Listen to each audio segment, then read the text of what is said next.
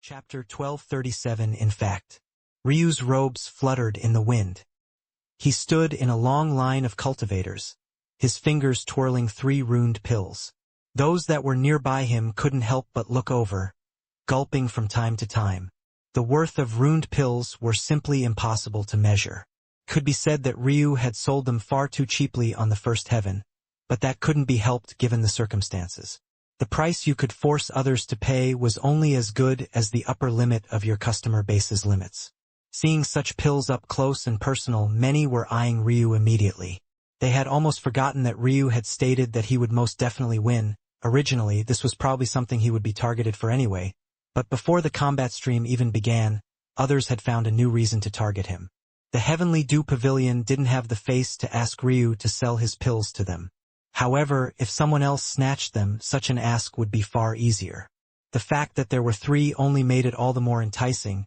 They could experience the feeling of eating a pill, even 2, and sell just 1. Only the likes of Adlil and Juno seemed to be the picture of calmness. Even Zovais and Iroh stole glances toward Ryu from time to time. In truth, though, the calmness of the former 2 was likely only due to their innate personalities as opposed to any true state of calmness. Ryu could feel the hairs on the back of his neck standing up. The gazes of so many geniuses seemed to make his body react on its own. This was a subtle change, but it was one that made a secret look flicker in the depths of his pupils. His body was acting much more like a beast's would now than ever before. On the one hand, this was good because it meant that his bloodlines were displaying their prominence and prowess. On the other hand, this was bad because he would normally never react like this. His hair standing up was a fear response that wasn't reflective of the calmness of his mind or the excitement of his heart. How disgusting! It seems that even now you haven't learned your lessons. Hm. Ryu shook his head, then raised it. Elder Barshan's voice had just barely opened when Ryu popped the first pill into his mouth with a flick of his finger. Begin! His words had just fallen when the first runed pill landed on Ryu's tongue. Those closest to Ryu reacted instantly, shooting toward him with a violent momentum. Seeing him swallow one of the pills immediately, they felt a great deal of heartache, but they still pressed forward. There were still 2 remaining, they still had a chance. One would have thought that in the face of such a talented alchemist, these people would be more focused on building relationships. However, in their minds, a runed pill was a once-in-a-lifetime opportunity. Ryu might be talented, but what were the chances he would create another such pill? However, shockingly enough, just when the first wave of cultivators had attacked to kill and snatch, another group took the exact opposite approach. They blocked before Ryu, punching out toward the coming cultivators. Bang! Bang! Bang! The race had just begun, but the starting line was in chaos. The crowd was shocked before they erupted. It was called the combat stream for a reason. Even during a so-called racing event, participants were allowed to obstruct one another and battle. In fact, it was a requirement to pick up certain markers at each checkpoint, so it wasn't rare for participants to attack one another to snatch these checkpoint markers and ruin someone else's race. But this was the very first time that battle had erupted at the starting line. Several of the cultivators who had blocked the first volley of attacks for Ryu looked back with smiles as though to make sure that Ryu had seen them. But to their surprise, Ryu was no longer there. They hadn't even noticed when he had so suddenly vanished. Their eyes couldn't help but widen. How had a Tao pedestal realm expert moved without them noticing? Boom! Suddenly, in the distance, far ahead of everyone else, a violent cyclone of chi formed. This chi was so thick that it wasn't only visible to the naked eye even without the masses having Ryu's ephemeral tapestry. It danced with complex golden runes, runes that could have only appeared due to a runed pill. A soul nourishment pill wasn't a cultivating pill, it was used to quickly replenish stamina and spiritual chi and was mostly used by alchemists, other secondary professions such as blacksmiths and formation masters, as well as mental realm masters. However, when used on Ryu, who had a perfect blackbuddy soul that had yet to reach its upper limit, matched with the power of a runed pill, it had such an exaggerated effect. Ryu's soul strength seemed to double in the blink of an eye, before it suddenly doubled again, then again. By the time he reached the limit of what his current body would withstand, his spiritual sea was still overflowing with spiritual chi with nothing to latch onto. But rather than this chi suddenly becoming useless, a pair of crystalline wings appeared to Ryu's back. The eyes of the sky gods constricted. A god treasure, there was no doubt. With a single flap, Ryu vanished out of their line of sight. He was so far and away in first place that the echoes of the first clash hadn't even settled down yet when he disappeared from the line of sight of most. Everyone's expression couldn't help but change. The crowd might be relatively more ignorant, but those of them that considered themselves experts felt that in that moment Ryu was simply too fast for the Tao pedestal realm. His speed just now was faster than what most World Sea realm experts could match, and that was before he suddenly vanished into the kernels of space. It had only been a moment, but the winner seemed obvious. No, that couldn't be the case. He still needed to pick a pink rose, retrieve an amber crystal, and excavate a hollow Oregon. These weren't things that simple speed could help a person with at all. After a moment of being stunned, the other four geniuses rushed forward, coming to the same conclusion, before everyone else rushed after them. They popped their pills into their mouths one after another, rushing forward with even greater speed as their blood began to rush and boil. They felt that they were swiftly catching up, but every time, they found nothing more than the trail of Ryu's appearance. The residual spiritual chi emitting from Ryu seemed to suppress everything, and he could seem to teleport endlessly at the same time. At the end of the day, spiritual chi was still a type of energy. In high enough concentrations, it can move mountains. And when it was filtered through the use of an inheritance like the mega sky gods, it only became more devastating. When Ryu was finally rounding back and slowed to cross the finish line, the crowd finally got a glimpse of him, a true glimpse. A dark gold cone of solidified spiritual chi hovered before him, complex runes dancing across its surface. It moved with a thought, piercing against the wind. Harsh flames danced across one side of it and a violent cold frost crept up the other side. There was no doubt that these were residual energies of the valley and the amber cave. Yet, Ryu had moved so fast that they hadn't even had the time to vanish. Ryu crossed the finish line with an indifferent expression, his hands opening to reveal the 3 checkpoint harvests. Even though his hand directly touched the pink rose, something that should have sent him into a hypnotized state, he was unmoved by it all. With his Magus lock in place, how could any casual attack of the mind affect him? In fact, after swallowing his rune soul nourishment pill, his Magus lock had only gotten several times stronger and more powerful. Ryu found his platform and sat in silence. He couldn't seem to hear the crowd around him, but maybe that was because they were entirely silent as well. Even the crowd hardly seemed to notice as the others caught up, their eyes entirely on the white-haired young man who had just shocked them all. Back-to-back events, 2 first places. No, at this point it should be 3 first places in a row, as the Heavenly Dew Pavilion had already conceded the alchemy stream. Of all the things that one might have expected this time around, this may very well have been the last. Adlil crossed the finish line like second.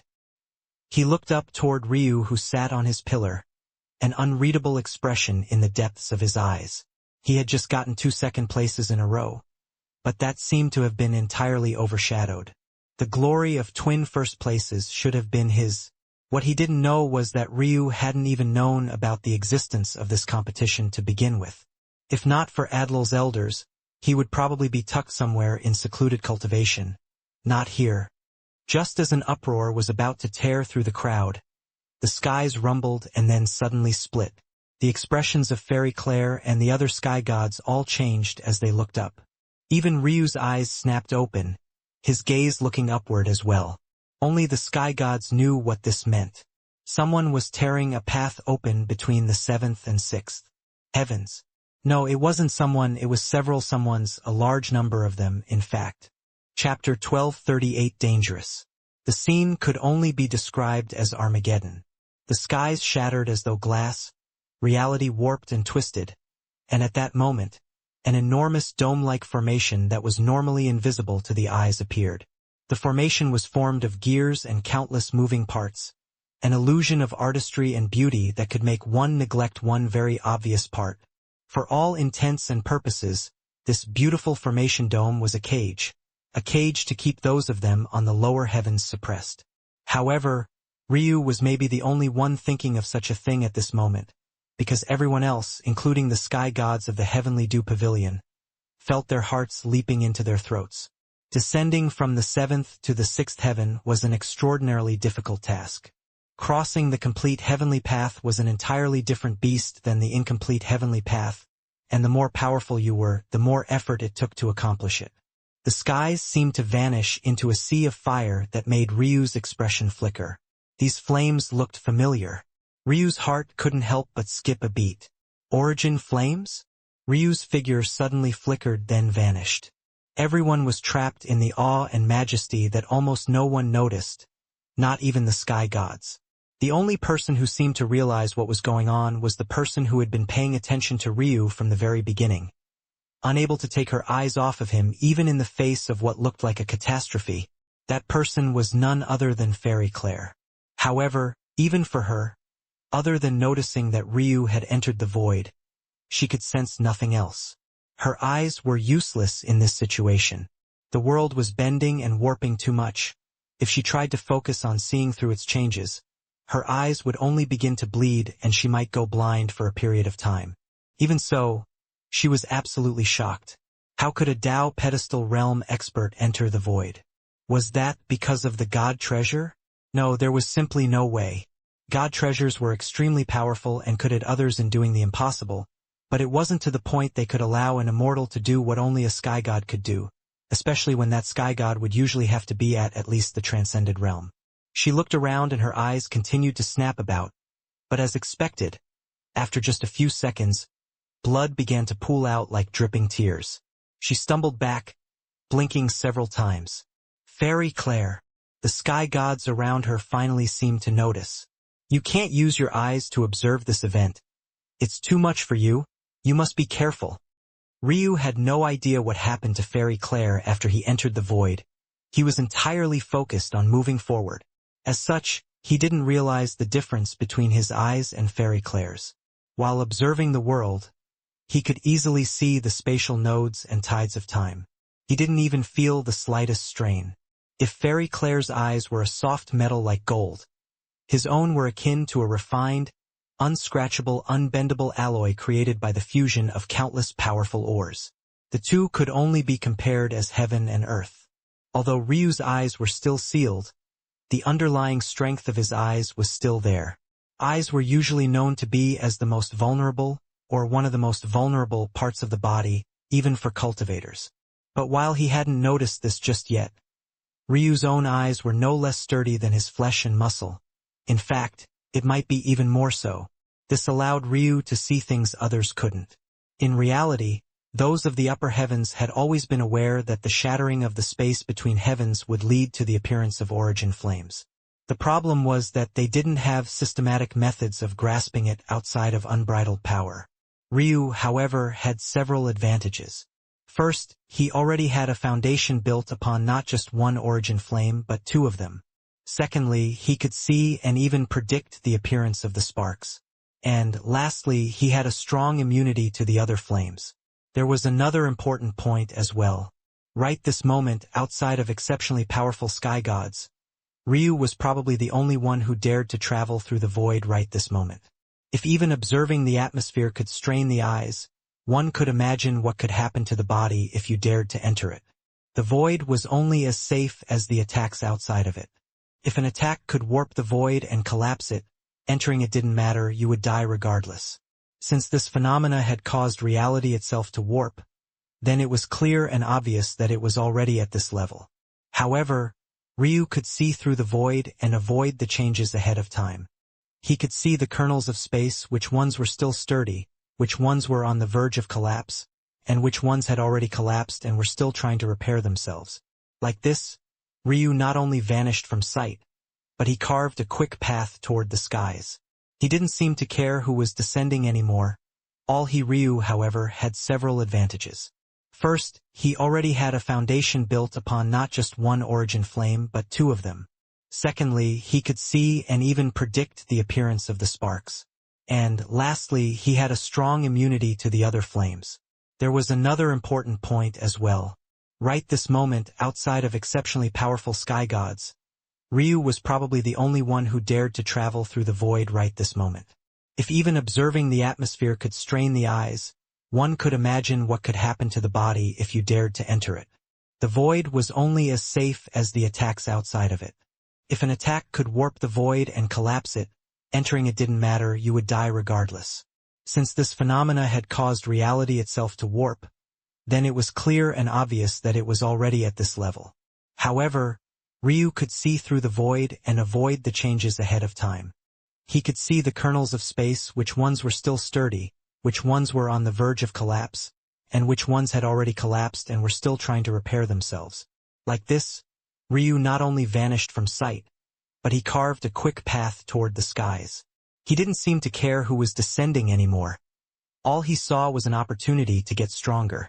He felt more and more that the origin flames had to have something greater to them than just bolstering his memory, but it was impossible to test this out unless he strengthened them. That said, this would be easy. There were only two ways for Ryu to succeed, two methods he had long since thought of. The first was to step out of the void, very dangerous for obvious reasons. The second was to stay within the void and wait for a spark to come to him. But doing that would require him to wait until a spatial node collapsed first. Very, very dangerous, even more so than the first option, because in that case, Ryu would not only be facing the attacks from the outside, but also maybe the most dangerous power in existence: collapsing space. Even so, he took the second option without hesitation. Chapter 1239: Fork in the Road. While the second option was more dangerous for most, for Ryu, it was basically the only option he had. In his current state, the only thing protecting him from dying right this moment was the uncollapsed space. If he stepped outside, his current cultivation and strength level wouldn't be able to hold up at all. Even so, Ryu wasn't worried. Strength was created on the edge of danger. And if there was one thing Ryu didn't lack, it was guts. Plus, he didn't feel that he was throwing his life away at all. At that moment, Ryu's aura changed. Twin 8-trigram diagrams appeared in his irises, and a dense sense of ancientness began to exude from him. The time chi deep within Ryu began to rumble and roll. At the same time, his chaos chi rumbled. This situation was probably one of the only times Ryu would be able to use his chaotic silk meridians freely. With the volatility of the surroundings, it was almost impossible for anyone to parse apart the different chi in the atmosphere, and even if by some miracle or great strength something sensed his chaos chi, it could easily be ignored as well. If even origin flame sparks could appear, was chaos chi so shocking? Even strands of essence might appear. The very fabric of an extremely powerful heaven was currently cracking and folding. All sorts of powerful phenomena would appear. If anything, Ryu's chaos chi would be far too weak to catch the notice of anyone with power enough to care or sense such a thing. Ryu unleashed everything he had, even popping yet another runed pill into his mouth. A flood of spiritual chi surged out in all directions, but he used it up as fast as it appeared. The stress that using the time aspect of his space-time soul nature placed on him was great, but the drain of focus chi was actually not as bad as the drain of spiritual chi. This made sense. It was his soul nature, by definition seeing through time came naturally to him. The only unfortunate part was that his spiritual chi didn't get the memo. However, with the support of runed pills like this, that worry became almost non-existent. So long as he was within normal realms of time usage, his focus chi shouldn't become a problem. There, Ryu flickered and vanished just as the node collapsed. He reached out toward the origin flame spark. Just as he was about to touch his gaze sharpened with a blinding light. He could sense something else coming with it. However, even so, he still continued to grab forward, bracing him. A spark of black lightning descended, trying to shatter Q's body into ash. Ryu roared, his chaos chi swapping to primordial chaos lightning in an instant. He pointed downward and sent out a streak of it. As though moth to a flame, the streaking black lightning changed course, rushing downward to catch up to the primordial chaos lightning as Ryu palm clamped down, snatching the origin flame spark. A surge of power entered Ryu's body, and his origin flame, which were fairly dormant most of the time, suddenly rushed forward and swallowed up the spark. With just that one action, Ryu felt the shackles on his origin flame loosen considerably. It rose from the fragmented grade to the false grade instantly. Ryu's gaze lit up. Just a single spark was able to do this. What about if he gathered more? His gaze became like lighting as he continued to look around. He didn't have time to focus on what changes might have occurred. He could always do that later. He didn't know how much longer this phenomena would last, so he had to take advantage. A half-second later, Ryu moved again and snatched another spark. Then another. His origin flame rose from the false grade to the true grade, then entered the perfect grade. When he grabbed his fourth spark, it didn't break through in grade, but he could sense that it had become substantially stronger. It wasn't until he had snatched a fifth one that it raised its level once again and entered the transcended grade. Ryu continued to move as fast as he could, but the returns were quickly diminishing. Even after gathering 3 more, he still hadn't entered the omniscient grade, and he could already sense the phenomena beginning to wane and reality beginning to mend itself. In addition, if Ryu wanted to avoid problems, escaping now would probably be his best chance. If he waited until later, all sorts of variables might crop up. Who knew what the Heavenly Dew Pavilion would do if he actually ended up winning the event? Of course, there was his Tao heart to worry about. But Ryu could already guess that the likelihood of this event continuing was next to 0 after these changes. In that case, staying here would be like putting a target on his back for next to no reason. There. Ryu flickered and vanished again, the silvery wings on his back flapping once and taking him forward with a great deal of speed. He found himself standing at a fork in the road. If he took the path toward the origin flame spark, this final spark should be enough to enter the omniscient grade. That would be a huge qualitative change. However, if he took the other path, he could sense a huge stream of northern heavenly wind. At the moment, just like his origin flame, his northern heavenly wind and southern heavenly wind were both at the fragmented grade. They were still very useful toward his speed and his recovery, but they were becoming less useful. It was difficult for them to have much effect with the suppression of the higher heavens being so much greater. A fragmented grade natural treasure was exceptionally useful on the third heaven, but by the time you crossed into the fourth, it would already be lagging behind. Ryu narrowed his eyes. It was clear that the heavenly wind was in a far larger quantity, which was also why this was the first time Ryu had laid eyes on one during this entire process. He flickered and vanished, heading toward the northern heavenly wind without hesitation. While he didn't know what changes would occur to the origin flame, he knew exactly what a northern heavenly wind could do for him. Chapter 1240 Impossible. Ryu rushed forward with great speed, his figure flickering several times as he surged in the direction of the northern heavenly wind. He made it to its side extraordinarily quickly, but he could already sense that the spark of origin flame from earlier had vanished. Even so, he was unmoved. He had already calculated that something like this would happen.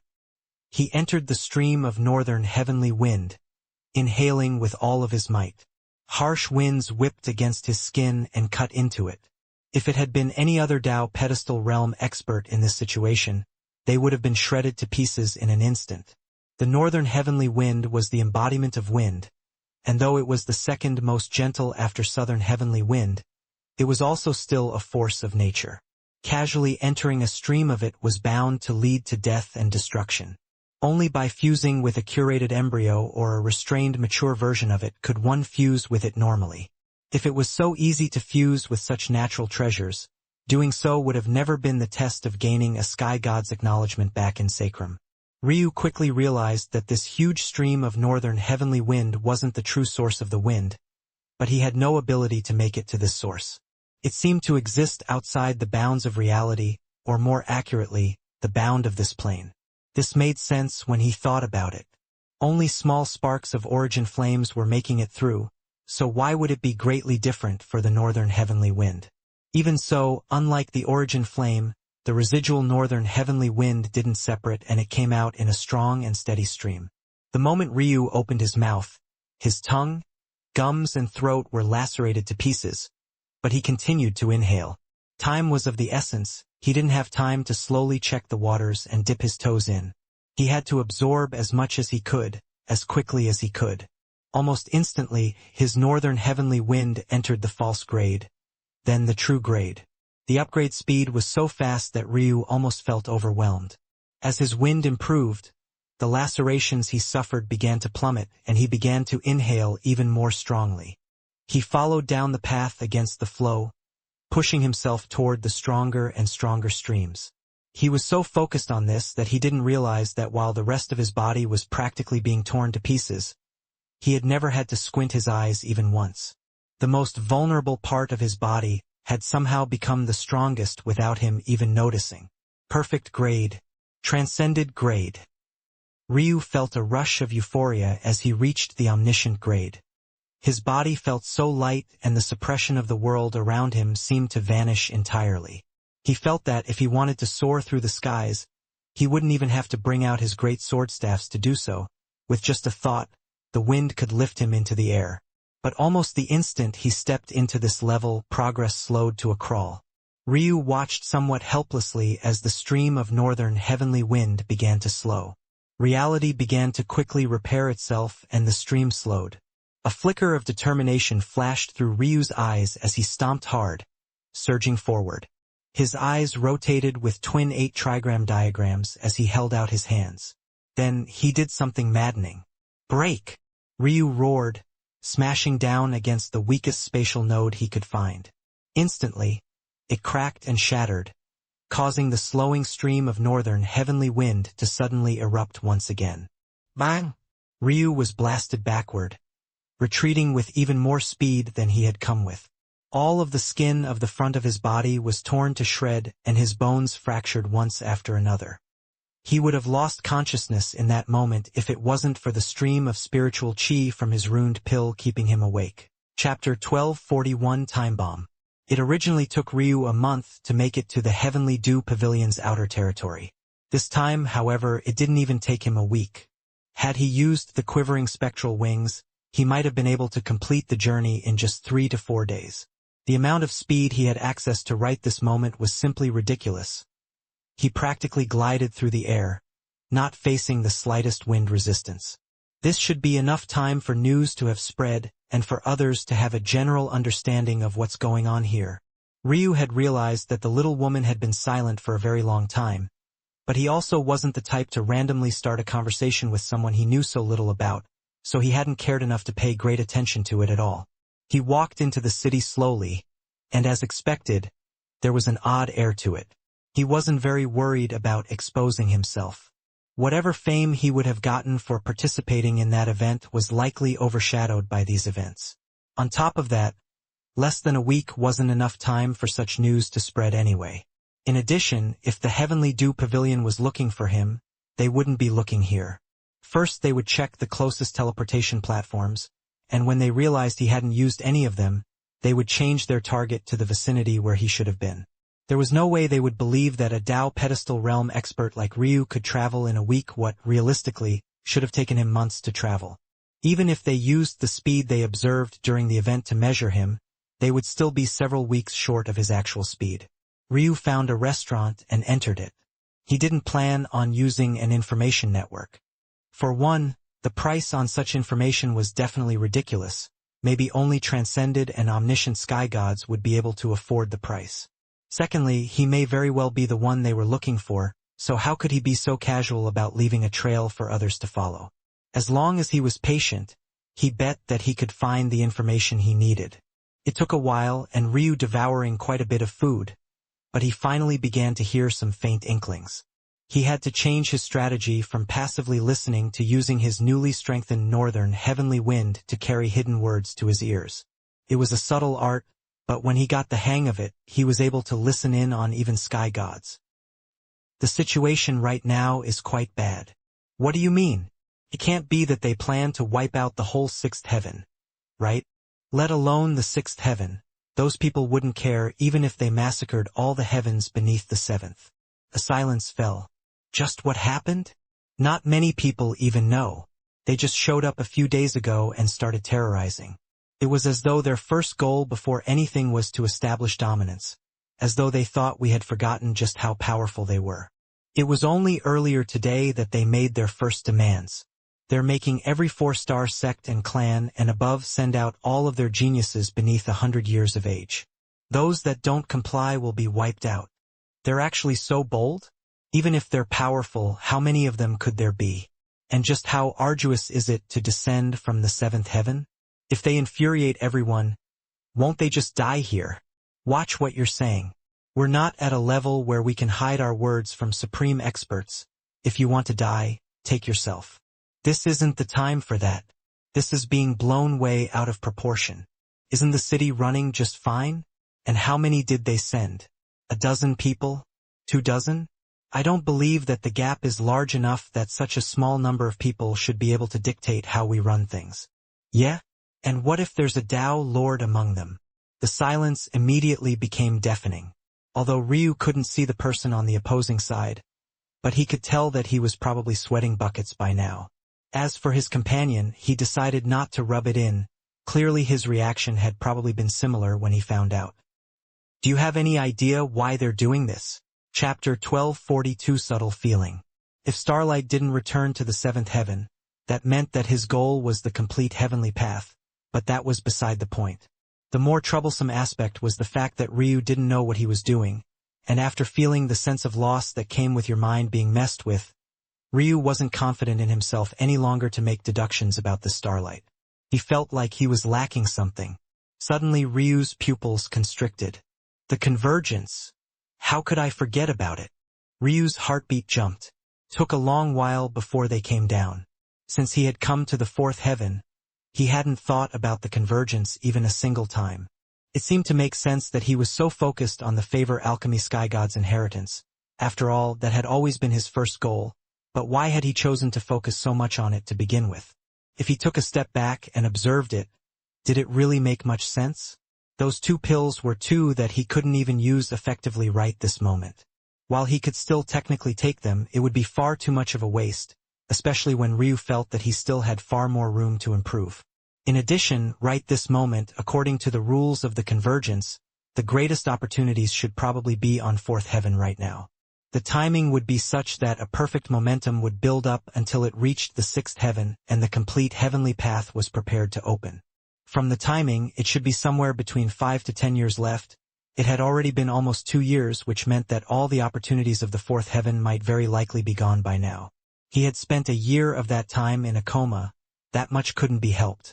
But he had wasted 6 months of that strengthening his Tao heart using those chains, and then months after that traveling covertly and rolling around in bed with Mei. It wasn't just Ryu either.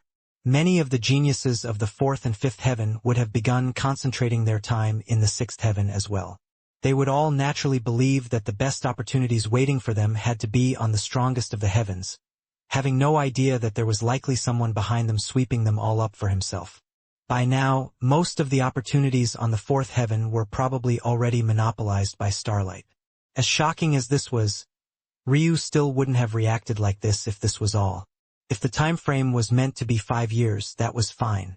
If you added the under 2 years he had wasted, that was only over 6 years. If that 6 years was split over 3 heavens, everything slid into place well. However, thinking back to the tag team event, their participants, at least the ones with the greatest chance to win, were all half-step World C realm.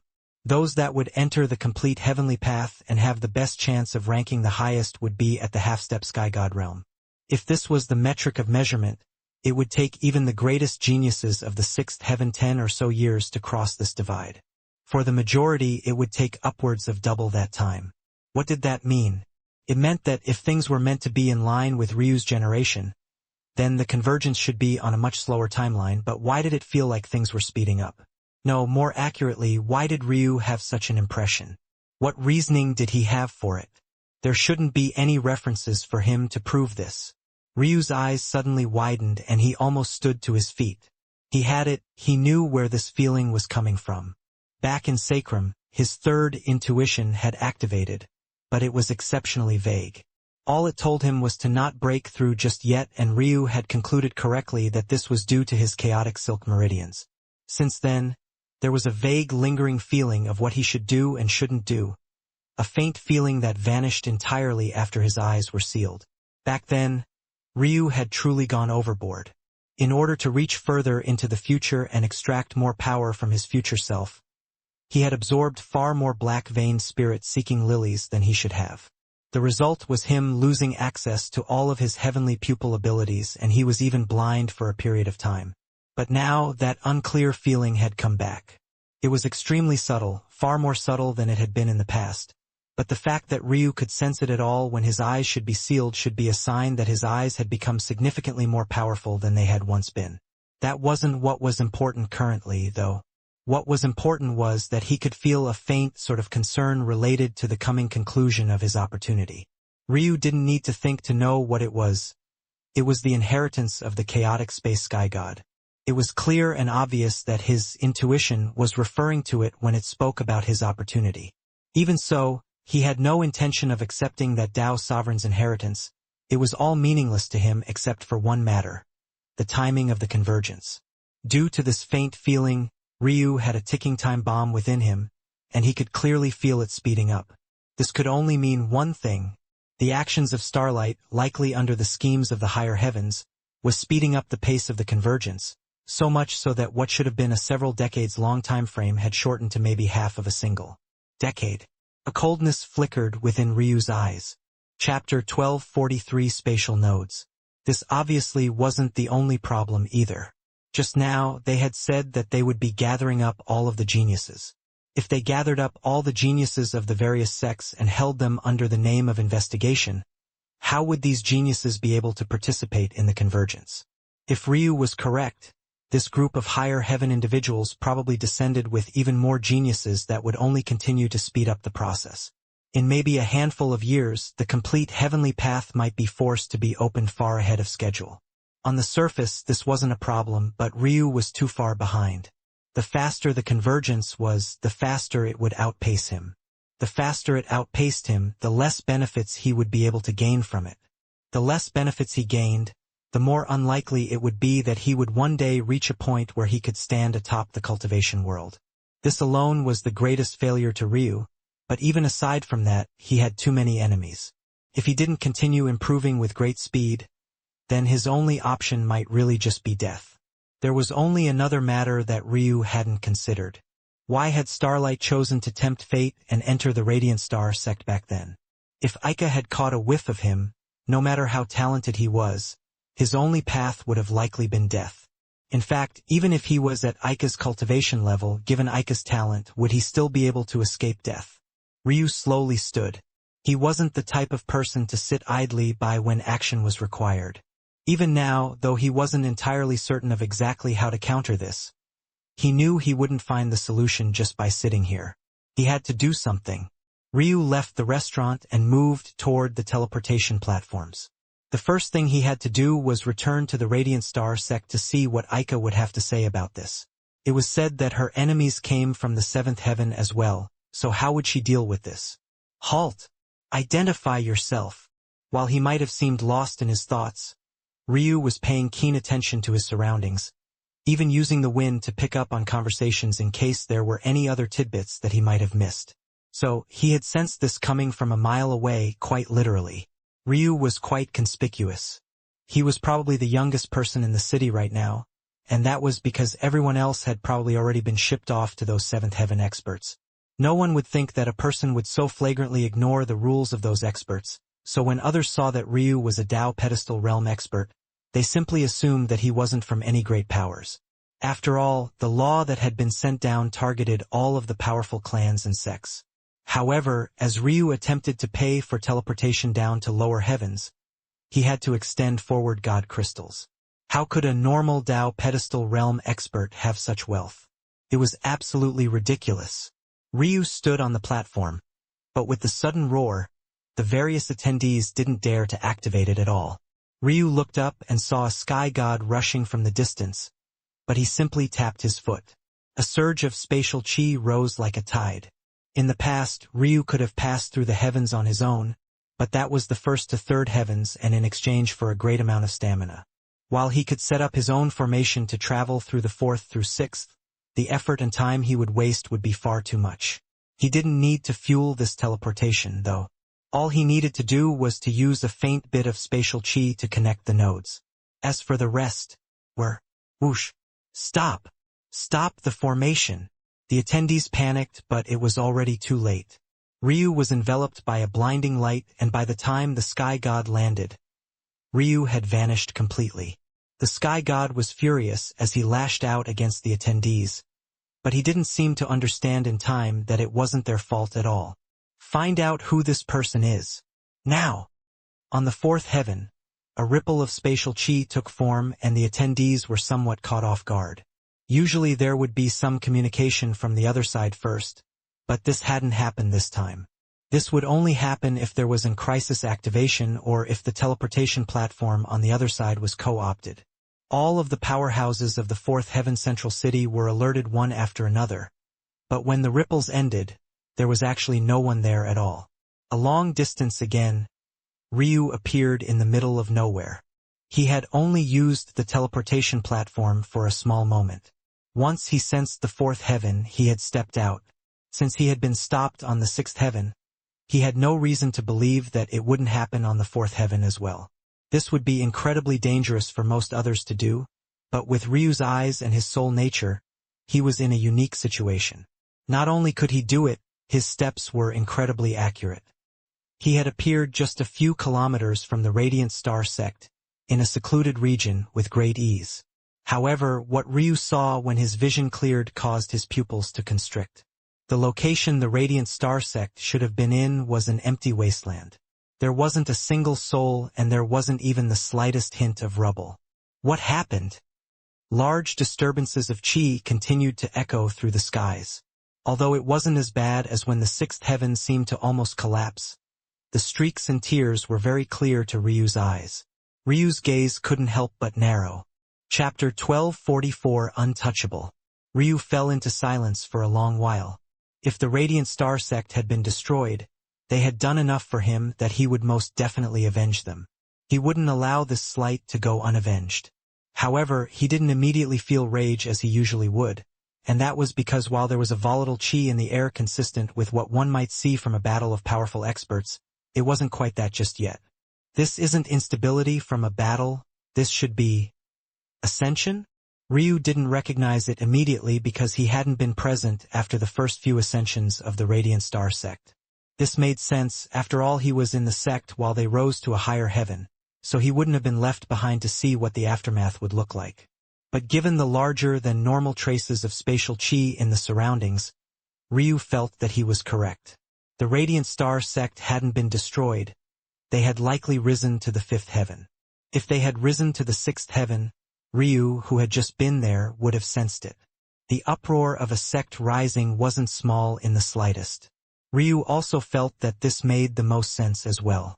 The Radiant Star Sect had spent so long in slumber on the first heaven and only moved after Aika had broken through by gaining inspiration from Ryu's own breakthrough.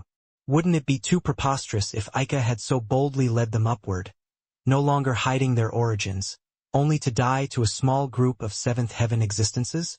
That made little sense on its face. While Aika was a bit reckless, it wasn't to the point that she would put everyone in danger just due to her own selfishness. Although it seemed that way with the weaker disciples of the Radiant Star Sect, in reality, the opportunity those few of poor talent were gaining right now was the greatest of their lifetimes. This is a bit troublesome now, though.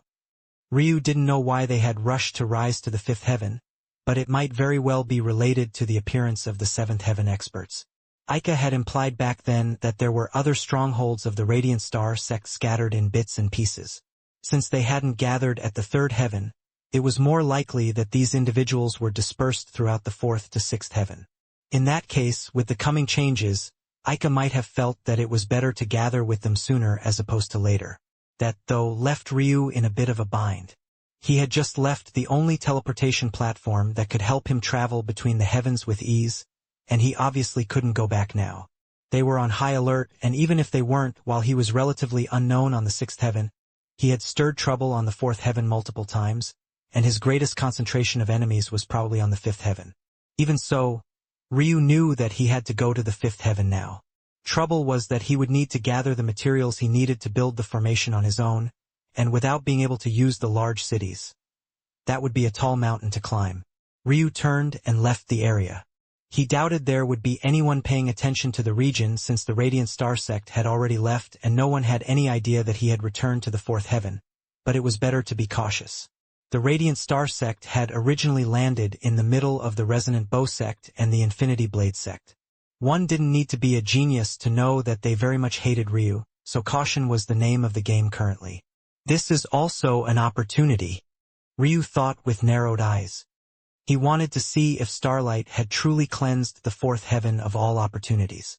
Ryu's figure flickered and vanished. His speed even faster than it had been on the sixth heaven. In fact, right this moment, Ryu felt that even if he didn't enter the void, he could almost match a fragmented sky god in speed. Although this was still just almost, and probably only comparable to the weakest of fragmented sky gods on the first heaven, for a Tao pedestal realm expert to have such speed was absolutely ridiculous. However, as Ryu moved, he thought of a problem. It was a bit challenging to fuse the benefits of his space-time soul nature and his northern heavenly wind. Unless, tattoos on Ryu's back seemed to appear for a moment. Suddenly, on his next step, he blasted forward. His figure became half illusory, his movement finally crossing a barrier it shouldn't have. Ryu had never seen a fragmented sky god of the first heaven go all out, but he suddenly felt extremely confident that right this moment, at least on the fourth heaven, he was far faster than them. But that also implied that if he descended to the first heaven, he could leave them in his dust. Just now Ryu had activated a bit of the quivering spectral wings. They were a treasure of wind and space to begin with, and they knew more about fusing the two seemingly incompatible elements than Ryu could possibly know. Felt contradictory. If you were traveling through space, there was no wind to worry about. But if you were using the wind-resistant capabilities of the northern heavenly wind, then you would obviously lose this benefit if you use space. However, in that moment Ryu grasped two concepts. The first was of mass. The second was shrinking. And if he put the two of them together, Ryu's speed suddenly shot up once again. Despite how fast he was moving, his hair moved as though he was only experiencing a mild breeze, his robes hardly fluttering at all. At this moment he felt entirely untouchable. Chapter 12:45 Traces. Mass and shrinking. Mass was just a function of one's impact on the space around them, and by extension gravity. Mass was constant while weight fluctuated depending on the g-forces acting on a body.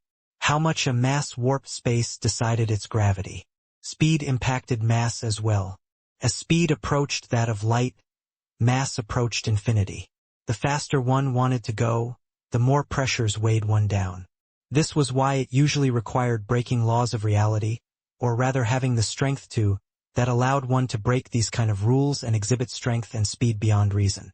However, there were other methods as well. What Ryu had realized, however, was that he could control space such that his mass had a smaller and smaller effect on it. At the same time, his northern heavenly wind also had the capability of making him lighter and lighter. By stacking these effects, he could limit the heaviness of his body and his higher and higher speeds. Then there was shrinking. When Ryu usually used his space-time soul nature, what he was doing was shrinking the earth beneath his feet. This was done by taking two spatial nodes and bringing them closer together. This was a weaker form of teleportation as compared to entering and crossing the void, but it was still exceptionally powerful.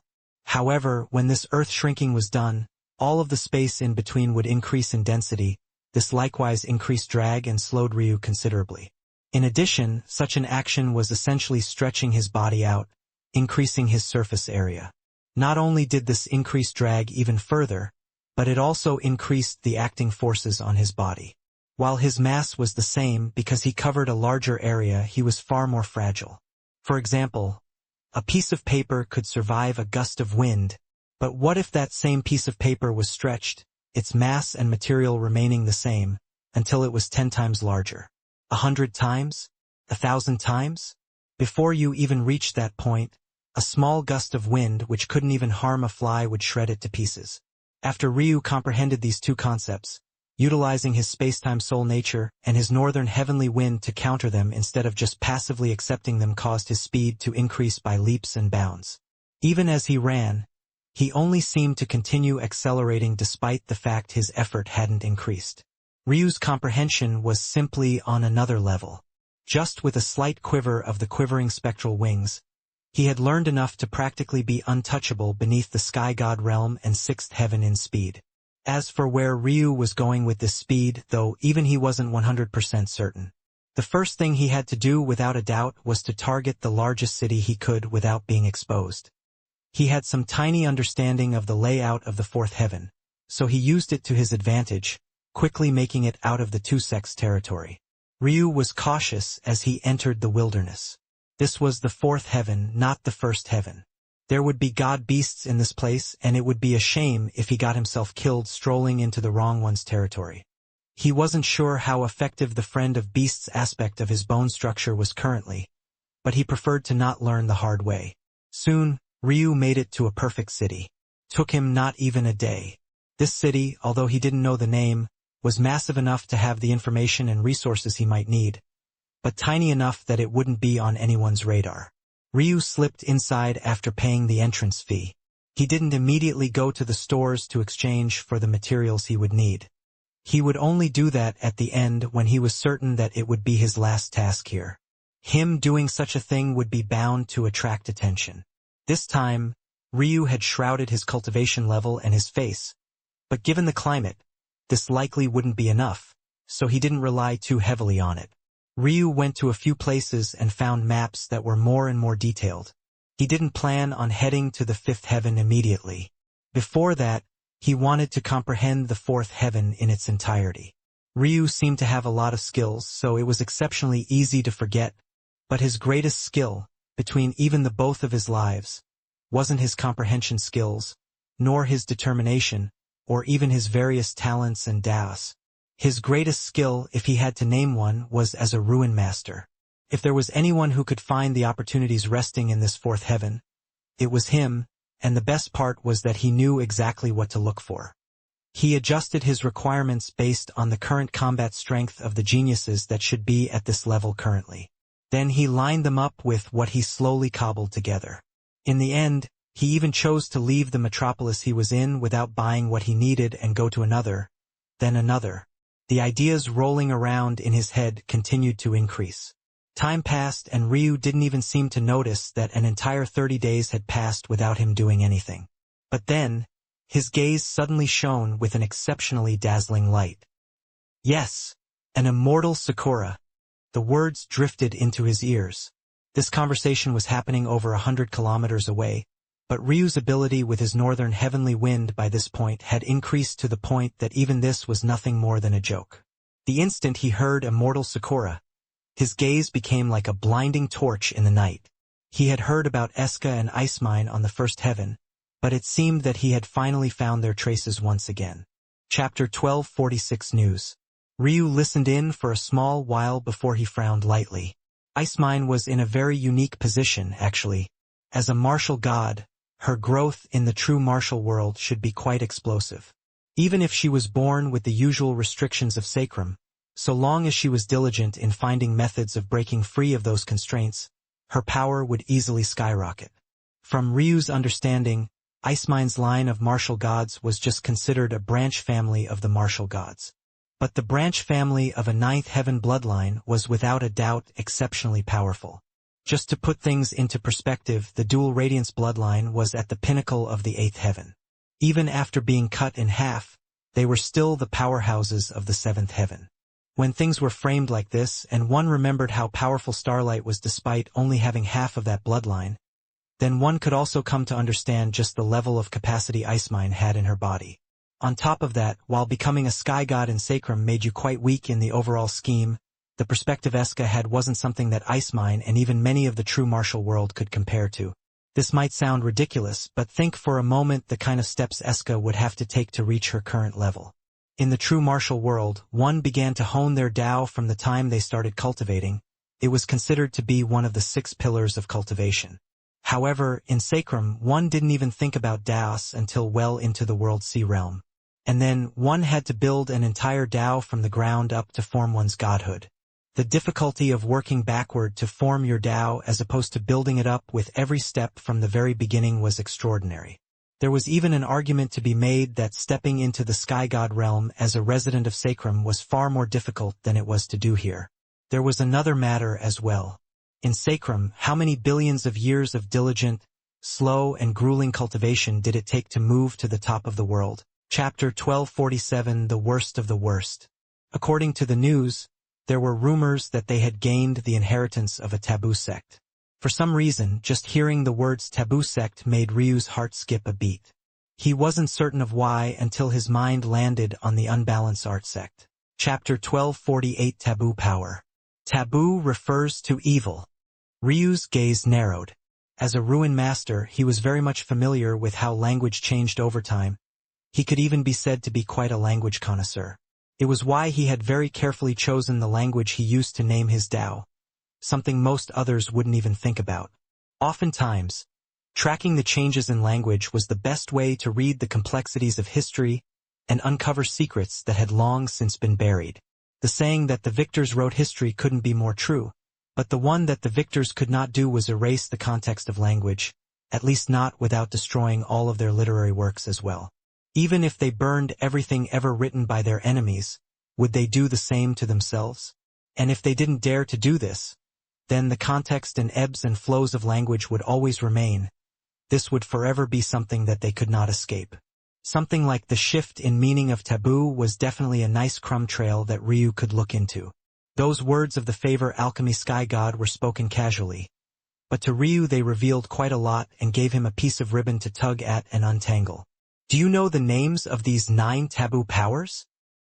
Their names have long since been wiped from history. How would I know? Ryu raised an eyebrow.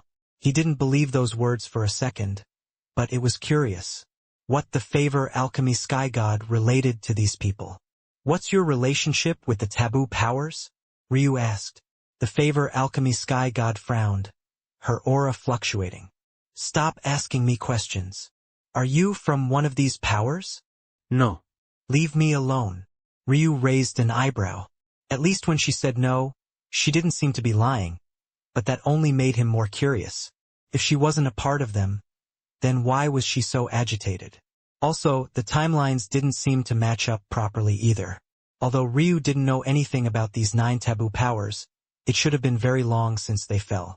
This conflict should have started and been concluded countless cycles ago.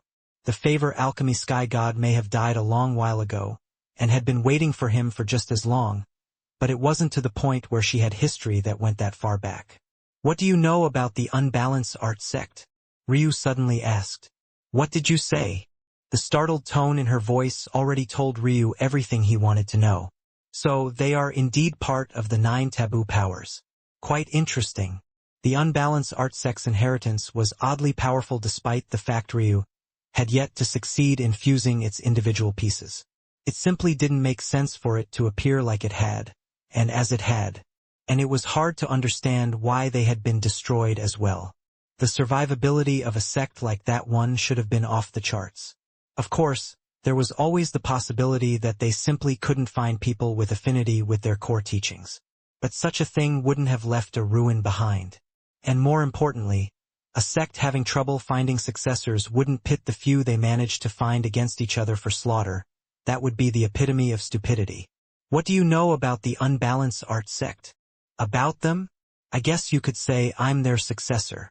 The favor alchemy sky god nearly jumped from her meditating position, her chi nearly going out of control again. This is bad. This is very bad. She bit her lip. It's no wonder, it's no wonder. Ryu seemed quite calm despite her reaction. He planned on wiping out all the clans and sects that participated in the current garbage system of the true martial world for no other reason than they pissed him off. He didn't care about helping other people, he just wanted to vent his frustration. That much was enough for him. To him, this wasn't bad. It was just the inevitable happening a few steps ahead of time. Plus, he had never been caught like Eska and Icemine had, and he had also stopped himself from being branded. In addition, he had used the unbalanced mantra in public many times before, but no one seemed capable of seeing through it. Just by its very nature, it was difficult to almost impossible to see through. He was simply unmoved by it all. However, Ryu was curious about something. What's no wonder? The favor alchemy sky god shook her head several times but still ended up answering. It turned out that Ryu wasn't her only way out of the fate of death. She had deduced 3 other paths. But the reason she had chosen Ryu in the end was because his fate seemed unbound and difficult to track and trace. Being by such a person's side would help to shroud her from being discovered by those Tao god monsters. However, it turned out that the reason it was difficult to track was because of this.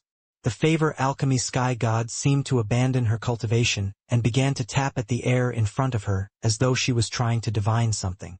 Stars descended and an abacus that covered the skies and was forged of star chi manifested. The more she tapped, the paler she became, but it didn't seem that this paleness was coming from fatigue, but instead what she was seeing. Suddenly, the abacus collapsed into motes of starlight and reconvened together to form the image of a shackled silver star. When the favor alchemy sky god saw this, she nearly fainted. Ryu didn't have an unbound fate at all. Instead, he had the exact opposite. His fate was entirely chained and his destiny was under the control of others. How could she have made a mistake like this? This was the worst kind of failure. Ryu wasn't her best choice, he was the worst choice she could have made. Tears welled up in her eyes and began to fall uncontrollably. Ryu, who was watching this in silence, recognized his fate star immediately. He had seen it himself many times before. So, although he couldn't guess at what the favor alchemy sky god had been doing, he could deduce the result of it. Also, he could tell that these tears weren't for himself, nor were they for the little woman. She was shedding those tears because she seemed to have already concluded that she had floundered at something far larger than herself. Life and death wasn't so easy to play around with, even with an apparently miraculous pill like her own. By using Ryu as the catalyst to extending her life beyond what the universe had in store for her, the favor alchemy sky god had bound herself to Ryu to an even greater fashion than even Ailsa. Although Ryu and Ailsa were life partners, they still had the ability to live their own lives if they so chose to do so, but the favor alchemy sky god didn't have such a luxury. While she had mentioned something about taking on Flowing Frost's karma and fate, what she hadn't mentioned was that she wouldn't have a choice but to take on Ryu's as well. The moment she had died, she had lost the right to control and maneuver her own fate. This was the greatest weakness of her heavenly favor pills, her magnum opus. Cheating death was simply too difficult, and now it seemed that she would have to pay the price for it. How far could such a person even go? With such a chained fate, with such a restricted fate star, would it even be possible for Ryu to enter the sky god realm? She truly didn't know the answer to that question. At this point, every bit of progress Ryu made forward would only become a greater anchor when that day came. And when he finally tried to form his godhood, to take his first steps toward shedding all mortality and separating himself from the heavens, how would his fate star react? This was all her fault, her stupid mistake. She had divined Ryu like a normal individual of the martial path, but because he had interactions with the taboo path, the method of calculation should have changed entirely. Because she was unaware, she had made a fundamental miscalculation right at the start. Her divination never stood a chance. Ryu looked indifferently toward his fate star and turned to leave. He didn't feel like saying anything more, and the favor alchemy sky god definitely didn't feel like talking. In fact, she had stopped cultivating entirely. There was no doubt that her Tao heart had suffered severe damage. However, Ryu didn't feel like it was his duty to console her. If she didn't want to believe in him, that was her prerogative. In the beginning, Ryu feared gazing upon his fate star because he was scared of what it showed him. Now, he didn't bother to gaze upon it because he simply didn't care what it had to say.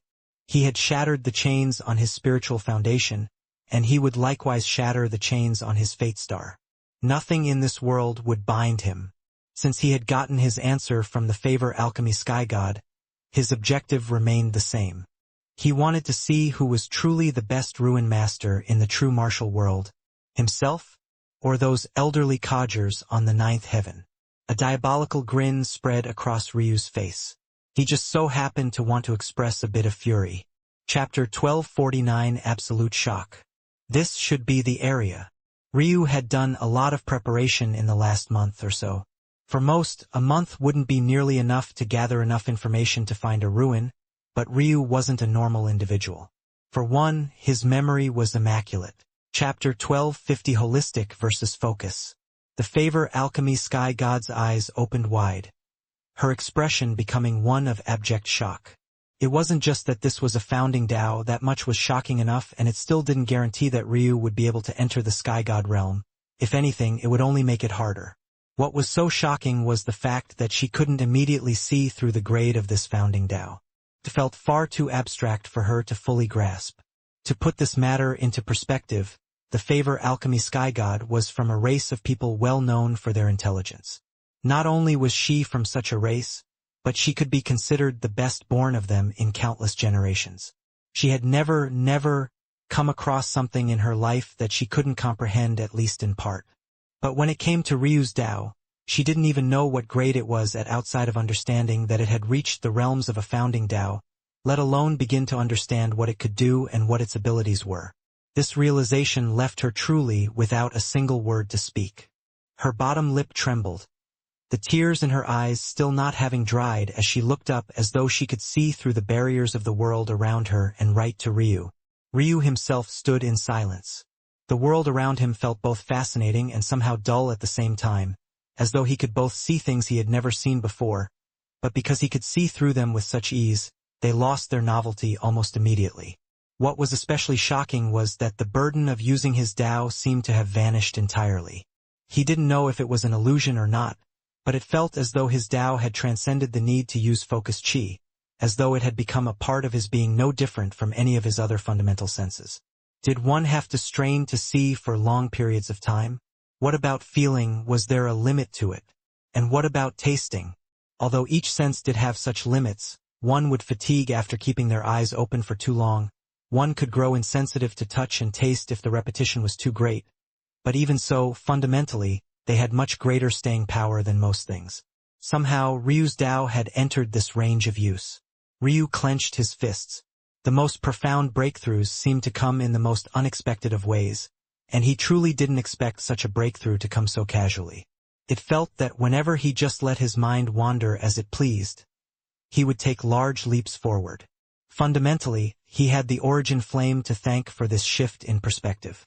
It was his decisive in going after those sparks, even given the danger of the situation that had allowed him this opportunity, and at the same time it put into perspective that while these natural treasures might not be able to directly give him exactly what he wanted, they were all part of a fundamental fold of existence. They were foundational to the universe itself. How could such treasures not have unique insights for him to benefit from? Ryu looked up.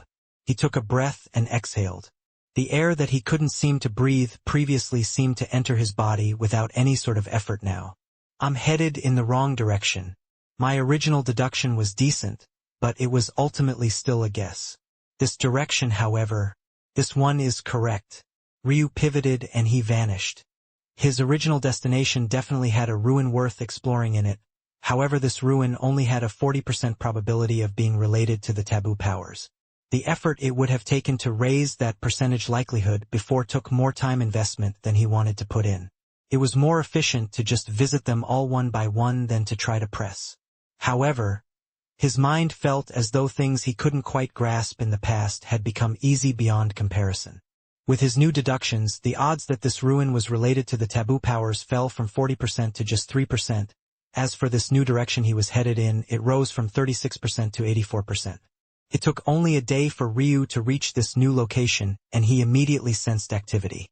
There's something odd about this land. There's a formation here, a high-level one at that.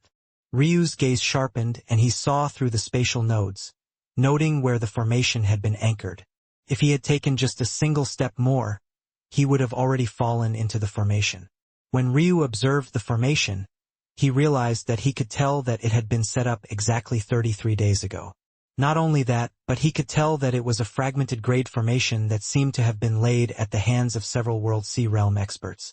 The amount of detail Ryu could comprehend now even without actively using his Tao was astonishing. He felt almost as though his eyes were already back. These were the kind of things he used to be able to see all of the time. For World Sea Realm experts to lay a fragmented grade formation, they should be quite excellent. Their souls are probably on the verge of entering the Sky God realms. The body, mental, and chi realms became a bit murky once one entered the Sky God realms. Cultivators would usually fall into two categories after crossing this step. The first were colloquially known as holistic cultivators. The second were colloquially known as focus cultivators. The Sky God realm allowed one to choose between fusing the three realms into one and practicing them all at once, the first group, or keeping one or all three separate, the second group. This meant that, technically, it was very much possible for there to be focus cultivators who had one or more realms still stuck within mortal limits, while having taken one or more to enter the Sky God realms. These few hadn't quite succeeded in this, but it seemed that they already had plans of separating their mental realm from their chi and body realms. Ryu's gaze turned cold. Chapter 1251 Pillars, Flames and 9. Someone had gotten here first, but in Ryu's estimation, this was better than the alternative. After all, he had taken into account the possibility that Starlight had already cleared everything of import and thus he was wasting his time. Though, of course, the odds of this being the case was low. While it was possible for Starlight to find many, clearing them all was probably an impossibility for any one person.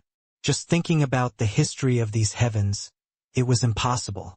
How could one person possibly gather up what was essentially the entire past of the fourth heaven to themselves? Ryu circled the formation once and seemed to understand it. After a moment, his gaze flickered and he entered the void, traveling through a spatial node. When he came out the other side, he was already within the limits of the formation and the scenery around him had completely changed. Up ahead, there were 9 tall pillars, each marked with dancing flame patterns. The heat was so oppressive that even Ryu felt his skin prickling as his hair stood on end. He felt a suppressive might coming from above that seemed as though it could incinerate him at any time. Ryu's pupils constricted. These 9 pillars. He couldn't help but remember the 9-pillar flame sky god. Was it a coincidence? Was he overthinking things? Whether it was pillars, flames, or the number 9, they were all quite ubiquitous in the cultivation world. It wouldn't be rare if 2 techniques or paths followed this sort of path. If anything, it would be more odd if not a single thing did. Pillars held special significance as they represented one of 2 things. The first interpretation, depending on the language, was upholding the heavens. They stretched into the skies and held up the canopy, supporting the heavens and falling in line with them. The second interpretation, though one that was, albeit far more rare, was to upheaval of the heavens. Pillars connected the earth and the skies, something that could be seen as quite taboo in the eyes of many. Though this sort of interpretation was probably something that only those of similar knowledgeability would comprehend. Most wouldn't even think of this interpretation. At the same time, fire was among the 2 more powerful elements, a title it shared with lightning, while also carrying unique significance to the origin of the universe and creation itself. The number 9 needed even less introduction. It was the immature extreme, a number among the few with the greatest significance in all of existence. For these 3 concepts to come together wasn't rare at all. But even beyond that, there didn't seem to be an explanation for it. If the 9-pillar flame sky god was related to this ruin, it would be odd. For one, if Ryu was correct and this ruin was a taboo power ruin, how could that inheritance be related? There was nothing unordinary about the 9-pillar flame sky god's inheritance other than his madness. In addition, if the 9-pillar flame sky god was part of the taboo power, how did he manage to leave behind his inheritance along with everyone else's? That was especially odd since the unbalanced art sect had to stow away their ruin amidst a field of normal ruins just to avoid detection. Ryu stood in silence for a while, observing the pillars. He could tell that this was the first test of the ruin, so he didn't move rashly. Since I'm here, even though you reached this place before me, you can forget about benefiting. Ryu lifted his foot and suddenly vanished. His body looked as though it had been burned to ash, the bits and pieces of his flesh fluttering in the sauna like wind. Waves of heat barraged him endlessly as though it wasn't satisfied with this alone. But just as suddenly he appeared again, whole and healthy, and this time within the limits of the 9 pillars. Ryu flipped a palm and revealed the spherical matrix that Selhira had given him. Although he wanted to see how far his casual use of his Tao could bring him, since there were others here, he didn't have the luxury. He would have to focus on speed this time. Deeper within the ruin, a group of 3 moved. All 3 of them were well into the world sea realm, and each one of their auras was enough to cause the hearts of geniuses of the 4th, 5th and 6th heavens to tremble. One of them paused. The world around them was painted in red gold, Everywhere they looked, the violence of fire and heat was in full effect. What's the matter? I feel like I sensed something just now, but I can't lock onto it. Someone entered the formation? Bullshit. Even the sky gods of this place wouldn't be able to enter so silently. They'd have to just destroy it forcefully. But the formation is still intact. Don't underestimate them too much. There could be a few worth paying attention to. The one who had spoken earlier sneered. Didn't their top 3 get sent running back with their tails between their legs last generation? Their first place didn't even dare to show his face, and the other 2 only lasted a few decades before they ran back home. What worth do they have exactly? Even so, the gap between the World Sea realm and the fragmented realm is enormous. Keep that attitude up and you'll die without knowing what happened. Kiss my ass. I really want to see which one of those cowards dares to kill me.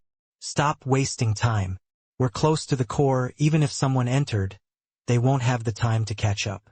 We can deal with them later. For now, focus on the task at hand. Yeah. If you want to order me around, Senior Sis Jojo, just marry me and I'll let you order me around as you please. Sure. My first order is for you to snip your balls off. Get to it, husband. The third of them burst into a fit of laughter. The 3 had no idea that Ryu was blazing through the challenges it had taken them days to make it through, as though strolling through a park. Chapter 1252. Easily? As Ryu moved forward, the heat constantly threatening to burn him to a crisp as he moved. In truth, the Favor Alchemy Sky God would probably have the answer he wanted in regards to the significance of the 9 pillars and whether or not they were related to the 9-pillar Flame Sky God. But considering the state that woman was in, he didn't quite feel like communicating with her. Plus, she had said those words about not wanting to expose herself. Ryu felt a strange case of déjà vu in this instance. The Favor Alchemy Sky God was quite the beauty, but much like that day he learned of the truth of Serial's Tao heart. He couldn't find himself feeling very attracted to her right now. She felt more despair toward his fate star than even he did, and though he could guess at the reasons why, he simply didn't care. He simply couldn't understand giving up so easily, not when you still had the strength to fight. To Ryu, cultivation was a beacon of light. He couldn't fathom having the strength of a sky god at his fingertips and shuddering at the sight of a few chains. In his eyes, the Favor Alchemy Sky God was even worse than Serial. Chapter 1253. Trial by Fire. Clicked for Ryu right then. If he was a member of the taboo powers and he knew that his legacy was on the verge of being destroyed, but he wanted to leave something, anything behind, how would he hide it? The answer was quite obvious to him if he thought about it for just a moment. He would probably leave behind one, maybe even a few ruins. These ruins would then have 2 layers to them, one being a Fa. Ade, and the other being my real legacy. The Fa. Ade would leave behind a real enough legacy so that no one else would consider the possibility that it was a Fa. Ade in the first place. But the second layer, where he chose his true inheritor, would be hidden quite deep and likely only to be found by those who both knew what they were looking for, and, as an extra added precaution, had affinity and a willingness to carry on his legacy. Ryu couldn't help but think of the 9-pillar Flame Sky God again. Could it be that he was a victim of this? Did he stumble into a ruin like this one, but not knowing of the power that lay hidden beneath, a taboo power, he left carrying with him the relatively more normal inheritance instead? From what Ryu understood about the 9-pillar Flame Sky God's past, he didn't have any sect nor clan as backing. He had made it that far all on his own. And given his fiery temper and casual disregard for authority, this was even more impressive. It might seem that Ryu didn't understand how insane most of his actions were, but action without understanding wasn't bravery, it was ignorance, and Ryu didn't fancy himself ignorant. He knew quite well how difficult it was to maneuver around the cultivation world with his demeanor, and that was why he found the 9-pillar Flame Sky God to be such a kindred spirit. If this is true, how powerful is the real inheritance? If his speculation was correct, as he felt it had a good chance of being, the Real inheritance would likely be as groundbreaking as the Unbalance Mantra, Unbalance Art, and the Unbalance Formations. It also happened to be right in line with Ryu's affinities, so he felt that he had to see this through properly. Ryu's gaze flickered with determination as he stepped forward, entering the path furthest to the left. The three youths who had gone ahead of him probably thought that they would leave him in their dust, not realizing at all that they were only scratching the surface of what was here. This also means, then, that whoever came here likely doesn't know that it's the ruin of a taboo power. Ryu had already deduced that these people were from the seventh heaven just judging by the formation left outside. Logically speaking, powers of the seventh heaven would likely not dare to mess around with taboo powers that the ninth heaven powers had banned. It didn't make much sense for them to come around to look for such things in specific. There was a small possibility that they were looking for taboo power ruins and just didn't know what to look for. After all, even Ryu had almost fallen for it. But he felt that it was very small.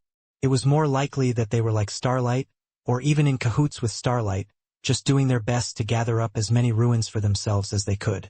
Almost the moment Ryu stepped onto the path, a wall of heat hit him. A heat wave should have been intangible, but it truly felt as though he had rammed into a steel wall. The matrix in his palm fluctuated wildly and a layer of his skin was charred off.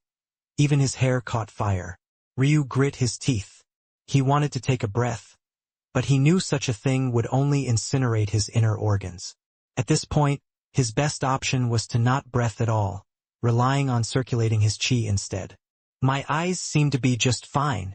Ryu finally noticed just how powerful his eyes seemed to become. Even though his clothing and skin had been incinerated, his eyes were completely intact. They were actually sturdier than the rest of his body. These flames, why is it like this? When Ryu noticed that even his matrix threatened to collapse, he understood just how shocking these flames were. Matrices were incredibly sturdy objects. They were designed to survive the worst of conditions within ruins, so this went without saying. The secret, though, was that they were entirely created from chi, an incredibly stable chi that was unmoved by outside interference.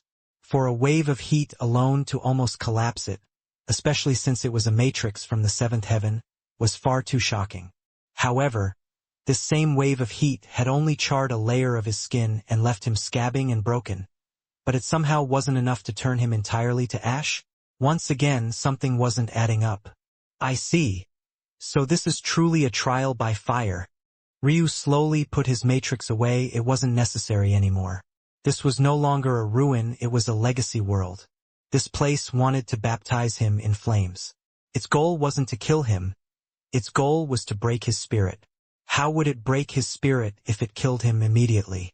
There were many people in the world who wanted to be leaders, but not everyone could be leaders.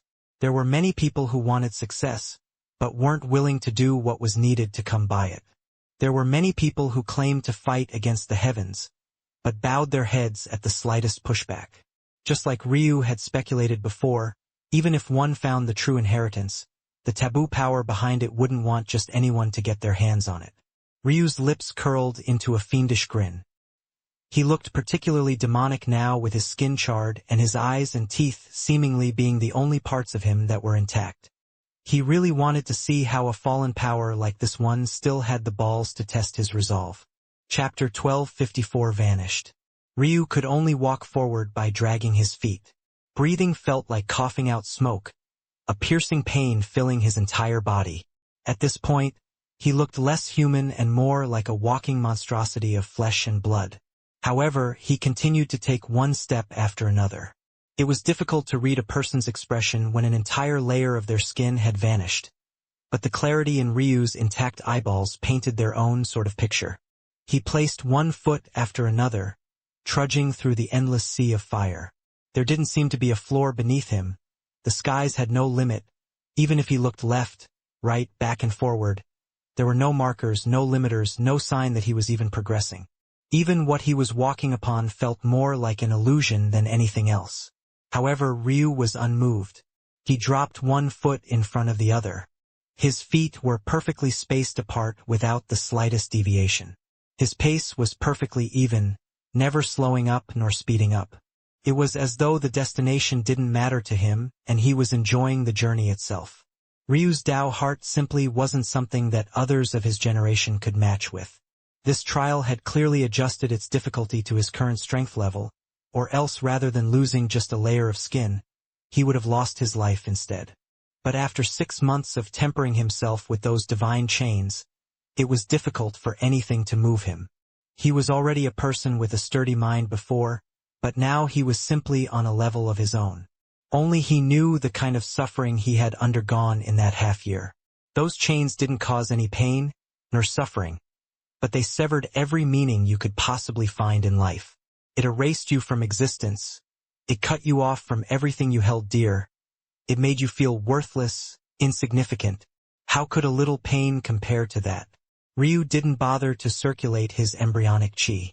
He knew that the moment he did, the heat wave would just shatter his newly formed skin without a care in the world.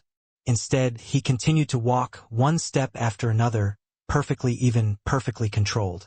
Although Ryu was doing this and he was quite curious about the taboo powers, he wasn't to the point of feeling any sort of pity or oneness with them. In fact, the only reason he was putting in so much effort to find out about them wasn't even because of their strength, at least not in the grand scheme anyway. It had to be remembered that the taboo powers had lost. Ultimately, they were inferior to the martial powers. Knowing this, why would Ryu bother to go out of his way to learn their cultivation methods if they interfered with his current methods? The only reason he continued to use the unbalanced mantra and was continuing to learn about this 9-pillar flame inheritance was because, at least on the surface, they didn't seem to be hindering him in any way. Of course, there was the chance that there was some underlying reason the taboo powers had lost. But the way Ryu saw it, schemes meant nothing in the face of absolute strength. If the taboo powers were truly so powerful, what schemes the martial powers had come up wouldn't hold any weight whatsoever. The fact that they had been eradicated and almost wiped from history could only mean that they were inferior. If the taboo powers had been on the come-up and the martial powers had suppressed them before they could grasp power, Ryu would be more understanding and much more intrigued. But if the little woman's words were correct, then why should he give them this benefit? They had all been powers of the 9th heaven at the time, the pinnacle of what could be, and they had still fallen. There was no pity to be had for those that had fallen to those of the same level, especially since Ryu felt that not much would have changed had they won instead of the martial powers. Too few people had a mentality similar to Ryu. It was likely that if the taboo powers had won the war, the ultimate result would have been them proceeding to suppress everyone below them just the same. Ryu might be inclined to help the taboo powers survive and carve out a piece of existence to grow. He would even overturn the current martial powers for them, but carrying out their legacy as though they were the ultimate good wasn't something he would ever do. These inheritances were powerful because they were from the 9th heaven. If he had stumbled onto a ruin from a martial power of the same level, so long as they had never directly offended him, he would just as easily take up their strength and fuse it into his own as well. The grievances of the taboo powers, their hopes of revenge, their want to rise to the top once again. What did that have to do with him? Fuck off, Ryu growled. His throat was incinerated, but he continued to move. A pillar rose into the skies and another layer of flesh was torn from Ryu's body. Then another pillar, then another. By the time 6 had formed, Ryu was basically nothing but ligament, tendons, bones, and his pair of eyes. When the 7th rose from the ground, his bones began to slowly turn black. When the 8th rose, the sound of crackling echoed about his bones. Ryu slowly raised his head, the flickering depths of his eyes calm and cool, unmoved by the skyrocketing temperatures around him. And then the 9th rose. But the position of the 9th was right beneath his feet. When it appeared, he was completely enveloped by fire, his body vanishing. The 9 pillars continued to rage on, and when they finally began to dim and vanish, nothing was left but a sea of flames. Where Ryu should have been, there was nothing. He had completely vanished. Chapter 1255 My Body. Ryu's eyes snapped open. He found himself sitting in a pool of lava. The lava had an odd cooling effect that definitely wasn't normal, but what he did realize was that he wasn't standing at the moment. When had he begun sitting? Could it be that he had been here the entire time? Ryu looked around. The pool of lava was quite small and contained by cultivation standards. It was, likewise, surrounded by 9 pillars that seemed to be dripping with dense golden liquid and that fell into the pool. It was clear that the power of this lava pool was being sustained by these pillars. After a while, Ryu seemed to understand. He had likely been plopped into this pool the moment he crossed the threshold. Everything else had been an illusion, The rise of the 9 pillars likely coincided with the dripping liquid from these pillars. My body! Ryu suddenly realized that he had crossed several levels of the blood-tempering realm, shocking him greatly. This wasn't because the change was that groundbreaking. After all, the blood-tempering realm was only the equivalent of the Tao pedestal and cosmic seed realms. For a 9th heaven inheritance, this sort of gap was negligible. What really shocked Ryu was how thoroughly it had done so, and how he hadn't even been aware of what was happening. The blood-tempering realm was a bit more complex compared to the vessel-tempering and pulse-tempering realms. It was separated into red blood, rose bronze blood, rose silver, rose gold, and finally origin blood, which turned you blood a slight shade of royal blue. Ryu had experienced some of these temperings before, but after his rebirth he had fallen back to the vessel-tempering realm. Of anyone in existence, Ryu had probably recultivated these realms more than anyone else, so he was quite intimately familiar with it all. No, that's what it is. I didn't undergo just the blood-tempering realm, I underwent my first life destruction. What is just the first? How many did I experience? Ryu couldn't put his finger on it. Something had changed about his body, and because he didn't have a proper reference for how powerful this baptizing was, nor just how much his body had changed while his mind was absent, he found it difficult to pin it all down. Could it be that I underwent all 9 life destructions? It was no wonder such a thing would be so difficult to accept. The 9 life revolutions realm was the pinnacle mortal realm of the body realm. For all intents and purposes, it was the world sea realm equivalent. Most weren't even guaranteed to reach 1 life destruction, let alone all 9 of them. Of course, while Ryu had always planned to undergo all 9, he too acknowledged how difficult this would be, which was why it was hard to believe that he would have experienced such a difficult thing in his sleep. Only Ryu would describe it as such. For most, it was brutal torture. How could the realm his mind had been trapped in be considered sleep? Chapter 1256 Single Bound. Ryu sat in silence for a long while. Deducing exactly what had happened was difficult, but now that he had a general understanding of the process, his deduction path was far clearer than it had been before, and he slowly began to feel some real clarity. The blood-tempering realm was a bit unique in that it focused entirely on one's blood, but it was also simultaneously the realm that the pulse and vessel-tempering realm had been building up to. The strength of one's body came almost entirely from one's blood. Bone structure could play a strong or small role in this strength depending on which you had been born with, but obviously for Ryu it was the latter. His ice jade crystal bone structure was definitely not known for its strength. The unique aspects of the blood-tempering realm was something that Ryu was looking forward to mostly because the uniqueness of the realm would allow him special access to his bloodlines in a way he had never seen before, almost like the Tao pedestal realm and what it had done for his spiritual foundation. If not for entering the Tao pedestal realm, Ryu wouldn't have been able to see his spiritual foundation so up close and personal. Often, cultivation realms gave one unique access to certain things that cultivators would otherwise have trouble comprehending on their own, or at the very least would take much more effort. In the depths of the blood-tempering realm, it would be the easiest for Ryu to make the most changes to his bloodline, is what it came down to. Of course, this wasn't a life-changing matter either. Obviously, if the blood-tempering realm gave such an opportunity, the 9 life revolutions realm was an even greater opportunity. It allowed Ryu the chance to rebuild his body from nothing. This was an objectively better chance than the blood-tempering realm, which was also why Ryu hadn't been obsessed with the blood-tempering realm either. But it was precisely because of this that the change was so surprising. His bloodlines and bone structure had undergone a huge change. When he looked into his body, there were 9 dense globules of molten gold liquid. When he probed them, he felt as though his spiritual sense was being burned away. If not for his powerful soul, just this action alone would have likely caused him a great deal of pain. These 9 globules acted like anchors. They were constantly burning away impurities in his blood and only allowing the most powerful of strands to survive. Ryu realized something at that point. The 9-pillar flame sect wasn't a pure fire affinity sect. In fact, from what it looked like, there was quite a heavy emphasis on the earth element. No, it wasn't the earth element, but it reminded Ryu a lot of the earth character of his 8 trigram diagrams.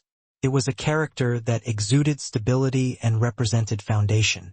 When this character was fused with the fire element, or maybe it might even be more accurate to call it the fire character as well, it solidified and formed this molten metal-like substance with the behavioral tendencies of flames.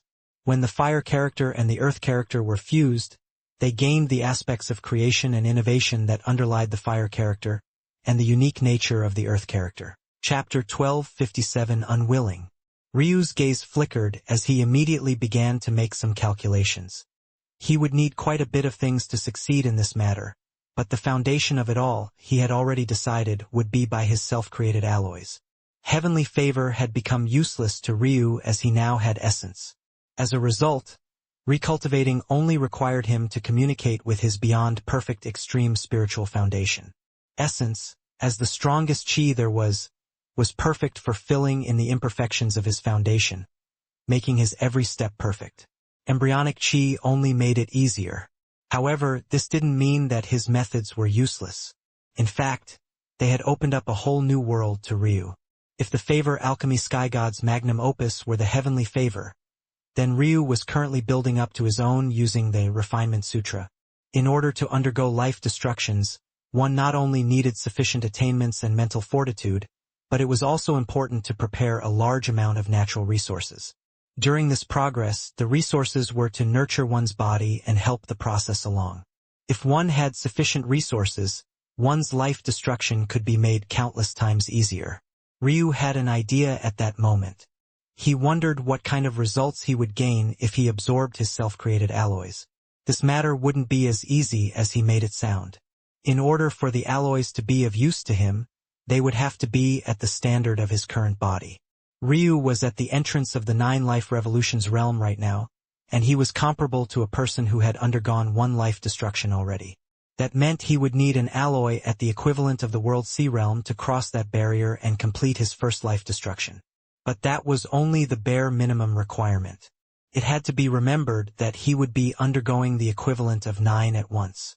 That meant he didn't just need an alloy comparable to the World Sea realm, he needed one that was near the best of what the World Sea realm could provide. Essentially, to put it simply, he needed to forge a top-tier pinnacle ancestral grade alloy. Such a thing, even for Ryu, wasn't simple. His skill still wasn't there yet. He would first need to bring his soul up to his current standard.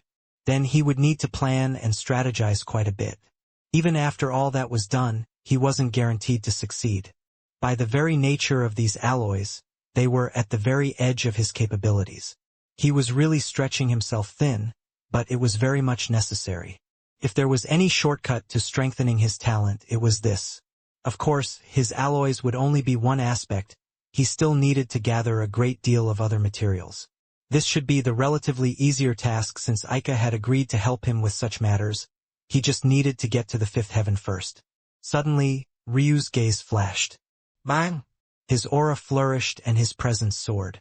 At that moment, his bloodlines and bone structure entered the transcended grade, but he could already feel his body creaking and whining. It seemed that forcing his bone structure to improve in order to continue balancing his bloodlines was putting a great strain on him, but this was the only method he had. His bone structure would eventually give way if this continued, but Ryu had already found his solution. So long as he had an option to change his fate, nothing else mattered. Ryu slowly rose to his feet. His skin sparkled, golden molten liquid sliding down his body as it emitted its own line. His hair danced like fine crystalline filaments, seemingly unaffected by the heat. He felt like his body was brimming with power. With a flip of his palm, Ryu popped the last soul-nourishing runed pill he had formed. A large amount of spiritual chi flooded his spiritual sea, its borders expanding again and again. This time, not a single ounce of it leaked. With the strengthening of his body, his soul had so much room to grow that it seemed that even a runed pill wasn't enough to satisfy it. Ryu's gaze narrowed. It seemed he would probably need about 3 more to satisfy his spiritual sea, but it had already grown to almost double its original size. Before, he had already been able to match up to World Sea Realm experts of the 4th, 5th and 6th heaven in terms of mental realm capacity, but now he had firmly surpassed them, rivaling 7th heaven mental realm geniuses. Unfortunately, he didn't have the materials here, but they were easy enough to gather. Even a small city would have what he needed. With a step, Ryu rose out of the pool of lava, but he didn't leave immediately. This pool was obviously a great treasure, capable of tempering him while he wasn't even aware. Obviously, it would require suffering quite a bit to benefit from it, so not everyone would have the fortitude necessary. And, of course, there was the elephant in the room that stepping into the pool was like putting a target on the back of your head. At any time, you could be found out like Ice Mine and Eska and end up hunted for the rest of your life. Ryu, unfortunately, didn't have an easy method to take it away, and it didn't seem like brute strength and time would do it either, otherwise it might be worth it.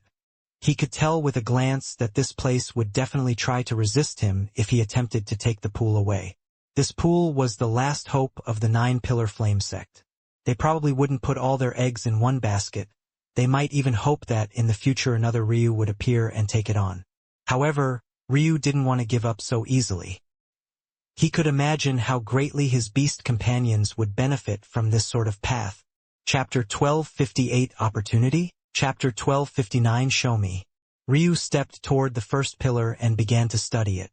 At first glance it seemed smooth outside of the golden liquid dripping down from its body and into the pool below, glowing a faint red gold.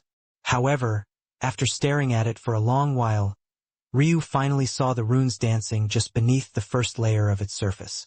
With the help of the origin flame, they were all directly imprinted into Ryu's mind. Various connections were being quickly made in his mind, and the comprehension of the profundity of these pillars was quickly increasing, even to the point the globules of golden liquid within him began to slowly take shape and form up, solidifying into small rods that quickened the purification of Ryu's bloodlines. This realization caused Ryu's gaze to narrow. Could it be that this trial wasn't over just yet? Was this left behind here on purpose? Or was it a coincidence? If Ryu had left like he intended to, these globules within his body would have had a difficult time forming up. It would have taken him many years and attempts likely. Even so, Ryu didn't feel that this was what the 9-pillar flame sect had intended. That was because just to see these runes took someone with special abilities on the level of Ryu. To actually understand them, though, that was another can of worms. If the 9-pillar flame sect had expected this out of a successor, they had expected far too much. This wasn't a normal ask of anyone, and it was even more annoying than leaving things to luck. Ryu thought for a moment and thought that he might have missed something else. The process it took to get here was far too complicated. Even someone who could awaken from that world and survive wouldn't necessarily be able to do this. Did the 9-pillar flame sect want an inheritor? Or did they just want to kill anyone who even tried? There seemed to only be two logical conclusions. The first was that the 9-pillar flame sect was similar to the unbalanced art sect. They only planned on giving out a portion of their inheritance from the very beginning and would make him fight for the complete one sometime in the future after enough successors had been gathered. That was the first option. The second option was that figuring out the rest of their inheritance was part of the trial itself. Though completing the pillars would have been difficult if Ryu left, he felt that any genius given enough time could figure it out. Of course, time was relative and it might very well take millions of years, but this amount of time to a Tao god was negligible. Obviously, becoming a Tao god would be the minimum requirement for reawakening the taboo powers, so Ryu felt that this frame of thought was still appropriate. Between the two, Ryu felt that either one might be correct, but he leaned toward the latter. He could feel the spirit of the 9-pillar flame sect, and they didn't seem to be excessively scheming. Ryu circled the pillars and eventually passed through them all. The first one had taken him the longest, taking an entire day. But the second went even faster, and the third even faster than that. They all built atop of one another, making comprehending one result in the next being simpler to the eye. Interesting. Ryu still couldn't comprehend the pillars fully, but his current comprehension was already enough for that mysterious golden liquid to begin forming from his own 9 pillars. They had gone from globules of gold molten liquid to sturdy rods piercing into his bones, and now they were producing more molten liquid on their own. As this molten gold formed, it seeped into his bones, fracturing them slightly before those fractures were instantly filled by this liquid. Ryu watched these changes in silence. He felt that his bone structure was evolving again, but this time it wasn't his bloodline forcing it to do so. He wasn't sure if this would make his life extinctions easier or harder, but he knew that for now it only benefited him. Ryu turned his attention away from his body and began to look toward the surroundings once again. This time, the surroundings looked very different to him. As expected, There was a formation that extended from the pillars into the floor and around the walls, protecting it. If I can find a small gap. Ryu's plan was simple. With his current understanding of the runes, while he didn't fully grasp them, finding some weaker points wasn't impossible. Normally, he wouldn't be able to exploit these weaknesses, but because he shared a similar aura now, it was very much possible that it would let him through. If he entered the void and slipped past the walls, he would be able to see what was on the other side. Was this reckless? Absolutely. He had no idea what was on the other side. For all he knew, the Nine-Pillar Flame Sect had hidden their final hope in the depths of a black hole, and when he stepped out he would be shredded to pieces. Of course, that was ridiculous. No teleportation would work directly into a black hole. The spatial tunnel would collapse the moment you got close.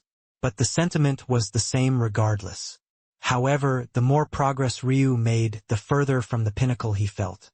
He could feel how difficult rising to the top would be, and making it there without taking any risk would be impossible. He had just had a huge change to his foundation, and yet he still felt that he would have to bring out everything to battle Starlight if they had been on the seventh heaven. Of course, that was assuming that Starlight had improved his cultivation from the immortal ring realm, which he certainly had. This was unacceptable to Ryu, but pouting wasn't something within him. Rather than wasting time, he would simply go harder. Show me what's on the other side. Ryu's gaze blazed to life as a pair of silvery crystalline wings spread from his back. With a step, he vanished into the void. Chapter 1260 Infinity Mist. Ryu suddenly felt a great pressure crashing down around him from all sides. It felt as though he was trying to squeeze his body through a tube. The spatial nodes were so close and binding that it felt as though he was being stretched out. At any moment, he could be snapped to nothingness.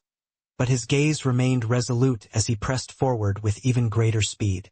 Ah! The Favor Alchemy Sky God suddenly realized what Ryu was doing, and she went entirely pale. He was a complete madman. She hadn't said anything while he was observing the pillars because she had yet to put two and two together. Plus, when she saw that his aura was slowly getting stronger, she could feel that there was clearly some logic to what he was doing. But she could have never expected this. Some wild explanation wasn't needed. Ryu's madness could be summarized in a single sentence. He was currently trying to circumvent the protections a Ninth Heaven sect had put in place to protect their legacy. A Ninth Heaven power, not just any Ninth Heaven power, but one that had stood at the pinnacle of all things. This was a power that produced several Tao gods in its time, a power that had once produced a founding father. No matter how you sliced this was complete and utter madness. It was shocking beyond compare, and it really painted the kind of daring that Ryu had in his heart. How could the Favor Alchemy Sky God hold back her shock? He was practically playing with his life. Her heart quaked. This sort of recklessness wasn't something she had. She had spent her entire first life without experiencing much true hardship or putting herself in danger. She only did the things she knew she could do, and she spent her time accumulating as much wealth as possible, all so that she could continue pressing forward with her experiments. She had always believed that her talent was alone to take her to where she wanted to go. Never in a million years could she have expected that she wouldn't have even managed to become an omniscient sky god, let alone a Tao Lord, or her true goal of Tao God. She still remembered being entirely unable to accept it even until the very end. She did have good reasons, great reasons, in fact. As an alchemist, there was no need to put herself in danger. She had all the resources she could ever want at her fingertips, and she could even make them more powerful than the sum of their parts. She felt that risking her life was a foolish pursuit, especially since there was so much riding on her shoulders. But what had been the ultimate end to it all? She was now tied to the fate of another, and she couldn't easily escape it. In fact, escaping it was probably impossible. Seeing Ryu now, she felt as though she had just suffered a rude awakening. She had truly wasted her first life in its entirety. Roar! Ryu unleashed a bellow, streaking out of the final node. He could feel that the rock around him had vanished. Sensing the outside of one's void was incredibly important for anyone entering it, or else what would happen if you exited too early? It would be a really foolish way to die for a small rock to suddenly appear in the middle of your brain. When Ryu stepped out, he found himself in a field of gray fog. Almost instantly, he felt a crushing weight. The bones in his body shattered one after another, and he was nearly forced to his knees.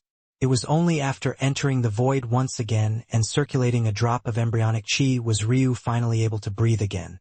His gaze couldn't help but sharpen. He didn't know what that gray fog was, but it was actually so heavy and yet somehow light enough to remain in a gaseous form. It sprayed across his body like fine mist, and it even felt quite good for a few split seconds, until the weight aspect clicked and it suddenly felt like every square inch of his body was experiencing the pressure of a beast in the depths of an ocean millions of miles deep. The only part of him that still seemed fine were his eyes, which made him raise their evaluation in his heart once again. He didn't know what kind of changes the black-veined spirit-seeking lilies were causing within him, but they were most definitely enormous. There was simply no way his eyes should be this sturdy otherwise. Ryu even had a feeling that much of his 999 years of rebirth were spent reconstructing his eyes. If not for his eyes, his benefits from that rebirth would have definitely been far greater. One had to remember that he had been around the shrines at that time.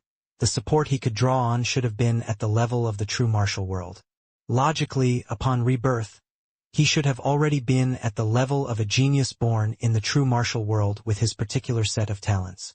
But he was actually still weaker than even first heaven geniuses back then. This had been rolling around in Ryu's mind for a while. He had originally thought that the mutation of his bloodlines had just been inferior to the original product. This wasn't impossible. After all, not all mutations could be exceptionally powerful. But it seemed that there was another reason. Ryu shook his head. This wasn't the time to think about this. He was in a bit of a predicament, if a bit could be used to describe an existential crisis. He couldn't stay in the void forever, and he obviously couldn't survive the fog. Despite the sharpness of his gaze, he couldn't see through this fog at all, and his void spiritual sense was actually entirely useless.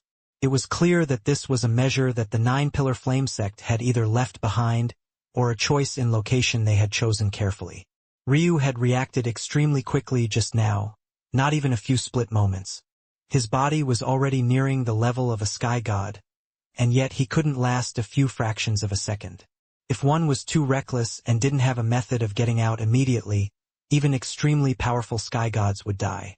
The time he could spend in the void had increased exponentially since he stepped out of the incomplete heavenly path, but it was still not indefinite. He could at most last an hour or two. The trouble was that how far forward he had to go was completely unknown. If the Nine-Pillar sect were smart, they would definitely choose a place that was as thick and dense as possible, and there was no guarantee that it would be any worse.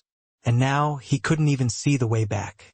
He had only gone straight, so logically he should just be able to backpedal and go the way he came again. But when Ryu turned back, even after moving a while, the inheritance ground was nowhere to be seen. That was when he understood that the inheritance ground wasn't stationary. It was moving through this vast gray fog, and now finding it would be a nigh impossible task. "Do you know what this gray fog is?" Ryu asked, much too calm given the dire situation he was currently in. "Gray fog," the Favor Alchemy Sky God replied somewhat weakly. Ryu understood. It seemed the Favor Alchemy Sky God couldn't see what was going on either, so he took his time to explain it. The Favor Alchemy Sky God immediately paled. "Infinity Mist. You actually ran into." Infinity Mist only appears at the bottom of a very rare few oceans. Millions of miles deep wouldn't be enough to describe it. There's a point of concentration where the water is under so much pressure that surpasses a liquid form and enters a solid form. This state continues for a very long while, but it's said that beneath the solid state, there's a further layer after billions more miles. That layer is known as the Infinity Mist layer. This phenomena can only appear in the oceans of the ninth heaven. "You're actually on the ninth heaven right now." Ryu's pupils constricted. "Didn't you say that if I stepped onto the ninth heaven?" "Your body is stronger than it was when I made that statement, but that's irrelevant. Infinity Mist is a very unique material. It has reached such an extreme of pressure that it's somehow both easy and impossible to move through. Even the pressure of the ninth heaven cannot penetrate through so many layers of ocean. This might as well be an entirely different world. Even a Tao god wouldn't casually step into such place. Just making it here would be an incredibly difficult journey. I have no idea how the Nine-Pillar Flame sect managed to pull it off. Teleporting here is even more impossible than teleporting into a black hole. At least a black hole is like a sink that pulls all things in, but infinity mist can't be penetrated by anything. Ryu's gaze narrowed. He understood at that moment that there was no way out. Up above him, there was a sheet of ice billions of miles thick. Below him, there was only more infinity mist and likely, eventually, a bed of rock. As for to the left and right, if this ocean was billions of miles deep, its width and length couldn't be properly described at all. How would he even find where the inheritance had gone in this place? Chapter 1261 Glow. Despite the realization, Ryu seemed to become calmer. Little woman, go into the cottage. You'll find several rings filled with the unplanted seeds of quite a few spiritual herbs. Plant the ones for the soul-nourishing pill. Ryu couldn't enter the Golden Moon world himself. If he did, who would maintain the void they were in currently? If it collapsed, even the Golden Moon world and the little woman wouldn't be spared. The Favor Alchemy Sky God had yet to recultivate to the transcended Sky God realm. But even if she had, without Ryu's eyes, it was incredibly difficult to enter the void in this place. Spiritual sense was absolutely useless. The only reason Ryu had been able to enter the void was because of his eyes. The infinity mist was thin enough that he could see through it as though it was fog. Of course, this means that his vision was still incredibly limited, but it was still better than most others in this situation. This was all to say that although the situation felt hopeless, there were still some small threads of hope to grab onto. Chapter 1262 Caution. Ryu was surprisingly calm by this sudden breakthrough that wasn't much of a breakthrough at all. It was more accurate to characterize it as a novel application of an ability that he already had. At the same time, his vision for what the Earth character could be and accomplish widened tremendously. He had already gained a unique appreciation for his founding Tao, and he also gave some credit to the origin flame. One would have thought that, in this sort of situation, he would have to go down to the wire to find a solution to his immediate predicament. However, only a couple minutes of his 3 to 4 hours time limit had been used before he found a solution. What was especially impressive was how his mind had jumped from thought to thought seamlessly, trying each one with ease. Usually, people had a habit of sticking to the first idea they thought of, finding it difficult to step outside of the box they had created for themselves. This was why the most intelligent people weren't usually those who just knew the most. The most intelligent individuals were the same individuals with the most intellectual plasticity. The flexibility of the mind was the true measure of IQ. Just thinking felt so comfortable to him, it didn't feel like it took any effort at all. The world felt brighter and everything felt like it was at his fingertips. Ryu's thoughts shifted away from the impressiveness of his feat. He wasn't one to linger on his victories, and at the moment, he had far more important things to do. His 9 pillars had an overall stabilizing effect on the void around him, making it far easier for him to remain within. However, this time still wasn't indefinitely, it was rooted in the stamina of his body. The good news was that his bodily stamina could be easily replenished by his embryonic chi. What couldn't be easily replenished, though, was the focus chi required to keep it activated. His focus chi was draining quite slowly, but within a month or two he would be entirely tapped out. If he included the improvement to his focus chi that would come after he concocted more soul-nourishing pills, he might be able to last up to a year if he really pushed it. The real question was whether or not a year would be enough. The vastness of this place was impossible to fathom. Even if Ryu was given millions of years, it wouldn't be enough to explore it all. Plus, that didn't mention the fact that the inheritance was moving around, so even if by some miracle he would search everywhere in just a single year, there was still a non-zero chance that he could very well never find the inheritance. Even so, Ryu was still almost eerily calm. He had always been a calm person in general, even when he faced death, but the current him felt even calmer than usual. It was a subtle feeling, almost as though the title of founding Tao and the weight that came with it was steadily feeding him the demeanor and arrogance of all those who had held such a title in the past. Ryu took a step forward. Standing here indefinitely wouldn't get him anything. His mind was spinning with thoughts. Finding the inheritance wouldn't be as impossible as it seemed only because of, precisely, the 9 pillars. Ryu was very familiar with the aura of the 9 pillars, and he could see nodes for thousands of miles around him. All he had to do was spot the spatial node that carried this unique aura. Although it would be difficult as 1,000 miles was nothing given the span of this ocean, it still wasn't as helpless as it had seemed in the beginning. This also didn't mention the fact that Ryu was also quite confident in spotting spatial nodes that had recently been disrupted by the inheritance as well. If he followed their trail, spotting the inheritance wouldn't be difficult either. Beyond that, Ryu was curious what he could find down here. Truthfully, Ryu wasn't a fool. He knew that anything that could survive down here wouldn't be so easy to lay his hands on. He might very well come across many treasures that he could only stare at from a distance. That said, who said that this would be the only time he could come here? Now that he had what could almost be said to be a personal doorway, so long as he gained enough power and strength, or thought of external means, he would be able to slowly benefit over time. What Ryu was most looking forward to were the kind of water-chi natural treasures that could appear here. There was no doubt that any such treasure would be incredibly special. There was, of course, the chance that a powerful flame might appear as well. That's because when things reach an absolute extreme, they tend toward their opposites, something that Ryu was intimately familiar with. However, he had no way of knowing this for sure. Ryu began to descend with great speed. He wanted to find the bottom of the ocean, the true bottom. If there was anything to be found, it would either be at the barrier of ice above, or the ground below. It would be much rarer for treasures to appear floating aimlessly in the middle. Ryu didn't even bother trying to go upward because that would just be seeking death. Even if a treasure appeared that, trying to get it would be nothing short of suicide. If even a single strand of that coal touched him, he would be finished. No amount of escaping into the void would save him. The journey was unsurprisingly smooth, though Ryu tried to be cautious. Although the favor alchemy sky god's words had made it pretty clear that it was almost impossible for creatures to survive down here, wasn't he here?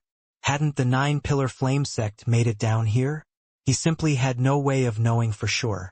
Of course, the sect had done most of the heavy lifting for his presence here, but it was a fact that he was here nonetheless.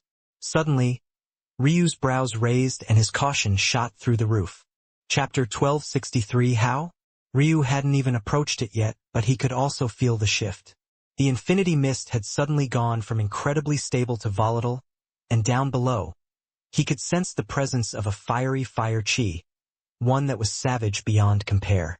It seemed that he was correct, but this left Ryu in a dilemma. If below was filled with some of the greatest heat known to man, and above was filled with the greatest cold, then didn't that mean there was nothing to benefit from it all? Ryu stood in silence, his gaze narrowed. Indeed, how could it be so easy to take advantage of a place like this? Even if he found a spiritual herb just floating around, the odds that that spiritual herb could kill him with a thought was incredibly high. This was the 9th heaven. Not only was it the 9th heaven, but it was one of the most forbidden regions of the 9th heaven. Even Tao gods didn't dare to casually step foot into this place. A weaker Tao god might not even be able to make it to this location at all. It was naive of him to think that he, as a mortal not even of the sky god realm just yet, could take advantage of this ecosystem. Ryu slowed considerably until he couldn't bear it anymore. He could feel that the pressure on his bubble was slowly increasing as the influence of the infinity mist waned. He was only able to break the void in this place so easily because of the infinity mist in the first place. If he entered a region where the pressure of the 9th heaven could begin to manifest, he would be finished. Ryu sighed internally. It seemed that he wasn't in a position to take advantage of this place at all. Shaking his head, he decisively retreated and began to look for the inheritance in earnest. He was confident in himself, but he wasn't foolish. Risks were only worth taking if there were good odds of survival. If there was even a 10% chance, Ryu would have taken the chance. The benefits would likely far outweigh the detriment. But Ryu couldn't even see 10% odds. Going any further down would incinerate him, plain and simple. Not only that, but as the pressure around his void bubble increased, the more focused chi he would waste and the worse his situation would become. Unless he could get something excellent in return, it simply wasn't worth it. Ryu wandered around for several days, diligently and patiently scanning his surroundings. He was entirely unhurried. Despite the amount of time that had passed, he didn't feel any stress. At that moment, the favor alchemy sky god contacted him with the prepared spiritual herbs. Ryu accepted the transfer of herbs and crossed his legs in the void. With a calm heart, he began to concoct. In truth, the favor alchemy sky god was surprised that they were still alive. Although she hadn't said anything or reacted much, she had thought that their lives were pretty much forfeit at this much. Could be said that the reason she was indifferent to it all was because she had pretty much given up already after seeing Ryu's fate star, plus she had already died once before. Compared to dying to infinity mist, the favor alchemy sky god believed that she had already experienced the worst kind of death. That slow, helpless death, the kind where you watched your body deteriorate right before your eyes without the ability to stop it. The only reason she was observing the world around her at all was because Ryu had surprised her with the formation of his founding Tao.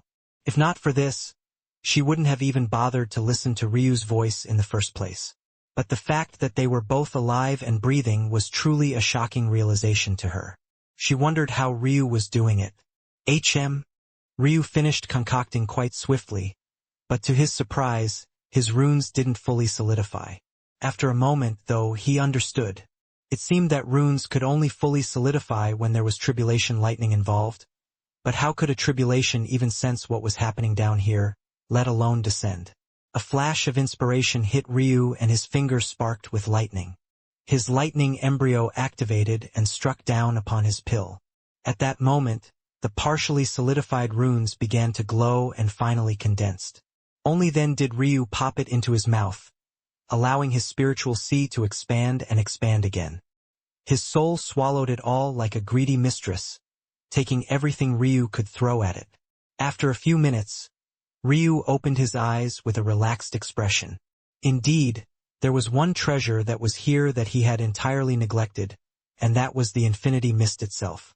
But while it was the most docile, it was also incredibly dangerous. In addition, it had to be remembered that the infinity mist only existed in this incredibly special state.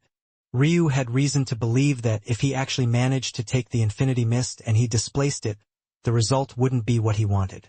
Without the extreme pressure of the water above, the infinity mist would collapse. First, it would form a solid so cold that it might very well kill Ryu directly, and if he managed to survive that, it would suddenly expand wildly into a large amount of water. A small handful of infinity mist could probably drown an entire ocean. That was how exaggerated it was. With all the pressure that was here, it had been concentrated to its limits. This infinity mist couldn't be taken lightly at all. So the question was, how could he take advantage of it? Ryu fell into his thoughts.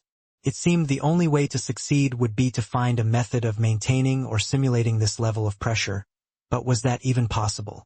If he had the strength to apply so much pressure, he would already be undefeatable and this infinity mist would already be useless to him. The logical answer seemed to be to observe the infinity mist and the fundamental runes that made it up and recreate it. But how could he do that if he couldn't observe the infinity mist directly? How? Ryu, whose thoughts had been flowing so smoothly previously, was suddenly stumped. Chapter 1264. He knew. This was quite a dilemma.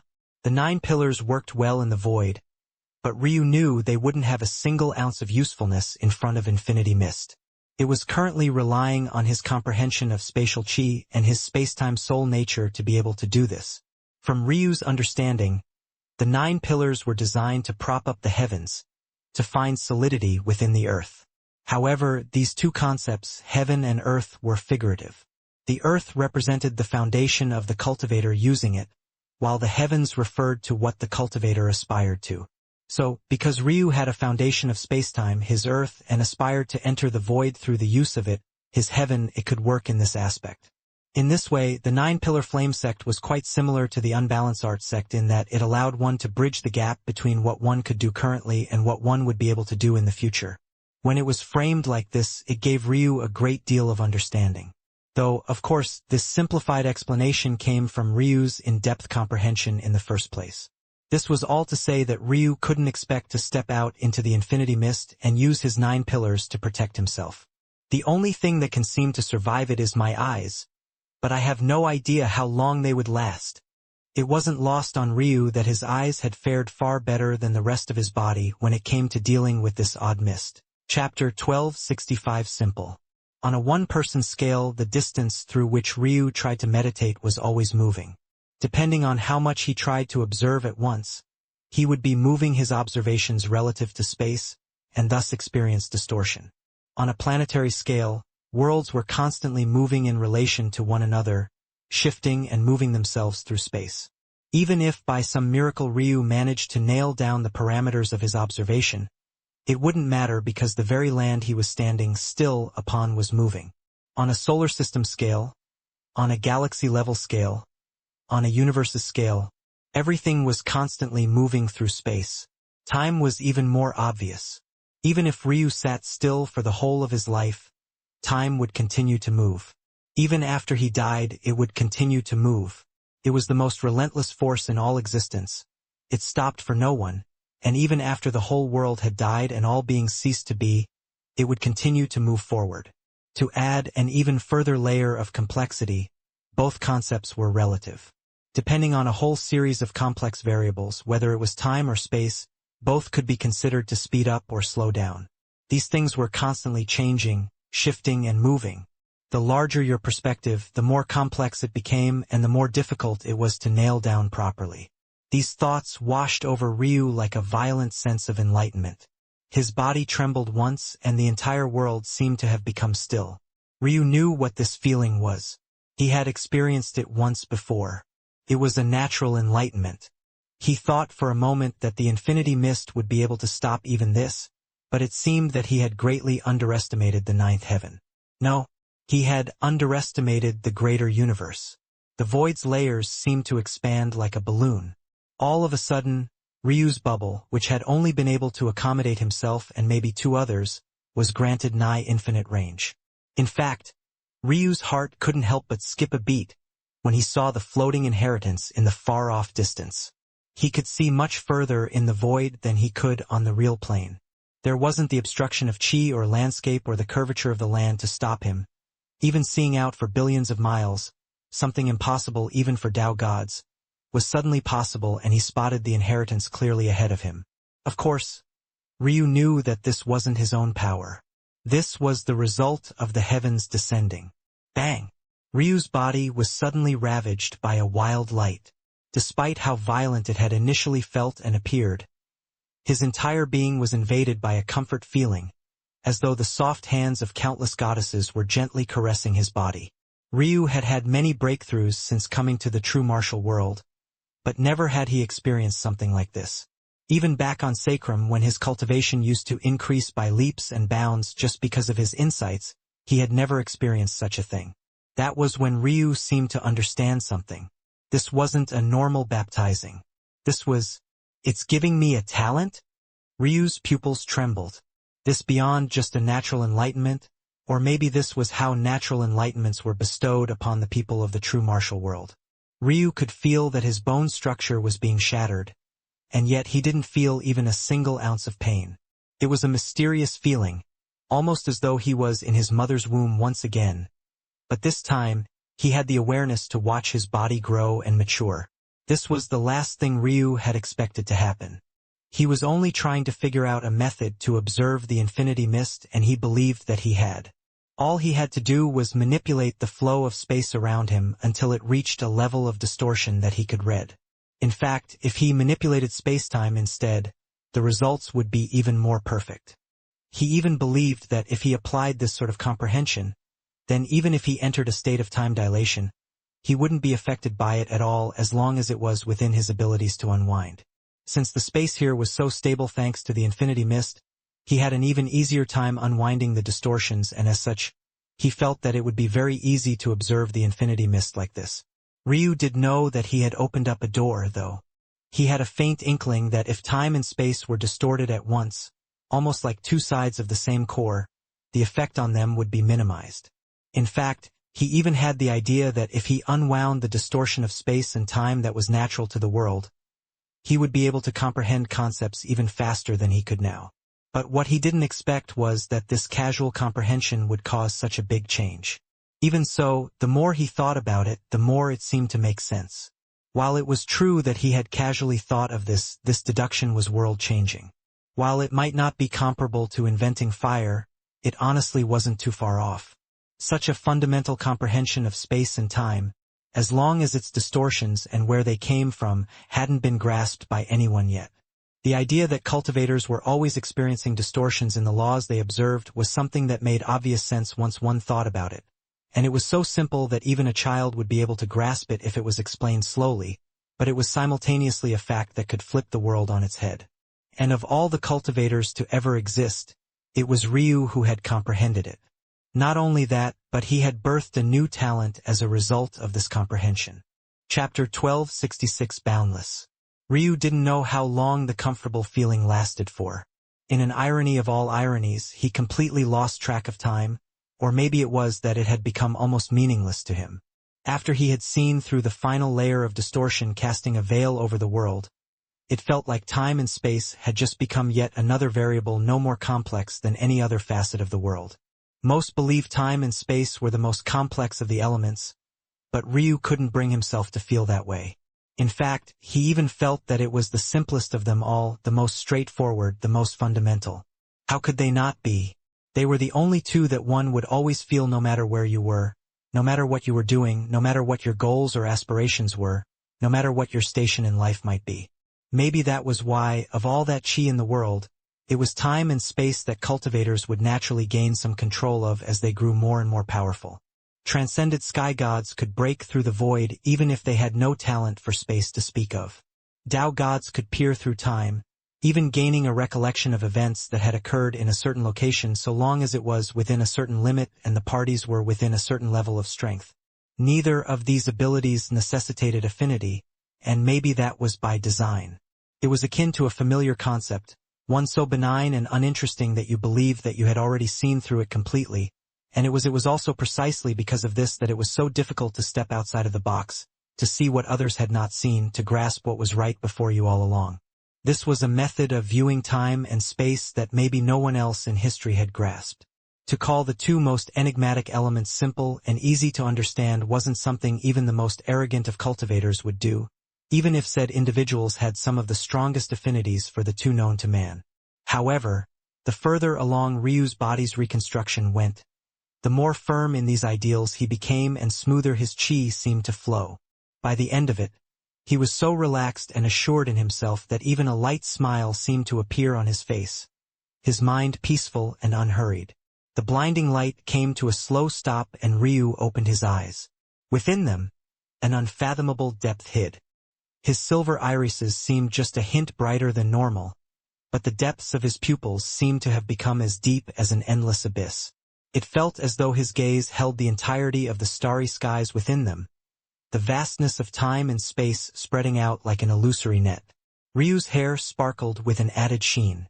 It no longer seemed to be just white as it gave off a faint holy light. Every time it swayed, small motes of light would drift into the air like fireflies, vanishing mere meters away and yet lingering in the psyches of those that saw it. His features had become more refined and otherworldly. Faint lines of imperfection that had been nigh undetectable before seemed to have entirely disappeared. However, it was his temperament that had undergone the largest change. Ryu was always someone who carried an air of indifference and coldness. His more majesty-filled demeanor wouldn't appear unless something triggered it, as was the case for his more maddened and rage-filled side. However, at the moment, his coldness had been replaced by something else. No, it was more accurate to say that it had fused with something else, as though he had merged with the vicissitudes of life and the unfathomable breadth of space. Observing him felt like staring into the cold endlessness of space. That feel of insignificance whether through the span of space or time. A person wasn't even a single speck in front of the breadth of existence. A Tao god's lifespan was nothing significant before the breadth of history. Small. Insignificant. Meaningless. For those that were weaker of heart, just observing the current Ryu for too long might shatter your Tao heart. When Ryu moved, he felt like his limbs were wading through water. It wasn't that he felt heavy, but that he was brushing up against the lines of reality. It was a completely novel feeling and one that was difficult to describe in any other way. He had reached a point where his ability to see spacetime had gone beyond just that. He could reach out and touch it, he could feel it. Every slight distortion, every tweak, every crevice. It felt as though he could just reach out and twist them as he pleased, manipulating them to his will. Ryu finally looked into his body, and what he saw left him a bit stunned. His bones were entirely translucent. It looked as though he had carved them of the finest crystal, but they still weren't perfectly clear. An odd dark fog moved about within them. This fog would twinkle from time to time as though it had bright and shining light to show the world that this fog wouldn't allow it to. As Ryu observed it, he couldn't help but think of one matter. Didn't this look a lot how those ancient books referenced the start of the universe? A wild mass of heated energy, shooting in all directions with a great acceleration. Over time, this mass of fog would begin to slow and cool down, forming the stars and planets, and they knew it today. Every time Ryu moved, so too did this fog, a blazing energy shooting forth and filling his limbs with an endless strength. It seemed both delicate and not, both oppressive and harmless. At the same time, it carried a near-endless amount of mysteries that hurt Ryu's head when he tried to fathom their depths. Boundless Cosmos Bone Structure. Ryu seemed to hear and repeat its name. Chapter 1267 Boundless Cosmos. Chapter 1268 Anything. This feeling gave Ryu a feeling of weight that went beyond just his body. He felt as though he was wielding an energy countless leagues beyond bronze resonance chi. Just in terms of heft and density, it was impossible even to compare the two. But what was especially mystical about it was the fact that Ryu didn't feel as though the power came from his body. Chapter 1269 Variables. This wasn't just a small change, it was huge. However, Ryu's reaction wasn't greatly exaggerated. His vision was further, and though he saw the benefits of this matter, he also immediately saw the potential downsides. What did it really mean to be separated from faith? Would the talents of his bloodlines still carry the same power? What about their deterrence toward and pressure upon other bloodlines? What about their cultivation methods? Would the same methods still work, or would he have to create all new ones? How much would he be able to decide about them from now on? And how much of this freedom was good freedom rather than being left with a bevy of too many choices?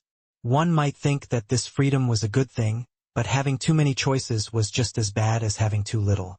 There was a reason that the best method of cultivation was to fuse all of one's talents into a single powerful path. Often that was what a Dao represented in the first place. Usually, even when well-established matters were inconvenient, there was a reason that things had evolved as they did. When you started arbitrarily picking and choosing, randomly shifting and changing things, you would cause more issues than solutions. Ryu faced such a situation now. It was annoying that his bloodlines clashed, but it was also a reminder that they weren't perfectly designed to be synergized in the first place. It was akin to the feeling of pain.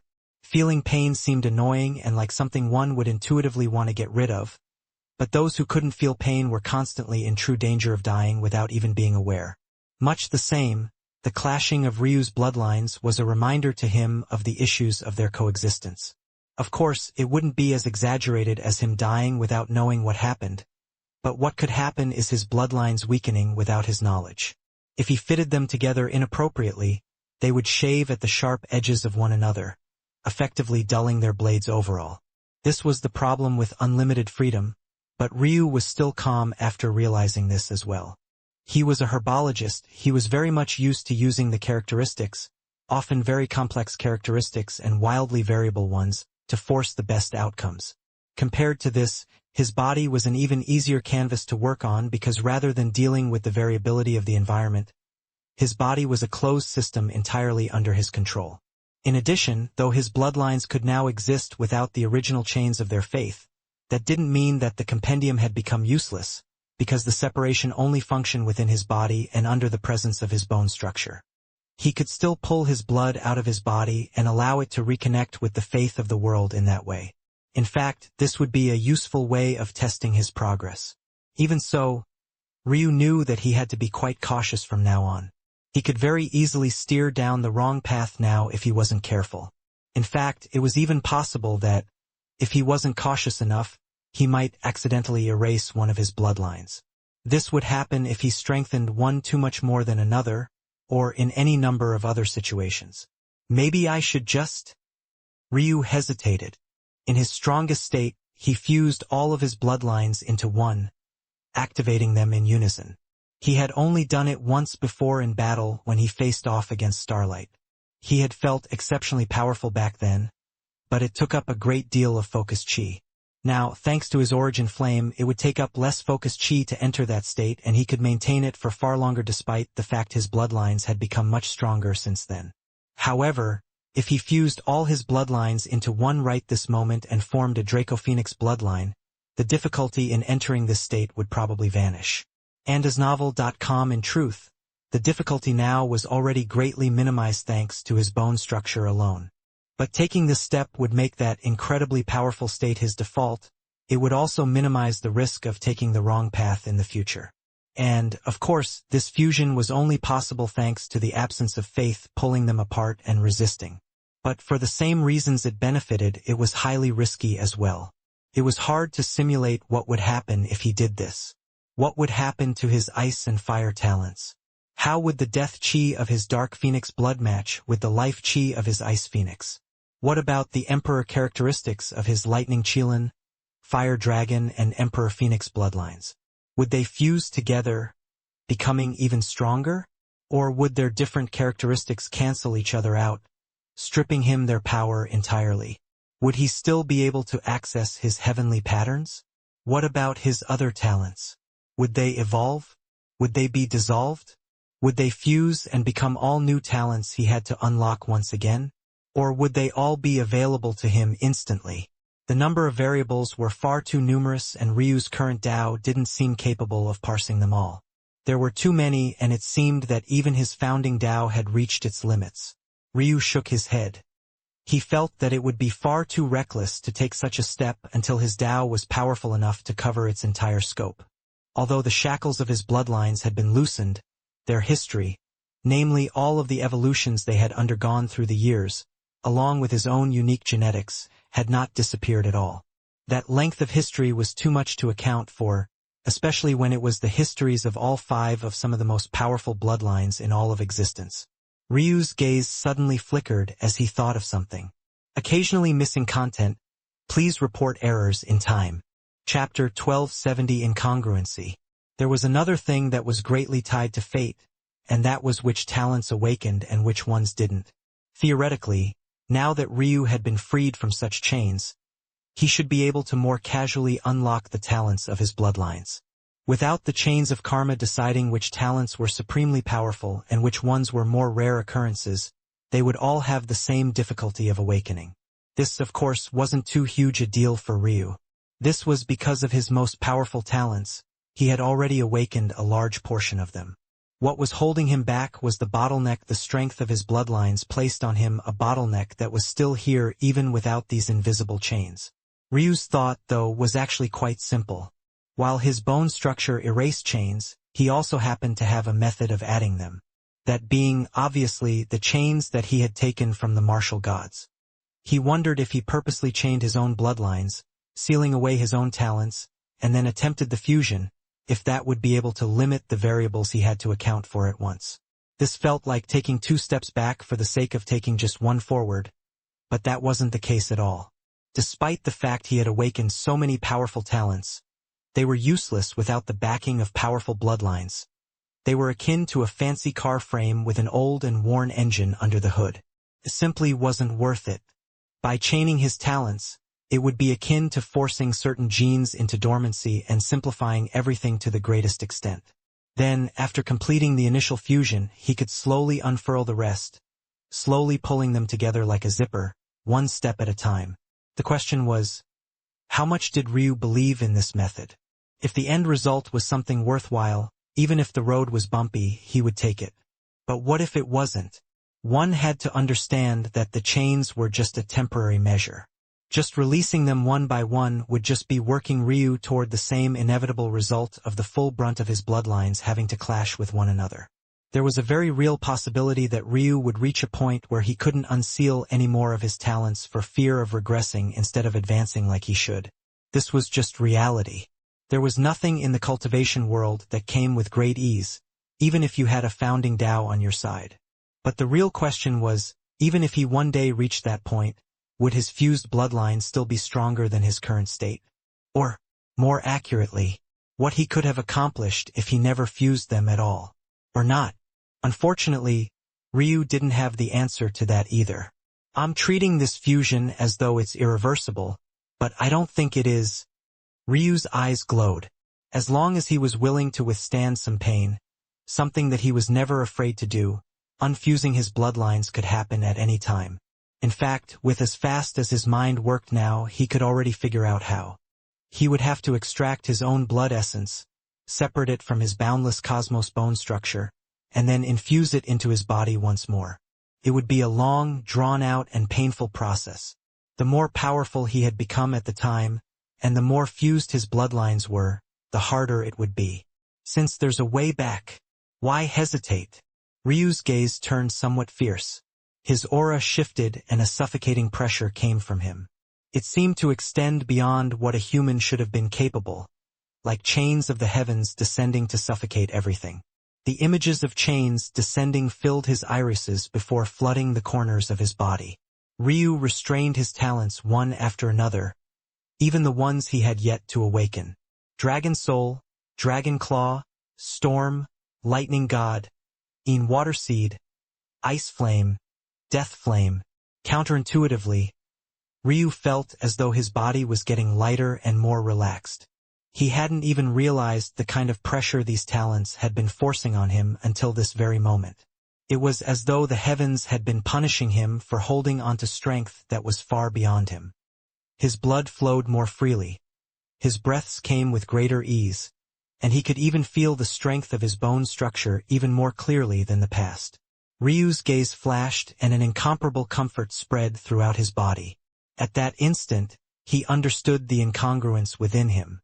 He had awakened talents that only the greatest geniuses of the Phoenix, Dragon, and Qilin race should have access to, but he had the bloodline only the weakest of them would have. This imbalance was caused by the fact he was born in Sacrum, and as such, the standard he needed to reach to awaken these talents was much lower. But the true martial world obviously didn't care about that. That was when it hit Ryu like a ton of bricks. It wasn't just the likes of Starlight who was facing suppression of the lower heavens, so was he. The difference was that he didn't have a more powerful talent to offset it. Of course, this suppression only impacted his bloodlines and his body realm cultivation, which was probably why his body didn't feel as powerful as it should have been after he formed his heavenly chaos bone structure. But it all seemed to make sense now. The suppression added with the weakness of his bloodline in trying to support talents that were beyond it made his body sluggish and weak. At that moment, the rush of silvery gray fog churning from Ryu's bone structure suddenly accelerated its movement speed and the strength of his boundless cosmos bone structure surged. There was no doubt in Ryu's mind right then that the grade of his bone structure was no less than that of his Tao. This was the feeling of releasing an origin grade talent, a talent of the Tao God grade. He clenched his fists as his body trembled with ecstasy. Without the slightest hesitation, he pushed his bloodlines together the moment the last of his talents was fused. Chapter 1271 Fusion. Ryu felt time dilate. He realized there was a natural shift in time within his body, as though he had his own personal time dilation whenever he entered a state of cultivation. Chapter 1272 How Tragic. This breakthrough had all begun with Ryu's attempt to claim a small piece of this nigh infinite infinity mist for himself, so now that he felt that he could, how could he forget about taking advantage? Now, Ryu could finally clearly see through the distortion of the void. It was entirely unable to harm his comprehension in the slightest. Ryu found that his eyes were even sharper now than they had been in the past. There was a nice positive feedback loop between his bone structure, his soul nature, and his eyes. In fact, there was also the included benefit of the blood vessels running through his eyes as well. Whenever Ryu pushed his eyes past their normal limits in the past, they would begin to bleed. This made quite a lot of sense as the blood vessels in the eyes also happened to be some of the most sensitive. But now that his eyes had become maybe the sturdiest part of his body, it was highly unlikely for this to happen. That said, this wasn't the most important part of his new discovery. In the past, his bloodline had almost no effect on his visual prowess despite running through his eyes.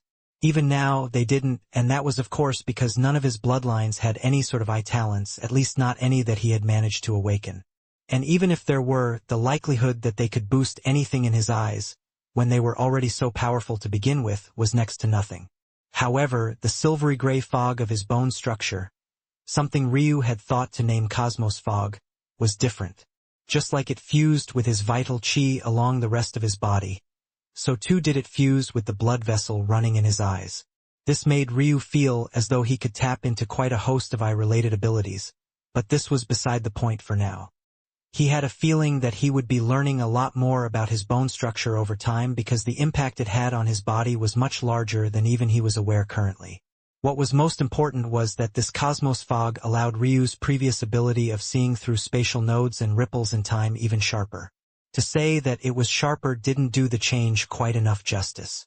Ryu almost felt as though he was looking at an entirely different world. He could peer into the two-dimensional folds of the void when unopened as easily as he could look up into the sky. At the same time, he could watch the distortions in the laws unravel themselves as though it was his own observation forcing them into a straightened position. He didn't need to put any effort into unwinding these distortions at all. They just naturally presented themselves to him in the simplest light possible.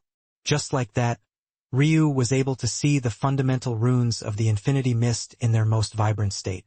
It almost felt like he had cracked open a book, and the tale of the unique force of nature before him was laid bare. He could observe its every curve and crevice, his mind feeling completely at ease. That was when Ryu found something quite interesting. This Infinity Mist was actually quite a beautiful feat of chaos, and yet a picture-perfect example of order at the same time. It was far more in line with himself than he had guessed, and it was fascinating. This Infinity Mist had gone so far beyond the normal laws of physics, pushed to the brink and then stepping beyond. It was under so much pressure that rather than becoming solid like it should have, it actually became a gas. How was this not unlike Ryu's own beyond perfect extreme spiritual foundation? They almost felt like two peas in a single pod. Ryu wondered. A flash of light passed through Ryu's gaze and a pulse of power extended from his eyes. It was a completely novel feeling, different from the effect of the powers he was used to using with his eyes, and yet it still felt so completely natural all the while. A small whirlpool formed before him and a string of Infinity Mist came forward. At this point, the Infinity Mist should have unleashed itself, first becoming a large block of ice, before quickly drowning Ryu in a tsunami-like wave of water. But what was especially beautiful was that it had been wrapped in a layer of silvery gray fog, none other than Ryu's Cosmos Fog. And as Novel.com Ryu had realized just now that using his Cosmos Fog, he could change the laws in a small area. By copying the existing fundamental runes of the Infinity Mist that he had just witnessed, he could allow it to stay in its default state, its most comfortable state. As a result, the Infinity Mist likely didn't even realize that it had entered the void. It probably felt that it was still floating amidst its own kind. There didn't seem to be a great application for this at this moment since Ryu could only use this ability on such a small scale and only manipulate a few laws at a time, but he could imagine the kind of effect it would have when he became far stronger. In fact, he might even be able to use it now to completely counter some abilities of his enemies. Ryu tossed this to the back of his mind for the moment and brought the Infinity Mist forward, and in a feat that would make others feel that he had completely lost his mind, he actually swallowed it. A stream of silver gray fog and gentle blue mist came forward together, falling into Ryu's mouth and moving down his throat and into his body at a controlled pace. Ryu's actions could only be said to be completely and entirely reckless.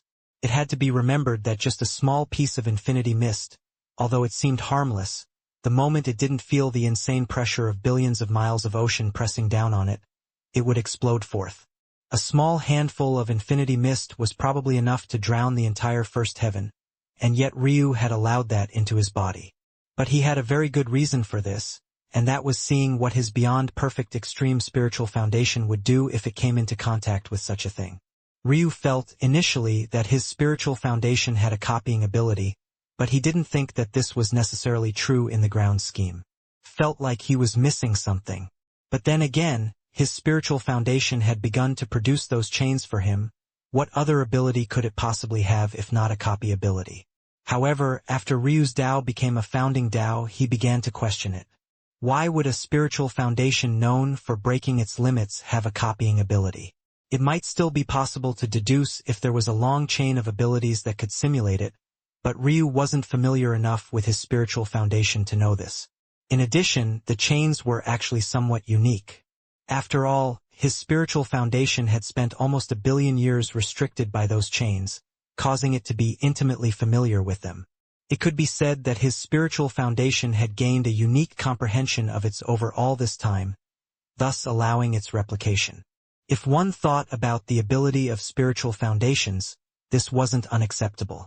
In the cosmic seed realm, one planted the seeds of one's godhood in the future. In the world sea realm, you grew these seeds and used their roots to shatter your spiritual foundation from a solid state into a vast sea, allowing you to finally access the world of energy within it. In the sky god realms, this vast energy became the foundation upon which cultivators built up their paths, their worlds, their godhoods. This was all to say that all spiritual foundation had a copy ability. They were able to map onto themselves the Tao of their owner, growing along with them. For Ryu's own spiritual foundation to be able to graft onto itself a treasure of such a level wasn't impossible.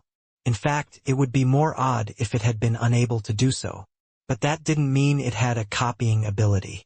Even so, Ryu felt that there was a line connecting his spiritual foundation and this infinity mist. While his spiritual foundation might not have a copying ability, what it did have was an existence intimately familiar with infinity mist. Ryu wanted to see how it would react to its appearance. Slowly, but surely, Ryu fed the infinity mist through his body, using his cosmos fog as a layer of protection between it and the rest of him. He knew how much danger he was putting himself in, but his expression had never changed even a single time. Others might find this to be dangerous, but he was exceptionally calm.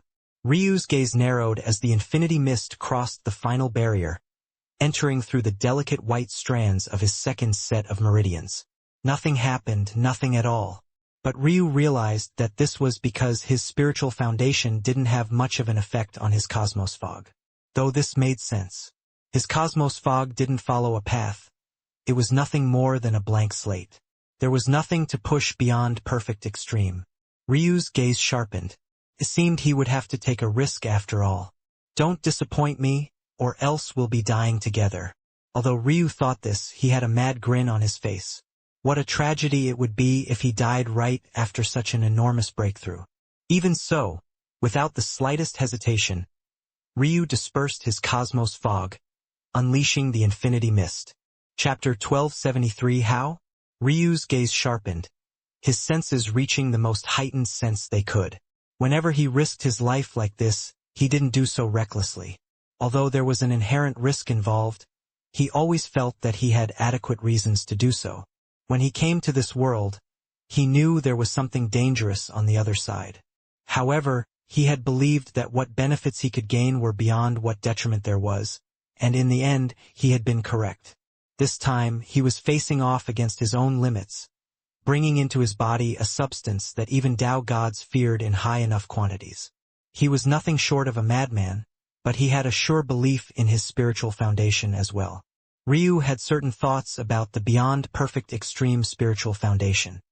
He had always thought that the martial gods had decided to target him, and then chose to seal away his spiritual foundation and his soul. But what if his premise was wrong from the very beginning? Chapter 1274 More Questions.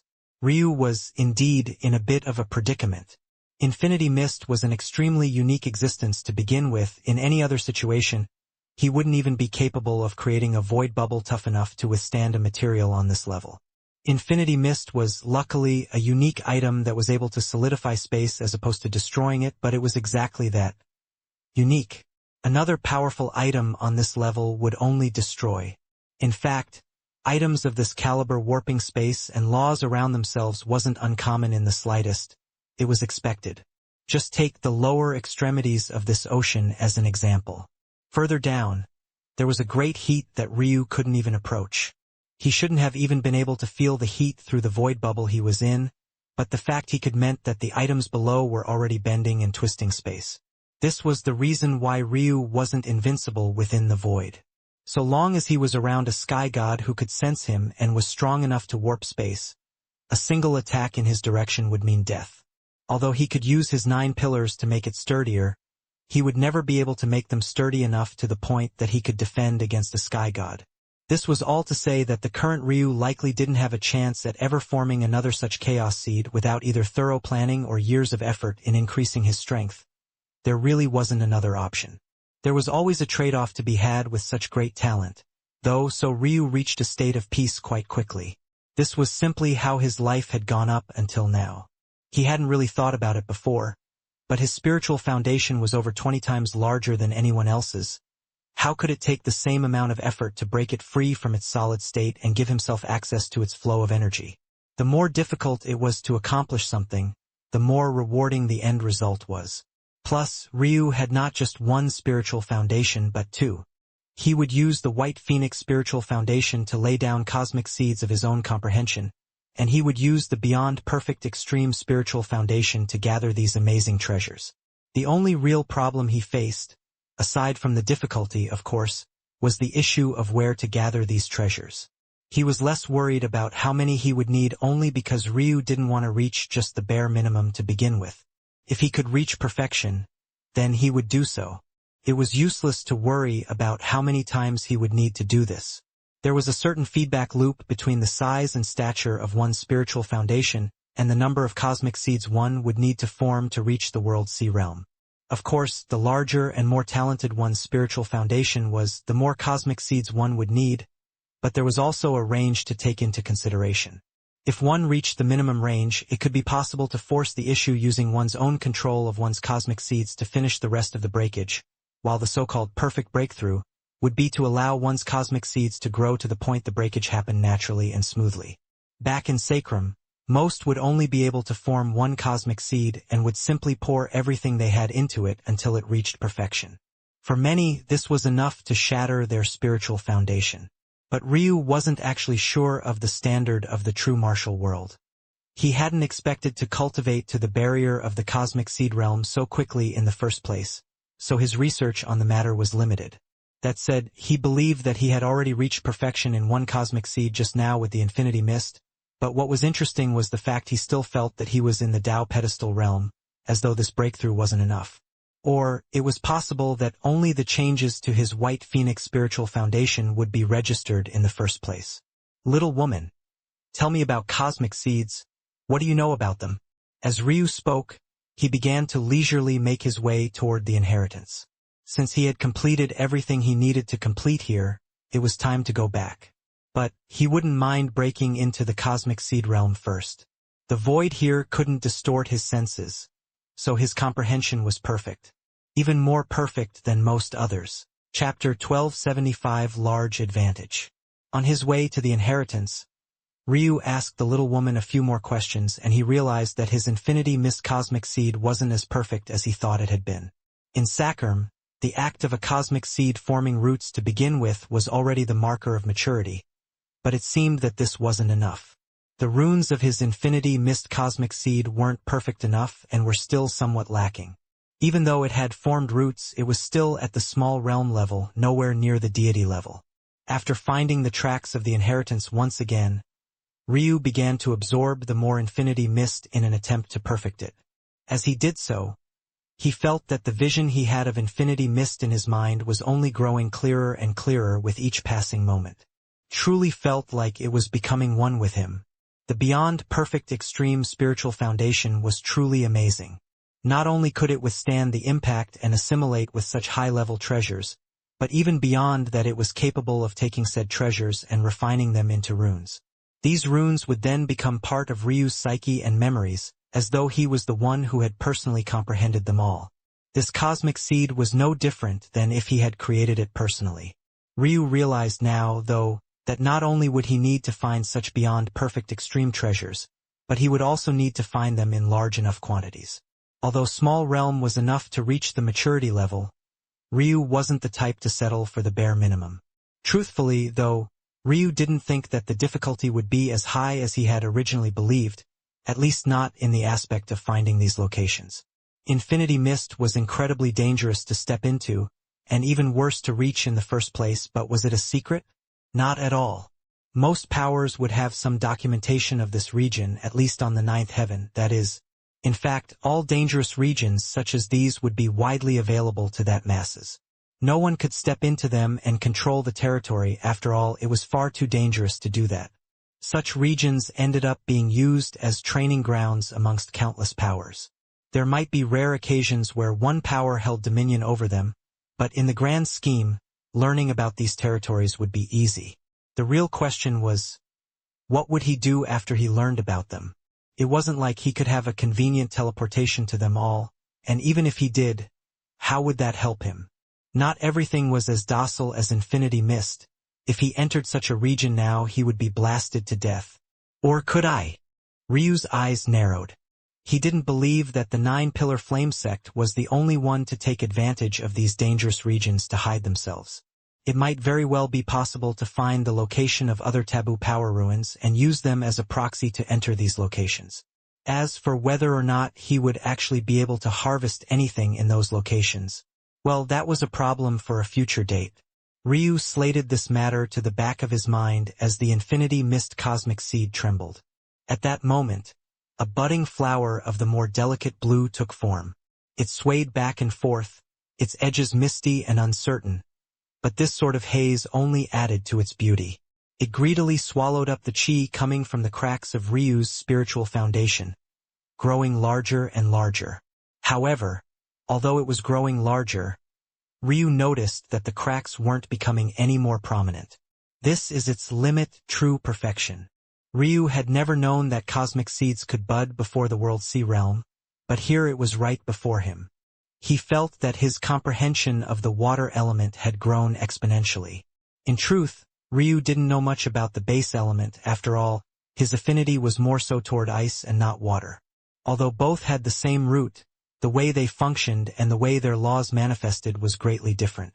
But right now, Ryu felt that his Infinity Mist cosmic seed directly supplementing his comprehension of the water element, making it far more firm and robust. If not for the fact he didn't want to throw the balance of his 8 trigram diagrams off, his water character would have already broken through several times over. That said, even without breaking through, the rise in strength was noticeable. Interesting. I've been using my Tao to raise my inheritances all the while, but the opposite is possible as well. Ryu was certain. The beyond perfect extreme natural treasures that he found in the future would better suit him if they matched his current affinities. That meant he would have to find the extremes of a region of lightning, of fire, and of wind. If these 4 weren't enough, he would begin to branch out into other matters. With a step, Ryu vanished and he appeared once again in a familiar region. The lava-like pool was right before him and the 9 pillars that had surrounded it had dimmed. However, seemingly sensing Ryu's appearance, they shone once more and began to drip. Ryu nodded to himself. It seemed that this place entered dormancy when he was away. This was the best method of preserving this spot for future generations. Obviously, they hadn't put all their eggs in Ryu's basket. With a wave of the hand, Ryu marked this region. In the past, he didn't have the skill to do so, but he was confident now. He would be able to teleport this area with just a bit of effort on his part now. Finding the ruin again would be as easy as breathing. After confirming things, Ryu walked toward the exit, but his feet suddenly paused, a frown pinching his brows. Soon, they smoothed out and he shook his head, walking forward and vanishing. Not long after he had vanished, a shadow flickered and an old man appeared seemingly from thin air. His back couldn't seem to hold up the weight of his body any longer, so he was excessively hunched over. The length of his grayed brows and beard were so long that it was clear he hadn't cut them in millennia. They pooled on the ground around him, forming a swirling pile of white hair. He looked toward where Ryu had disappeared with murky eyes that revolved 9 golden pillars. Looking down, he discovered the marks Ryu had left behind. He raised a wrinkled hand with the intention of dispersing them, but then he hesitated. After a moment, he lowered his hand again, looking toward where Ryu had disappeared once again. Truly an anomaly. It seemed that this was the first time this old man had spoken in years. His voice came out in a hollow whisper, almost as though the sound had to crawl and scrape its way out of his throat and just barely ran out of energy when it finally reached his lips. The old man raised his hand again and touched the pillar to his side. He wasn't a fool. He could see it in Ryu's eyes. That brat wasn't thankful or even worshipful. The odds that he would hold the 9-pillar flame sect as anything more than karma to repay in the future was minimal. This wasn't the kind of heir he wanted, but he also couldn't bear to crush a seed that had a chance of growing. Ryu wasn't the first to make it here. As he had thought, the 9-pillar flame sky god had been one. What Ryu was wrong about, though, was the fact the 9-pillar flame sky god hadn't ended up in the wrong place. He had ended up right here as well. The reason his inheritance didn't have anything else was because even after his death, he didn't betray the 9-pillar flame sect. But in the end, he had died as well. This was the unfortunate state of the 9-pillar flame sect. In order to be recognized by their inheritances, one had to be bold, arrogant, willing to look up into the heavens and say no. But it was also this personality that made their people overly brazen, causing many of them to die early, including the 9-pillar flame sky god. The difference, though, was that the 9-pillar flame sky god had a great amount of empathy in his heart and soul while Ryu clearly did not. Maybe this lack of empathy and conscience is exactly what we need. The old man turned and seemed to vanish. He was tired and weary, he already didn't have many years left. But that matter was relative. Given his lifespan, he probably had the time to watch 10 more Ryus come here and die. A sigh resonated through the depths of the ocean. The 9-pillar flame sect had been great enemies with the unbalanced art sect in the past, but somehow both of their legacies had appeared in the hands of the same young man. He had sensed the unbalanced mantra on Ryu immediately and thought about simply killing such a successor, but in the end he had chosen to show compassion. Whether or not that would come to bite him in the future, he didn't know. But after all these years of attempts, he felt that maybe it was simply time for the taboo powers to give up. The martial powers were too strong, too cautious, and even after all of these years they hadn't grown complacent. They didn't let off even small worlds that might have a chance to threaten them in the future.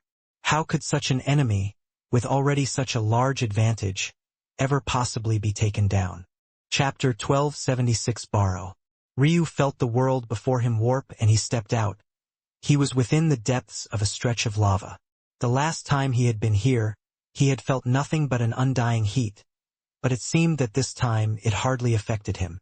Ryu had a feeling that this lava wasn't very hot to begin with, it just happened to be an exact replica of the world his mind had projected when he was within that golden pillar pool.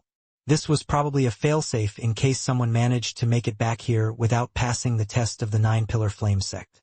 That way, one would mistake the world that had just been in their mind with this one. Thinking to this point, Ryu's gaze couldn't help but flicker. To him, this choice of the 9-pillar flame sect was stupid.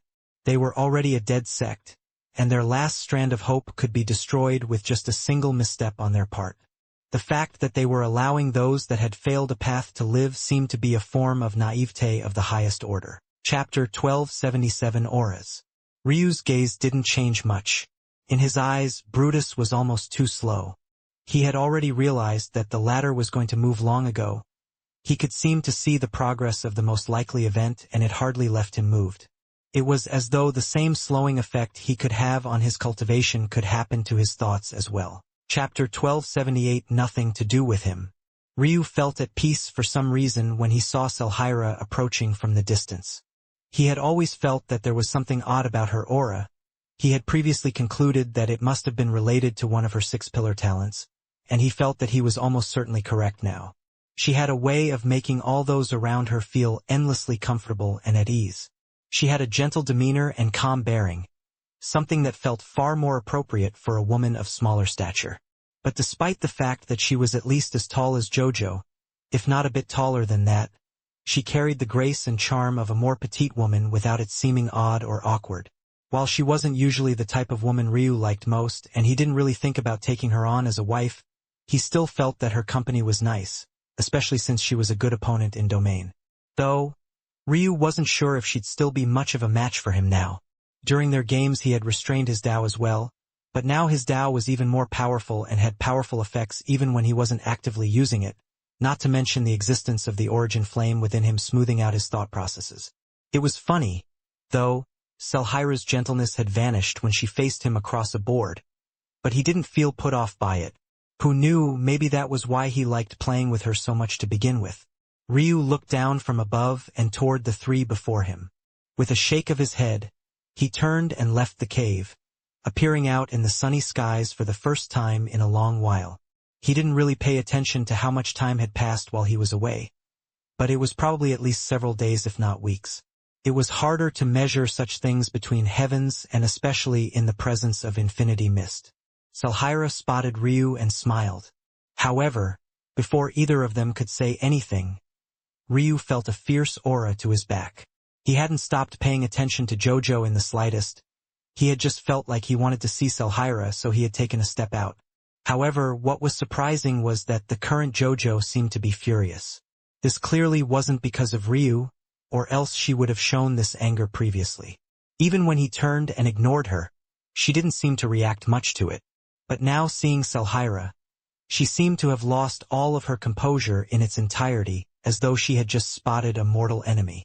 Before Selhira could even descend from the skies, Jojo unsheathed the giant blade from her back, stomping on the ground so hard that it rippled out for hundreds of meters like the waves of the ocean. Jojo's junior brother, who had just stepped out of the cave supporting Brutus, was shocked silent. He had been following Jojo for a long while, and he had been hearing about her in the sect for years, but he had never heard of her drawing her sword. No one had been able to make her take a battle seriously enough to do such a thing. She usually just relied on her fists and her sword god aura. But this time, she actually pulled it out without even exchanging a single blow. At first he thought that she was targeting Ryu, but when he got the full view of the situation, he realized that the target was actually a veiled beauty in the skies. Jojo's roar filled the skies and Selhira seemed to finally notice her. Ryu frowned. Jojo had moved too fast for him to react to stop her. He had originally thought that she would be targeting him, so he wasn't prepared for her target to be elsewhere entirely. Selhira's smile dimmed somewhat. Sensing her change, her snow-white owl flapped its wings and hit a speed that Ryu had never seen it touch before. It slipped to the side, leaving Jojo chopping at air. However, Jojo shifted her stance at the moment, swinging her sword and using it like the guiding lamppost in her flight. It was clear that Ryu wasn't the only one who could use sword god aura to fly. It was just that Jojo's methods were a bit different than the usual. Rather than placing her sword beneath her feet, she continued to swing it while using the flying momentum to add to her strength. This seemed like an insignificant difference, but the amount of control she was exhibiting was astonishing. At the moment, although she was clearly relying on her sword to fly, she looked no different from a sky god using the laws around them to fly instead. Selhira's smiling brows seemed to finally dim down entirely, flattening out. This was a face that Ryu only saw when she was focused on her next move in domain, but this time, Selhira's arm trembled and her fist suddenly punched out. The soft silk of her dress fluttered, but a devastating roar seemed to echo out from that dainty fist. The skin of the back of her hand and forearm glistened like the rainbow and sparkled like crystals. A devastating boom roaring across the skies as she punched against Jojo's blade. Bang! Blade and fist met, a shocking wave of rebound rippling out like the sudden waves of a once calm but now disrupted lake. Ryu's gaze narrowed. If it wasn't for the strength of his eyes, just looking at such a scene would have probably hurt. The strength of these two women was astonishing, and it didn't even look like either one of them had gone all out. They were still probing one another that I think you should take a look at. Even so, Ryu didn't seem to have the intention of interfering. That wasn't because he didn't feel like protecting Selhira. It was rather that this didn't seem like the kind of thing it was appropriate for him to interfere in. These two clearly had a history. Of course, if it seemed like Selhira was going to suffer, he would do something. But it was still unknown if he was in position to save her if she couldn't protect herself, at least not without truly going all out. Ryu thought that he had caught up with Seventh Heaven geniuses already, but this felt a bit too exaggerated. These two didn't feel like just Seventh Heaven geniuses. Ryu had fought with Starlight before, and back then he had suffered quite a bit even at the hands of a young man who was an entire cultivation realm beneath him. However, the reality of that was that Starlight had relied heavily on his various talents to output that kind of strength. But right now, Selhira and Jojo were using nothing particularly outstanding talent-wise outside of Jojo's sword god aura. Obviously, though, sword god aura wasn't an innate talent. Even if you were born with a sword soul nature, you weren't guaranteed to form sword god aura. And as novel.com, all of this just seemed to be their base, casual strength. Of course, there was something else to consider, and that was the fact that Starlight had been very young, and he had yet to cultivate the special techniques of his sect fully, nor integrate them seamlessly into his battle style. That might be why he had to more heavily rely on his talents to bridge the gap his skill lacked. Even so, watching the two women clash in the skies like this, Ryu felt that he was seeing a heaven beyond a heaven. Even if they were indeed beyond the standards of the seventh heaven, that didn't change anything. His goal was to surpass all and even subdue the powers of the ninth heaven to make them pay for what they had done. Feeling complacent about catching up with the seventh heaven wasn't something that he would do. Suddenly, the clash of the women above came to a sudden stop. Jojo landed on the ground with a heavy boom and Selhira's beast companion, more aggressively than usual, swooped to the ground, kicking up dust and nearly blowing down trees in the distance. The two stared at one another, one furious and the other cold. Jojo sneered. "Still the same overgrown bimbo. Just seeing your face annoys me. What's with that veil? Can't let the world see your ugly mug." Ryu was speechless. Why did it feel like these two were both fiendish foes and friends at the same time? Did he just not understand relationships between women well enough? No, that couldn't be the case. That was because this was more like a relationship between men. If he saw that bastard today, his first instinct would have probably been to beat him to within an inch of his life first. Then they could talk after. Selhira seemed unmoved by these words. Her lips only slightly parted as she spoke lightly. "That armor is still just as flattering on you." It seemed like a compliment, but given the context, only a fool would think so. Jojo remembered that look Ryu had given her earlier, and suddenly a comment that would have usually rolled off her shoulders became extremely annoying. "Say that again. I'll strip you naked and hang you from the highest pole I can find." How uncultured. What would your mother think? What did you say about my mother? Ryu looked back and forth between these two and shook his head. He had been trained by Elena long enough to know not to interfere. This matter had nothing to do with him. Chapter 1279 Remnants. Ryu looked over toward Brutus and Jojo's second junior brother. He seemed to want to know if he could tell anything from their gazes, but instead he saw them avoiding the confrontation just as much as he was. It seemed that they were actually quite scared of Selhira, because they didn't remotely have this level of fear when they had been interacting with Jojo alone. This was interesting to Ryu because everyone that he had seen interact with Selhira couldn't wait to fawn over her. That meant that whatever these two men had gone through was traumatizing enough to even override the usual gentleness of her usual aura. Ryu's lip couldn't help but curl, as though he had just found out something quite amusing. He had an inkling about a deeper side of Selhira. After all, no normal individual could have such an aura while playing Domain. But this was even funnier than what he had been imagining. As for whether that changed his opinion of her negatively, not at all. In fact, it was the opposite, if anything. Gentle women weren't his cup of tea to begin with. He just had a particular fondness for Selhira that, of course, didn't cross the line into that sort of relationship. But this was far more interesting to him. Selhira suddenly looked over. Seeing Ryu smile, her gaze flickered and she seemed to regain her calmness. Jojo, who was very familiar with Selhira, couldn't help but narrow her eyes. This was an oddity that she had never seen before. It definitely wasn't purely because Ryu was a man, and it definitely wasn't because he was a stranger. She had seen Selhira do far worse things in the face of far more established individuals. Suddenly, it clicked. "You came here for him?" Jojo asked, still somewhat skeptical. But when she saw Selhira's reaction, or lack thereof, her lip curled into a sneer once more. "The mighty Selhira fell for a Dao pedestal realm junior? Say it ain't so." Hearing these words, Brutus and his junior brother, Rain, shuddered. The two women had had many arguments in the past. As usual, Jojo would be the harsher and more outwardly abrasive of the two, while Selhira would layer her words in hidden meanings and hidden sharp edges. However, no matter how they insulted each other, everything would remain relatively calm until one of them eventually crossed a line. They always managed to cross this line at some point. They simply couldn't help themselves. And whenever one of them was truly enraged, that was when the true battle would begin. Once that started, it might be weeks before they stopped, and usually that would only come when they passed out from exhaustion. Hearing Jojo try to besmirch Selhira's reputation by tying her to this unknown man, they knew that that line had been crossed. They could only brace themselves and prepare for the worst. However, what they were preparing for never came. "He's my junior brother. You talk too much." Selhira looked from Ryu back to Jojo. "You constantly walk around with those two brutes. Have you tied the knot yet? Or are you still keeping things casual?"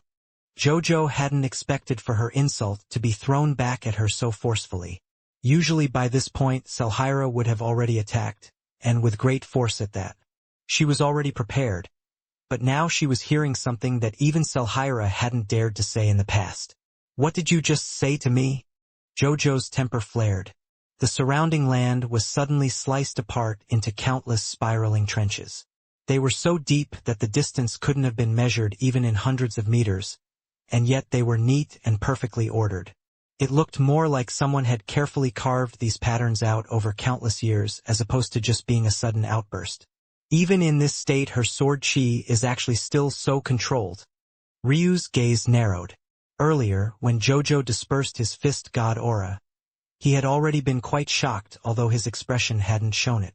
He wasn't very familiar with how to use such auras properly, and he was practically the equivalent of a child swinging around a baseball bat that was far too heavy for him. He had simply never seen it used the way Jojo had, and so easily at that. Selhira ignored Jojo's outburst, another surprise to her, and she actually appeared by Ryu's side. "You've been missing for a while," she said with a light smile.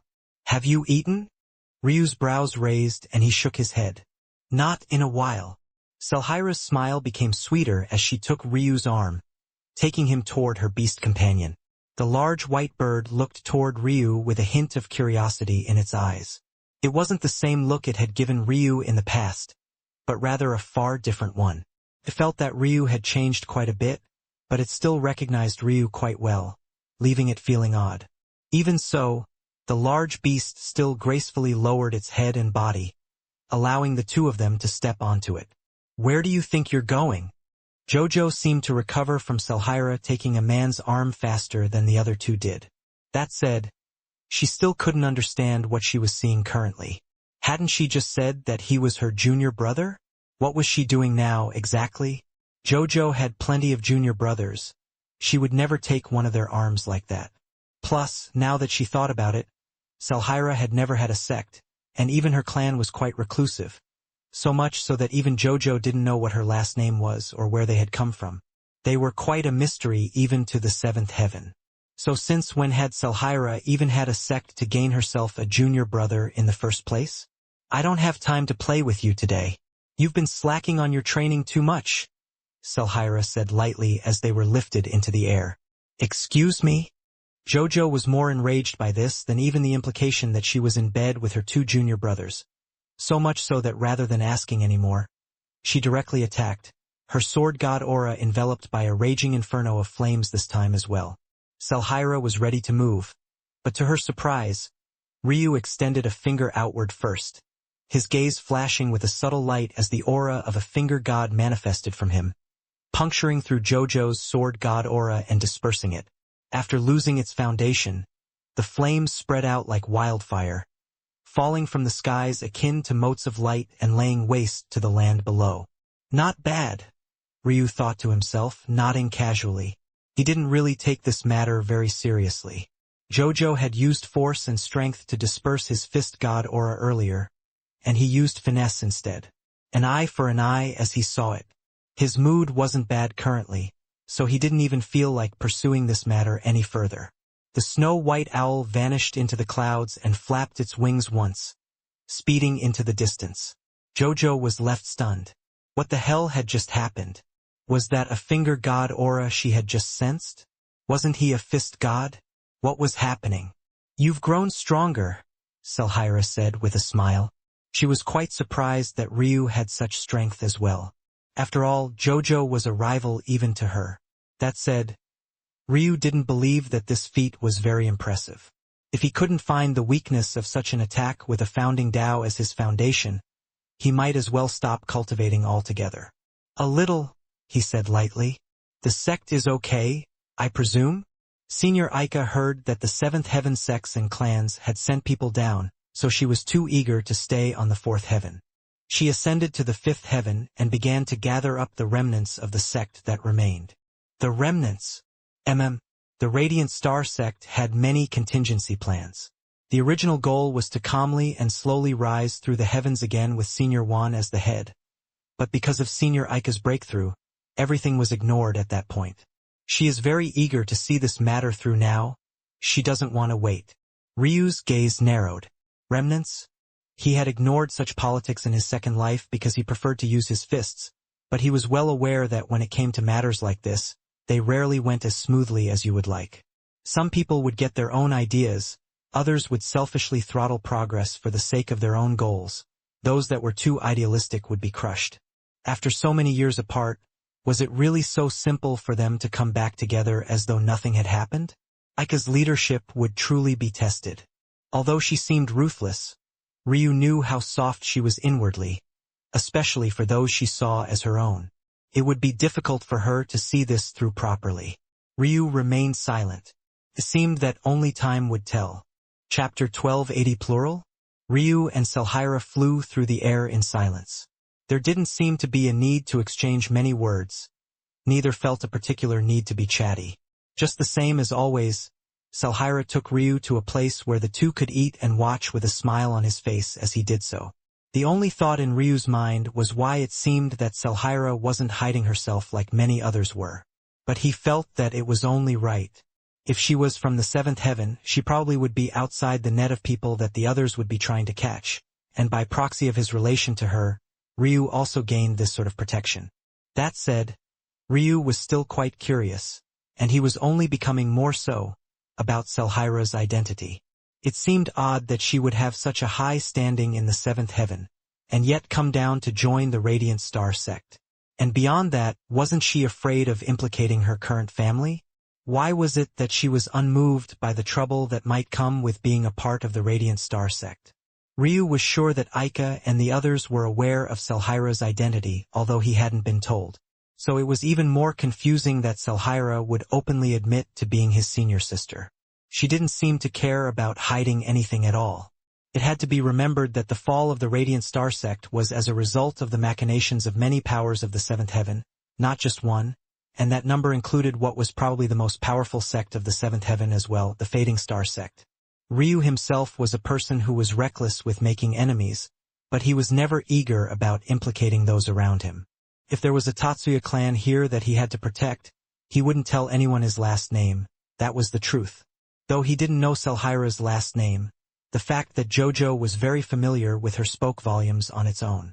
This might be explained away by Selhira's clan having a great relationship with the Radiant Star sect, but if the relationship was so great, why wasn't their support more than a single World Sea Realm expert? And how had they avoided being implicated and thrust down to the lower heavens just like the Radiant Star sect had been?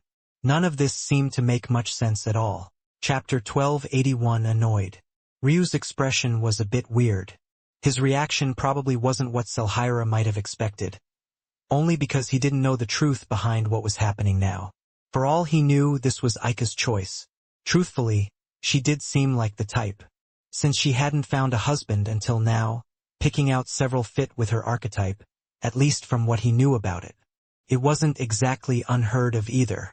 Take the martial gods for example. They were an exceptionally powerful clan and their rules on such things were far more lax than many others. Icemine's own mother had 2 daughters from 2 different men, and they both fought over her just the same.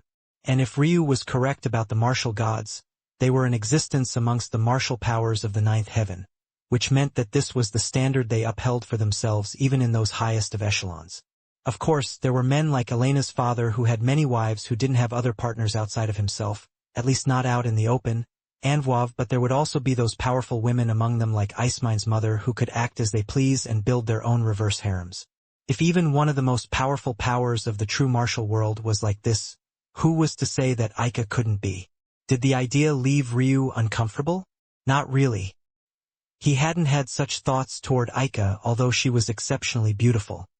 He had met too many beautiful women in his life, If he fell for everyone, there wouldn't be enough minutes in the day or days in the year to account for all of them. Although he wouldn't hold himself back from adding to his harem, he wouldn't go out of his way to do so either, and there would likely come a time where he felt that there was enough. Ryu had never entered the cultivation world with thoughts of having a huge harem. His family life didn't prime him for such a thing. His father only had his mother, his grandfathers only had his grandmothers. If it wasn't for the oddity of his second lifetime and the existence of Ailsa as his life partner, he would have been content to only know one woman all his life. This was to say that this matter didn't leave him very moved, and he never even considered the fact that Aika was his own to have or that she even owed him such a thing. Beyond that, the disparity in their cultivation also spoke volumes as well. Ryu wasn't one to believe he had to be more powerful than his women. In his mind, he would eventually be the strongest there was, so why care about current strength? In fact, whether it was Elena, Ailsa, or Eska, they had all been far more powerful than him when he met them. In fact, even Icemine had been as well. If it wasn't for his breakthrough during their battle, he would have lost at her hands as well. Even so, there was something to be said about maintaining the usual boundaries of the cultivation realm. Like cultivators usually married like cultivators. The idea of a sky god marrying someone who wasn't even in the world sea realm was asinine. With the cruelty of the world, marrying someone that was beyond yourself was only asking for both parties to suffer. That was simply reality. Of course, Ryu wasn't one to care about such things at all. No one could possibly believe in him more than himself, but it was still something to consider nonetheless. This was all to explain that Ryu didn't immediately feel negative emotions when he learned of this. In fact, he quite understood it. Whether it was because this was what Aika wanted, or if it was for a greater purpose, they both made perfect sense. It had to be remembered that Aika was the only one of both the Fading Star Sect and the Radiant Star Sect to have been the fading and radiant halves of the former dual Radiant Star Sect's bloodline. As such, her womb was maybe the most valuable thing they had remaining. If she wanted multiple husbands to maximize her chances of conceiving a child with the same gifts as herself, it was quite understandable. One's bloodline was about the only thing that could be passed one through birth in the first place. It was important to take advantage of it. However, these thoughts paused when Ryu saw the unhappiness on Selhira's expression. "Is there something the matter?" Selhira looked at Ryu's expression, and seeing his reaction, for whatever reason, she actually seemed to relax and her deadpan visage smoothed out. Her expression became gentler and her arm, which was wrapped around Ryu's, wound tighter to the point that Ryu could even feel the softness of her chest on his upper arm. Ryu raised an internal eyebrow when he felt this. Although Selhira had been holding onto his arm all the while, he hadn't minded it much. That was because it was quite platonic and benign. It was more akin to an elder sister holding onto her brother's arm. There wasn't much to overthink about it, especially since she still kept a certain distance. Something like allowing him to feel her chest wasn't something that she would do in the past. She seemed very aware and intentional about it, but still continued to answer his question as though nothing at all had happened. "I can explain it quite simply to you. Although Senior Aika isn't being forced, it's effectively like this. There are 3 legs of the Radiant Star Sect that remained between the 4th to 6th heavens that were called forward. They're led by Old Jiao, Old Shen, and Old Su. According to the original plan, they were supposed to lay low without any outward-facing presence. They would find children from discarded families born with great talent, take them in, and give them the radiant bloodline. Over time, these hidden factions would grow stronger and stronger, and once Old Wan's plan was complete, they could move forward with a strong base. However, Senior Aika's breakthrough has changed everything because they now have a talent capable of holding down the fort on her own. In the past, Senior Aika was already capable of defending the sect on her own, which was why so many survived in the first place, but in order to do so she had given up a great amount of her lifespan and vitality, resulting in many thinking she would never have the chance to break through. This change though was great because it meant that even if they charged back to the 7th heaven now, they would be able to adequately protect themselves. Ryu's gaze flickered. To think that the breakthrough of just one Aika could give them such confidence. It had to be remembered that the sect had enemies on the 8th heaven, had brought them to the 7th heaven in the first place before they split. There was always the chance that such enemies could come back around just in case to make sure that the sect never rose up again. Entering the seventh heaven didn't just mean that they were on the seventh heaven, but it also meant that those of the eighth and ninth heaven would have a much easier time reaching you. This realization made Ryu reevaluate Aika once more. Now that these matters are settled, though, those old men are thinking about the future already, and they felt that Aika should choose a husband. The problem is that there's no one of Aika's generation that's worthy, and there isn't a single one of the younger generations who can even shine her shoes. Asking for this annoyed Aika greatly, and she snapped. She rightfully believed that her alone was enough, but the old men began to speak about the future and how although she was enough to hold the fort on the seventh heaven, what about their return to the eighth heaven? Or what about one day finally reaching the ninth heaven as their ancestors had always wanted before they were divided? A single Aika wouldn't be enough for this, they would need at least a half dozen. And how could such a thing be possible if the full dual radiance bloodline never appeared again? Their only hope was for Aika to have children. Senior Aika was infuriated by all of this, but the old men said they would allow her to pick whomever she wanted. They weren't forcing her to marry anyone. Not that they could. Reaching her limits, Senior Aika had a fiery burst of rage and said that if she was going to have to pick a husband, she would just be like all those other patriarchs and have more than one. And that's how this all started. Ryu and Selhira looked down toward the carnage in unison. Ryu's gaze flickered. This situation was definitely more complicated than he had originally thought. Chapter 1282 Fall of a Genius. The approaching Ryu and Selhira caught the attention of many below. Those that were here hadn't been back for long, but many had already met and seen Selhira before. As were many, they were easily captured by her gentle aura and calming presence. But no matter what, it was difficult for them to have an outward showing of jealousy to the fact she was hanging from another man's arm when they were quite literally fighting for the right to have another woman as their wife. So, though their strikes became more furious to vent their discomfort, they didn't do or say anything else. Considering they had just met Selhira not long ago, for all they knew, she was already married to another. Although she still had the air of a virgin, without exceptional senses it was hard to tell at a glance. And even if it was the case that she was betrothed, it wasn't rare for women to wait until after they had entered the sky god realm to consider losing their primordial Qilin. There was no shortage of techniques that benefited from an intact one. Selhira's snow-white owl landed on the tall walls of the sect. Upon it, there were many observing the proceedings. And, of course, the likes of Old Juan, Samson, and the others were present. This was quite an important event, after all, so how could they not be? The two looked toward Ryu, and though their expressions didn't show much, there was a peculiar change in the depths of their eyes, as though they were seeing something they couldn't quite understand, but also couldn't quite put their finger on what it is they were trying to understand in the first place. Aside from Samson and Old Juan, there were the trio of Old Jiao, Old Shen, and Old Su. All three of them didn't look particularly outstanding, but that was probably what was also so remarkable about them. They dressed in simple robes that looked as though they had been knit in thick wool. They looked more like retired, old mortal men who spent their days in rocking chairs and watching their grandchildren play than the backbone of a once exceptionally powerful Seventh Heaven sect. But again, this was what made them so remarkable. And now that Ryu thought about it, it was also what made the likes of Samson, Aika, and Old Juan so remarkable as well. He never felt any sort of discomfort around them, almost as though they had no strength in their bodies at all. Aika had even completed a breakthrough into what should have been at the very least the Tao Lord realm without so much as harming him, and that was while she had her arm around him as she gleefully pretended to be an old lady. Of course, Aika's level of control was even more exaggerated than just this, but the fact that all of them could do the same wasn't a coincidence at all. There was no doubt that these characters weren't just Sky God realm experts, but they were extremely deep into the realm. In order to qualify as the backbone of such a sect, they would definitely have to be at least the omniscient realm. Ryu hadn't noticed before because he was very much used to being unmoved by the auras of powerful figures. He simply didn't allow his body and psyche to bow down. But now that he held a founding Tao in the palm of his hands, it felt that everything was oh so very obvious to him now. If he wanted to understand something, he simply had to reflect on it for a moment and the answers seemed to manifest on their own. His current level of intelligence was unfathomable. These old men had noticed Ryu's arrival long ago, but seeing him calmly observing them without reserve made them more curious.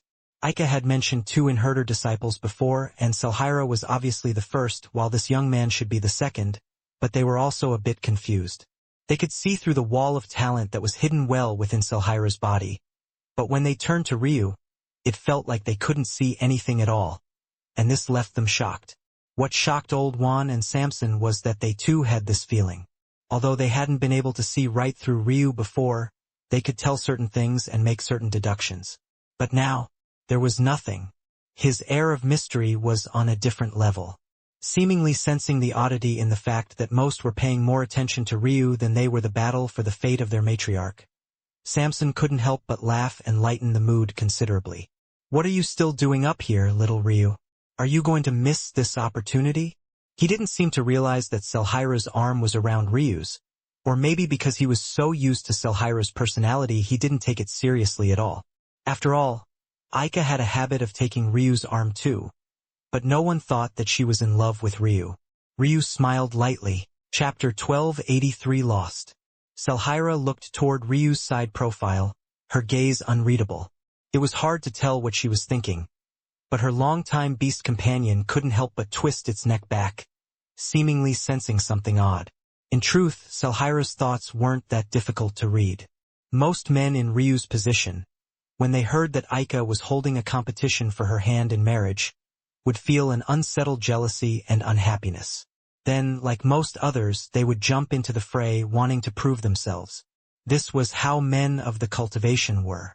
Even with women that weren't their own, they often felt an entitled sense of closeness to them, as though their own personal feelings should dictate everything, even when those personal feelings stemmed from nothing more than pride and ego. Ryu was clearly a very prideful person. However, the way that pride manifested was more important than anything else.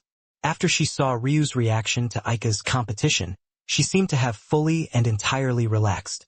Did she love Ryu? She couldn't say that.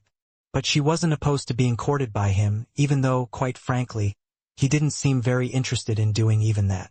Even so, she wasn't dissatisfied and was very satisfied with the current state of things. She had already done her own due diligence, and if she had her own requirements, who was to say that Ryu didn't have his own despite the fact he had many wives already? In fact, the very fact he had multiple wives, given what she knew of his temperament, actually made it even more likely that his requirements for more were even higher. At least, this was how Selhira had felt a moment ago. But seeing so many powerful men fall because of a simple short 2 phrases from Ryu that could hardly be counted as full sentences, she felt her heart unexplainably pound. She knew that this was because she had lowered her defenses toward Ryu, but for him to take advantage of this so soon to make such a sweeping display of masculine and yet reserved power left her eyes glistening. How unfair, she thought to herself. But in the end, she smiled and looked away.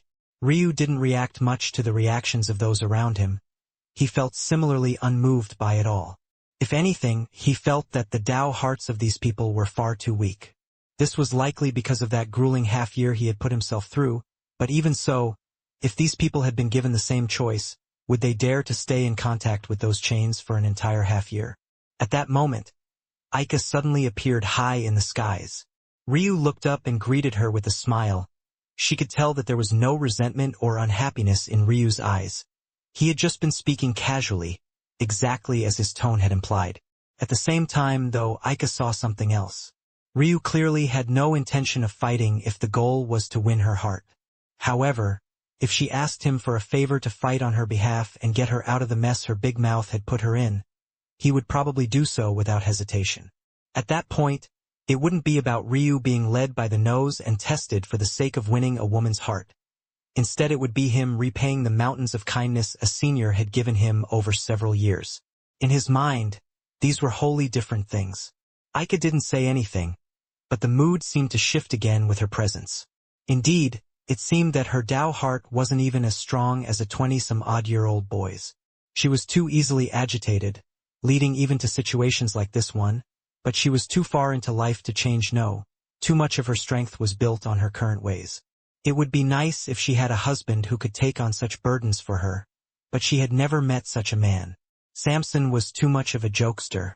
Old Juan was too scheming and calculative. Old Zhao, Old Xian and Old Su had never been very close with her to begin with, and they lacked the talent same and Old Wan had to begin with. As for those outside of her sect, all they had ever done was ignore her. She sighed. At the moment, she just looked tired.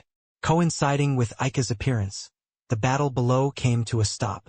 In the end, 3 remained, the exact number that Aika had called out previously. Of the nearly 3 dozen that had participated, just this number was left, and their identities weren't very surprising at all. Each one of them was ranked first in their own respective factions. Bruiser. The young man lived up to his name, wearing a pair of dense black gloves with spikes over the place of his knuckles. He looked as though he could be willing to smash even a star to smithereens if one allowed him to. Dried blood caked his temples and streaked down his forehead. Though his hair looked black at first glance, when the sun rays hit it just right, it lit with a hidden red, making the dark bits of flesh that were still stuck in the grooves of his spiked knuckles. He was under Old Zhao's faction and exuded an aura that was both sinister and tainted. From his back extended a pair of dense black angel-like wings. When they flapped, a fog of blackness invaded the surroundings, making there be no doubt that this was most definitely from a special bone structure. Just from the obvious aura alone, it was at the omniscient grade at the weakest, and that was just its inactive state. Aside from this, his features were quite pale and handsome. They held a sharpness, from his jaw even down to his nose, but his eyes were surprisingly dull, taking away from his sword-like brows. He didn't hold any weapons, but the black metallic features on his wings dripped with an oozing blood. He was under Old Xian, Bryanus. He was the tallest of them and also somehow held the oddest weapon. It was a rod technically, but it looked far more like a pillar. It was as thick as his already thicker than normal waist, and just to hold it, he had no choice but to wrap his entire arm around it.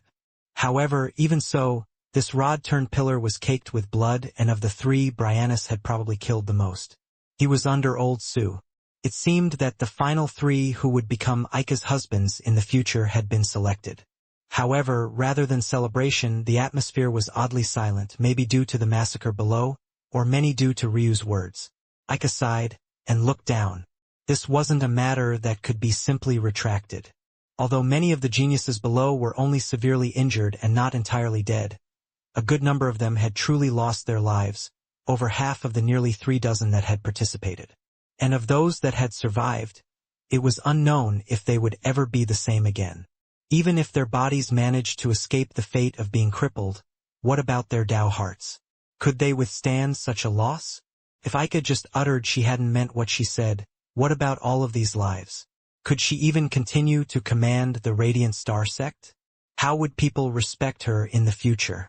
She would be seen as a tyrant, and despite what seemed to be her personality, she couldn't bear such a cross. But what could she do other than accept? When her elders of the past had told her that her big mouth would get her into trouble in the future, she thought it would be at the hands of a powerful enemy. The irony that mere World Sea Realm experts had such a hold on her right now wasn't lost on her in the slightest, but it only seemed natural. Eventually one's faults would catch up with one. Ryu looked up toward Aika as her pink lips slightly parted. It seemed that she was about to speak, but he could sense the hesitation, then the sudden determination. Her chest expanded and she was ready to bite the bullet when she was suddenly interrupted. That said, it's just a bit unfair if I participate now. They've all just fought a difficult battle. How about I let them rest for a week? Then we'll battle. We can do a battle royale of 4. Ryu's uninterested voice echoed. Many who had been affected previously had begun to wake up one after another, and part of the reason Aika had taken so long to speak was to avoid disturbing them. It would be too bad if their future potential was completely shattered because of a few words. Very few expected Ryu's words, but what was even more surprising was that Ryu didn't wait for the answer of everyone else as he turned to leave. Watching his back view, for some reason, Aika felt that she had suddenly lost something. Chapter 1284 Let Alone. Ryu stood in silence, his white robes fluttering in the wind. The last week had passed with great speed, almost as though it was the blink of an eye. One would have thought that for the likes of Ryu, such time would have passed by exceptionally slowly, especially since this was a day he would be putting his life on the line. but he was just as relaxed now as he had been back then. His hands clasped behind his back and his two great sword staffs floated gently without a touch in the same position they had always been in. They reflected a black and white light, appearing to be a different sort of beauty depending on how one gazed upon them, and at which angles one did so. It wasn't the kind of treasure one would ever guess to have been crafted by a youngster like Ryu, even though it was only at the sovereign grade. None of his enemies were there yet, despite the fact the sex walls were lined with people. But Ryu didn't seem to react to this at all. It probably made sense that the others would be dissatisfied. In their eyes, Ryu was only a Dao pedestal realm expert. The fact that their positions were delayed for an entire week was quite unacceptable to them. However, they could only delay this matter for so long. Since Aika had made the final decision, what choice did they have but to comply? Soon, 3 persons came crashing down from above, landing heavily on the ground below. Bryanna's pillar dove into the ground, hiding half of its entire length instantly, and yet it was still several heads taller than the young man. Bruiser's steel knuckles shimmered beneath the high sun. As for Rabayan, he was the only one among them who managed to land gently, the sharpness of his facial characteristics carving through the wind.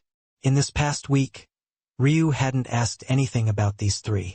Quite frankly, he didn't care enough to know. He didn't even know what their names were. That said, they had learned everything there was to know about him. They knew he came from a small world. They knew that his performance in the incomplete heavenly path was the reason that the sect had managed to enter the 4th heaven. They also knew that he already had several wives, and yet he actually dared to participate in this matter. Although it couldn't be uttered that these 3 had never had females in their lives, they had in fact had many. They hadn't taken any of them as their true women. Marrying so young with their level of talent was quite rare, and it was obvious that Ryu had likely only done so because of the customs of his small world. Even with all of this said, they didn't look down on Ryu for these things. Of course, that wasn't because they were magnanimous or big-hearted, nor was it because they deemed themselves to be good people. It was rather because of Aika and the existence of her influence. If this Ryu was a normal person, why would Aika set out a special event for him in this way? They didn't believe for a moment that Aika had special feelings for Ryu, or else she would have just named him previously instead of making them go through all of this. But what could be said is that she had special enough consideration for his talent to allow this sort of exception. I knew that there was something off about this, Bruiser suddenly said, looking Ryu up and down. You're already in the 9 life revolutions realm. You are indeed at our level. Reading another's cultivation had never been an exact science, and it was even more complicated in the true martial world with the myriad of matters to take into consideration. It took one who was either exceptional in matters of the senses, or was intimately familiar with the method of cultivation their target was using, to see through such matters. Making it to the 9 life revolutions realm, especially before entering the World Sea realm first, was an exceptional feat. There were many disciplines that believed the body to be the foundation of all things. It housed both the soul and the Meridians. Without a strong enough body, housing powerful iterations of either was impossible.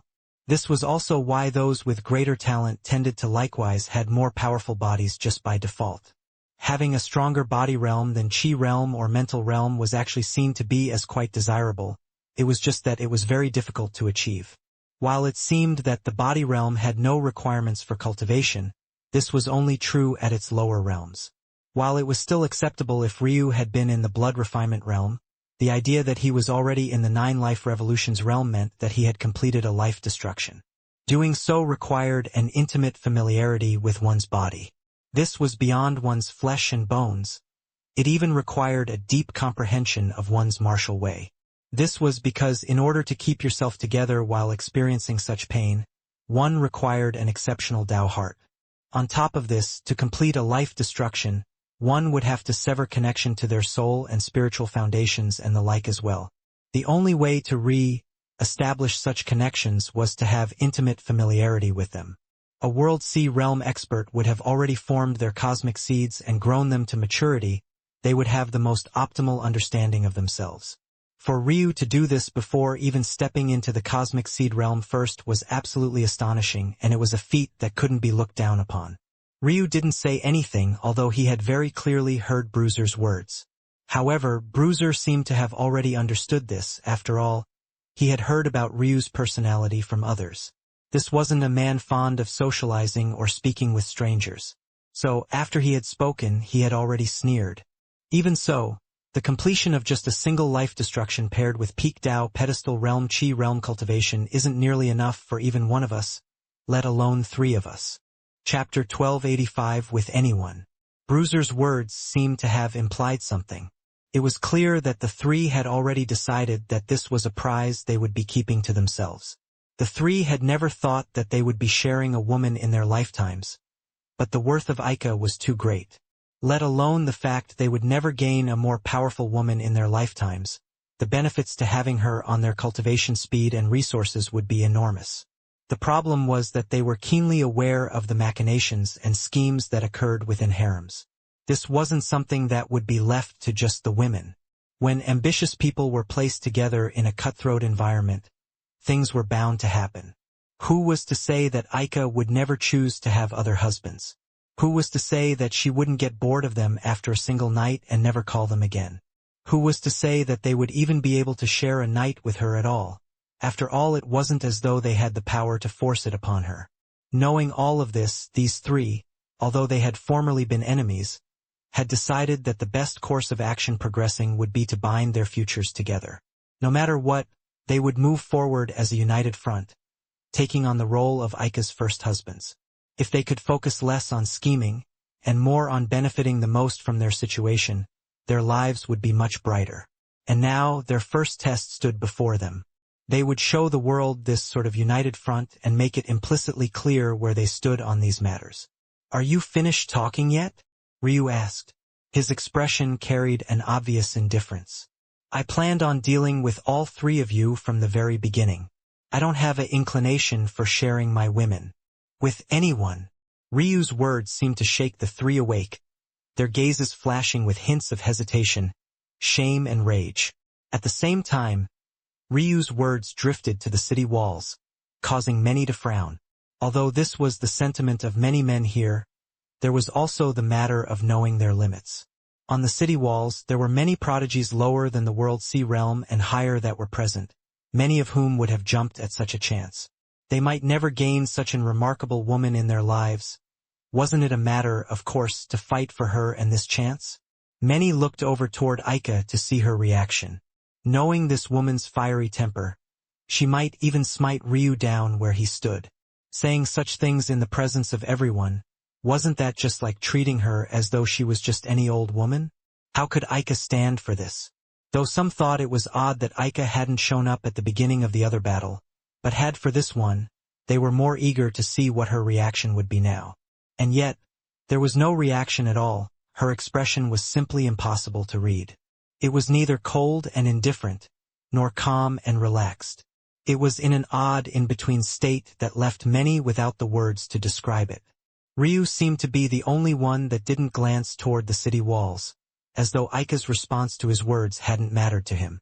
With a gesture of his palms, his great sword staffs flew up and landed gently within them. He flicked his wrists and they spun in his palm, his shoulders and hands rotating with an almost hypnotic flexibility. Then they suddenly came to a stop. Bang! The earth split into three, the residual wind pressure shattering it. Ryu's body began to glow as a pair of white wings extended from his back and white gold scales began to cover his body.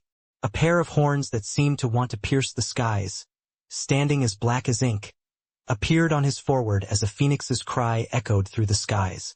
The pupils of several individuals constricted into pinholes. Living spiritual foundation. Qi rushed toward Ryu from all directions, a oppressive weight swallowing up the atmosphere. But what was even more shocking was that it most definitely wasn't immortal Qi. There was no doubt that was most definitely cosmic Qi. However, before this could shock those present to the point of disbelief, the aura of a sword god flourished, splitting the clouds above and rumbling the earth beneath. Ryu's irises reflected with a hidden golden light, shimmering brighter and brighter. He seemed to have gone all out from the very beginning. His presence was absolutely suffocating. And yet, he wasn't finished. Motes of starlight descended from the skies above, gently wrapping around Ryu, and then suddenly dispersing, filling the battlefield like the lines of a game of domain. Everything happened so quickly that the three youths could only stand and watch. They felt a pressure pressing against their bodies. Ryu raised his foot, his body leaning forward slightly. The hairs on their necks stood at attention, their bodies being pulled taut as they felt a keen sense of danger. By the time Ryu's step had landed, his body flickered and vanished, leaving nothing more than an afterimage. Bruiser punched out on instinct. Although Ryu felt overwhelming, he was still within the realms that he could understand and react to. His battle instincts kicked in and he knew that he couldn't allow Ryu to take the initiative. So he reacted as though he had been ready all along. And yet, when he punched out, it felt as though his fist had entered a quagmire. Ryu was right before him, not even half a meter away, and yet for some reason, Bruiser already knew that his fist would never be able to reach Ryu's face.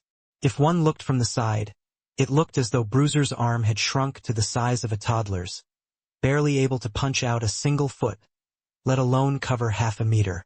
Ryu's great sword staff trembled and blood spurted. Bruiser's arm was amputated from his shoulder, spinning wildly in the air as his blood surged like a fountain. The elders shuddered.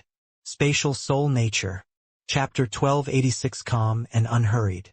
Bruiser could barely see the sharpness of Ryu's gaze behind the curtain of his own blood. He was stunned as a wave of pain racked his body.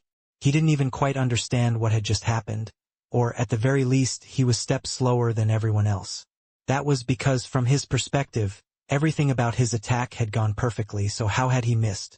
Even worse than that, how had he lost his arm? The pain quickly became rage. His arms were the most important part of his body. They were what his Tao was built upon, what he had been training his entire life. And yet, just like that, he had suddenly lost one. Regrowing arms wasn't impossible, but without investing a ridiculous amount, he would have to restrain the regrown arm from start to finish. If he wanted the exact same arm he had just lost back, he would require an even higher grade healing pill, one that it was uncertain if he would even be able to afford. Bruiser lashed out with his remaining arm in fury. However, in his current state, the very same foolish end would be waiting for him. Luckily, for his sake, Bryanus and Rabion acted immediately. Their perspective was different, so their understanding of what had just happened was far deeper than Bruiser's. Ryu, who had been about to make a follow-up attack, shifting his stance instead. With a small step to the side, he shifted out of the way of Bryanus' massive swinging pillar. His sharp nose was 1 single millimeter from its coating of chi, but his gaze was calm and unhurried. He took another step and his neck barely slid out of the way of Robion's sharp wings. His great sword staff swung out in an elegant arc, one thrusting forward like a raging spear and hitting Bryanus squarely on the chest. The other clipped against Robion's wing, slamming it shut against his body and throwing his balance off. Bryanus was sent flying like a ball out of a cannon while Rabion crashed and skidded along the ground. Ryu took another step, the ground shrinking as his body appeared above the flying Bryanus. This singular step caused Bruiser's own follow-up attack to fail miserably. A curious look flickered in Ryu's gaze as he appeared above Bryanus' flying body. He had been 100% certain that he would pierce through his chest. His great sword staffs carried the weight of the world behind them and had a sharp edge. The fact that Bryanus had flown out as though he had been hit by a blunt hammer across the chest was intriguing. Bryanus, who observed Ryu immediately, slammed his pillar into the ground, causing its full almost 10-meter length to vanish to just 2 or so meters once again. Chapter 1287. Fallen. Ryu didn't say much of anything as he looked toward Aika. He only smiled lightly, a smile that was quite breathtaking. If it wasn't for the fact that Ryu was far too junior to her, knocking off several points from him, Aika might even admit this to herself. But it was too difficult to look at someone so much weaker than her as a viable partner. Even so, Ryu's bearing was no less magnificent than a man that should be able to stand shoulder to shoulder with her. And his large, looming presence, which was even currently casting a shadow over her petite frame, was somehow quite comforting even though she was well aware that she wouldn't even have to lift a finger to deal with him. Aika found herself at a loss for words, unable to find the words that she should be speaking at the moment. It was quite suffocating. "You've improved quite a great deal." "Not much." Ryu shook his head. Aika grit her teeth. This Ryu was too good at dealing with awkward situations. What did he even come and stand before her for, if he didn't plan on carrying on a conversation properly? He just seemed to be observing her, as though he would be able to read her mind if he looked close enough. Suddenly, Ryu titled his head up and looked toward everyone else. I think that that's enough talk of marriage, right? If even those of Aika's generation do not dare to mention marrying her, when would it be the turn of us juniors? It's a bit ridiculous, don't you think? If Ryu had spoken these words before his battle, it would have sounded quite ridiculous, almost as though he knew he was too weak to intervene, and as such wanted to find a different method of avoiding watching Aika marry off to another man or men. But now that he had won such a right and he was clearly straightforwardly giving it up, it held far more weight. Even so, the elders couldn't help but frown. They had gone through so much trouble to get this chance, even managing to get Aika to paint herself into a corner with her words. So how the hell had they managed to land on the one man who would actually give up such an opportunity? Old Zhao stepped forward. I will give you the due respect as Sister Aika's future husband, but you should also remember your place as exactly what you've claimed to be, a junior. This matter is related to the future prosperity of the sect. It cannot be taken so lightly. When Ryu heard this, he looked up into the skies, his hands clasped behind his back. He really had wanted to avoid politics, but here he was, dealing with it again. This old Zhao truly knew when to advance and retreat. If he had treated Ryu dismissively, it would have made this competition for husbands seem like nothing more than a joke. After all, how could someone purported to be the husband of Aika of all people be disrespected by the rest of the sect? That was akin to claiming that all of this was meaningless. But at the same time, he managed to use the tag of future and Ryu's own words to spin this matter in a light that was favorable to himself. Maybe no one believed that Ryu could win a war of words with these old fogies. Aika had never been good at such things, which was why she had landed herself in such a situation to begin with. Indeed.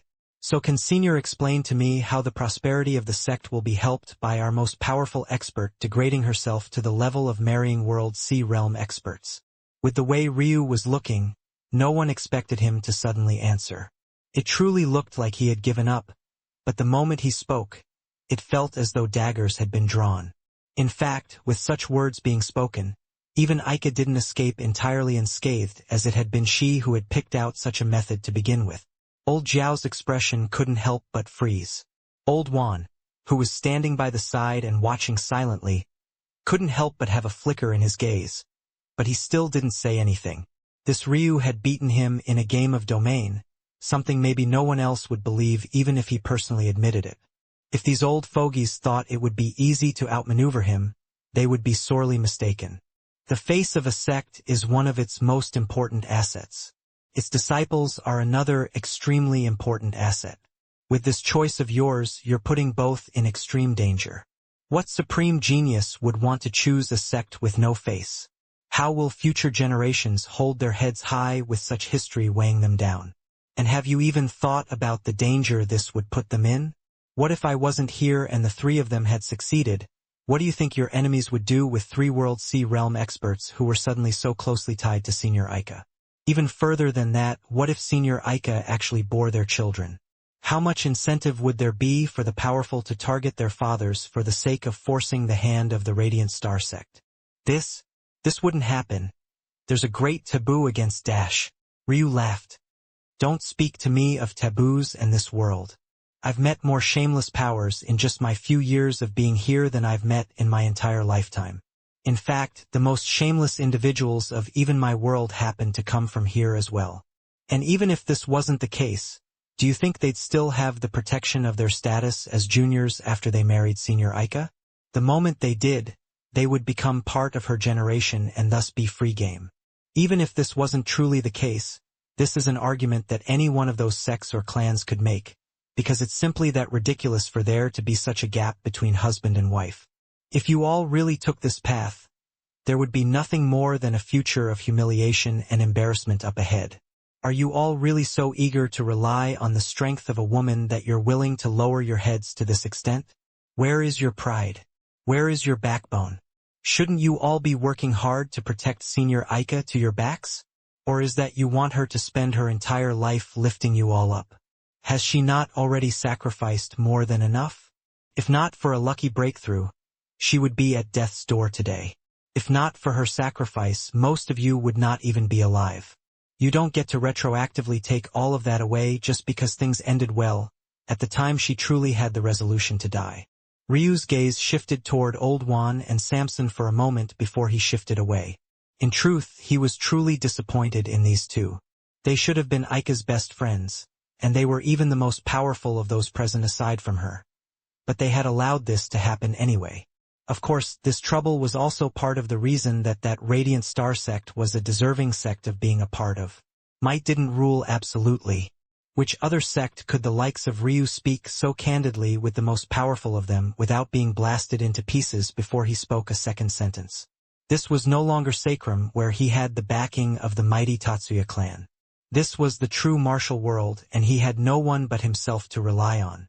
If you really care about the future of the sect, you'll improve your strength and reach the point where you're worthy of sharing some of her burden.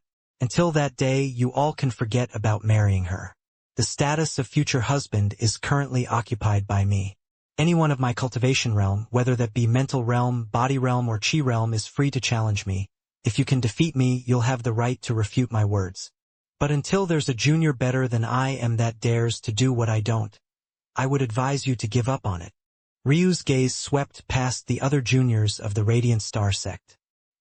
He noticed the glowing gazes of several young women, but he was all too good at ignoring such things. He was more interested in the reaction of the men as they were the few he was challenging. His words had come like an avalanche, so much so that old Jiao and the others couldn't even properly react. As expected, though, many of the young men had quite passionate gazes.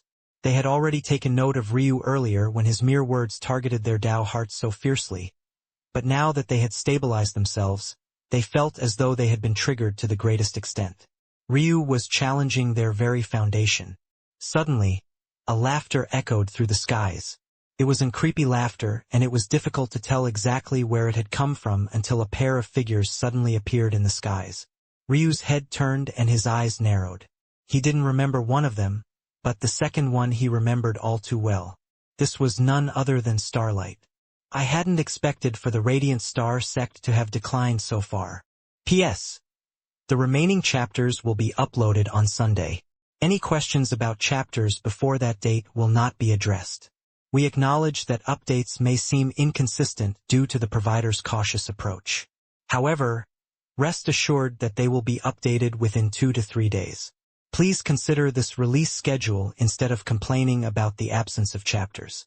The 1-week update delay on Panda Novel is due to the relatively low popularity of GAB, resulting in fewer people purchasing the privilege. We hope you understand that waiting a few days is preferable to waiting a month, as some may have experienced with other novels. Occasionally missing content, please report errors in time. Chapter 1288 off.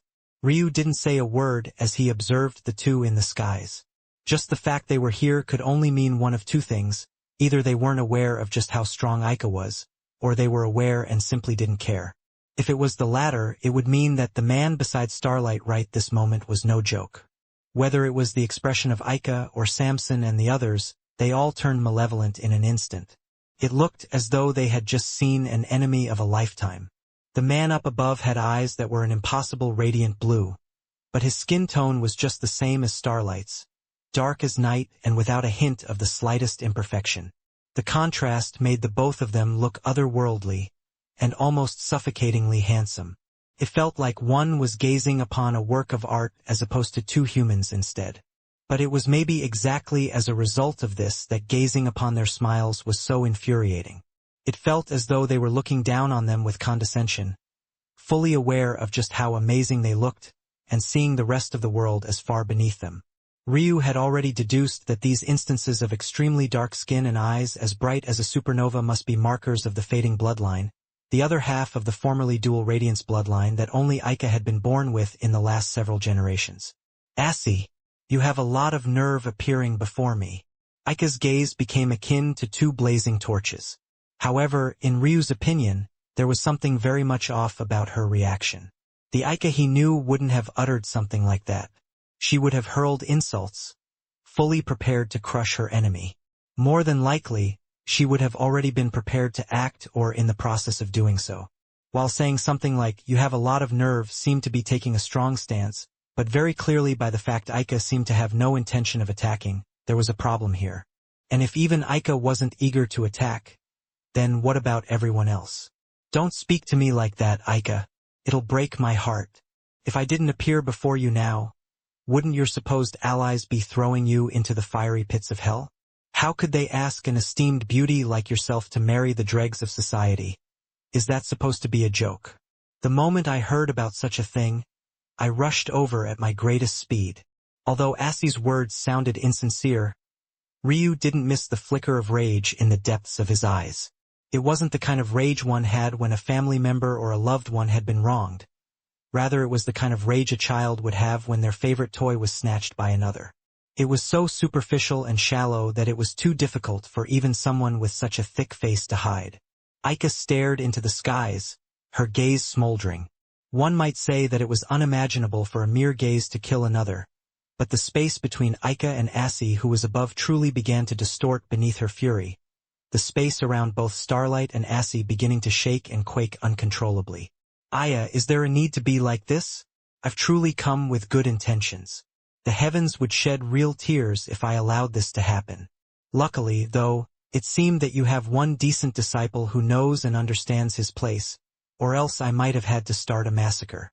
Asi spoke with a light smile on his face, one that looked every bit the part of warm and inviting, and yet his words were stone cold, enough to make the blood curdle and the spine tingle. Many felt suffocated to the point of being unable to even think straight. Asi's words alone seemed to double the gravity in the surroundings, making their hearts have to work harder just to properly pump. Ryu's gaze flickered as he gazed in the surroundings. He could tell something immediately, and he even grasped Asi's Tao. But it was unlike anything he had ever seen before. He had actually caused so many changes with just a few words, just a slight shift in his mood. This was truly a shocking affair. Aika's Tao had always fascinated him, but this was already the second Tao affiliated with this dual radiance sect that had intrigued him. He wasn't sure, though, if this was because this was how all the Taos at the standard of geniuses of the seventh and above heavens were, or if it was just associated to the specialness of this sect in particular. Ryu's gaze regained his focus as he registered Asi's insult, but his expression didn't change very much. It was hard to tell if he had heard anything at all, his heart surprisingly calm. He wasn't known for having the best temper, and even that was an understatement. But right now he found it quite easy to maintain his composure. Ryu felt that this might very well be associated to the fusion of his bloodlines. With his fire dragon bloodline able to rampage about on its own, its ability to push and pull at his mood was greatly mellowed out by the more docile and stoic phoenix bloodlines. Even with this being the case, though, Ryu took note of Asi's face and aura. He wasn't someone who let things go. The things he did were for himself, they weren't for others to comment on in an attempt to twist them into a humiliating matter. Aika's expression only became colder when she heard these words from Asi, but before she could continue, Asi spoke again. "This is a nice transition into the main topic of today, though. I've come to give the Radiant Star sect one more chance. Obediently marry me, Aika, and we can bring the sect back to its former glory. We will rebuild the dual radiance sect of our ancestors and stand tall on the eighth heaven once more. Of course, you can choose to reject. But not only will I ensure that every last one of your disciples is slaughtered to the last, you can forget about stepping foot onto the seventh heaven." Asi's smile was just the same, without the slightest fluctuation to his charm. Chapter 1289 Echo. Much like with the incomplete heavenly path, a sect had to send in disciples to gather a certain amount of fate and faith for the sect in question to be able to transcend to the next level. Ryu had been able to do it and reach an adequate standard on the incomplete heavenly path, but the complete heavenly path was a completely different animal. Without several disciples performing excellently, it would be simply impossible to reach this appropriate standard. Chapter 1290 There was a deathly sort of silence. Many of those who seemed to have wanted to compete with Ryu in the future once his cultivation caught up found themselves going entirely pale. They had never sensed a founding Tao in their lives. Many of them didn't even have a full understanding of what it meant to have one. Until this moment, the gap was so large, so profound. They couldn't even properly sense what level Ryu was standing at. They could only feel that he was impossibly far beyond them, and that was despite the fact that most of them were sky gods who had already matured their Daos past the infancy stage and had built their godhoods. Whether it was the people of the Radiant Star sect, or the duo in the skies, both groups had entirely forgotten how to breathe. It felt like they were witnessing an existence that stood beyond them. Ryu had thought a lot about hiding himself. He felt like that was all he had been doing since he entered the true martial world, which was greatly ironic considering how he had looked down upon that little arrogant Fey woman. Was it reckless to do this? Most definitely. Was it smart? Probably not. But did it make him feel good? Without the slightest shade of doubt. His blood ran smoother, his mind felt lighter, his body more fluid. It was as though invisibly chains that threatened to suffocate him had loosened considerably. He was Ryu Tatsuya, a man who had always held his head high. He had once told the patriarch of the Ember Clan that if his talent had been as poor as his own, he would have already been hung dry to be picked clean by the summer birds. So how could he, with his current level of strength, possibly continue to suppress himself? He was the first to have formed a founding Dao in countless generations as far as he was aware, and he wouldn't let others ride on his head when he could suppress them with a palm. At the moment, Aika's feelings didn't matter in the slightest to him. Since the name of Ryu Tatsuya had been attached to her, he wouldn't allow himself to be slandered through her. Ryu opened his palm and his great sword staff flew into his hands with a resounding slap that echoed through the skies. A harrowing sword howl pierced forward, echoing through the firmament and causing the ground below to tremble. Under the splendor of his Dao, his sword god aura seemed to tower, unmatched and unrestrained. Space rumbled and lightning sparked. The vague image of a manifestation taking shape to his back but not taking even a single step outward. It seemed to hide in the void, looking down on those around with a gaze that was piercingly arrogant. And yet somehow its eyes were still closed, almost as though it couldn't be bothered to look at those around it. Ryu's self-created birth phenomena resonated with his Dao even in its partially hidden state. The arcs of lightning in the skies above continued to rumble and tremble. Sparks flew and bolts as thick as a robust man's waist surged down from the skies, blasting thick rocks to ash and burning down ancient forests. Starlight's gaze never left Ryu, or more accurately, it couldn't. He was finding it difficult even to move a single inch, Ryu's presence bearing down on him. Ryu's question continued to echo in his mind, but he couldn't seem to find the courage to say yes. His cultivation had been fast, so fast, in fact, that he had already caught up to Ryu. Of course, this was also due to the fact that Ryu had spent at least a year in a coma and another more than half year doing nothing more than tempering his Dao heart. With Starlight's talent, even though he had come out blazing with his embryonic chi, catching up was a given. Due to this, he had been completely confident that he could crush Ryu now. It wouldn't even be much of a competition. He was unmoved when he saw Ryu's new abilities, unmoved when he saw him defeat 3 World Sea Realm experts, unmoved when he felt the strength of his body. But now, Starlight suddenly realized that he stood at a crossroads. On one side there was the option to cower. If he took this route, he would never be able to raise his head up again. He could already feel his Dao heart crumbling just at the thought that this might actually be a viable option, a constricting feeling taking hold of his chest. On the other side, there was the option to fight, to battle with maybe the only junior with a founding Dao in the whole of the true martial world, likely in all of existence. The gap between Ryu's comprehension and his own was impossibly enormous, and he could very well lose miserably, maybe even to the point of losing his life.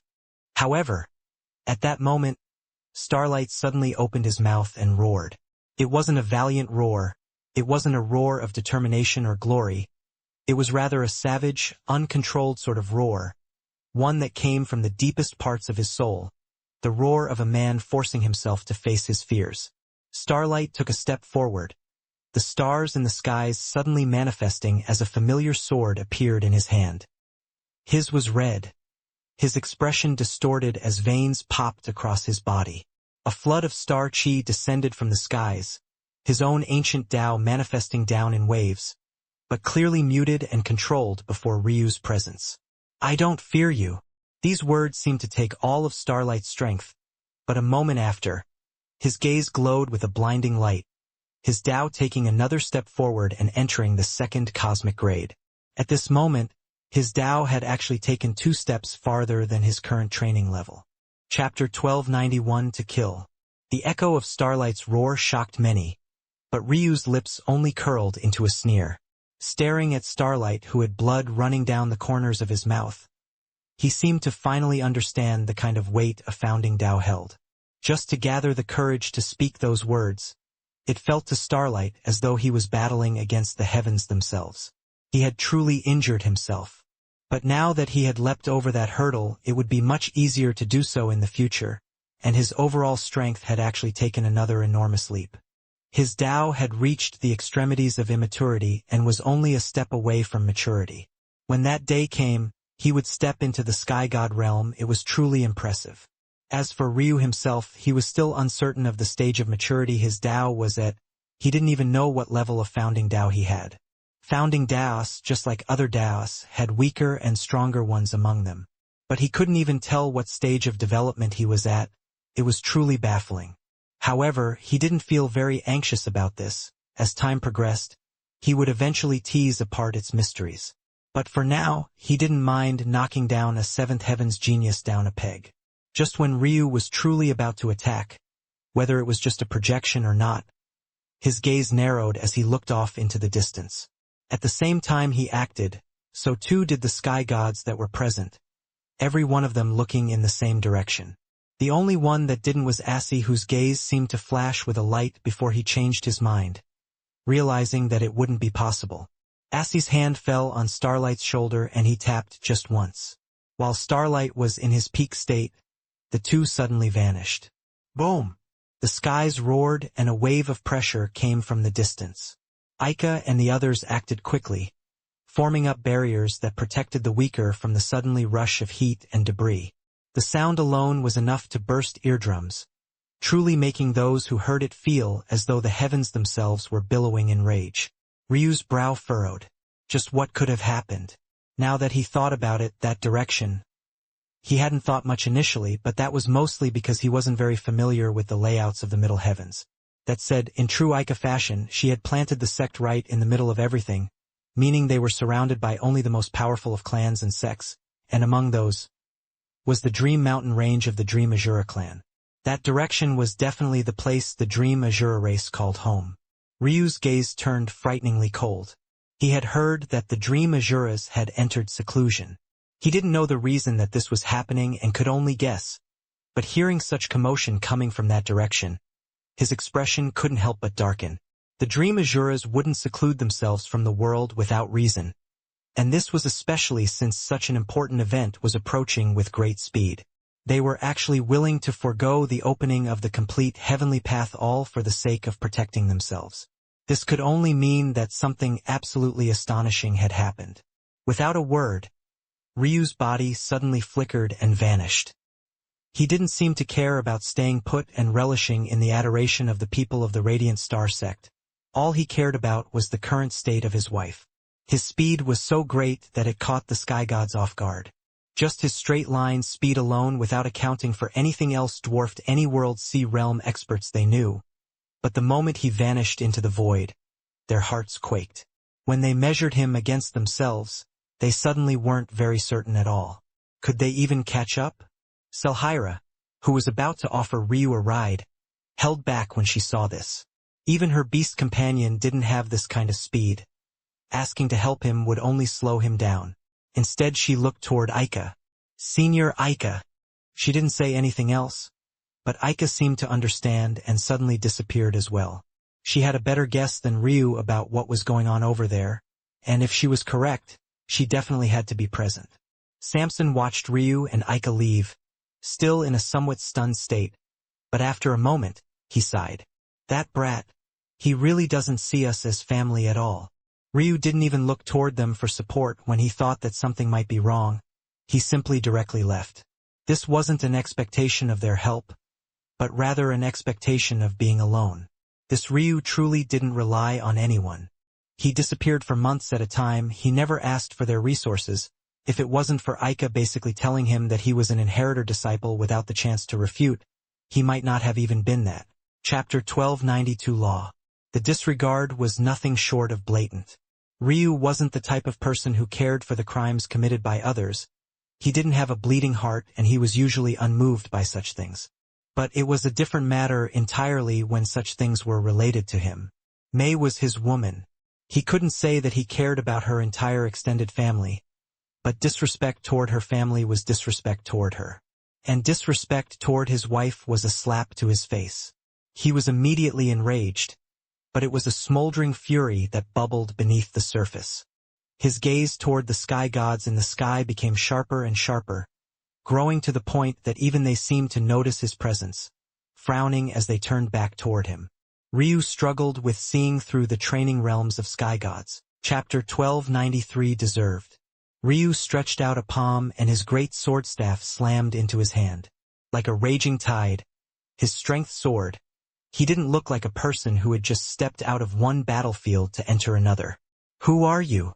The youth growled. Although he had been caught off guard, no junior of the fifth heaven should have been able to push him back like that, especially not only 2 cultivation realms beneath him. The gaze of the youth flickered and he calmed.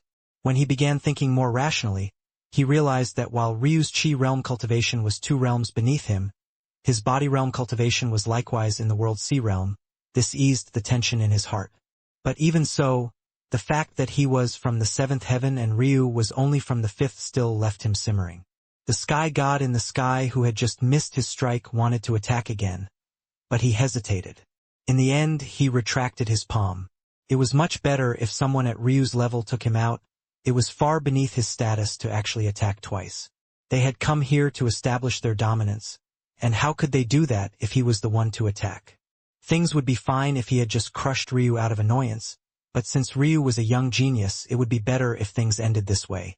Plus, according to the demands they levied a few weeks ago, all those of Ryu's caliber should have been sent to the 6th heaven under their control, but he was actually here instead. So, clearly Ryu was yet another who had ignored their orders. In this case, he deserved to witness first just how inferior he was, and only then would he be strung up and dealt with properly. As for him, he still had to focus on crushing the defenses of this dream mountain. "The one who's going to kill you," Ryu said lightly. The young man was stunned for a moment before he began to laugh in rage. "You? Kill me? Do you have any idea who I am? Even trash of the 7th heaven don't dare to speak to me like this, let alone trash of the 5th heaven. You overestimate yourself." The young took a step forward, flipping his palm over to reveal a trembling crimson saber. The howl of sharp chi spread across the surroundings, digging into the ground and shredding apart the bits and pieces of nature that still remained. He, Vaniac, couldn't remember the last time someone had dared to talk to him like this. He disdained the lower heavens with such fervor that if not for the commands of his elders, he would have never stepped foot in this place. He clearly had no idea the kind of chance his elders were trying to provide for him, or else if he did, no amount of begging would have been enough to describe how fervently he would want to descend to this so-called backwater location. However, at the moment he didn't care about any of this. He was only eager to rip Ryu to pieces. "Learn well, I am Vaniac, inner disciple of the Raging Saber sect. In your next life, learn well who you can and who you can't provoke. Maybe you'll live longer." Vaniac's aura flourished as his comrade youths took a step back, their expressions as though they were watching a nice play. Ryu, however, didn't seem to be paying attention at all. He looked toward the Dream Azura race members pinned to stakes, bleeding out miserably. His expression was calm, but his fury continued to bubble. Just the idea of how Mei would react to this was enough to set him off. How dare anyone cause his wife to frown? Even he couldn't bear to do so. Who did these people think they were? "You'll suffer the same fate as them," Ryu said slowly and calmly. Suddenly, he vanished again. This time, Vaniac was ready. His saber moved like water, curving through the bounds of reality and leaving afterimages in its wake. It was a great skill that seemed to swallow up any angles that Ryu could use to attack. And yet, starlight suddenly began to fall from the skies like shooting stars. It was a gorgeous sight, so gorgeous that Vaniac almost didn't register the power strike that suddenly ravaged his torso. Bang! Ryu appeared, his great sword staff thrust out in a perfect line. Vaniac's body curled, crashing into the barriers that protected the Dream Mountain range, only to be blasted away once again when the reverberations of his senior's attack hit him as well. He flopped to the ground like a dead dog. Ryu's timing had been perfect. His singular assault wasn't enough to deal with Vaniac, but how could he continue to fight after taking the echoes of a sky god's attack head-on? He didn't even stand a chance. The only reason he was still alive was because Ryu wanted him alive. The expressions of the sky gods above changed, but Ryu had already appeared before Vaniac, pulling him up by his hair, his gaze malevolent. Is my wife's clan something the likes of you can touch? Who do you think you are? The icy abyss of Ryu's voice almost forced Vaniac's heart to stop beating. The latter's mind was in too much disorder to understand how he had lost. All he could feel was an infinite amount of pain, and he felt that Ryu was responsible for it all, causing his heart to shudder with helplessness and fear. Ryu's hand dropped as he began to drag Vaniac by his hair toward the first stake. It was only then the sky gods seemed to acknowledge what was going on, their expressions changing. Stop! Their voices boomed, just the sound causing Ryu's ears to begin to bleed. But he didn't seem to acknowledge what was happening in the slightest as he continued to walk. The sky god who had originally attacked Ryu raised his palm again, prepared to attack with greater strength this time. But before he could, the mountain range suddenly began to rumble. Chapter 1294 fine. Ryu's gaze narrowed. He had entirely ignored the words of the sky god that had spoken, but the moment he heard such rumbling, his head turned back immediately. That was because he could sense the formations of Dream Mountain being undone one after another. However, this opening was unique in that it wasn't a complete dismantling. Rather, it was as though a winding path was being formed through it all, enough for just a single person to squeeze through at a time, maybe two, but only if their shoulders were practically glued together. Slowly, a mighty aura strolled through the opened path. Although Ryu could feel them through other means, his eyes couldn't find them at all. No matter how hard he looked, his gaze would always be distorted. It was different from the distortion of space and time and definitely affected even his soul itself. Soon, however, the aura manifested, walking out from the final barrier and appearing. The first thing Ryu saw were the wings. They were simply far too large, stretching out an entire kilometer in two directions. One couldn't even see the normal-sized man at the center of it all. Quite frankly, Ryu had no idea how such a large pair of wings had made it through such a narrow passage to begin with, unless this man had only activated his Azura form right this moment. His eyes were entirely red. There were no white, no pupils, no irises, no distinguishing characters in the slightest. It was like he had removed his normal eyes, replacing them with two flesh balls of red instead. It felt like one was looking at a true demon, even orbs of flames casually forming and dispersing around him from time to time. His gaze shifted as he looked through the scene and suddenly landed on Ryu. At that moment, Ryu felt as though his body had been plunged into an icy hell. His blood had been swapped with icy water and his heart became encased in a box of steel. Every beat echoed hollowly. Ryu's gaze narrowed. He had met quite a number of powerful experts in his time, but this was definitely the most powerful individual to have chosen to bear their aura before him like this. Aika had never done so, and Asi had been nothing more than a projection. The sky gods of Sacrum were far easier to ignore, not to mention far weaker. But this existence right here both had the power and the will to pressure him. Despite how his body was feeling, though, the expression on Ryu's face never changed, nor did he release the disciple of the Crimson Saber sect that was in his hands. He looked up without a word, his expression cold and deadpan. The man of the Dream Azura race scanned Ryu up and down without a word before he suddenly reached out a hand. A mighty suction force came forward, lifting Ryu off of his feet instantly. But before he could begin making his way forward uncontrollably, another powerful force severed the tie. The Dream Azura man frowned, looking off into the distance. Without a sound, Aika stepped out from the void. She had been here for a long while, and could have even made it before Ryu if she had had the will. But what point would there have been in that? She was here to protect Ryu, so she had simply followed behind him. She frowned as she looked at the man. She didn't seem very happy, but she also didn't seem murderous. She hadn't felt any ill intention from the man, though she had stopped him anyway. Ryu was obviously someone important to the sect, so she couldn't just allow others to toy with his life like they wanted. In addition, she had to let them know that he had backing. Originally, she had been curious about how Ryu would handle the situation, so she wasn't planning to act. She also didn't need to use very much effort to ensure that a fragmented sky god would never be able to kill Ryu in her presence. Chapter 1295 First Step. There didn't even seem to be a viable solution to it the more Aika thought about it. In the end, she simply shook her head, scanning the youths that remained behind, none of which seemed to dare to move. Without a word, she vanished. It was impossible to control what would happen in the mountain range now. She could only hope that Ryu would be able to protect himself. Something had definitely happened within the Dream Azura, and she had a feeling that it was related to that little girl, or else they wouldn't have taken Ryu in like that. It would be up to Ryu to survive now. Within the pathway, Ryu felt his vision distorting and his mind twisting.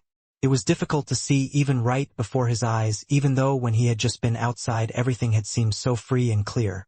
Even so, he continued to walk forward slowly.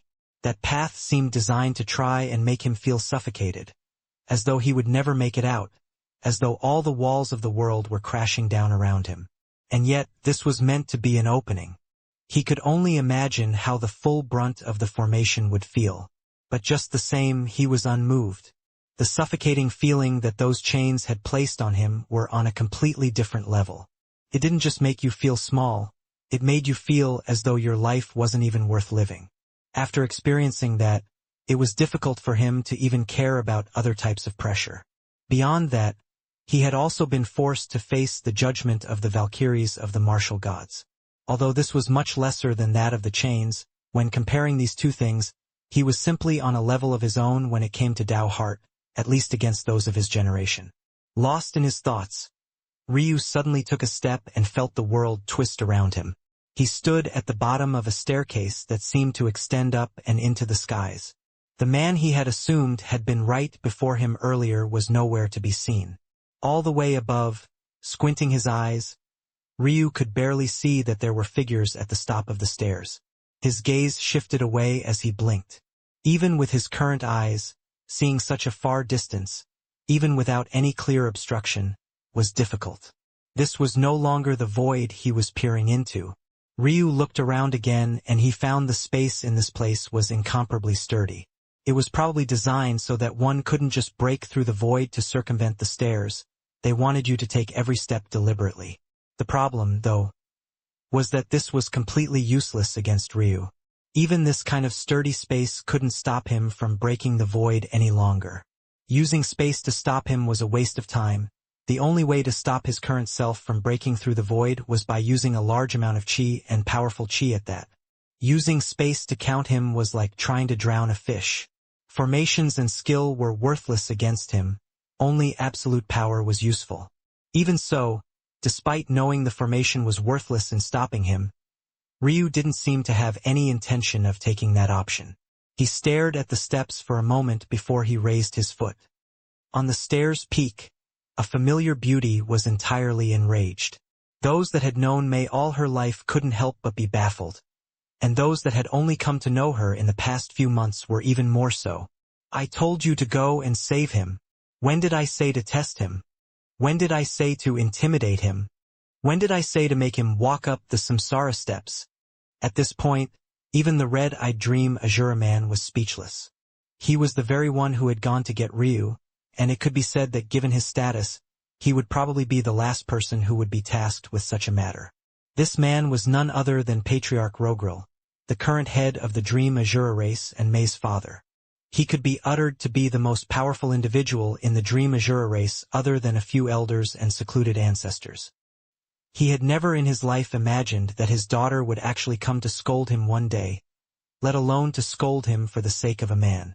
Mei had never been such a type to begin with, although she sometimes lost control of herself when her soul fire and talent began to act up.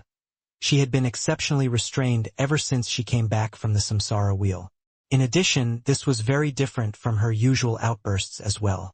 Usually, she would want to harm those she loved as a sort of sadistic fantasy, but clearly right now she was trying to protect Ryu from harm, not harm him more. And now, without regard for his face as her father or even as the clan patriarch, she was scolding him so boldly.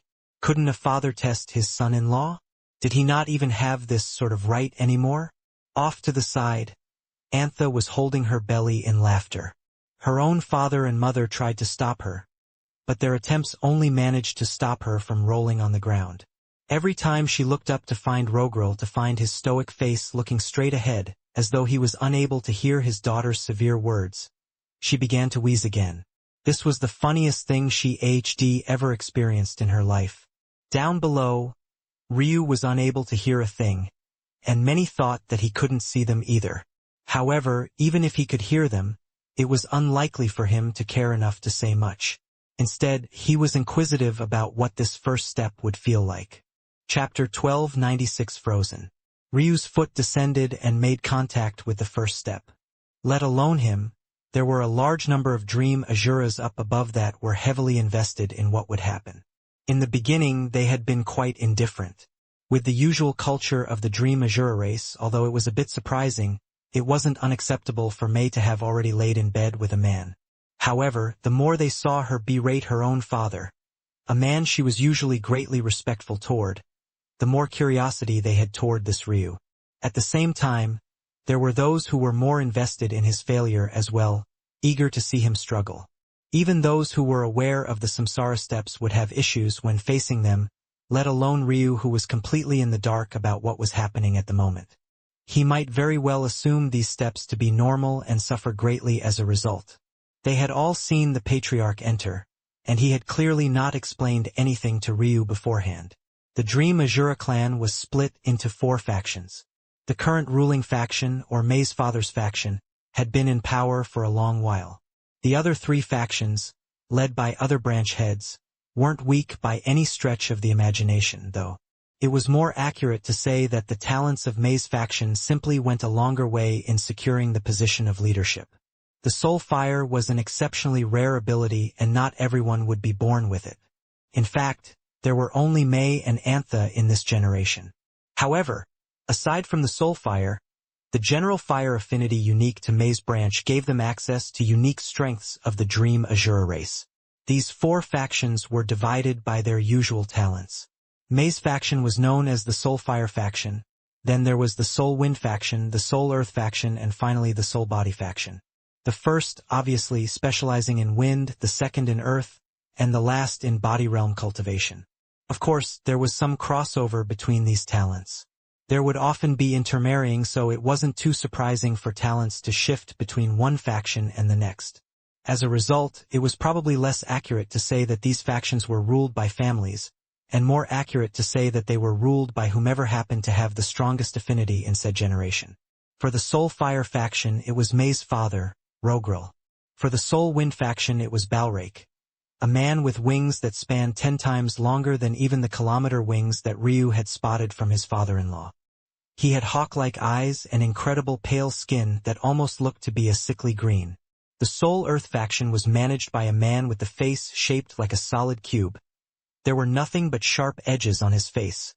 Even his hair was nowhere to be seen, as he had a cleanly shaven face and a shining bald head. This man was known as Themis. Finally, the Soul Body faction was actually ruled by Auther's father and Rogrel's blood brother, Irehorn. He was a man with a mischievous glint in his eyes, much like his daughter. And what was especially off-putting about this was the fact he looked exactly like the always stoic Rogrel, with the exception of the latter's blood-red eyes. Currently, all 4 factions were present, along with even their juniors. Originally, they had been here to check on the situation in the mountain range.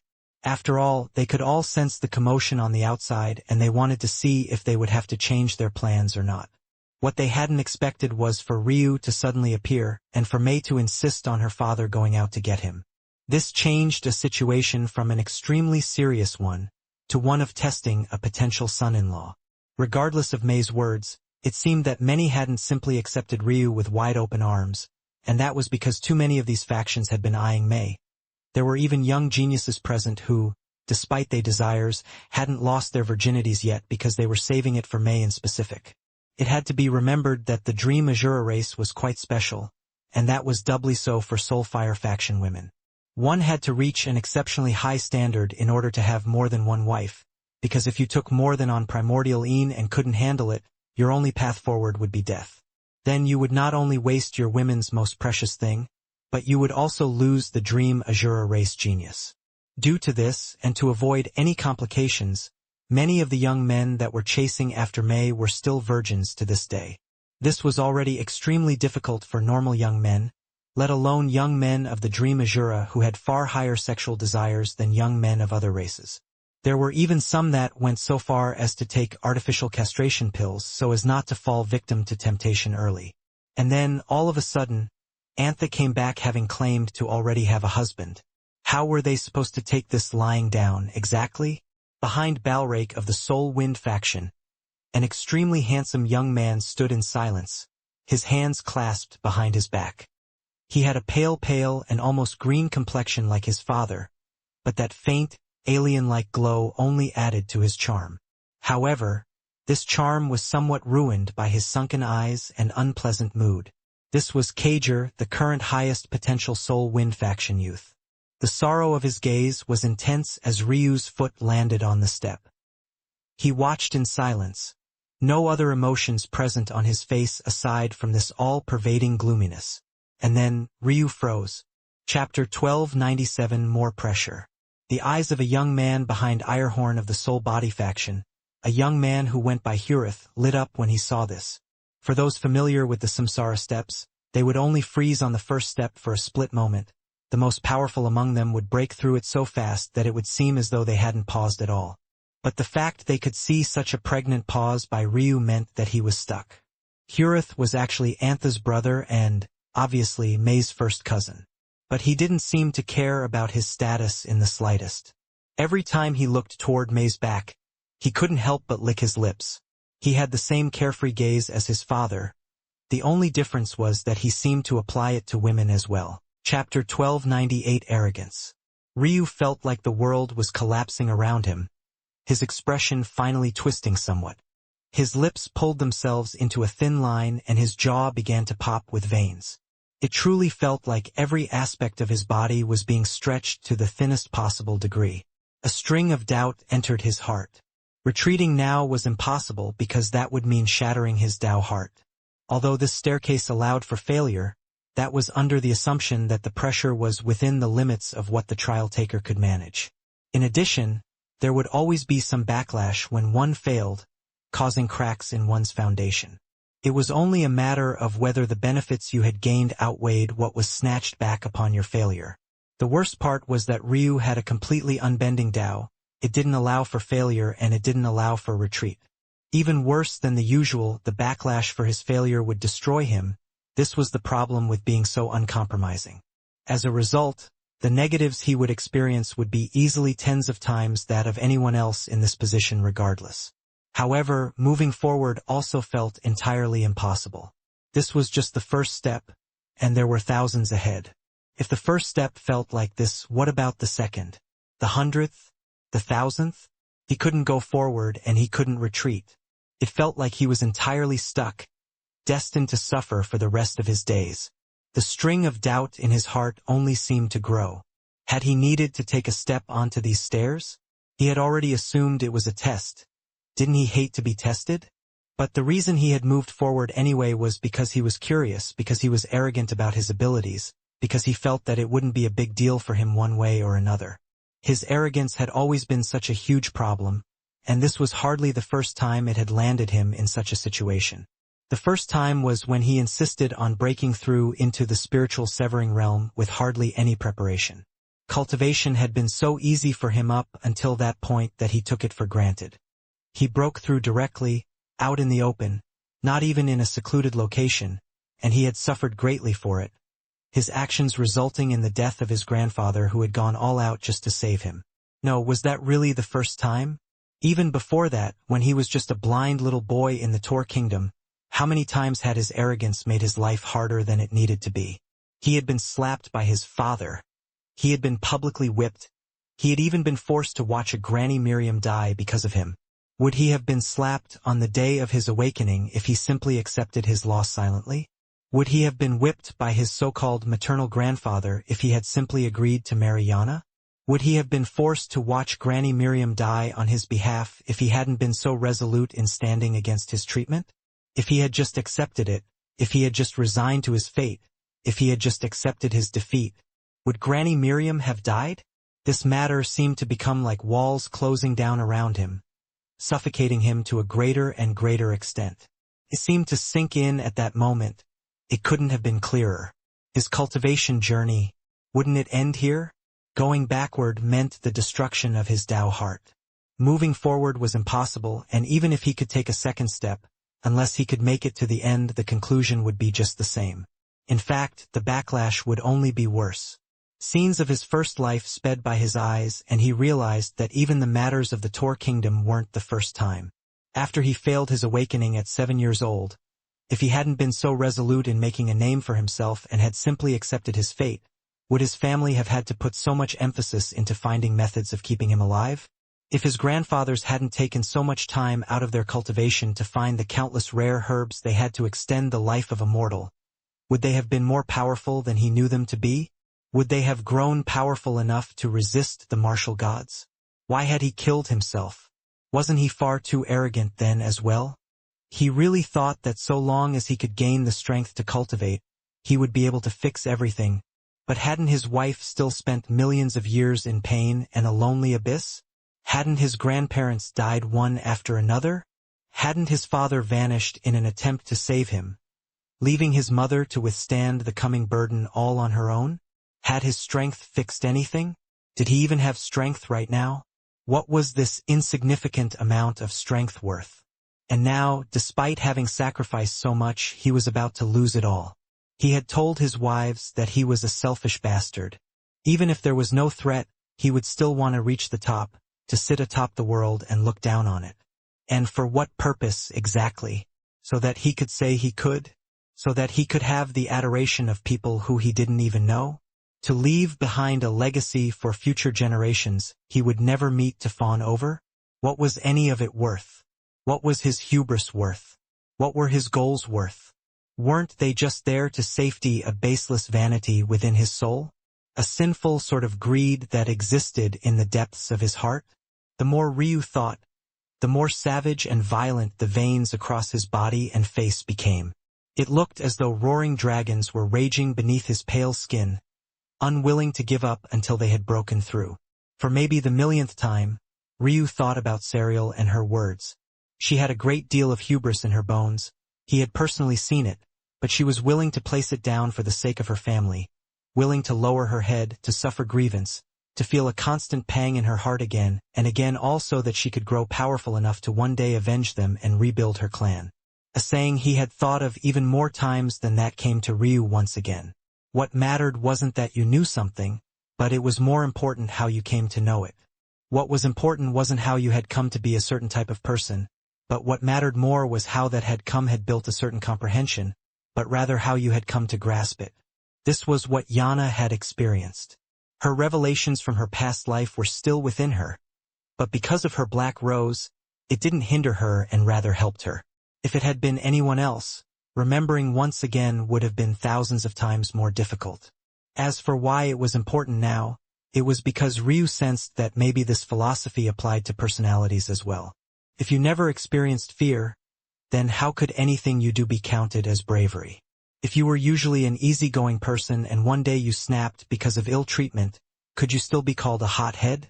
By the same token, if Serial's hubris was so bone deep, could her actions be called cowardly?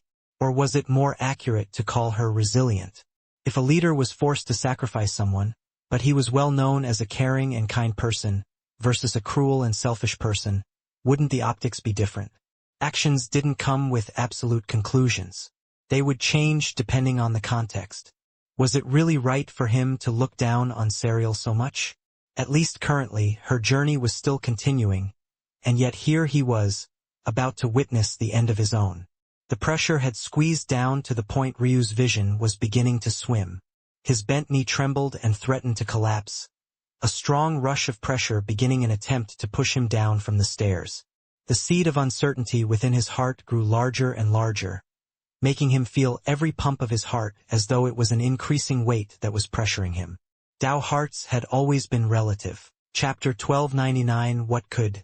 Rogrul's frown only deepened. He began to feel that something was wrong.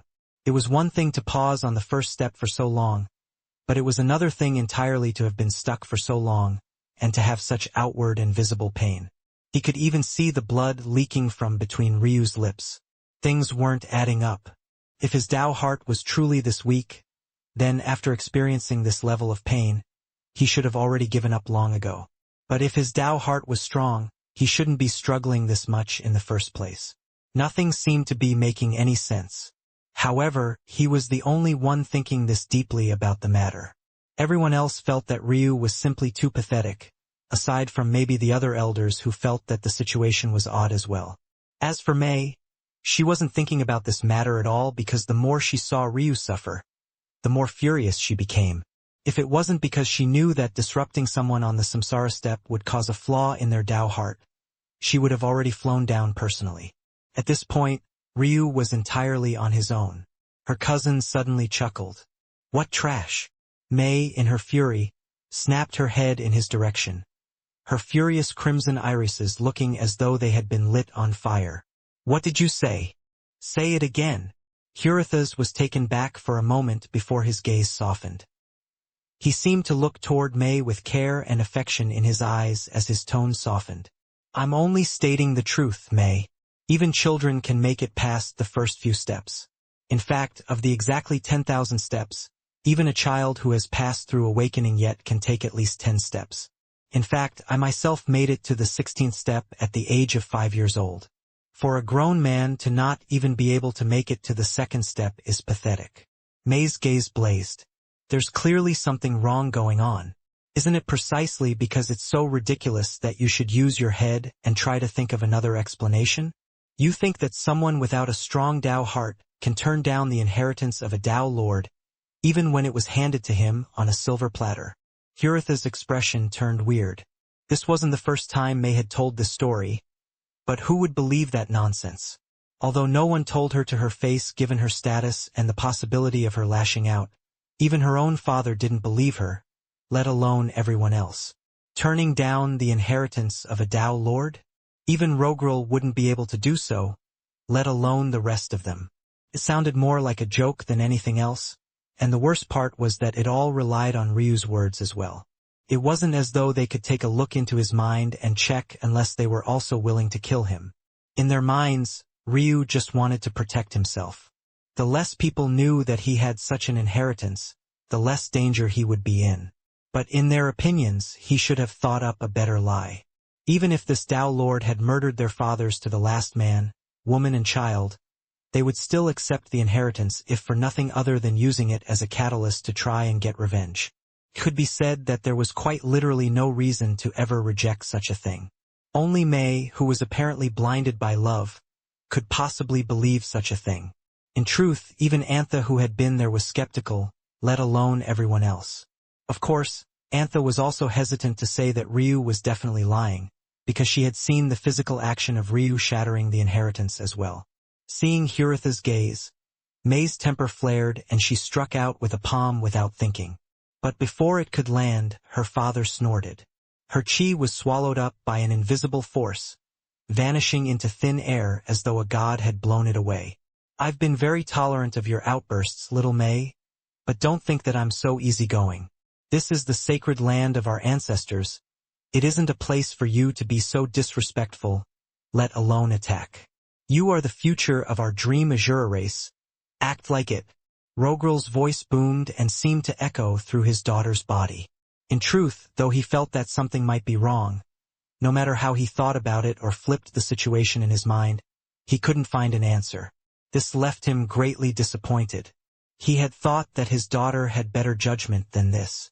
Even if she had chosen this man to be her first, that was fine, but to be so obsessed with him at the same time was absolutely ridiculous. That was unacceptable. She didn't even consider other men now, and this couldn't be allowed to continue.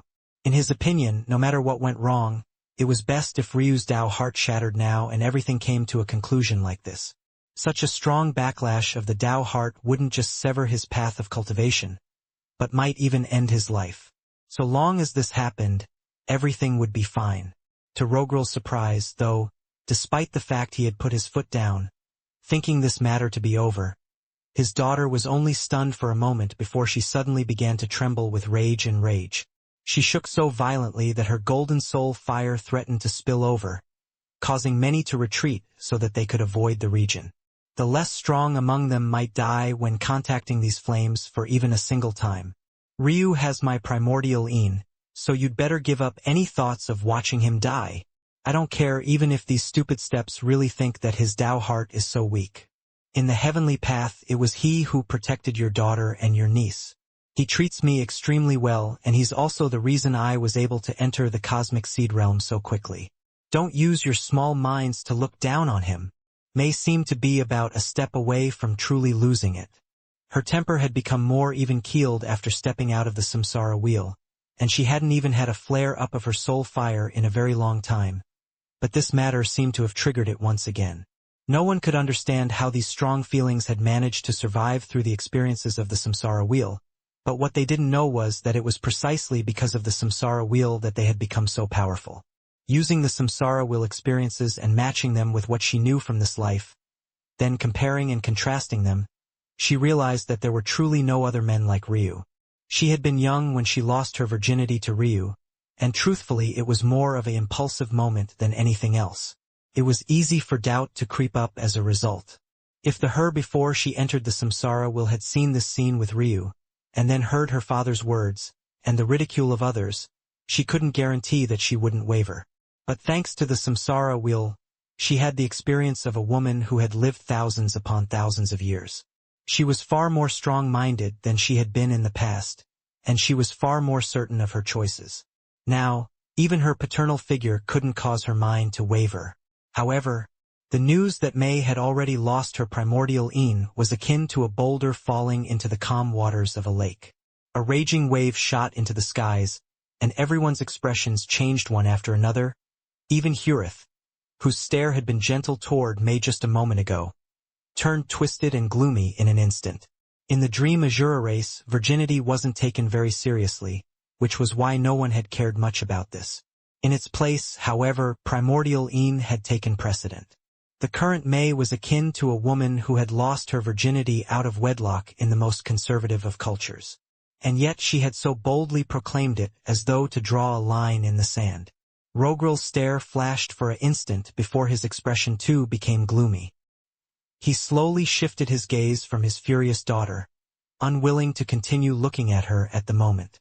Instead, he looked down toward where Ryu was, a thick, bloody smell beginning to permeate in the air. He held killing intent in his heart, and it was no small piece of it. Ryu felt a shudder in his mind. At that moment, at the center of his spiritual sea, one of his primordial Qilins began to rampage about, becoming a blazing golden blaze that seemed to want to swallow up everything in its path. Seemingly reacting to May's fury, it turned toward Ryu's other primordial Qilins, looking to swallow them up whole. Ryu's daze was awakened by this sharp anguish in his head. It felt as though someone was drilling through his skull and into his brain. It was only his powerful Tao heart that had kept May's strong primordial Qilin in line in the first place, not to mention his powerful soul. But with his Magus lock compromised, and now his Tao heart cracking, what could possibly keep it in line now? Chapter 1300 Deafening. Ryu unleashed a roar. His mind felt like it was being shredded to pieces, a large surge of energy building up like a ticking time bomb within his spiritual sea. May's primordial Qilin was on its own rampage. Unable to get at Ryu's other primordial Qilins immediately, it shifted its attention to his actual spiritual sea, soaking up the excess spiritual chi in the region as though a greedy beast that couldn't be satiated. Ryu could even feel that he was quickly losing focus chi, something that he was only vaguely aware of, and yet extremely shocked about nonetheless. He had never heard of something that could eat up focus chi on its own. Focus chi was an intangible thing as far as Ryu understood. He didn't have a spot in his body where it was stored, and its amount seemed to be inextricably linked to the spiritual chi in this body. While it was impossible for him to train it directly, at least not without copious amounts of time, so long as he strengthened his soul, he still had a chance. But right now, May's primordial Een was targeting even it, making his will to fight back, which had been diminishing to begin with, sink into further and further depravity. Now that Ryu thought about it, how did the prayer mat work? If it was impossible to target focus chi directly, how was it that it seemed the prayer mat could extend his focus chi into infinity? If not for his eyes still being sealed, he would never have to worry about his focus chi draining again. But now, the answer to that matter didn't seem to make a difference in the slightest. This new additional stressor to his body was just an insult atop of injury. He already couldn't handle the pressure of the stairs alone, let alone an additional matter after his life on top of all that. He just felt tired. The Tao heart was another odd quirk of nature. Much like focus chi, it didn't seem to have a physical form, and yet it was extraordinarily important. It was the core of one's being, the only thing that absolutely everyone had. Whether you had formed a Tao or not, a Tao heart existed. It was just that once a Tao had been formed, it became its core, tying its existence to that of one's cultivation and making it inextricably linked to one's future progress. However, much like focus chi, there didn't seem to be levels or a way to properly gauge. Ryu felt that his Tao heart was powerful, but he didn't have a metric to measure it up against. And, seeing its performance now in the face of the pressure of a mere lower-level sky god, he felt that it was laughable that he had thought it to be powerful in the first place. But at the same time, he vaguely found it odd. He had never felt pressure by those more powerful than him. He had always been able to ignore them entirely. But if his Tao heart was so weak in the face of them, how was that even possible? It seemed to suggest that there was something about Tao hearts that he was missing, something that went beyond just the standard definition most held for it. If not, things wouldn't add up properly. Unfortunately, Ryu couldn't even think clearly right now as his focus chi rapidly drained. All he could think about was the fact that this was still the first step of thousands more. He couldn't even survive this one. Even if by some miracle he managed to take a second, what would change? Just the challenge ahead made him feel as though it was best to just let go. But something in him refused to. He knew what it was, even in his current state. It wasn't pride. It wasn't arrogance. It was just habit. Ryu didn't know why he knew the answer so clearly. He couldn't think of anything else properly at the moment, but for some reason this thought in particular was so clear and fresh, as though someone was whispering into his ear. But what did it mean? Habit? Ryu wasn't able to let go and release like others would simply because he wasn't used to doing so. His muscle memory seemed to be working on its own, but this time it was as though the muscle was his will itself, something that made even less sense to him. It slowly sunk in for Ryu. He had already given up, but his instincts were keeping him tethered to this step, as though it wouldn't allow him to give in until he had given it everything he had. It was truly fascinating. Will could be built like this as well? But when he pondered about it, it made sense. Whenever one stopped once, it was all too easy to stop again and then again. A runner who was just starting off on their first mile might be greatly motivated in the start, only to begin to break down after the first lap. At that point, some might continue to push themselves, while others might slow to a walk, catching their breath before continuing again. One might think that the one that took a small break before starting up again was the less likely of the two to stop again, but the brain was a peculiar thing. It wasn't in your brain's best interest for you to propel your body. It wanted you to relax, to keep yourself out of danger, to pass on your genes silently and then die a peaceful death. So if you halted once, you would be likely to stop again and then again. The words again resounded in Ryu's mind. He felt as though the word habit was the only thing that he could focus on. He had built a certain habit, a habit of pressing forward.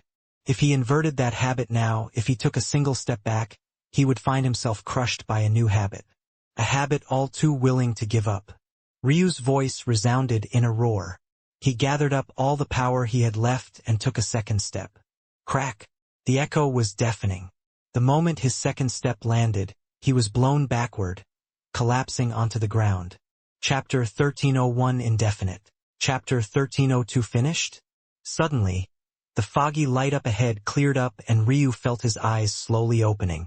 The wave of pain and discomfort only seemed to become stronger and stronger, as though he was finally reconnecting with his body again, causing the signals of the nerves to become firmer and more forceful. Even so, Ryu didn't so much as frown as he finally caught sight of what was ahead of him.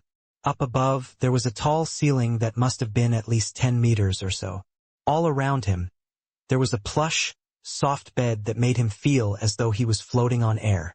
It was just unfortunate that he couldn't enjoy this very much considering the state of his body. He ignored the pain and looked at his body. He was practically bandaged from head to toe. The only parts of his body that were spared were the pieces above his neck, parts of his arms, his lower abdomen and his crotch below that. What was a bit amusing to him was the fact that other than these bandages, he wasn't wearing anything else. Whoever had bandaged him had definitely gotten a good show. Ryu slowly pushed himself up. The plush bed worked against him, making the effort he needed to succeed exceptional. However, he didn't waver, and though it took several seconds, he managed to sit up, swinging his feet to the side of the bed. At that moment, the door to the room suddenly opened and a young woman waddling forward with a bucket of water and clothes hanging all around her shoulders and neck came in. When she saw that Ryu was actually sitting up, her eyes widened and she dropped the bucket, her gaze turning red.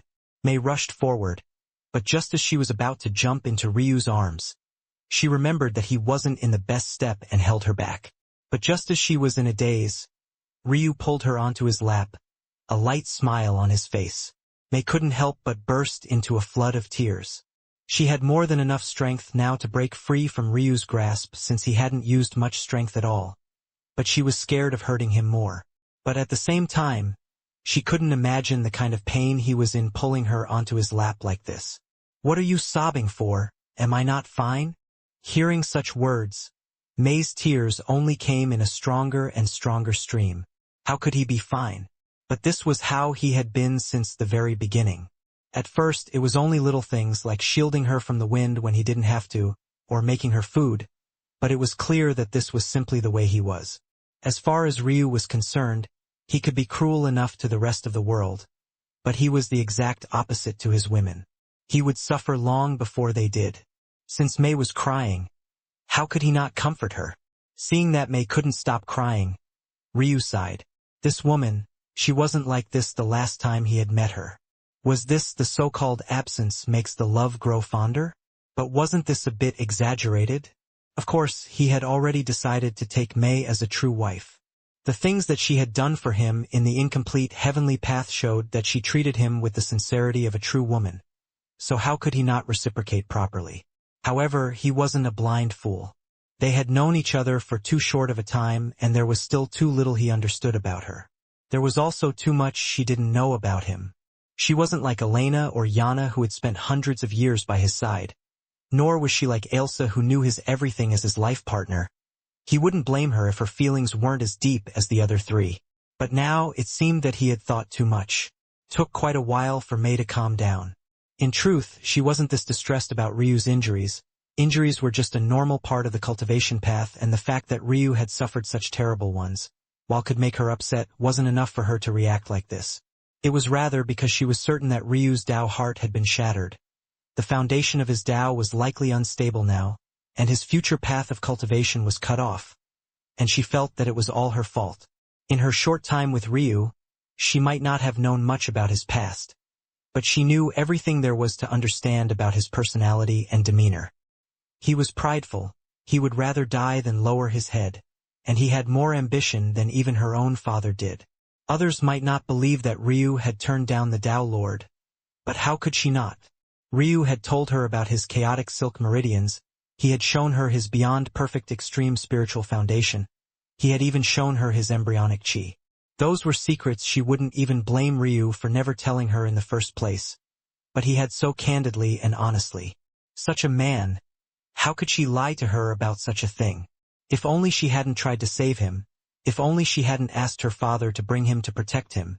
If only she had told him about the danger of the samsara steps ahead of time. She didn't believe for a moment that Ryu's Tao heart was so weak. She was absolutely certain that something else had happened. She didn't know what it was. But this didn't change her belief in the slightest. How could the Ryu she know be frail of heart? Ryu smiled, lightly wiping the weeping from Mei's cheeks with a thumb. Are you finished crying now? How about we talk? How've you been? What did you encounter while I was away? Chapter 1303 Why Don't I? Mei threatened to burst into tears again hearing Ryu's caring voice, but she managed to force it down. He had already spent so long comforting her. She didn't want him to have to do that again. So, she slowly explained, even though she knew that he was only trying to distract her. She went through her experiences in the samsara wheel, recounting the countless lives she had experienced, before she finally described how her talent and cultivation had changed in the end. I'm certain that it's because of your help. I didn't have any confidence in performing so well in the past, but now I'm not even 20 years old, but I'm already on the verge of entering the sky god realm. I never thought that I would be that face. Maybe only geniuses on the 8th heaven would be as fast or faster than me. Her story had been long enough that she had been distracted to the point of smiling again. But when she mentioned her cultivation speed and remembered that Ryu could likely never cultivate again, her eyes brimmed with tears once more. However, before she could cry again, she felt a sharp pinch on her bottom that made her yelp a bit. Don't worry about that sort of nonsense. Is a mere Tao heart shattering capable of stopping my steps? You look down on your man too much. Mei shuddered as she looked into Ryu's eyes. Now that she thought about it, normally when a Tao heart shattered, a person's eyes would be vacant. Even moving around would be difficult for them, let alone smiling and joking around. At first, she thought that Ryu was just putting up a fa. Ade for her, but such a thing also required some mental fortitude. It wasn't easy to act like you were happy when you were in despair. This made Mei a bit confused. It felt like everything she had known about Tao hearts wasn't quite adding up in the moment. She looked into Ryu's eyes and suddenly felt that he was far too attractive in the moment. After spending so long comforting her, allowing her to sit on his lap despite the state of his body, she felt an overflowing love coming from within her chest. If it wasn't for his injuries, she might very well press him down right this moment. Ryu, of course, had come to understand Mei's sudden infatuation now. She had experienced countless lives while never quite experiencing something like him. It made her realize that the Ryu she had come to know wasn't something that could be easily found again. This wasn't something that would normally make Ryu feel proud. He was someone that didn't even blink after he had formed a founding Tao, almost as though he was naturally someone who should be able to form such a thing. He hadn't even smiled or chuckled. He simply continued about his way to the inheritance he was on his way toward. But for some reason, at the moment, he felt an emerging pride within his chest, as though this was the happiest news he had heard in his entire life. It was quite a foreign feeling to him, and it was the feeling that made him realize that while the shattering of his Tao heart wasn't as aggressive as he had thought it would be, that didn't mean that there weren't any adverse effects at all. That said, he wasn't sure if these effects were actually a bad thing. He had a lot of thoughts floating in his mind right now about what Tao hearts truly represented and what their purpose was, but he didn't immediately conclude anything. He wanted to silently bask in this feeling for a bit longer, because he felt an unprecedented serene at the moment, a calm he hadn't felt ever since he failed his awakening that day oh so long ago, and he wanted to understand where this peace was coming from. Would it vanish if he reformed his Tao heart? Was it even possible to reform his Tao heart in the first place? What foolish words! The voice came from nowhere, or more accurately, it came suddenly. After Mei had entered her room with the water buckets to clean off of Ryu, something that she had done twice a day since the moment he lost consciousness, she hadn't closed her door. The two had seemed lost in their own world and seemingly hadn't noticed the presence of another individual. However, though Mei started, Ryu turned an indifferent gaze toward the door. After the rampage of Mei's primordial Yin, his spiritual sea had taken quite the hit. For others, their soul cultivation path would practically be crippled at this point, but Ryu's perfect black buddy was designed to grow and morph. What he had lost could simply be replaced by recultivating again. Even with this weakened soul, though, there were very few that could hide from his void spiritual sense, and even fewer that could sense it. He had kept tabs on his surroundings the entire time. He was too acquainted with the intrigues of powerful families. After his failure, this was no longer the clan of his in-laws, he might as well be in enemy territory. As such, he was always vigilant. He could have healed himself long ago. In fact, he had embryonic qi after all. Of course, it would be harder than normal, or else he would have woken up in a perfect state already as his qi circulated on its own in his sleep. But it was still very much possible with a more aggressive stance. The reason he hadn't was to keep up pretendings, and he liked these sort of recollections of failure. It reminded him that he still had a very tall mountain to climb. At that moment, a woman that Ryu had never met before entered the room. When she saw that the bandaged Ryu had Mei on her lap, her gaze couldn't help but narrow. Ryu's crotch was only partially obstructed by Mei's thighs, so it wasn't even very difficult for the woman to get a full view of it from her vantage point. However, Ryu only calmly looked at her, seemingly having no intention of hiding himself. The woman gazed at Ryu's crotch without the slightest hint of embarrassment herself, sizing it up with an inscrutable expression before she suddenly shook her head. Is that thing the reason my niece can't seem to think straight anymore? Why don't I cut it off? Chapter 1304 Unacceptable. Mei's temper seemed to want to flare up again, but a firm hand continued to grip her hips. Chapter 1305 Where?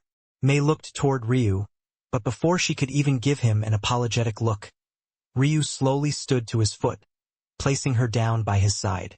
Ryu. Mei's gaze flickered. Ryu smiled.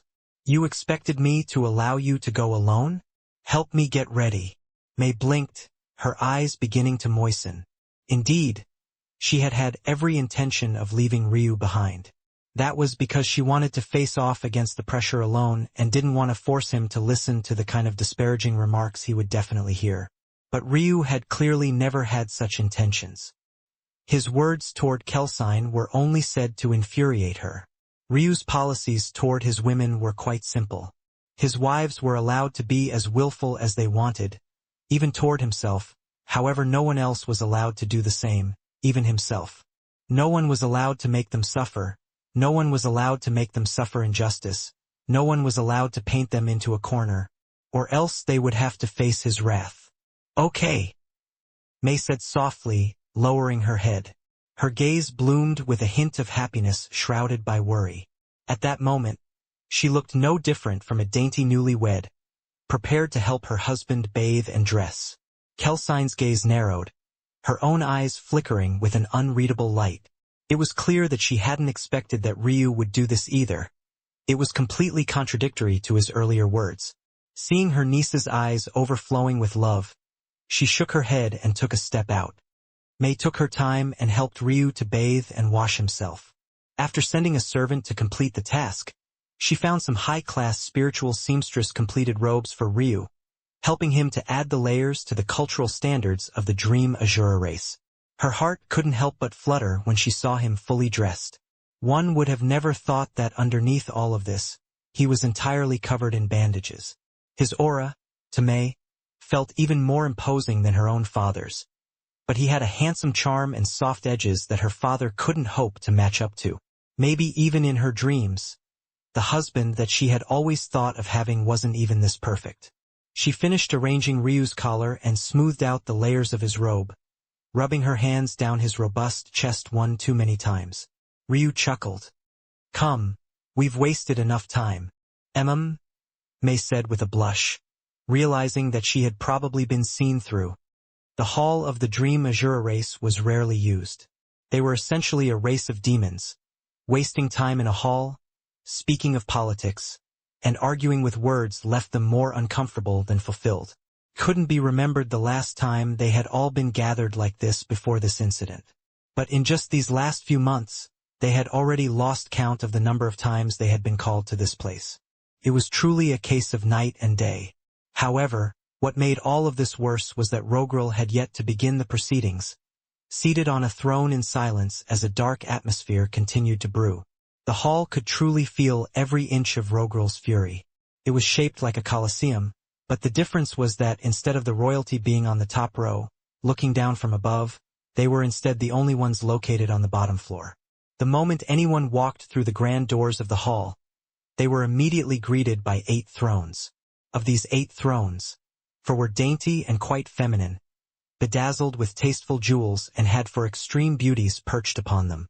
Each of them was seductive and wore clothing that tightly wrapped around themselves. Two of these beauties had skin that was akin to dripping milk chocolate, while the latter two had skin like condensed milk dew, but all four had enticing figures and deep ravines prominent upon their chest. And yet, very few dared to look at them for too long.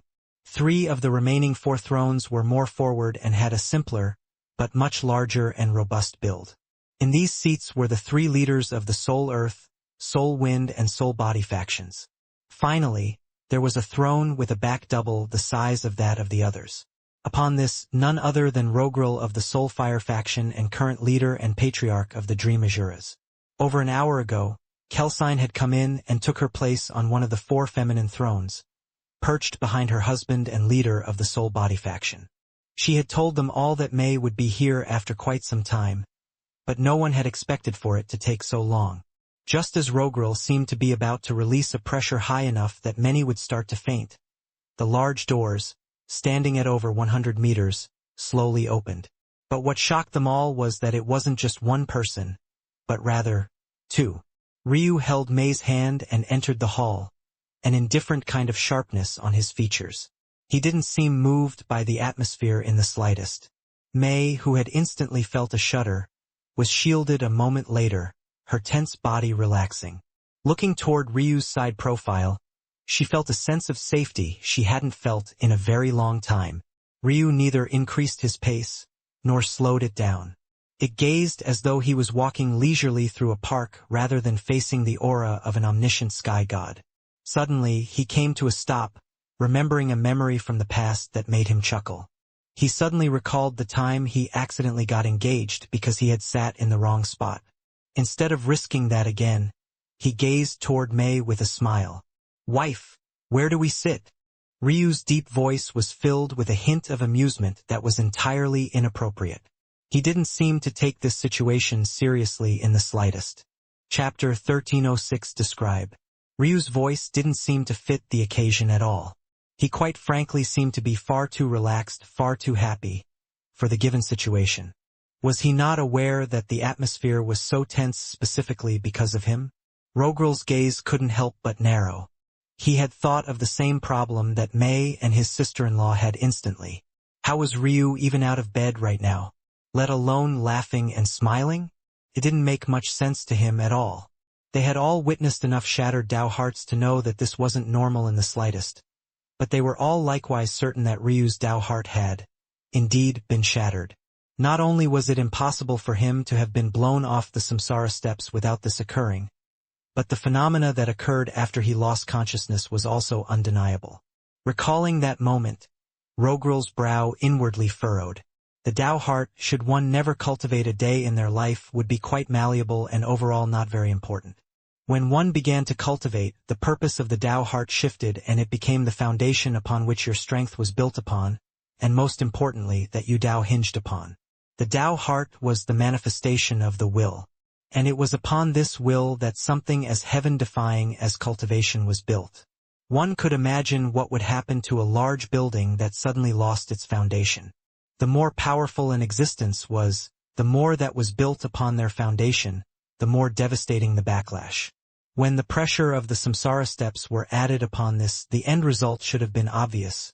So what was this? Ah, right. May snapped out of her dazed thoughts and pointed toward a certain location, but her expression darkened when she saw that there was only one seat. In the seat that was by her side, there was Antha's elder brother, and to his side was Antha's elder sister, a young woman that Ryu had already met before, Thera. The problem with this was that Hurith didn't have the same position as May and Thera at all.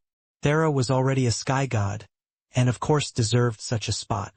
May had had the best performance the family had seen in the samsara wheel in several generations, and was the first in the history of their family to form an ancient Dao. Due to this, the status of May and Thera were currently about equal, but Hurith, who had yet to become a sky god, and didn't have such prestige in the clan, had no right to sit in such a place. This seemed to be a bigger matter than it appeared. For Hurith to sit here, it had to be tacitly allowed by the elders of her family. In addition, it was like a signal that they would actually rather her have such interactions with her first cousin as opposed to Ryu.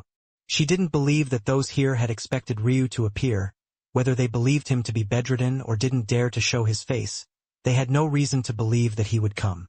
It was her fault for neglecting the fact that a seat wouldn't have been prepared for Ryu in advance. But she had been in such a daze that she forgot to think about such minor details. However, when she saw Hurith, she still felt infuriated. That was because this matter was no longer about just a small mistake on her part. But before May could lash out, she felt herself being pulled in that direction. She was stunned for a moment, but her lips closed as she swallowed the words she was about to say.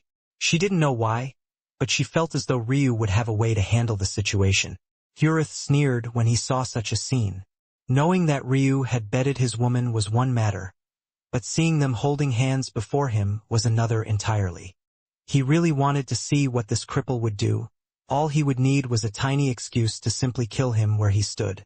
But very soon Hurith's smile froze. Ryu didn't even look at him, taking a seat beside him and pulling May onto his lap without a care in the world. Even May was dazed, let alone everyone else. Soon, though, she felt that she was most comfortable like this. She could easily sink into Ryu's chest and use his heart like a soothing rhythm to calm the beating of her own. A quietness fell once again. No one knew what to say. Ryu sat so naturally and looked unbothered. Somehow, it felt like the central thrones had shifted and the halo that had once been above them was now above the casually smiling May. Regardless of how lascivious the Dream Azura race was, there were still certain moments where they wouldn't be so intimate in the face of the public, and this was definitely one of them. But it was quite clear that Ryu simply didn't give a damn. They didn't like his relationship with May?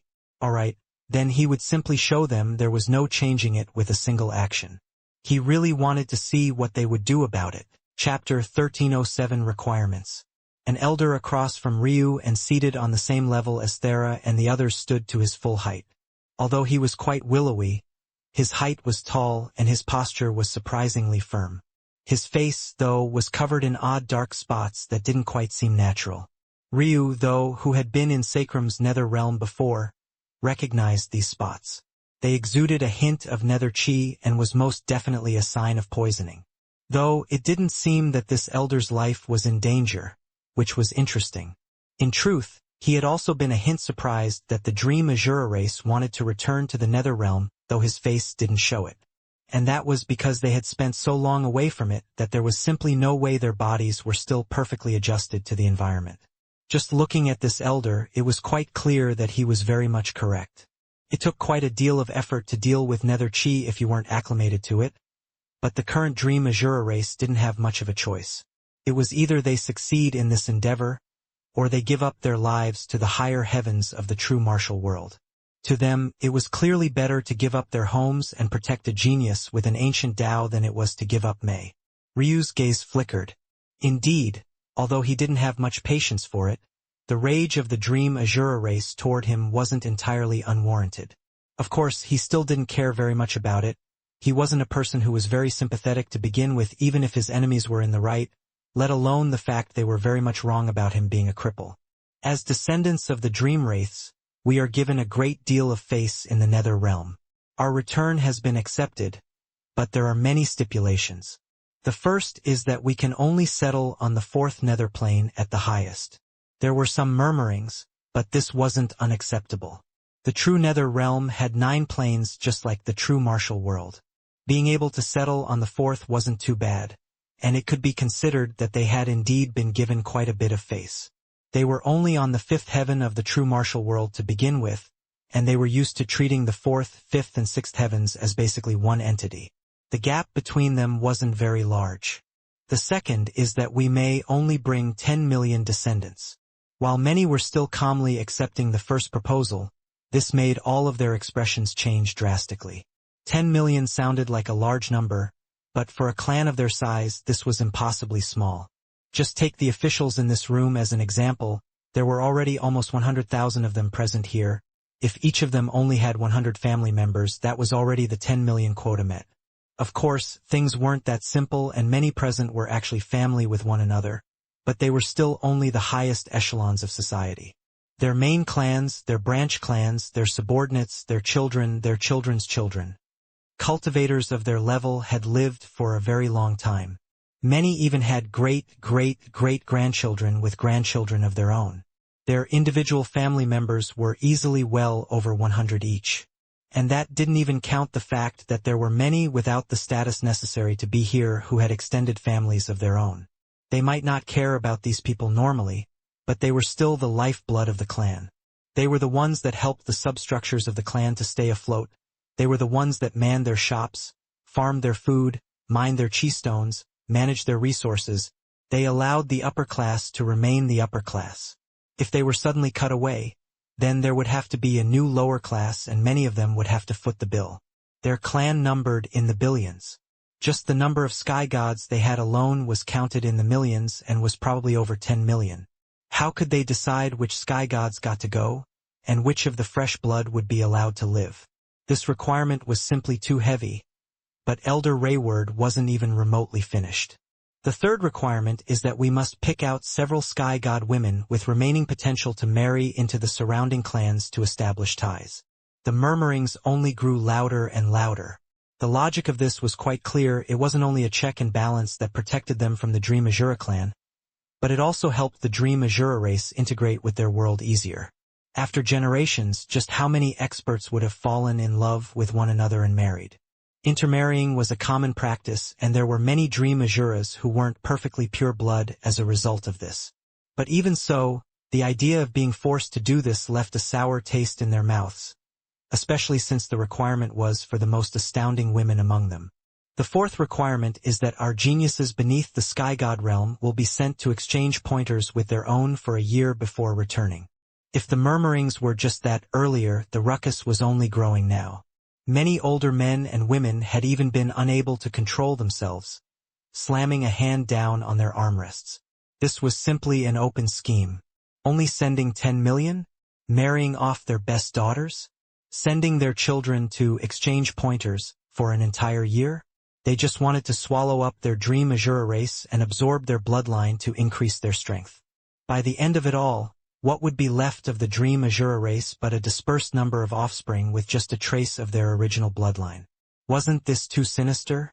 The fifth requirement is that we must allow the adjacent clans and sects to send in one descendant into our samsara wheel every year.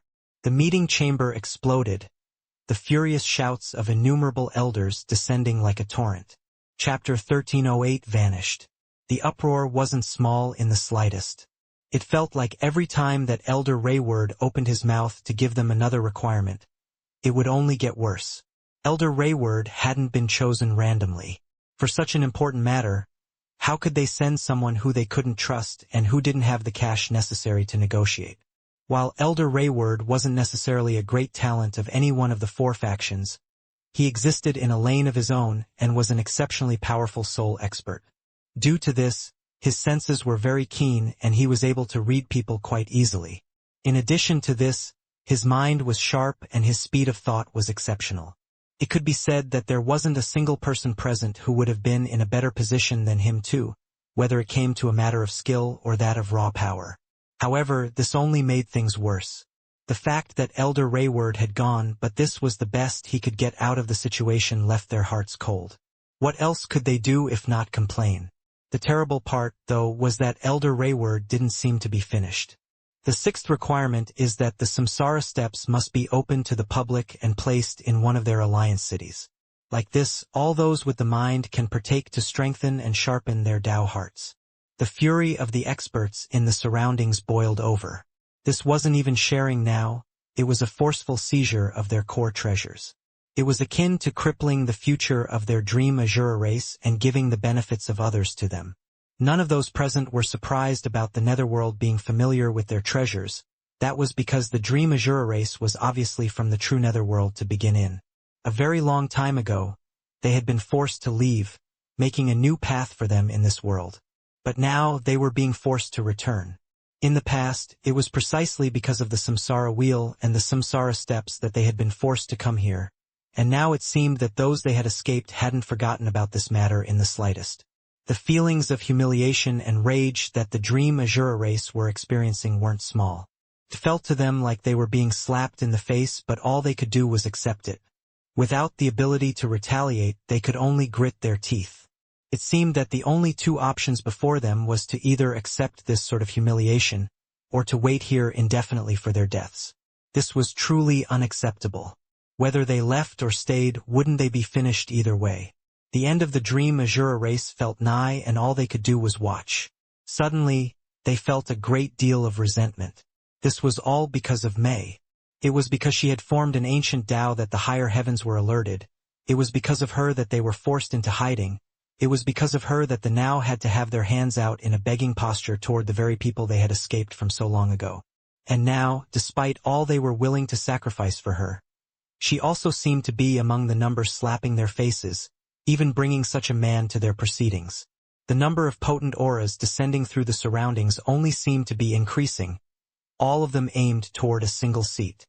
Let alone Mei, even her cousin and Thera felt as though they were being suffocated, and they weren't even the target of the pressure. It only became worse, and Elder Rayward went on to list 4 more conditions, each more unacceptable than the last. It was as though they could feel themselves being slapped again and again. Feeling the animosity of everyone, Mei's shoulders trembled. She was usually a cold-faced and unmoved individual, but in the face of so many absolute experts, she too felt like she was drowning. It was too much, and this pressure didn't seem to take into account her status in the slightest. Maybe it was the fact they could all tell that Rogrel was truly infuriated as well, or else they wouldn't dare to do such a thing so openly. However, what they didn't expect was for a chuckle to come out of nowhere, disrupting their senses. They felt so stunned by the out-of-place laughter that they didn't know how to react for a moment. "Don't you all find yourselves to be a bit too pathetic?" Ryu said lightly. Many didn't believe that they had heard correctly. They even looked to their sides, checking with those around them to ensure that they really had heard what they had heard. But all they saw were the bewildered gazes of those around them. He dared to speak like this in this sort of setting? At that moment, it wasn't they who were enraged, but it was Rogrel's temper that suddenly exploded out of control once again. He had been silent all the while, allowing those around to do as they pleased. But this Ryu seemed to think that just because he hadn't said anything, everything would work out in his favor. Silence. This was the only word he said, his voice rumbling. Not a single person dared to speak. When Rogrel voiced his commands, even his own brother didn't dare to refute. Even his own wife didn't even consider it, let alone everyone else. However, who could have expected that not even a brief moment would pass before Ryu spoke again? "I speak where I please and as I please." Even Rogrel, who thought this matter was over, felt astonished. But even this was only for a brief instant before his aura flared, a pillar of pressure descending. Mei wasn't spared in the slightest. The moment she felt it, her look paled and she spat out a mouthful of blood. At that moment, Ryu's smiling look completely vanished. Chapter 1309 What Use Is It? This was already the product of Rogrel holding back. Chapter 1310 Palm. Ryu took a seat and then fell into Mei's bed. He placed his hands behind his head, closing his eyes in peak comfort. However, Mei herself couldn't seem to do the same. In fact, she paced around her bed, her expression flickering between several states constantly. She could still remember that look on her father's face. She had truly never seen him so enraged before, and yet Ryu was treating it like it was no big deal at all. Even now, he didn't seem to be very afraid of her father suddenly lashing out in a moment of rage and crushing him. That said, at the same time, she couldn't help but smile from time to time, feeling that Ryu had indeed protected her honor very well. She had entered that space expecting to have to deal with an avalanche of comments that she would have no choice but to swallow. But even if these people looked down on her and Ryu, they hadn't even gotten the chance to say anything. In fact, somehow, in the end, it was actually Ryu who ended up looking down on them. When they forgot to be scared beneath Ryu and Rogrel's auras, they became embarrassed and furious rather quickly. Somehow the situation of them looking down on Ryu never came because they were too busy being lambasted instead. And now, the culprit was lying back without a single concern in the world. Mei looked toward Ryu and her lip was unable to help but twitch when she saw the light smile on his face. He looked as though he had already drifted off into a peaceful dream and didn't have the time to care for the things around him. She was left alone to carry the burden of worry all on her own. But this time there wasn't much that Ryu could even do to help her. What could he do about her own inner thoughts? It was either she believed in him or she didn't. There wasn't really another path to take. Mei sighed. In the end, she finally took a small seat at the edge of her bed, smiling bitterly. She didn't believe that Ryu didn't understand the kind of situation he was in currently. Cultivators acted no differently from mortals when their backs were against the wall, and that was precisely the situation they were in right now. They felt suffocated. On one side, there was the threat of the higher heavens, on the other there was the ultimatum of the true netherworld. It seemed that no matter what path they took, only death awaited them, and more importantly, desperation. Desperate people didn't think logically, they had less concerns, and they were less worried about consequences.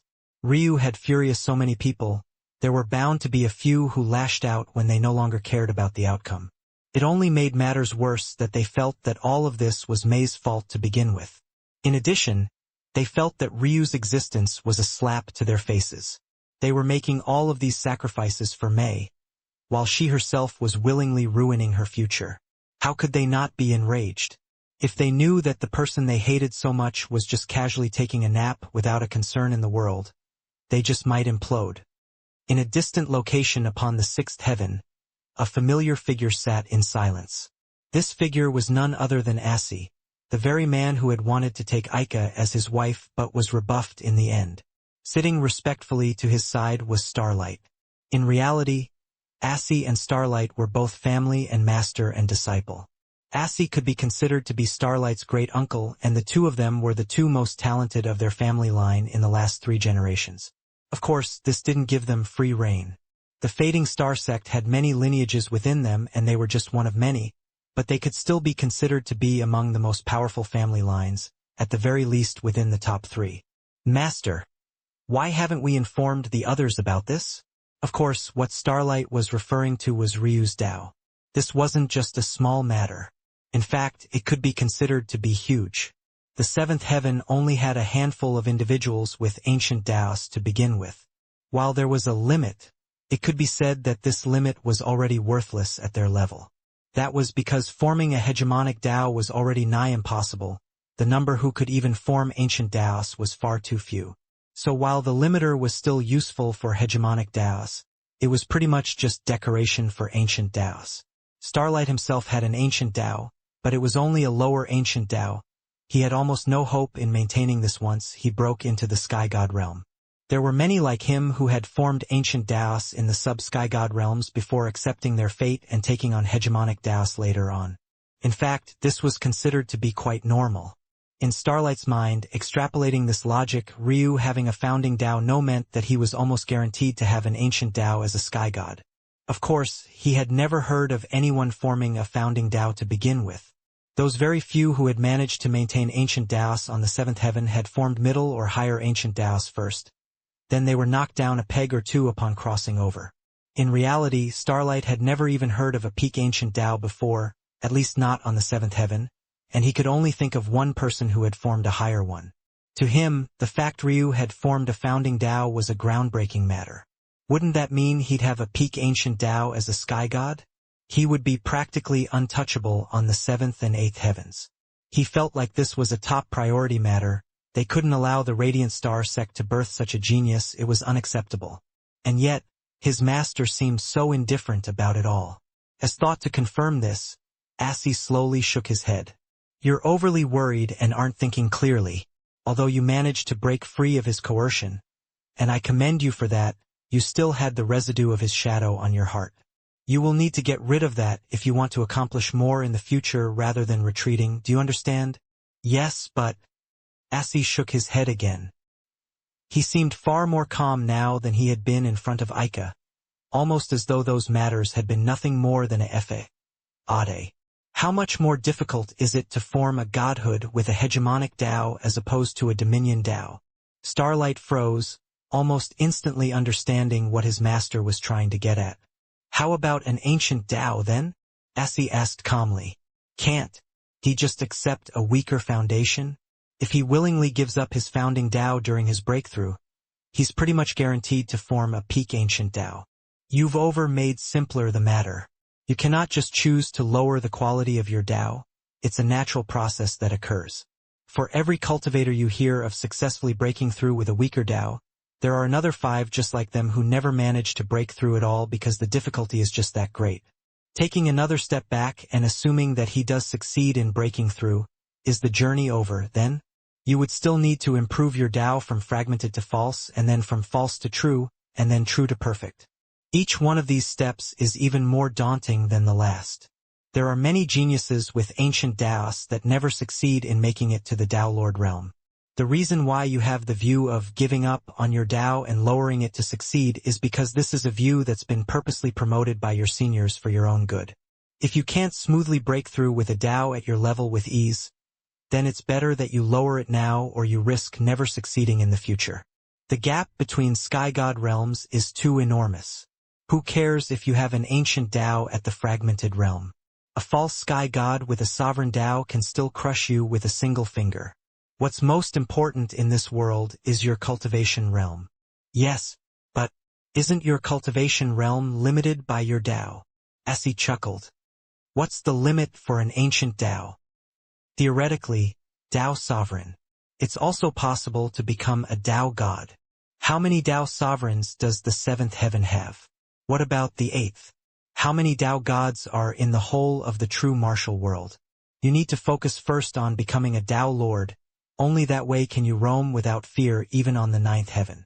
Unless you can do that, what worth is there in having mere potential to reach a stage almost no one can reach in the first place?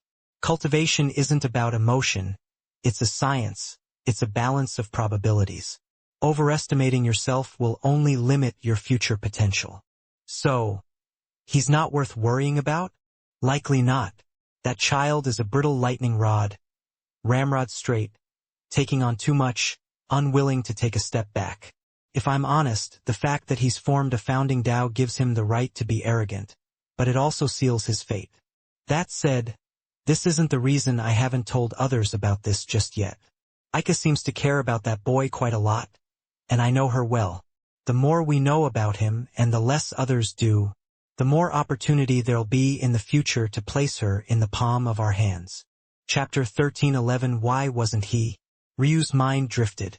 The back of his eyelids had never been more interesting to him as compared to this moment.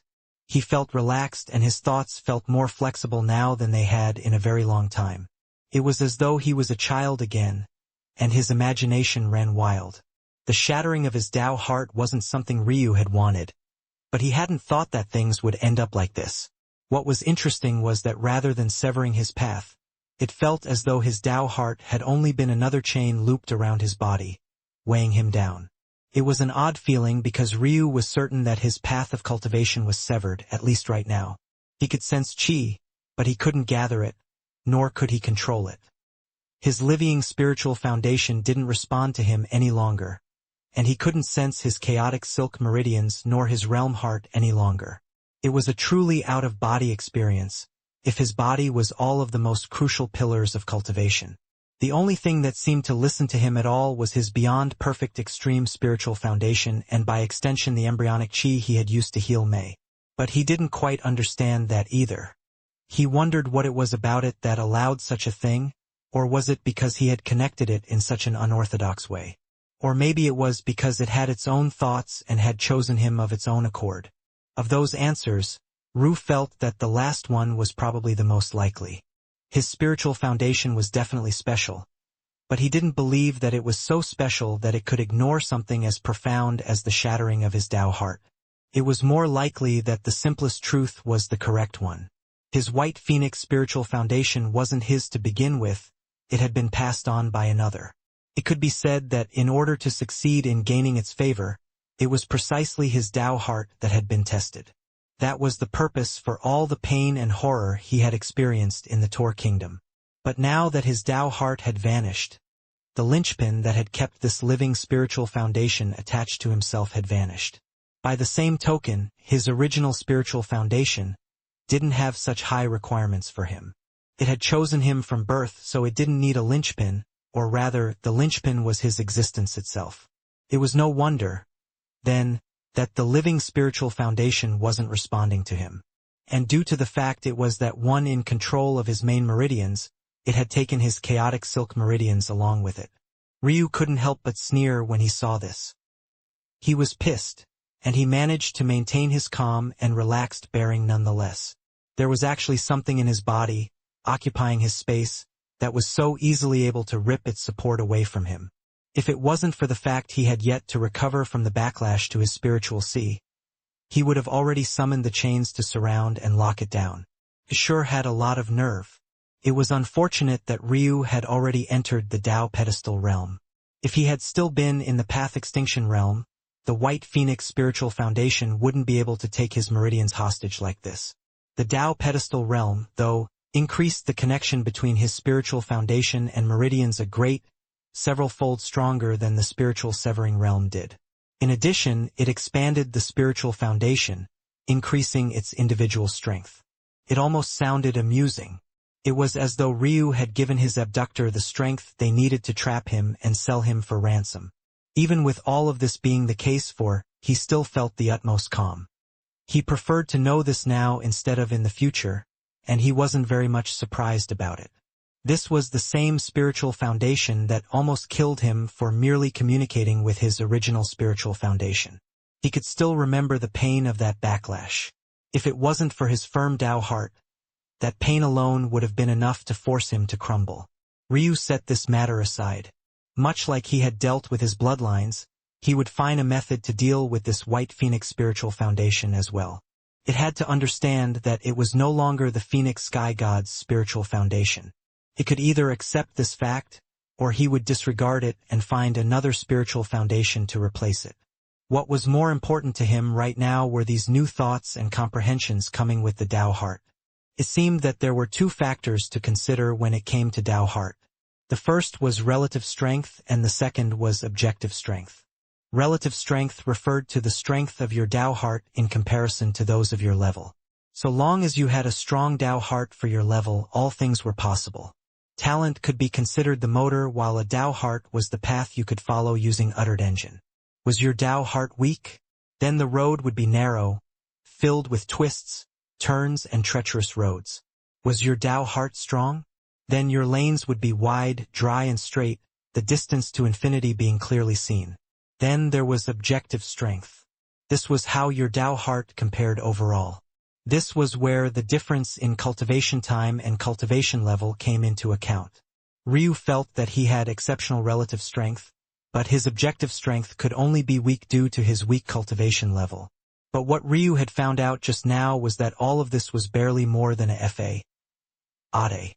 Tao heart was supposed to be your will, but Ryu didn't feel as though his will was weaker than anyone else's. And if Tao heart was entirely about will, then why would cultivation level make such a big difference? That pathetic man who called himself Mei's father triggered Ryu's disdain whenever he thought of him. That man supposedly had a strong Tao heart? What bullshit. Ryu felt the answer lay in two matters. The first was the samsara steps and the second was the Tao heart itself. The samsara steps didn't have a perfect method of testing the Tao heart, and it wasn't very accurate either. It might be seen as a great treasure, but in truth it was a crude construct. This could be seen by the fact it couldn't even properly differentiate between Ryu's lives and which were worth testing him on and which weren't. The second was that the Tao heart wasn't entirely just about will either. It was akin to a muscle, similar to how a bicep allowed you to curl your arm, the Tao heat allowed you to cultivate. It was the hidden sixth sense that gave one the natural ability to cultivate. This was an odd conclusion to come to, especially since it was actually the spiritual foundation that allowed this. If the Tao heart was the center of this matter, then why was it that one had to awaken to be allowed the chance to cultivate to begin with? If Ryu was correct, it was actually precisely the Tao heart that the spiritual foundation observed when choosing a cultivator to follow for the length of their life. Despite feeling that this was correct, this still didn't quite feel like an answer. It seemed like excessive steps, for little reason or return. But then something else clicked for Ryu. As for what it was, it might surprise many. That was because what he had thought about was the ban of mental realm masters in Sacrum. During that period, no one under the jurisdiction of the Tatsuya clan had actively cultivated the soul, and what had that resulted in? Well, the results spoke for themselves. The Tatsuya family ended up lacking any experts in the field of sensory matters, and as a result of that, they were unable to catch the trap of the martial gods before it was too late and they were destroyed. But this was the matter that Ryu was referring to. Despite not putting any focused effort into soul cultivation, their souls still increased steadily with their chi realm cultivation. Although it was still much weaker than a soul that was actively cultivated, why was it that this was possible? At the very least, the reverse wasn't possible. Ryu couldn't just cultivate his soul and allow his body to naturally grow stronger over time. But that didn't seem to make sense. Why was one possible but the other wasn't? Ryu felt that he had an answer. It was the Tao heart. The Tao heart formed the foundation of all things. As one cultivated, it had to grow stronger in order to support one's increasing strength and eventually one's godhood. But why was it that this influenced the soul and allowed it to grow stronger? If Ryu was correct, the Tao heart didn't influence the soul at all, it was the soul. Rather, it was the true soul it had always been. Unfortunately, this opened up more questions than answers. If the Tao heart was the true soul, then what did his mental realm cultivate? What was the little body floating in above his spiritual sea? What about his perfect black buddy soul?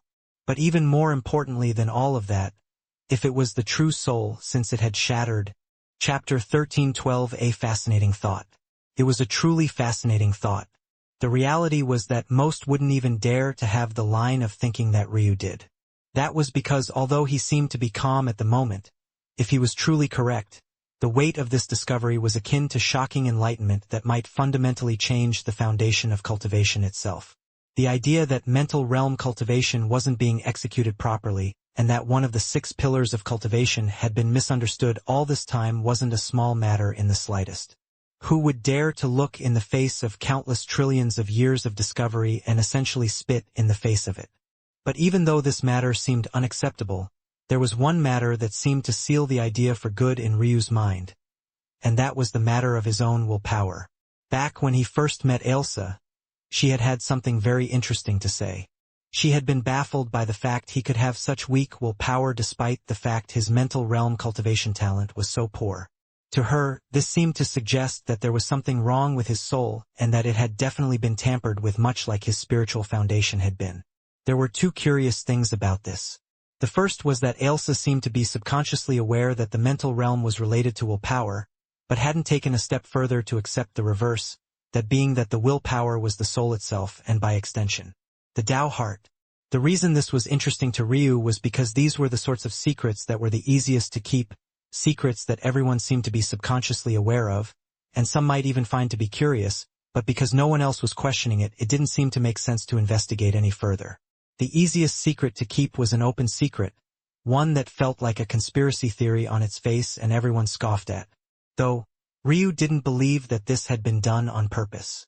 It was more like a case of continuous confirmation bias over countless generations.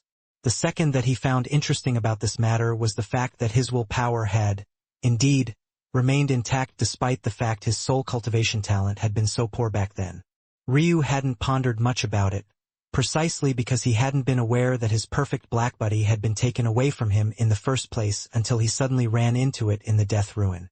How could he draw this conclusion without being aware that something had been taken away from him in the first place? But what Ryu realized he should have been thinking about was why? What was the link between his willpower and why had Ailsa assumed that he should have had exceptional spirit talent given his willpower? Just like Ryu was wondering why it was that he was alive right this moment, it should also be just as important to consider how it was that he was alive despite the fact his perfect black buddy soul had been stripped from him. That was when Ryu pondered of an interesting legend that he had read. In fact, he had read this legend when he was piecing together the lives and folktales related to the Phoenix Sky God and what one might have to do to gain this elusive figure's spiritual foundation. The story itself wasn't very important, but its skeleton was. It was about a man who had lived many lives, and in each one of these lives, he had a separate one of his souls take on a prominent role. This was quite the work of fiction. After all, it was built in a world where everyone had not just one but numerous souls. Or, most specifically, 3 souls.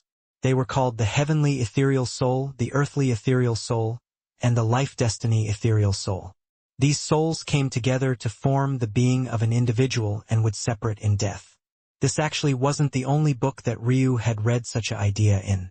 He had mostly ignored them because they seemed to be works of fiction, and it wasn't that uncommon for authors to steal tropes from one another. The first book had the information he wanted, so he didn't pay much attention to the others, but now he remembered that there were many names for these souls. They were also the governing ethereal soul, the awakening ethereal soul, and the alive ethereal soul. And most intriguing to Ryu, they were also called Chapter 1313. Finally, even after several moments, Ryu found nothing out of the ordinary. However, his mood didn't change. If finding something out of order was so simple and easy, considering how much effort most had to put into understanding their bodies in order to succeed in cultivation, how could someone have not found it before? Of course, Ryu had no idea if he was the first to think of this matter or not. It was very much possible that someone had figured it out and he simply wasn't aware of it at all. Or, it was very much possible that they had already tried and simply found nothing. That said, Ryu felt that he was in a very unique position. For one, he had experience with losing parts of his soul, evolving it and then regaining his own soul back.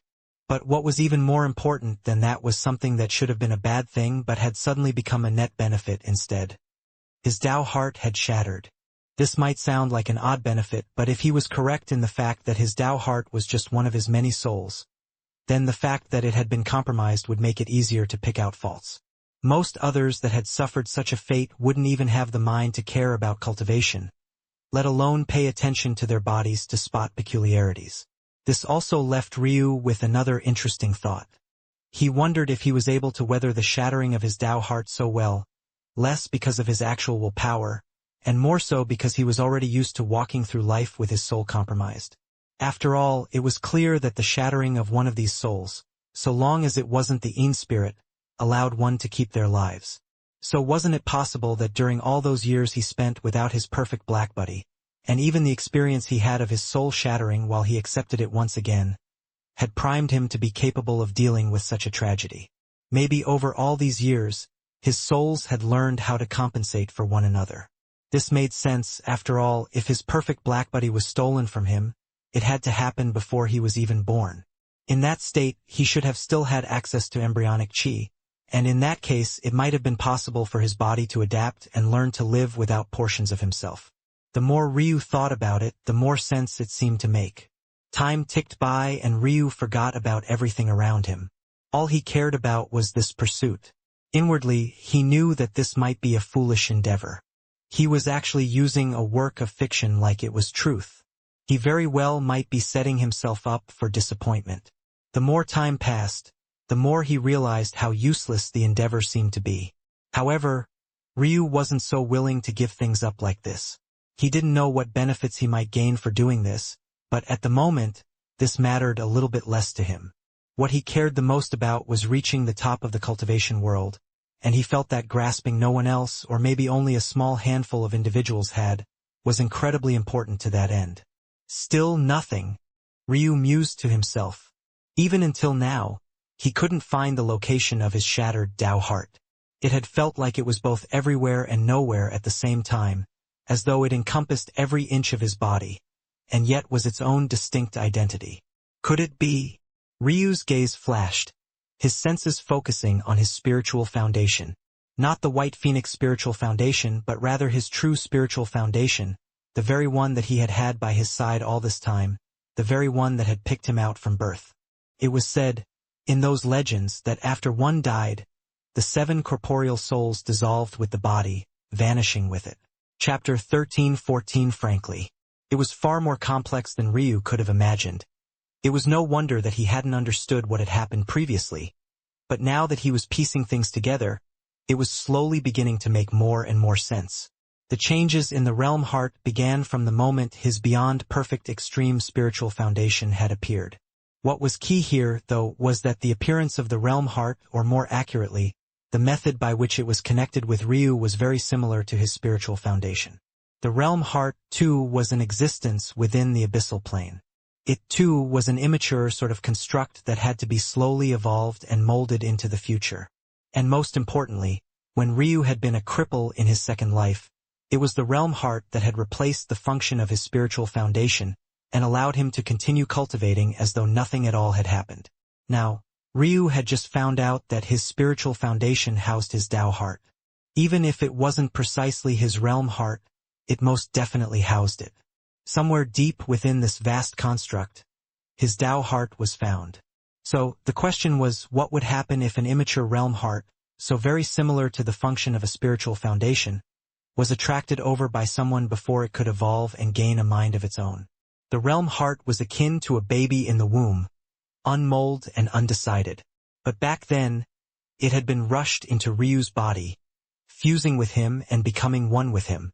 By now, the two were already an inseparable existence. If Ryu was correct, when he reconnected with his original spiritual foundation, his body had suddenly gone from having 3 souls to 4. Better yet, the purpose that the 3rd and 4th soul played were very much the same, causing them to overlap. What was even more extreme about this matter was the fact that it was the realm heart that had allowed Ryu to accept a second spiritual foundation in the first place. That meant that not only did they fulfill the same functional role, they practically took up the same location in his body, bringing them closer on both a metaphysical and purely physical level. When Ryu had reclaimed his original spiritual foundation, it was like forcing the slowly maturing realm heart to accept everything about him, fusing them into one existence, both together and somehow separate. If he took this a step further, Ryu believed that what changes had been triggered in the realm heart were heavily related to his spiritual foundation. In fact, it was very likely that his realm heart had gained the characteristics of his beyond perfect extreme spiritual foundation. It had to be remembered that all realm hearts had their own inherent talents before they matured into worlds. In fact, this innate talent would decide the kind of people that would be born to them in the future and the kind of protectors they would nurture. For example, Sacram's Shrine Mountain had, of course, been a realm heart in its infancy, and unlike Ryu's realm heart, it hadn't been found and procured ahead of time. It thus formed the talent that Ryu had formed, the Shrine Mountain's natural enlightenment. When Ryu activated this realm heart, he could suppress any and everything around him. In fact, now that he had the 9-pillar flame sex inheritance, this natural enlightenment was even more powerful because it was as though it had finally gained a conduit to act. The talent of this realm heart was still unknown to Ryu. He hadn't spent nearly enough time observing and meditating on it, and it was difficult for this sort of enlightenment to come naturally to him because it was far too vague. But now, even before he could grasp what it was, this talent had been mutated into something entirely different. Now Ryu fully understood this odd feeling in his chest. It was actually twofold. The first was that the realm heart that more than likely had a natural enlightenment that he wasn't intimately familiar with, or might not have the necessary talents or affinities to make perfect use of, had suddenly taken on a form that he was greatly familiar with. After all, the beyond perfect extreme spiritual foundation was created to be perfectly suited to Ryu in the first place. It was as much him as anything could be. The second was that due to this, he could feel an intimacy from the realm heart that he hadn't felt in the past. It truly felt like his own. Ryu stood in silence. For some reason, all of this felt too convenient. It felt like every step of the way here, someone had been pulling him along on a leash. His gaze shifted from his beyond perfect extreme spiritual foundation to his white phoenix spiritual foundation. The only answer seemed to be this mysterious phoenix sky god, an existence he couldn't understand even in the slightest.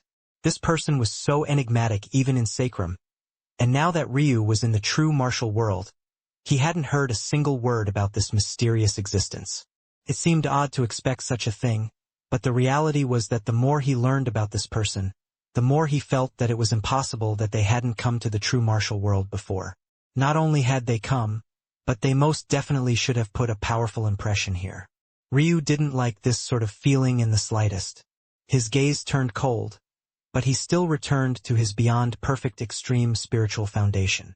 Now that he understood the peculiarities, the question that remained was how would he fix his Tao heart. Quite frankly, Ryu wasn't entirely sure how to do this, and at the same time he was a bit worried about doing it properly. Being unable to train was unacceptable, and an injured spiritual foundation wasn't something that he could accept either. Chapter 13-15 Proceed? Logically, One would think that the only way to heal a Tao heart was to grab a hold of their mind once again, self-healing and reaffirming one's identity. But this was clearly nonsense. Ryu felt better than he had in a long time, and yet his Tao heart was still shattered and his spiritual foundation was still leaking this deathly sort of energy that he couldn't allow to continue for fear of what might happen to his cosmic seed. This was another peculiar matter that was worth exploring, though. Why did he feel so much better? Chapter 13:16 Chi? Ryu stood in silence for a very long while, his mind trying to figure out where to take his next step. He was quite confident in himself, but even he knew that it was very much possible for him to make mistakes. He wouldn't be foolish enough to believe himself infallible. If he had his founding Tao currently, it would have been a small matter to do this. In fact, if it wasn't because of the situations he had been thrust into recently, he might have already chosen to do it long ago. But now it was difficult. The only potential way forward seemed to be to form a stopgap measure, re-establish his Tao heart, and then make changes later. But this issue with that was that he had no idea if that would even be possible. For example, if he tried to change the path of his Qi realm refinement now, it wouldn't be a simple matter. It would require a purge and an entire overhaul. The only reason it had been relatively easier to change his foundation the first time was because the gap between Sacrum and the true martial world was absolutely enormous. The idea of reworking the former in place of the latter was too easy. But, if he had to do it now, he would either need to create a new system with a gap that was just as significant, or he would need to undo his previous work first before he could lay down a new foundation. Although it was said in so many words, this was essentially like crippling himself. When you were talking about the body and the Qi, it was still relatively easier to do this, but now Ryu was working with the soul.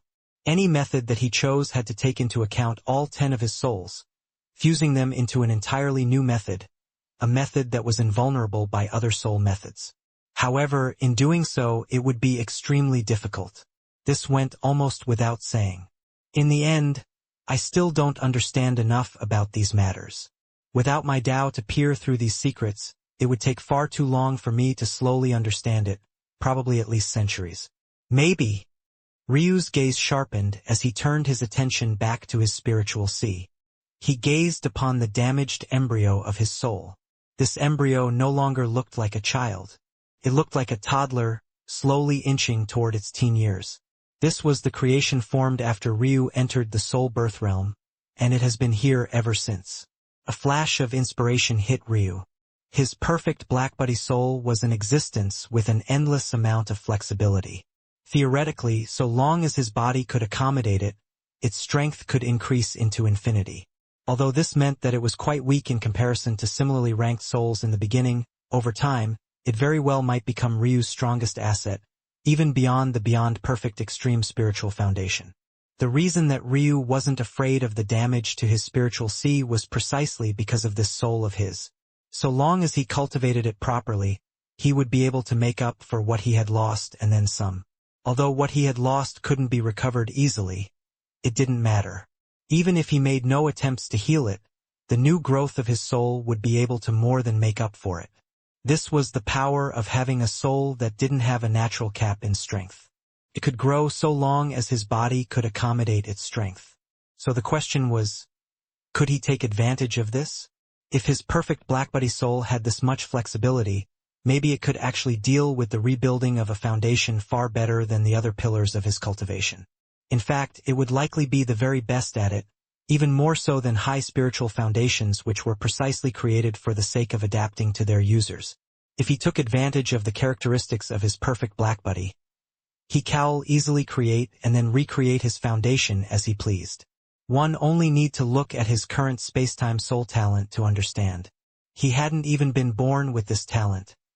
His soul had absorbed it and then adapted. This was what it was built for. But this left a question. What was his perfect blackbody soul? This question was more important now than ever. If it was just one of his 10 souls, then this technique wouldn't work. The damage to the other souls wouldn't be something that he could recover. But Ryu had a feeling that it was something different. Just take his Chaos Chi for a moment. His Chaos Chi wasn't actually a part of him, it was just a byproduct of his Meridians. The more Ryu thought about it, the more he believed that his perfect blackbody soul was similar. Rather than actually being one of his souls, it was a projection of their abilities. It was also the anchor that connected his corporeal souls with his incorporeal souls.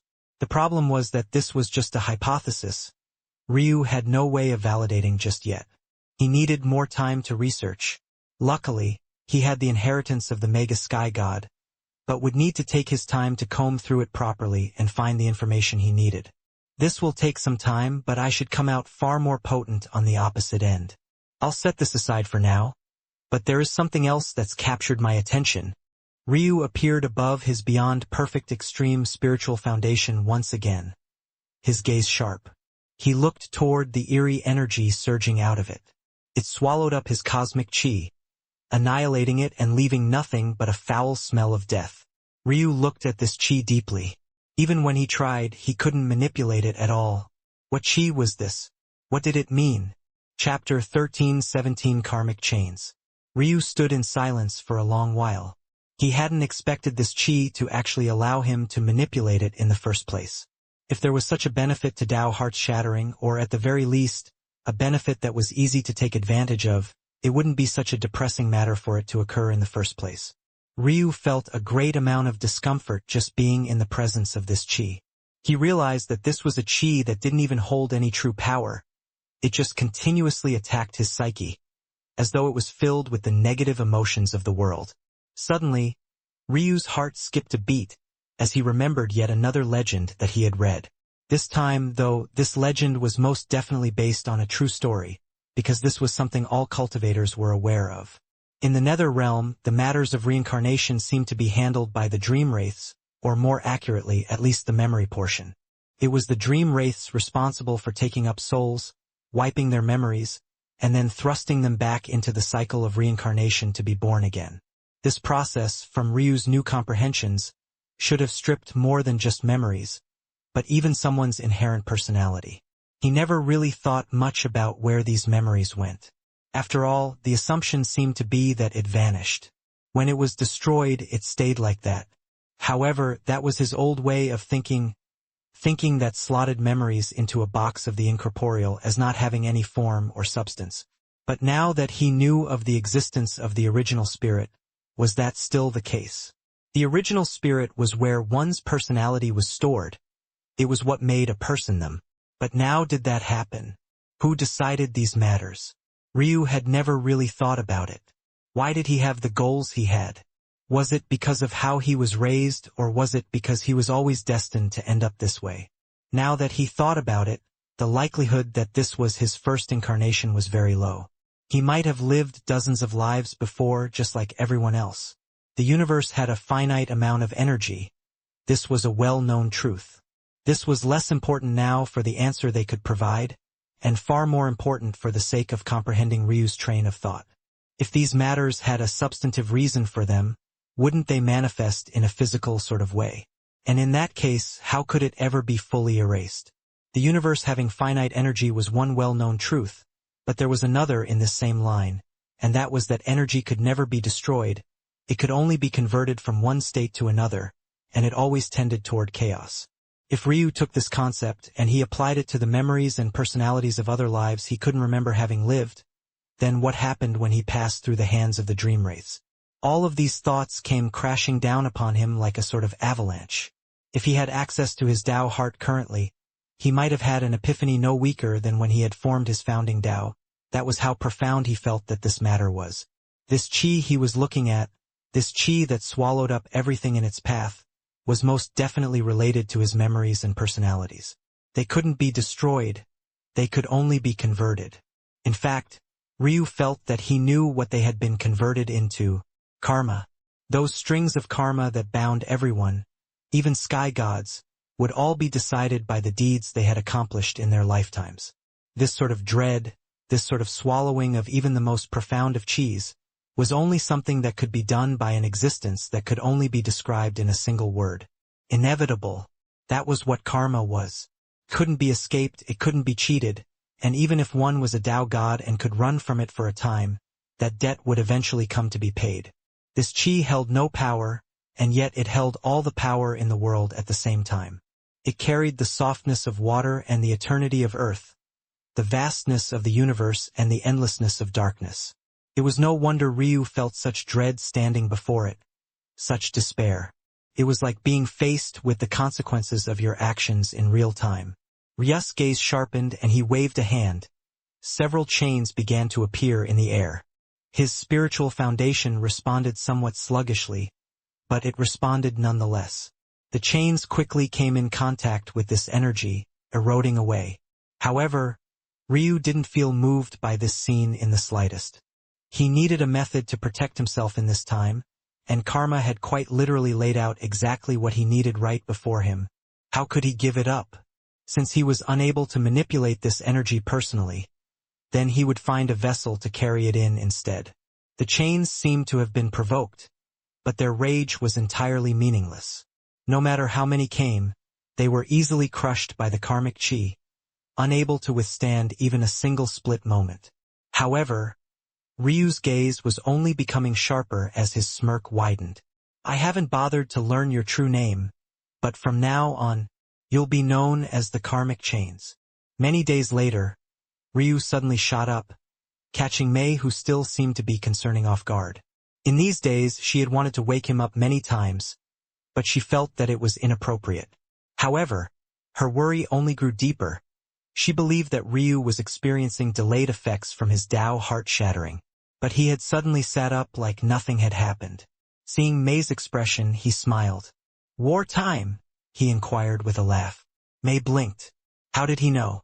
Ryu grinned. "Weak-willed men like your parent are simple to manipulate. That's how." Mei's lip twitched. Who dared to speak about her parent like that? She didn't get to say anything more before her room's entrance shattered. Chapter 13-18 Sneer. Ryu sent a calm gaze toward the door. Once again, it was Mei's aunt. But this time she was clearly more aggressive than before. Although things seemed to have ended in a silent manner, that wasn't true in the slightest. Chapter 13-19 Hand it over.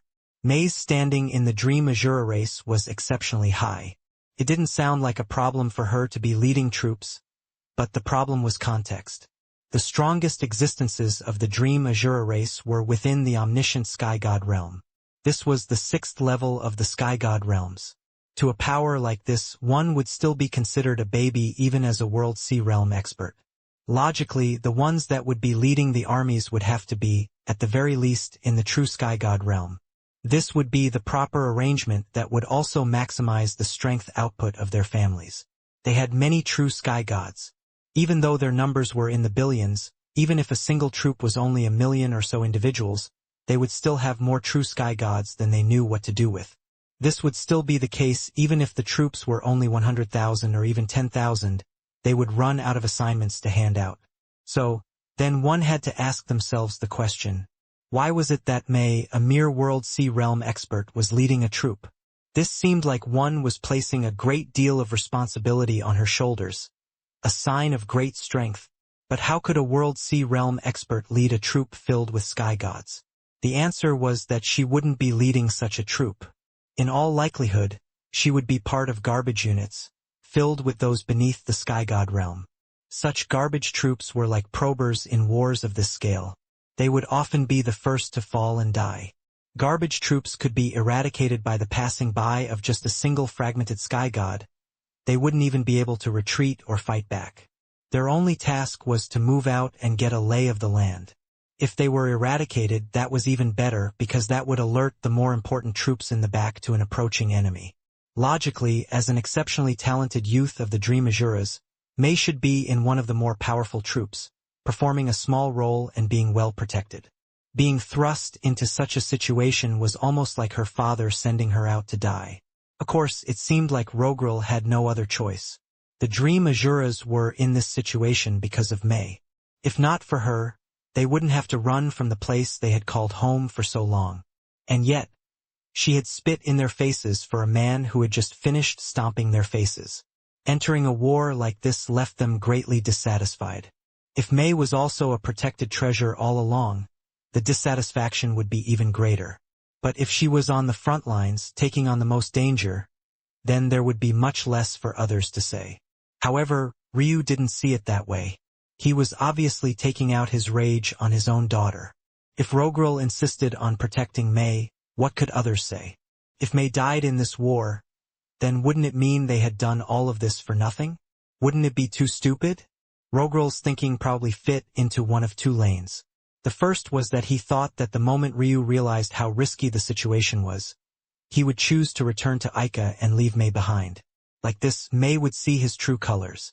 Although she would have still lost her primordial Een, she still had her talent. It wouldn't matter if she couldn't marry in the future, because she would be on pace to become the Dream Azura race's first matriarch in a very long while. The second was that he wanted May to come and beg him. So long as she did that, she could still be molded. As for the idea of May actually dying, maybe that was a risk Rogrul was willing to take. A return to the Nether Realm was likely something the ancestors of the Dream Azura race had wanted for a long time. The only way to maximize their potential was by returning in the first place, even if they were far weaker in the first place. Kelsine looked toward Ryu when she saw the sadness on May's face, unable to take it, but all she saw was the same sneer. "Does your race have authority tokens for commanding officers?" Ryu asked. Kelsine subconsciously reached for the token she was meant to hand over to May, but when she saw that Ryu had extended his hand, she frowned, her anger threatening to erupt again. Even if it was for garbage units, not just anyone could touch the command tokens of their race. Did he think that this was a game?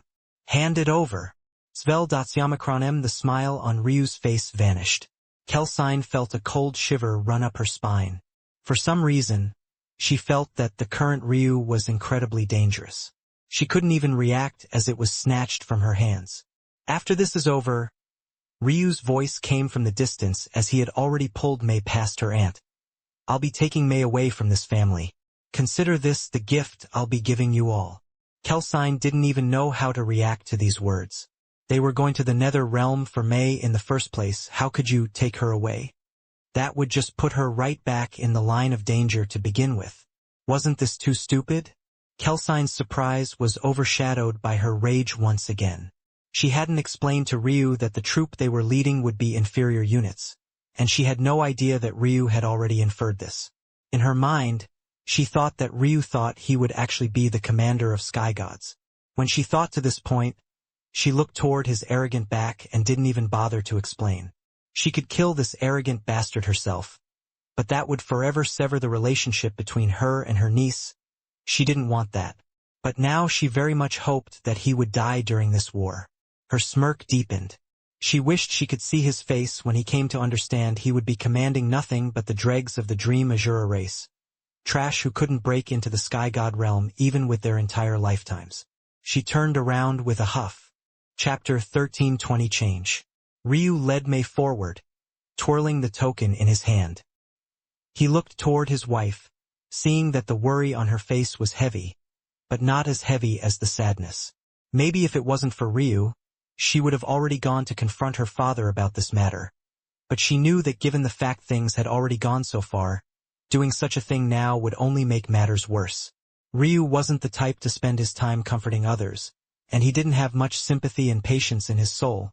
However, when it came to those he cared about, it was a very different matter. He took May's hand. She was so absent-minded that she almost didn't seem to notice. When she felt a familiar warmth, she looked over and gave him a bit of a forced smile. It was clear that just a simple action wouldn't be enough to wipe her worry away completely. These matters aren't things that you have to worry about. You only have to stand there and look pretty. No one will harm a hair on your head. May blinked when she heard this before she suddenly spurted with laughter. It wasn't that what Ryu had said was so funny, but rather that this was entirely different from the Ryu she knew. She hadn't even known that he was capable of saying such words. At the moment, she felt that Ryu was actually quite a lot like her. She too was a cold and distant person to most others.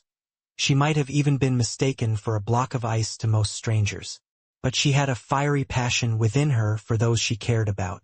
Back in the incomplete heavenly path, she hadn't even hesitated to put her life on the line for Ryu, and that was only because he had pierced her heart just the slightest bit. These weren't things she had to think much about. Back then, she had been willing to do so because she had felt the care Ryu had given her. Although they were only small matters like blocking the wind and cold for her, or helping her to cook food, they were still matters that warmed her heart. She had thought that Ryu would be the same cold and distant person all the time, showing her slight hints of affection here and there. But she hadn't realized that Ryu was capable of such obvious signs of care. It left her not knowing how to react to the point that she had even begun to laugh. "What's so funny?" Ryu grinned, his hand slipping down and pinching Mei's pert bottom. "Is your husband's bleeding heart really so amusing?" Mei yelped slightly, jumping up. But in doing so, she had subconsciously jumped into the arms of the perpetrator, only opening her up to more sexual assault. Mei chuckled and giggled, much of her worries suddenly forgotten in that moment. Her actions were completely out of place given the situation, and it drew no small number of frigid gazes. However, beneath Ryu's aura, it was as though Mei was completely shrouded.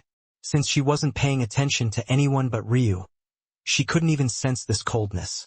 Others thought it was because she was indifferent to their struggles, when really it was because beneath Ryu's protection, she could feel what she wanted to feel and move as she wanted to move. Nothing could burst her bubble. It wasn't until several moments later that Mei seemed to realize she probably shouldn't be laughing and smiling right now. She looked around and sure enough found many gazes that she hadn't been able to sense previously. But before her mood could sink, Ryu waved a hand.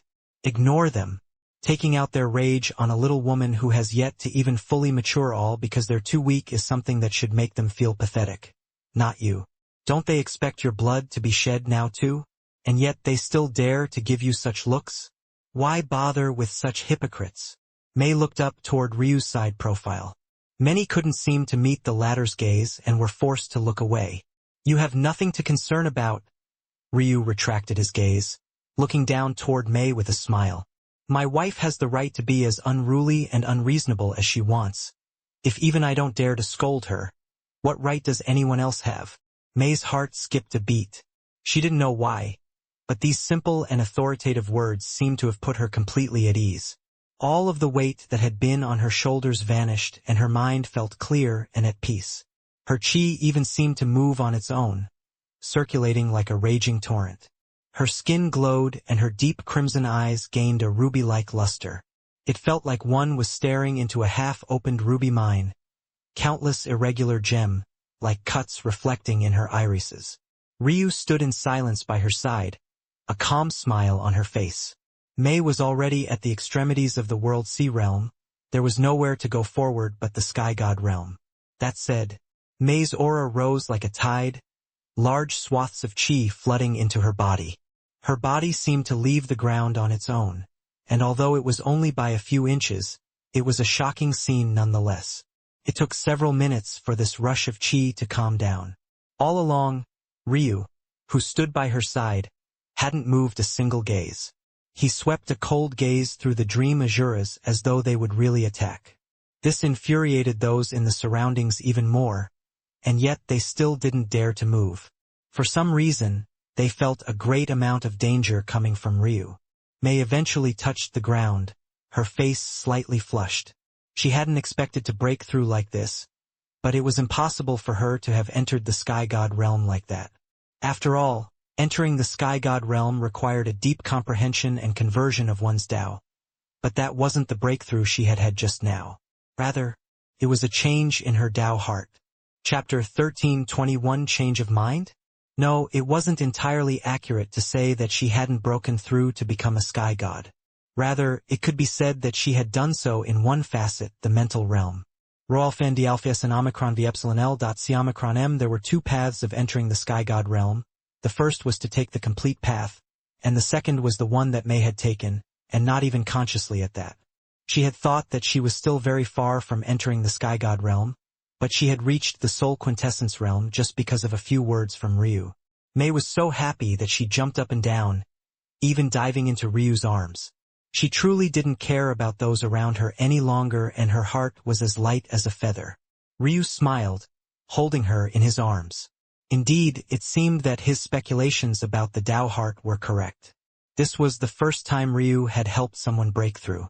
The first was in the Armament Guild, the second was Aika, and now the third was his wife. He didn't believe that it was a coincidence. As the wielder of the mysteries of heaven and earth pupils, he had a small control over karmic chi. although the karmic chi he controlled could only be filtered through his eyes and its techniques and wasn't as wild and unrestrained as the one that had come from his cracked spiritual foundation, it was karmic chi nonetheless. His ability to not only speak to aid someone, but to also pick the perfect words to enlighten them or take the perfect action to push them along was unmatched. Ryu realized at that moment that his Tao wasn't just capable of guiding himself. If he cared enough, he could easily guide others. And even more importantly than that, it seemed that although he couldn't use his Tao to its full extent right now, he still had access to a small portion of the same small portion he could always use without actively triggering it. There was a reason Ryu hadn't thought of this before. Usually, guiding someone's comprehension was a huge taboo in the martial world. You could easily lead someone astray or ruin their foundation. Even Tao Lord, Sovereign and gods wouldn't easily do this unless the person was far beneath them. But it seemed that Ryu had a knack for it. If he had such ambition, he could probably create the martial world's most powerful sect without much effort at all. However, he didn't care about any power aside from himself. Nothing else was important outside the size of his own fists. Okay. Ryu chuckled. We still have work to do. Right? Mei uttered a bit too loudly, a fire burning within her. In reality, although she had entered the soul quintessence realm, this was essentially nothing. This was just the first step, while the usual leaders of the other troops were in the true sky god realm at the worst. But even so, she felt a great amount of confidence right now.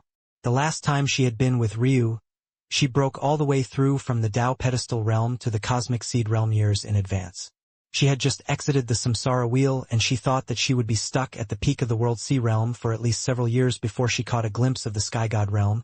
But the moment she was by Ryu's side again, she had yet another unexpected breakthrough. At this point, Ryu might as well have been like a god in her eyes. He could do no wrong. In truth, breaking through to the soul quintessence realm wasn't just a minor matter. She now had the mind of a sky god and could deduce her Tao with much greater ease. Those who succeeded in breaking into the soul quintessence realm while still in the world sea realm had a great amount of success in maintaining the level of their Taos. Some of them even managed to have a shocking reverse, instead increasing the level of their Tao. As for why not everyone made this choice, the reasoning was obvious and simple. It was far too difficult. One had to have exceptional mental realm talent first, and that was already almost impossible to come by. Then there was the matter of having a strong enough body to accommodate it. The body was the vessel the soul resided in. If it wasn't strong enough, your soul couldn't do anything. Then there was the actual problem of enlightenment. Mei had succeeded because of Ryu's enlightenment in the truth of the souls. He fixed the flaws in her Tao heart first, allowing her a smooth path forward. This simply wasn't something everyone could do. Suddenly, the value of Mei to the Dream Azura race skyrocketed. The odds that her Tao would drop out of the ancient Tao ranks upon her breakthrough now was nearly zero, and there was even a non-zero chance that if she took some time and had some patience that her Tao would be even stronger than the middle ancient Tao realm it was at now. Those who were seasoned enough to understand this matter felt a shudder in their hearts. What would they do now? Ryu, though, never had any intention to use this as leverage. After their small delay, he had already brought Mei before their garbage units. As expected, they were quite pathetic. It wasn't that they were all old or crippled. It was rather that they basically had no future. Many of them were middle-aged and healthy, but clearly beyond their prime. Those that weren't were already close to reaching a level where their odds of entering the Sky God realm was nearly zero, and even if they did, they would probably never make it out of the fragmented Sky God realm in their lives. What was worse was that while many of them were in the World Sea realm, there were even some in the Cosmic Seed realm and even a not insignificant number who were even at the Tao Pedestal realm. These people weren't like the older cultivators who had reached the end of their potential. They were rather younger, much younger. They were individuals who had volunteered for this chance. They likely came from poor branches of the clan who couldn't afford to raise them up. If they wanted to progress, this was the only route forward. As Ryu was observing these people, the situation in the Dream Azura race was growing heated. Mei's breakthrough wasn't just a small matter that could be brushed under the rug. Eventually 2 people came forward. Before they even spoke, Ryu knew what they wanted to do. They felt that it was the opportune time to change their minds. Chapter 1322 His Own Pace.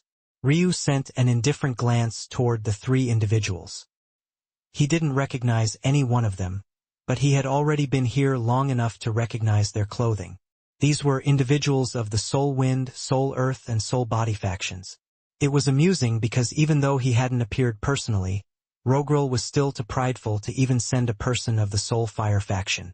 All three individuals were on the older side, but they were completely unlike the members of this garbage unit. They had reached the end of their potential, that was true enough. But unlike these garbage units who didn't have any hope of stepping into the Sky God realm, they were instead stuck in the Sky God realm. If Ryu had to guess, he would say that they were at least in the true Sky God realm, likely the perfect Sky God realm. Chapter 1323 Corps Formation. Ryu stood stoically, his white hair fluttering wildly and his hands clasped behind his back.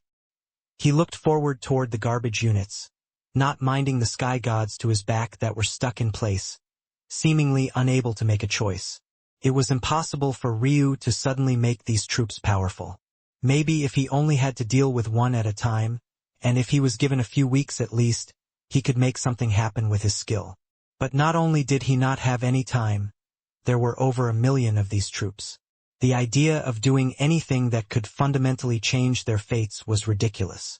What Ryu needed to do was to establish a usable foundation that could be usable, and the best option he had in succeeding in this endeavor were formations.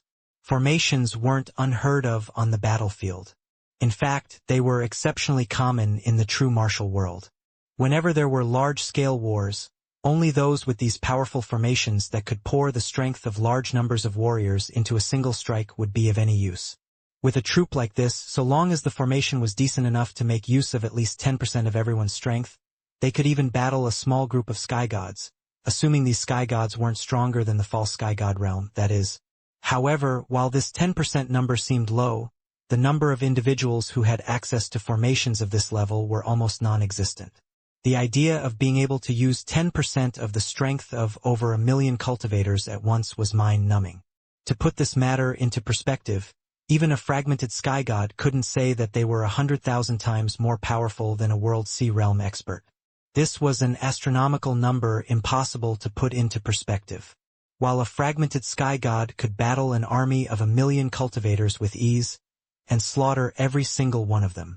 If this army had a formation to gather their strength into a single point, even such an expert would have no choice but to turn tail and run. Of course, even if there was such a formation, it was impossible for them to stop a Sky God from running from them. As such a formation could be said to bring about a stalemate in this situation. But once again, such formations were far too rare, impossibly so. Even those that could manage to reach the 10% threshold were often limited in the number of people that could use it at once. They would most often be limited to squads of 10, and if one was lucky you might run into an inheritance that granted you with one that could be used with a battalion of 100. Of course, there were some legends of formations that could make use of a 20% threshold, some even spoke of 30%. At that point, you might only need a troop of 100,000 World Sea Realm experts to battle it out against a Sky God. But these were practically fairy tales to the people of the Fifth Heaven. The strongest formation that the Dream Azura race had access to was only able to reach a 5% standard, and that formation could only be used by 100 individuals at once. Their best large-scale formation could only reach a 3% threshold and only be used by up to 1 million at once. Once could see by the disparity that just a 1% increase was highly sought after. Just a difference between 3% and 5% was enough for the number of individuals who could use it at once to fall by a factor of 10,000. This was the reality of such formations. It could be said such formations were no less important to sects and clans than their core texts, and they would all be tightly guarded. But Ryu had many of them. Namely, he had 3 different branches of them that came from 3 different sources, and those were just the ones that he cared enough to list. The Frost clan was the first. He had access to their entire inheritance, and this of course included the formations they had used to stake their claim to the 6th heaven when they were at their peak. They had 3 core formations, a small-scale, medium-scale, and large-scale one. The first could be used for a battalion of 100, the second for troops of up to 100,000 and the final for up to 100 million troops at once. The small-scale formation reached a standard of 7%, the medium-scale formation reached a standard of 5%, while the final reached a standard of 3%. Taking out any one of these formations would cause a huge commotion in the Dream Azura race. However, they were the absolute weakest in Ryu's arsenal. The 9-pillar flame sect was the second. There was a lot to learn from their pillars and the runes that Ryu had memorized. In fact, Ryu believed that because he had only had time to comprehend a small portion of it, if he spent some more time, the core formations he could find in the end would actually be even more potent than this.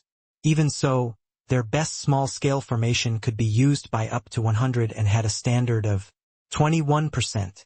As though that wasn't enough, their medium-scale and large-scale formations could be used to a 15% and 11% standard respectively.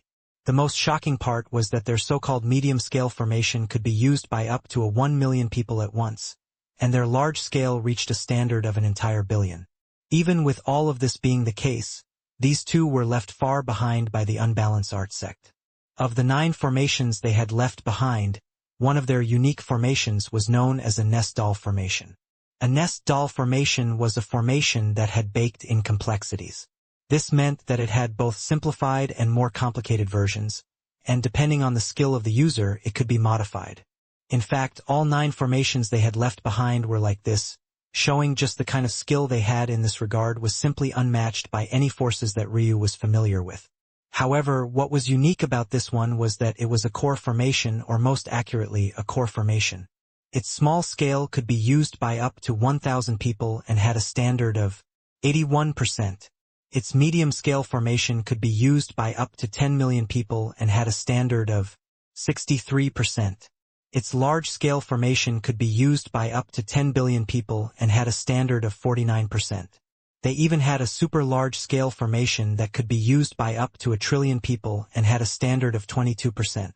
Unfortunately, there was a great weakness of the Unbalanced Art sect core formations. In fact, there was quite a large weakness, one related to the 9-pillar flame sect at once. The problem with the first was obvious: the irregularity of the Unbalanced Art sect. Just practicing their methods could make a person go mad, so one could imagine what would be required of such powerful formations. Finding enough people who could withstand the unbalanced mantra, especially after they had been destroyed, was absolutely impossible. There was a workaround for this, and that was for the central of the core formation to withstand the weight of the calculations and such on their own. But in his wounded state, it was simply impossible for Ryu to do so. Even if he was in top condition, he would have to bring his soul to a sky god standard first, or at the very least an equivalent standard. He might be able to withstand the small-scale formation, but the medium scale and beyond was too much. As for the 9-pillar flame sect core formation, while it was less demanding on its mind, one could imagine that its demands of the body were on a completely other level. And, unlike this Unbalanced Art sect core formations, this burden couldn't be handled by others for you. It seemed, then, that Ryu's only choice was to use the Frost Clan's formations. But he had never had any intention of doing so. He had already decided he would use the 9-pillar flame sect core formations. However, in their current state, if these garbage units tried to activate such a formation, after a few seconds their vital chi would burn up and they would turn to ash. So, Ryu had to counter this. Little woman, Ryu spoke to the favored alchemy sky god for the first time in a long while. Pay attention to me closely. I'm gonna start concocting now. After this, I probably won't have time to do this again.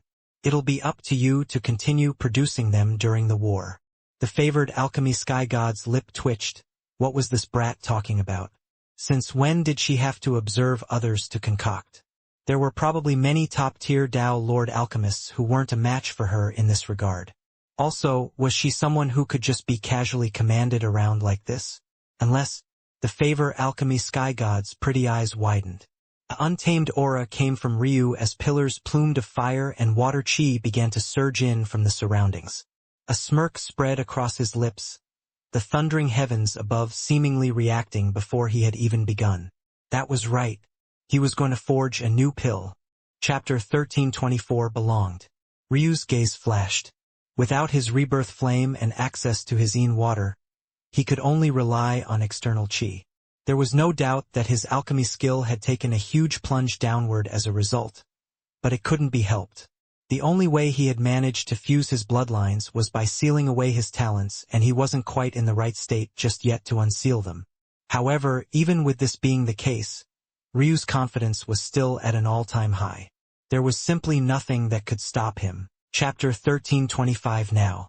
Even as the center of the world, Ryu's indifference was just as palpable. He didn't change based on the attention others gave him. It felt like even if the world itself was collapsing, he would be the very same Ryu, unmoved and unbothered by it all. He began to slowly teach the methods of the Nine-Pillar Flame sect to the soldiers below, but his methods were clever and shocking. When many taught core formations, they would begin with describing the holistic formation, before breaking it into parts and passing it down. This was because in order for a formation to work properly, all those within it had to have an understanding of the overall situation. However, Ryu didn't do this. That was because his comprehension of the formation was far beyond anything these individuals could imagine. He was able to give control over small portions of the formation, while also giving them exactly the amount of information they needed to execute it perfectly. He acted as though it was he who had created the formation, and truthfully, those watching had no reason to believe anything different. But the mind-numbing part about it all was that due to Ryu's methods, it was absolutely impossible to reverse-engineer the core formation. Even if the Dream Azura race caught every single member of this garbage unit and interrogated them one by one, it would be useless.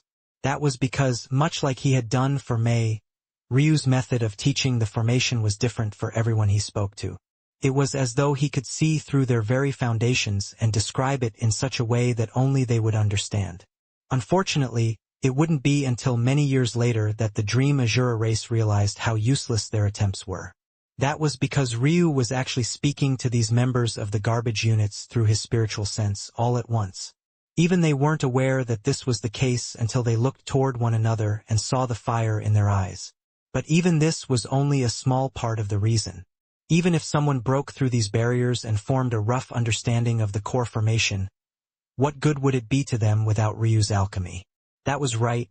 The most important part of all of this wasn't Ryu's method of teaching. It was rather the pills that had incorporated the secrets of the Nine-Pillar Flame sect. It had to be understood that these formations of the Nine-Pillar Flame sect were created to be used by their disciples.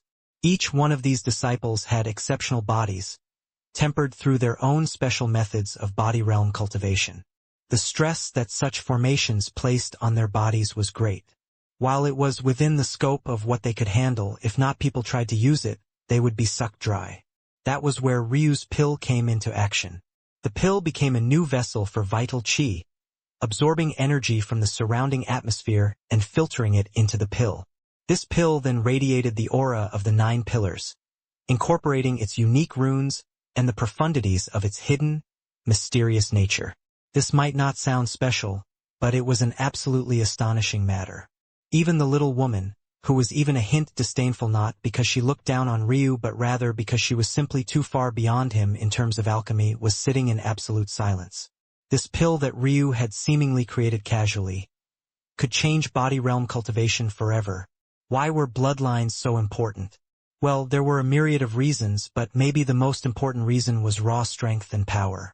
Depending on one's bloodline, the amount of vital qi one could store within one's body would vary. And, depending on the amount of vital qi one could store, the amount of strength one would output with their body would likewise vary. It had to be remembered that back in Sacrum, Ryu's bloodline had directly decided the strength of his fists down to the precise gene. This was the reality of bloodlines. But Ryu claimed that this newly created pill of his could form a separate vessel for vital qi. Not only could it force a separate vessel, but it could directly absorb qi from the atmosphere, incorporating it into the pill and becoming new vital qi. The shock of this matter couldn't be understated. It was as though Ryu had created a separate bloodline within the body of a weak individual without affecting them in the slightest. If the alchemy world came to know of this, they would be thrown into an uproar. Of course, what this pill could do was still limited. For example, it could mimic a bloodline, but it couldn't become it. It was temporary, and it also wouldn't increase the strength of the person wielding it. After all, it was fabricated to supplement the existence of the core formation. That said, while it wouldn't increase individual strength, what it could do was increase the formation's overall strength, making it seem as though exceptionally talented body realm cultivators had all gathered together. But even with all of this said, Maybe the most astonishing part of all of this was the Pill's incorporation of the secrets of the Nine-Pillar Flame sect. If these low-quality unit soldiers were lucky, after swallowing this pill, they could gain an inkling of the secrets and it would greatly help their cultivation into the future. The idea of bestowing understanding through a pill was only something that Ryu had casually thought of doing, and it had actually worked out. The astonishing weight of this matter absolutely couldn't be understated. It was no less shocking than the favor alchemy art sky god fooling death. Ryu finished teaching and then he waved a hand, causing a pill to fall into the hands of each one of the low-quality unit members before him. They all shook in excitement, not believing that they had something so valuable upon their palms. "We will move out now," Ryu said coolly. "I suggest that none of you try to hide the pills that I've given you, or else when the formation activates, only death awaits you."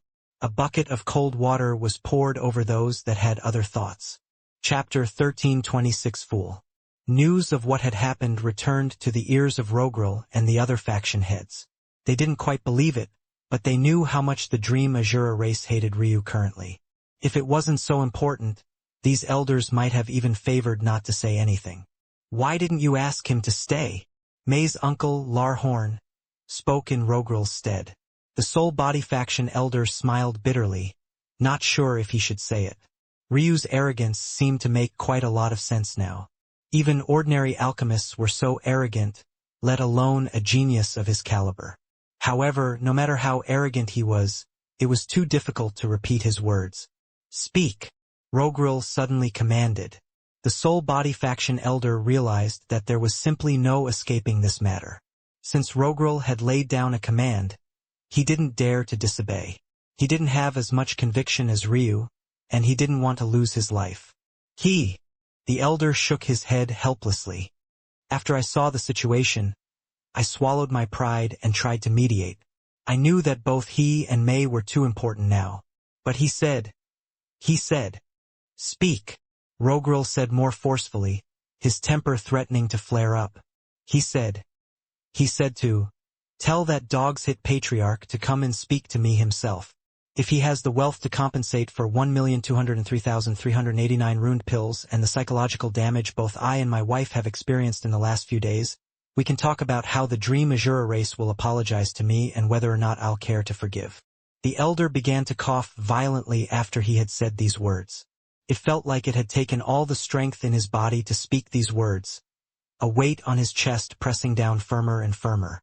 And that was because Rogrel, though expressionless, was radiating a dangerous aura that caused even the wind to shudder.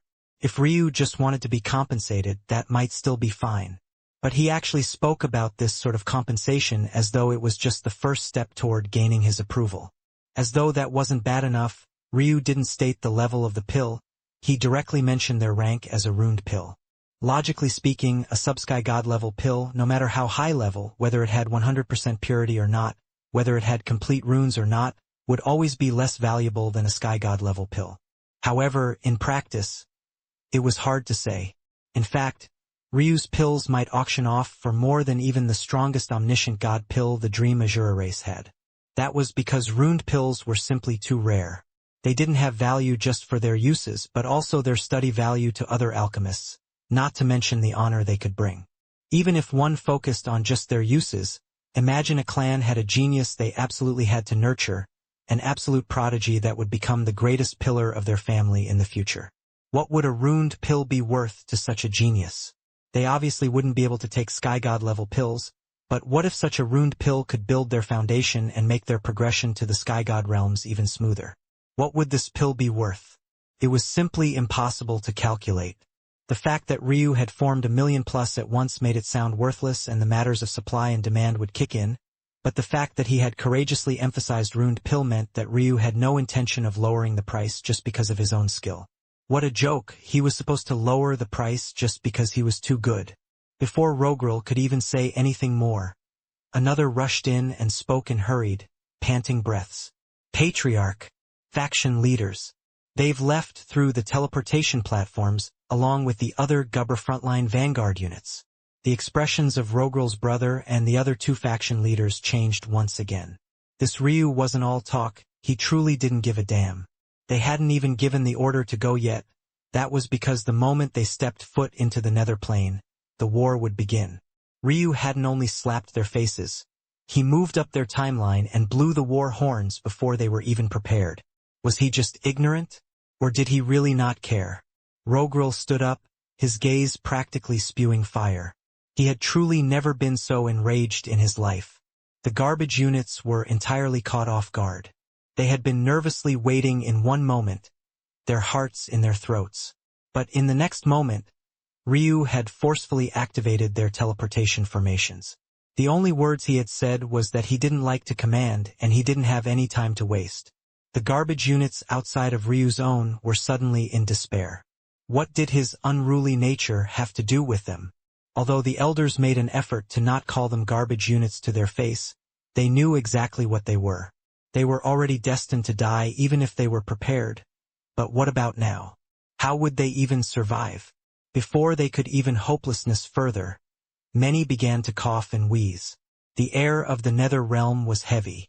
Up in the skies above, clouds of violet and dark green passed by, 3 blood-red moons hanging high, but it didn't seem as though it was night time yet. Up ahead, a city with black steel walls stood. Its gates were still wide open and some tourists and businessmen were still trying to get into the city. They had never expected for armies of millions to so suddenly appear. There were main powers of the nether realm and this was one of the fringe cities of their weakest. They were ruled by the lizard demon race. What an absolute fool, Ryu said coldly. This father-in-law of his was absolutely infuriating. Ryu waved a hand and suddenly a sparkling butterfly with wings patterned with swirling runes of radiant white and sky blue appeared. Its wings spanned 5 meters, and though it was small for such a beast, its aura was undeniable. False sky god realm. Ryu took Mei's hand and stepped onto Little Silk's back, rising above his troops. Chapter 1327 God Beast. Mei was shocked. In the true Mariel world, beast taming was very difficult, especially in the higher heavens. Chapter 1328 Formation. Ryu's words were light, but they echoed like a clap of thunder. The army rushed forward, the 9 pillars seeming to teleport them forward. The movement speed of such a troop was off the charts, and the oppression they had felt from the nether chi around them vanished, blocked out by the towering pillars around them. Little Silk flapped her gorgeous wings just once, a sparkling radiance of sprinkling ice descending in a gentle hail. At that moment, the overbearing heat that the army had felt was reduced by a great measure. Their blood, which had felt like rolling magma charging through the veins, suddenly became calm and unhurried. They felt as though the power of the world was now in their palms. The lizard demon race had long since been alerted. The city lord rushing out of his abode and soaring into the skies on the back of a flying treasure.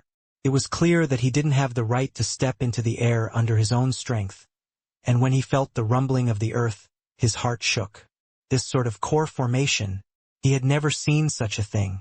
This was just a medium-sized city compared to the overall might of the 5th nether plane, or more accurately, the lizard demon race in specific.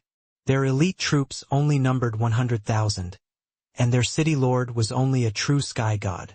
Without reinforcements, if the Dream Azura race displayed their greatest strength, this city wouldn't even last half an hour. However, they had sent inferior units first. The lizard demon city lord saw through this immediately and realized that he was being looked down upon.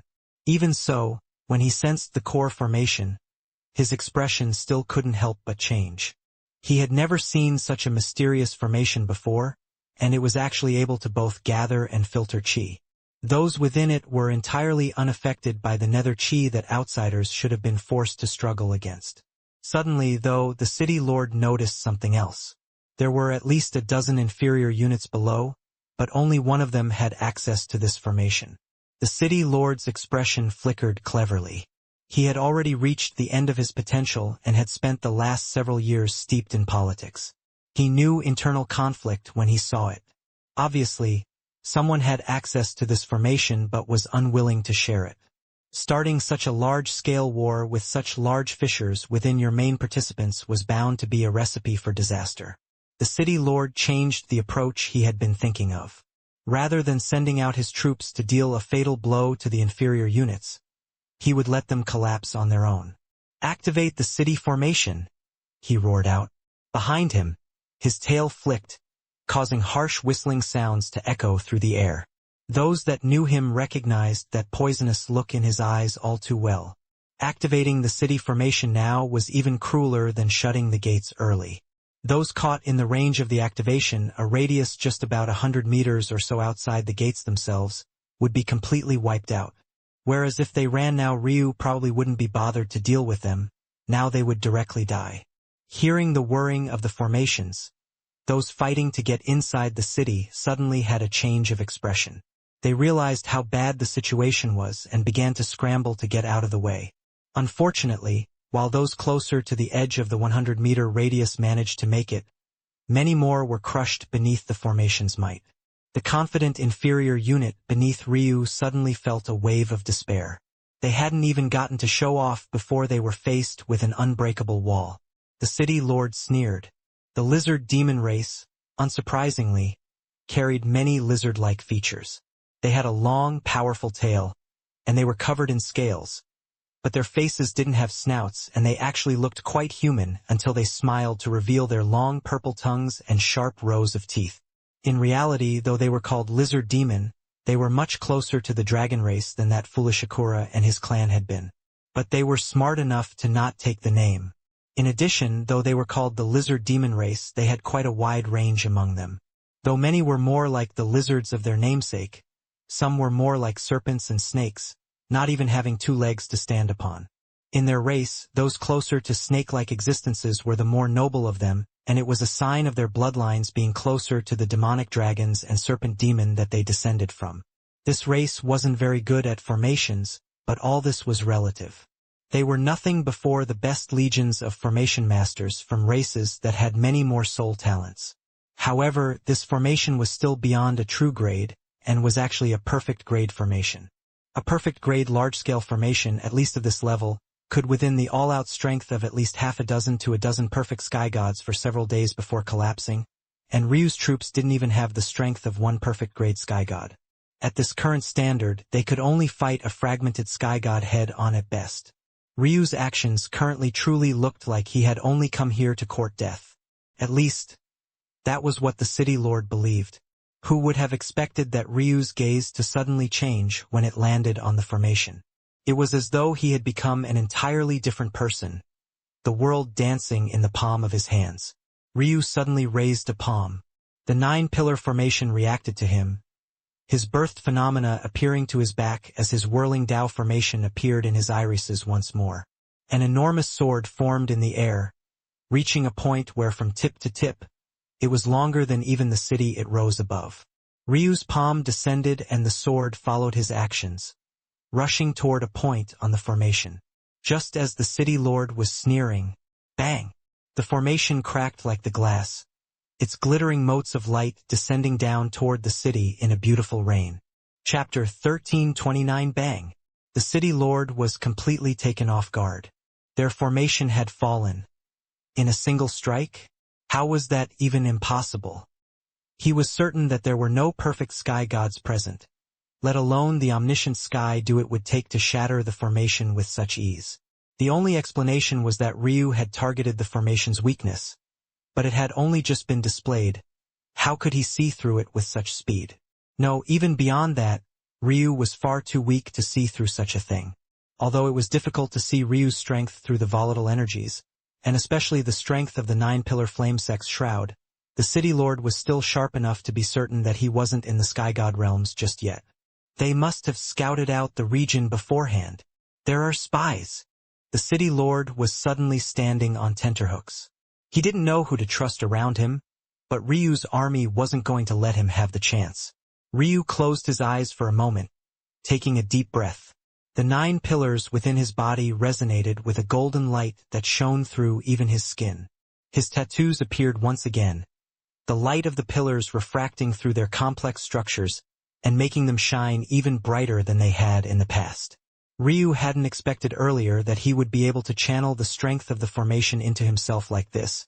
It was only after the formation was deployed for the first time that he had sensed the distinct possibility. What was shocking about this matter was that according to the original formation of the core formation, This shouldn't have been possible. Core formations were already complex enough. The idea of filtering all of that accumulated strength into the body of a single person without them being crippled or destroyed was ridiculous. However, Ryu was able to, and that wasn't because he had some unique understanding that no one else did. Rather, it was because of his bone structure and its synergy with the 9 pillars that called his body home. The final splash that allowed it all to come together was the path of his Tao. Ryu realized that when the formation was activated, it was akin to being the center of the universe. The ground below became the representation of Earth, while the skies above became the representation of the heavens. The pillars would suppress the Earth below and the heavens above, drawing power from both. However, with his bone structure, Ryu could become the center of his own universe. His cosmos fog allowed him to disassociate from the world, becoming an existence separated from the earth and heavens that the formation had come to know. This matter sounded confusing. If that was the case and Ryu acted as the center of the formation, didn't it mean that Ryu was essentially asking the formation to draw its power from himself? In that case, wouldn't the formation plummet in strength instead? But this was an incorrect assumption. Rather than saying that the formation was drawing upon the heaven and earth for power, it was more accurate to say that it was using it to stabilize the power that was coming from the members of the formation. Essentially, the power drawn from the earth below and the heavens above were what allowed the core formation to use such a high percentage of the individual strength of the soldiers that made up its formation. So, what if Ryu took a step and became the middleman of this operation? For one, his body would be under a great deal of pressure, but the more important fact would be that the power of the formation was stabilized not just one time but 2 times over. The brunt of the power was weakened by the heaven and earth of the nether realm's 5th plane. Then it was filtered through Ryu's body once again. Ryu was obviously much weaker than the nether plane, but even so he still managed to increase the percentage by 2%. This proportion was shocking, but it was less important than the second matter Ryu gained, and that was his access to the excess energy. The formation was boosted from 63% to 65%, while Ryu gained entry to the remaining 35%. Of this 35%, Ryu could once again only use 2% for himself, but this was only part of the picture. If instead of allowing the strength to enter his body, he used his comprehension of the 9 pillars to wield and control it, he could use all 35%.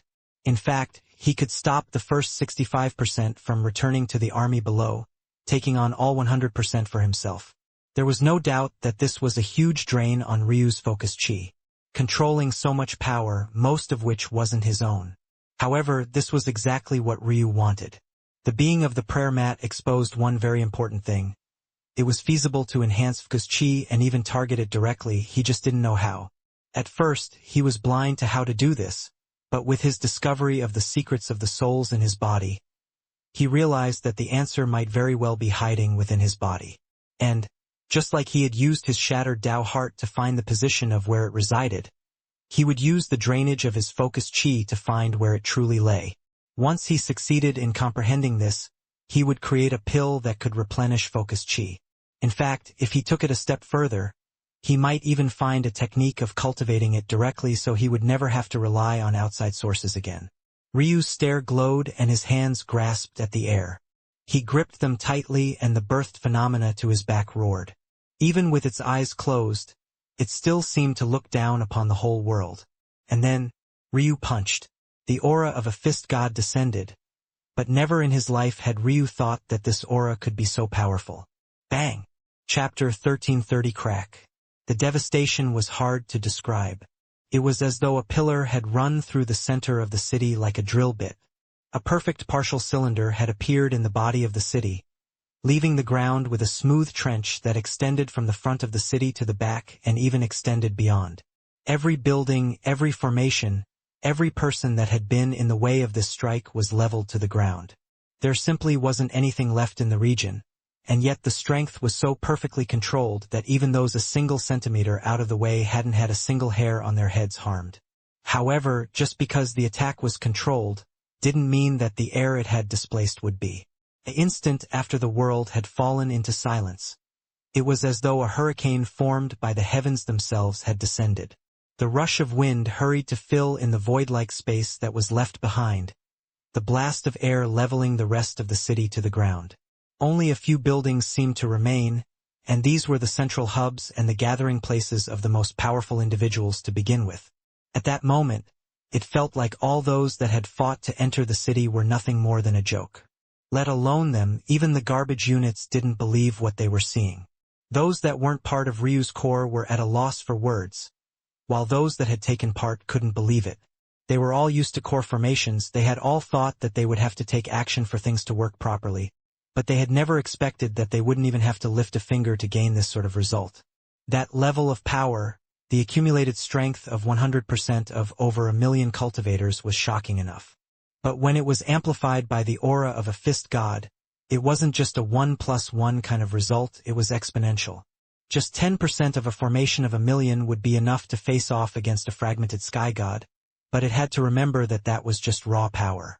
In truth, because the formation could use raw power to match a sky god, it actually had access to more raw power than even a fragmented sky god did. In fact, that was already enough to match the raw power of a false sky god.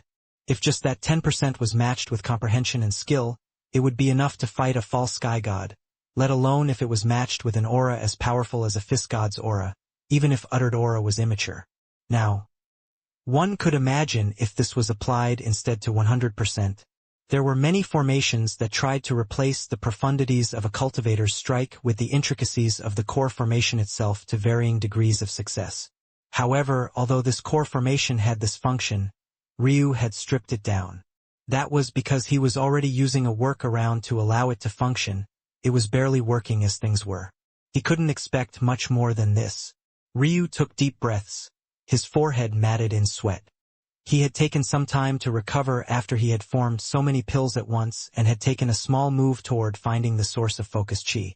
Luckily, he had been smart enough not to step into such a world without dealing with his focused chi first, or else that single strike would have caused him to pass out. Luckily, he had enough for one more strike in him, but he would definitely have to limit that one to 50%. Bang! At that moment, several sky gods that had fallen beneath the rubble and dirt shot back up, roaring as they pushed their way out. Fear was clear in their eyes, and the vast majority of them were heavily injured and had used the last of their strength to break out. Without even waiting for the result, they all turned tail and fled with their greatest speed. The only one that remained was the city lord, but he didn't stay because he was brave, but rather because he understood the consequences of fleeing. He had some of the lowest bloodlines of the lizard demon race. The fact that he had become a city lord was already his crowning achievement. This sort of failure, even though it was inevitable, would definitely have a scapegoat. Those bastards above him wouldn't take into account that it was they who had pushed the Dream Azuras into a corner. They would only blame him. He had come out, prepared to die, but when he saw Ryu's pale and sweating face, his gaze lit up. If he could capture Ryu and hand him to the nobles, they might find the secret of these formations. Should they succeed, let alone being punished, he might even be rewarded. His hope for life was rekindled and he stepped forward with a strong momentum. Ryu looked down. His eyes couldn't be fooled. He knew that his city lord had been heavily injured. The shocking part was that his energy was quickly replenishing and his body was healing at a speed visible to the naked eye. Sky gods were truly existences all to their own. He should be a true sky god, Ryu thought with narrowed eyes. Little Silk, this battle will be yours. Little Silk flapped her gorgeous wings, a strong storm of ice rushing forward. It seemed that she didn't need to be told twice. Although Little Silk was only a false sky god and the gap of one realm in the sky god realm might as well have been heaven and earth, Ryu had still given this order. That was because he planned to support Little Silk from the back. But to his shock, Little Silk had only flapped once before the city lord was suddenly covered in a layer of ice. He seemed to be struggling, but Little Silk only flapped her wings a second time. Crack! The city lord froze in place. A suddenly harsh wind came, shattering him to pieces. Ryu's gaze narrowed as he looked down at Little Silk. He knew that his mother had left a mystery in this little one's body. The fact that she had made it to the second realm of the sky gods so quickly proved that, but it seemed that he had still undervalued the little one. Chapter 1331 Little Silk. Ryu truly hadn't expected this. If he had known, he probably wouldn't have needed to put him in such a dangerous situation by draining his focus chi to such an extent and could have just relied on Little Silk instead. The most shocking part was that Ryu was certain that this was nowhere near Little Silk's strongest attack. As her namesake stated, Little Silk's strongest abilities were in weaving ice laws into thin, imperceptible silky lines. That was how the two of them had met in the first place. If not for his mysteries of heaven and earth pupils, Ryu would have run headlong into this little one's trap and split himself into countless pieces. But despite not using her strongest attack, Little Silk had taken out a sky god a level above her with ease. After some thought, Ryu turned to Mei and asked a question. Are there divisions among sky god realms? Mei blinked in confusion. Her first interpretation of the question had to be incorrect because she didn't believe that Ryu would ask such a stupid question. It was only after an instant that it clicked for her. Do you mean within the 9 realms? Yes, each sky god realm is divided into 4, lower, middle, higher, and peak. Beyond peak, I've heard that some sky gods that fail to break through can enter a sort of false state of the next realm and use some of its power. They usually take on the name Quasi. Clicked for Ryu then. Indeed, all this time, due to his biases from Sacrum, he had treated the sky god realms like a pinnacle that was extremely difficult to achieve. He hadn't truly treated them like he should have. The sky god realms were just like any other cultivation realm. Of course they had divisions. He was already having trouble deciphering between sky god realms already, so if he had to parse the individual sub-realms as well, it would of course be far more difficult. That said, if he was correct, then Little Silk was probably closer to the peak of the false sky god realm, while this city lord had been in the lower extremities of the true sky god realm. That would make the gap between them shorter than Ryu had assumed.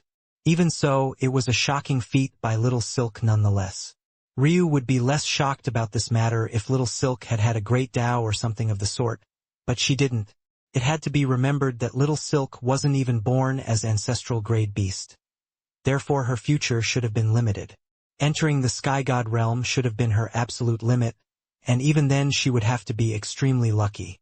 However, by some miracle, not only had she entered the fragmented sky god realm, but she had taken a step beyond and become a false sky god. This was challenging for Ryu to comprehend.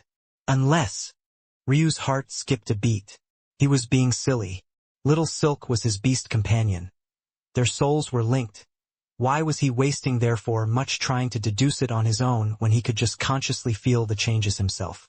Sensing Ryu's soul approaching, Little Silk didn't resist, and what Ryu saw on the other side left him floored. Little Silk had formed a beast core. Not only this, but she had formed Tao runes upon it as well. It seemed that this had occurred after she broke into the sky god realm, because Ryu would have noticed it long before if it hadn't happened therefore recently.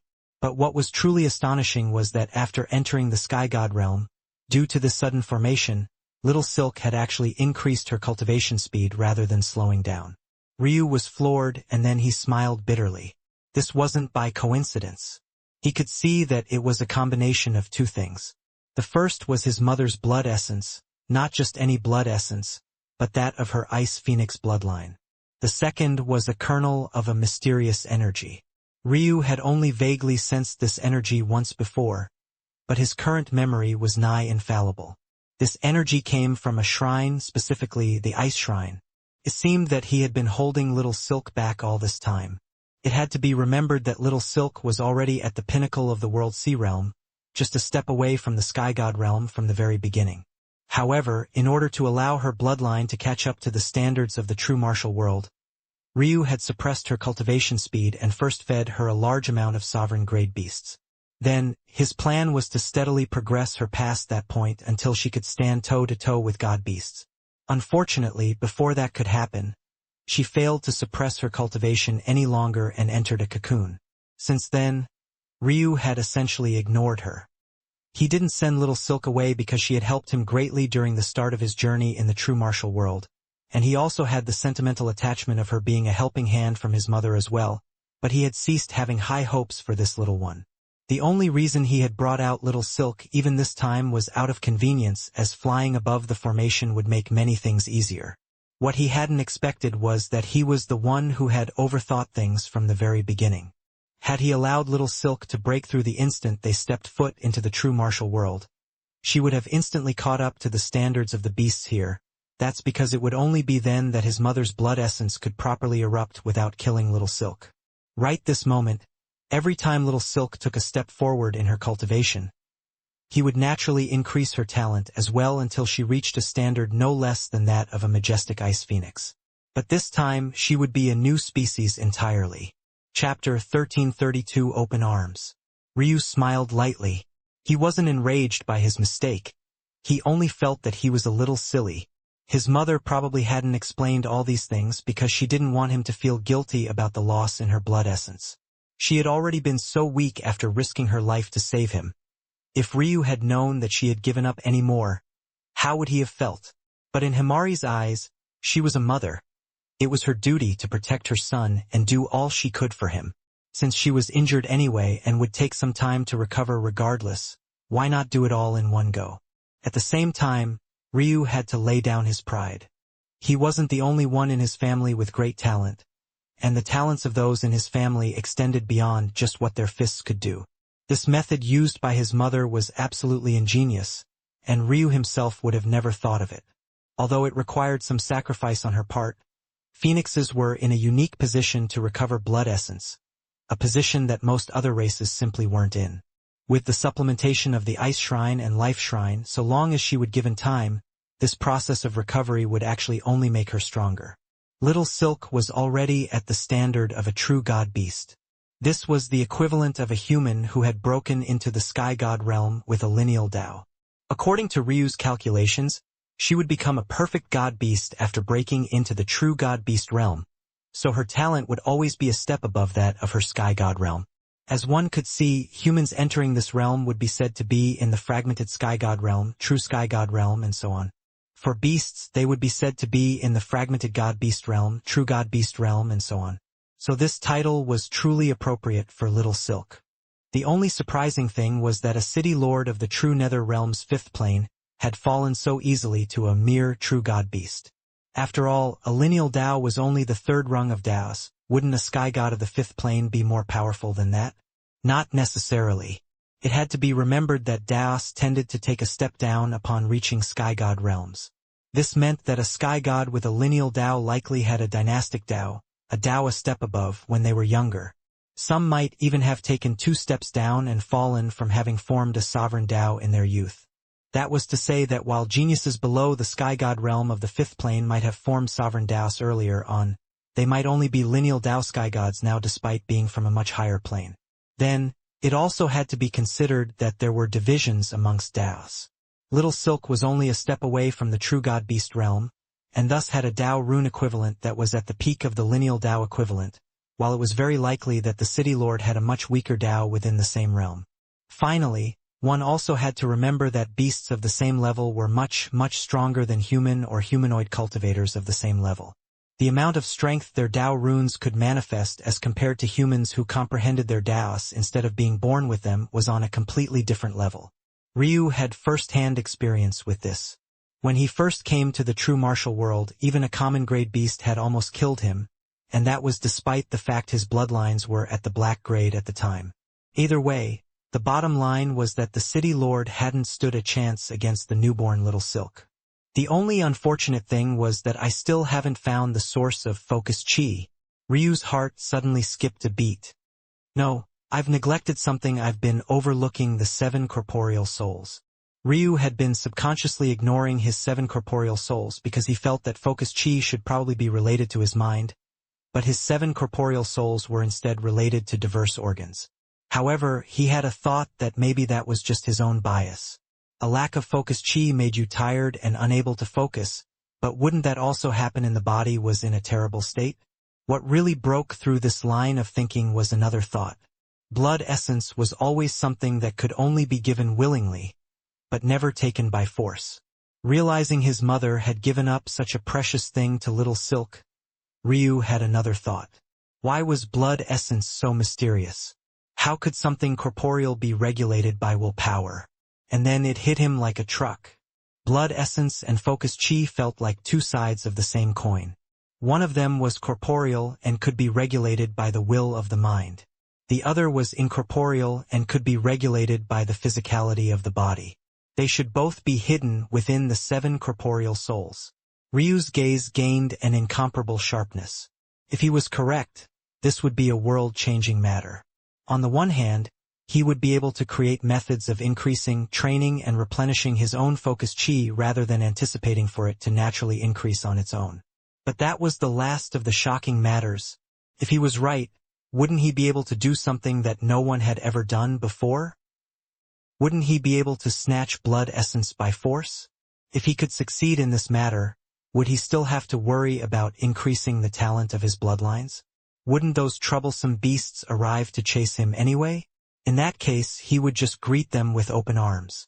Chapter 1333 Body Formation. Mei's heart was practically beating out of her chest. She had a lot of love for Ryu, but it could be said that among his wives, her actual faith in him was probably the lowest. This wasn't about a matter of trust, but rather an understanding of how he did things, how he reacted in complex situations, and what kind of strength he could tap into when his back was against the wall. Of all his wives, the one who probably had the greatest utmost trust in him actually wasn't who one might expect. If Ryu was asked this question, his response would be Yana without a shadow of a doubt. Or more accurately, a Yana who had awakened her memories of her first life. The person who had seen Ryu accomplish the most heaven-defying acts wasn't Ailsa, who had followed him from almost the beginning of his cultivation journey, but rather Yana, who had protected him in secret for hundreds of years. Yana's role had always been to protect Ryu from the void as he ventured the world, cleared ruins, and completed his streams of research. She had seen things others couldn't imagine, and that was when Ryu was a mortal without the ability to cultivate. Compared to her, Mei's understanding of Ryu was far too limited. So seeing this scene, while Yana would have only nodded to herself, feeling that it was only a matter of course, Mei was completely floored. She couldn't believe what she was seeing at all. She looked toward Ryu's somewhat tired but resolute face, her heart fluttering out of her chest. Ryu seemed to be stuck in a moment of enlightenment, allowing her to observe him a great deal more, and she couldn't seem to get enough of him. She was so lost that even after Ryu had awoken from his stupor and looked toward her, she almost didn't notice at all. Ryu smiled, touching his palm to Mei's delicate forehead and moving it up to smooth out her hair. It was only then that Mei was stunned out of her silence and blushed, but the ease in her heart superseded her embarrassment. She wanted to ask Ryu how he had done it, but with so many people here, she didn't feel that it was appropriate. "It's unfortunate," Ryu suddenly said, looking into the distance where some of the sky gods had vanished. If there was one weakness of core formations, it was movement speed. Even if they could crush sky gods in terms of raw power, when it came to maneuverability, agility, and speed, they were too lacking. That was because everyone needed to maintain perfect form as they moved, and as such, movement couldn't be pushed randomly. If Ryu had had more of his focus chi remaining, he could have forcefully used this large amount of chi to fuel his spiritual chi and teleport the whole army, but that kind of action would probably cost him more focus chi than that punch did. However, there was good news. Even though they couldn't lock down intelligence about their appearance, Ryu had finally found the center of focus chi that eluded him for so long. As he had expected, the secret was hidden within his 7 corporeal spirits. The 7 corporeal spirits were the earthly souls. These were the souls that decayed along with the body and vanished after death when the 3 souls entered various stages of reincarnation. It was no wonder Ryu had never found the source of focus chi, because it had never been in his spiritual sea to begin with. However, even after learning this matter, it became even more complex. The 7 spirits represented the stomach, the liver, the gallbladder, the spleen and intestines, the heart, the lungs, and the kidneys. The spirits were well hidden within and could be easily misunderstood to be the organs themselves. It was just a subtle difference. From Ryu's understanding, while the spirits weren't the organs themselves, they were the motivator behind the cellular changes and responses. What made this matter even more difficult to decipher was that Ryu was certain the source of focus chi wasn't just in one of these spirits, but rather the result of several of them working together, all linking back up to his mind where his spiritual sea and 2 of his souls lay. But there was something else that Ryu noticed immediately. Of these organs, all of them aside from 2 were used to accomplish various forms of refinement. The liver, gallbladder, intestine, and kidneys all took in, stored and cleansed energy before feeding it back to the body. The central figures were then the heart and lungs. The lungs provided the oxygen that the blood needed to support the body, and the heart which circulated the blood to carry this energy to the locations that needed it. What was interesting was that cultivators could entirely replace the need for oxygen with their qi, and this filtering and replacement process also occurred within the lungs. Whether it was oxygen or qi, both were passed to the blood by the lungs. It felt like the heart and lungs were the core of the engine, the driving force, and the others were the pieces that kept everything running smoothly. So in all of this, where was his focus qi? The answer was all of them. Ryu had come to an understanding and comprehension he had had for a long while now, but only now did he apply it in such a novel manner. The body was a formation. The way Qi realm cultivators used techniques was by using the configuration within their meridians to circulate their Qi and activate the world-changing strength they wanted to use. Body realm cultivators did the same with veins. The only exception were mental realm cultivators, but even then they just used their spiritual Qi to freeform formations. What if, though, the mental realm had its own formation within the body and most people had just missed it? And what if the core segments of that formation were precisely the 7 corporeal spirits? Chapter 1334 Audacity. Sacrum had formed visualizations. Even the people of the true martial world had to use proxies to exercise power with their souls. The Mega Sky God, for example, had formed all sorts of methods to solidify and give life to spiritual Qi, many of which Ryu had benefited from.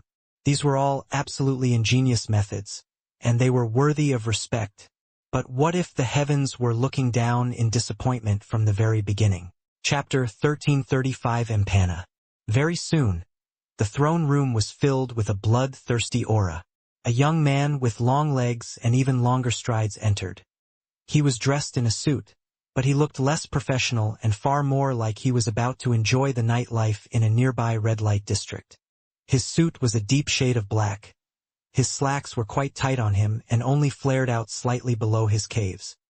His shirt was slightly open and his suit's jacket was perfectly smoothed out, its cufflinks matching the golden chain wrapped around his neck. He looked entirely human with the exception of his crimson irises and his slit pupils. If one looked even closer, it would be possible to see that within his hair, which was faded to one side, there was a subtle hint of crimson scales as well that would have been entirely hidden beneath his gelled jet black hair, had he not chosen this particular haircut. This man was exceptionally young and looked no more than 17 or 18 years old. But his aura was undeniable. There was no doubt that he was a sky god. The only explanation for his exceptionally young appearance was that he had broken through at an incredibly young age as well. Such a genius shouldn't have any place on the 5th plane, and judging by his slightly annoyed expression, he didn't take these sky gods whose auras were clearly far beyond his own seriously as well. This young man was none other than the Empana that the patriarch of the lizard demon race had called forward. Son, the Dream Azura race has attacked. I'll need you to go and wipe out their units. Empana dissatisfaction became even deeper. They definitely sent their garbage units in first. You want me to take action to deal with scrums? They've already wiped out a city, the patriarch replied calmly. What trash? Empana cursed. The other sky gods frowned. Talking like this before them showed a deep lack of respect for his superiors, but they still didn't dare to say anything. It was hard to tell if this was because of Empana himself, or if it was because of the prestige of his father. Regardless, it seemed that this unruly Empana could only be curbed by his own father. Please try your best, little Empana. The snake woman used a gentler approach. Empana only snorted and turned to leave. Although this woman could only be the companion of the patriarch if she was seated in such a position, and especially if she dared to talk to Empana and supplement the patriarch's words, it seemed that Empana didn't treat her like he would a mother. There was a complicated flash in the patriarch's eyes, but his expression became indifferent once against quite quickly. Empana walked out shaking his head. He was planning on relaxing today. He was supposed to be on vacation, and yet this bullshit had happened. Clearly, he wasn't as unruly as he seemed, or else he would have brushed his father off entirely. And it was also clear he hadn't done it out of fear, or else he wouldn't have dared to talk like he had in the first place. Ha ha! Why the long face, Empana? A boisterous voice came booming from the side. "Fuck off," Empana said in a moment of rage before his eyes suddenly lit up. Before him, a man with scarred eyes stood before him. Despite this, the arrogant Empana didn't look down on this blind mind. In fact, he approached him like a friend would, throwing an arm over his shoulder as though an uncle trying to lead an innocent young girl down a disgusting path. The current region was a road far outside of the palace of the lizard demon race. With his speed, it probably wouldn't take more than a few breaths for Empana to leave the range of the city entirely. But he had come here first. This region of the lizard demon race capital city was the center of entertainment. Empana's friends had been waiting here for him, but the others didn't get along well with this scared man. That was because while the rest of them were demons, the aura of this man was very clearly that of a human. But Empana was already so unruly before his own father, let alone his friends. Since he liked the scar-eyed man, then he liked him. It was that simple. Not many dared to get close to the scar-eyed man because the radiant heat he gave off was simply too oppressive. Those who could call this place home, let alone come to this high-class entertainment district, were all noble people. But even they couldn't stand very close to this man without breathing heavily and becoming drenched in sweat. Even so, Empana put his arm around his shoulder as though he couldn't sense anything at all. "Hear me out, Sparky. What do you say about stretching out your limbs a bit?" The scar-eyed man looked toward Empana with disdain. "Are you trying to force me to do labor your father gave you again?" Empana wasn't embarrassed in the least despite being exposed. In fact, his grin only deepened. "Come on, you warmonger. I know you're interested. You're going to battle?"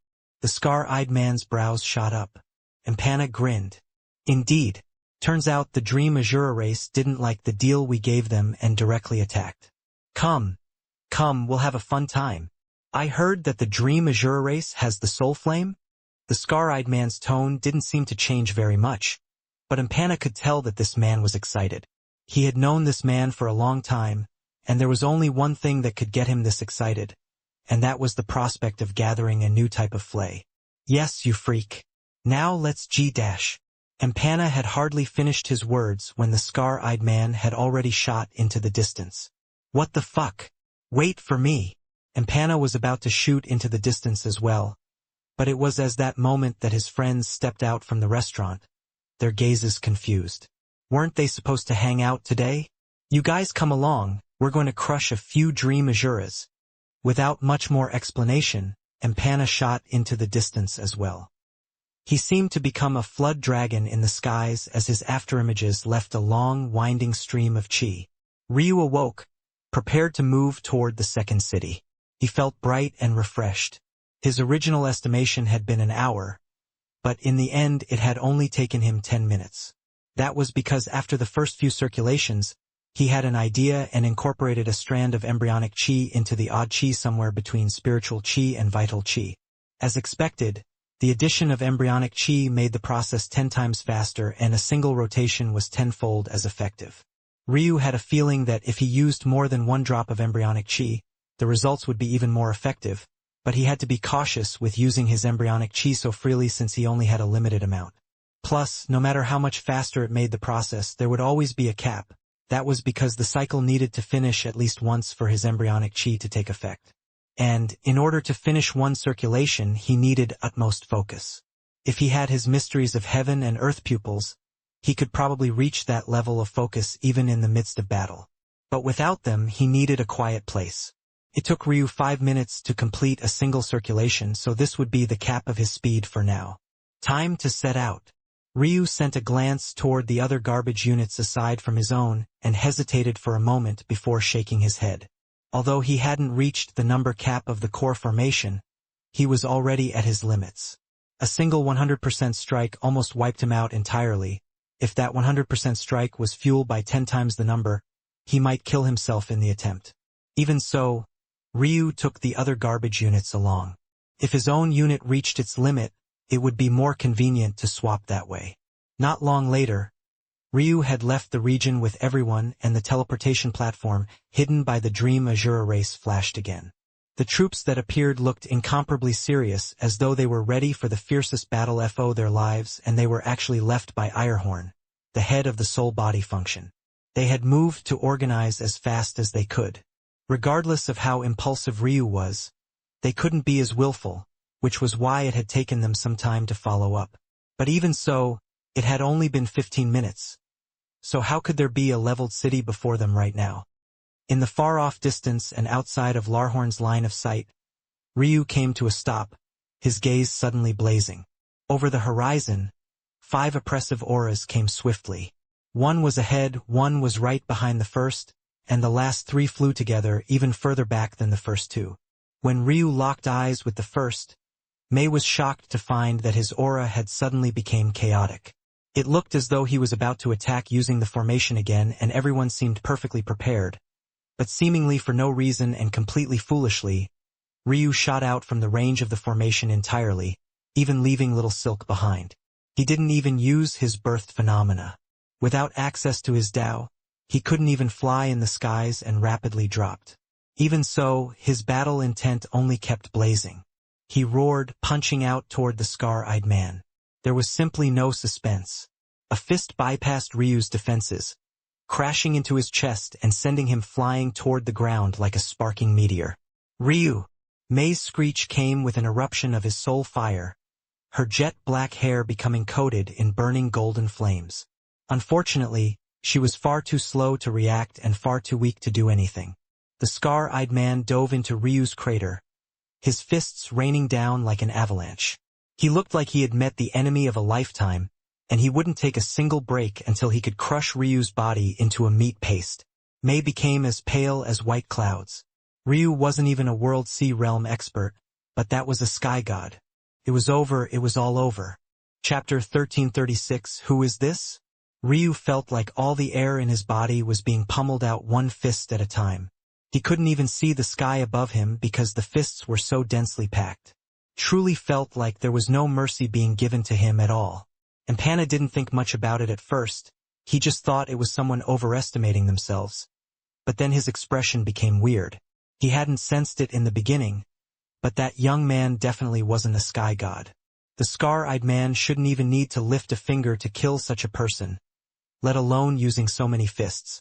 The more Panna thought about it, the weirder it became. Ryu coughed up a mouthful of blood, his bones fracturing one after another, but a sudden blazing light came from the depths of his pupils. He suddenly swung his leg up, aiming for between the scar-eyed man's crotch. The scar-eyed man sneered, blocking with a simple squeeze of his thighs. But right then, another flash of light came from Ryu's eyes and the subtle hint of a chain manifested. Seeing this chain, the scar-eyed man seemed to have been frozen solid, a deep fear flashing in his gaze. The chains vanished as soon as they appeared, but by the time the scar-eyed man recovered, he felt a strong pain between his legs.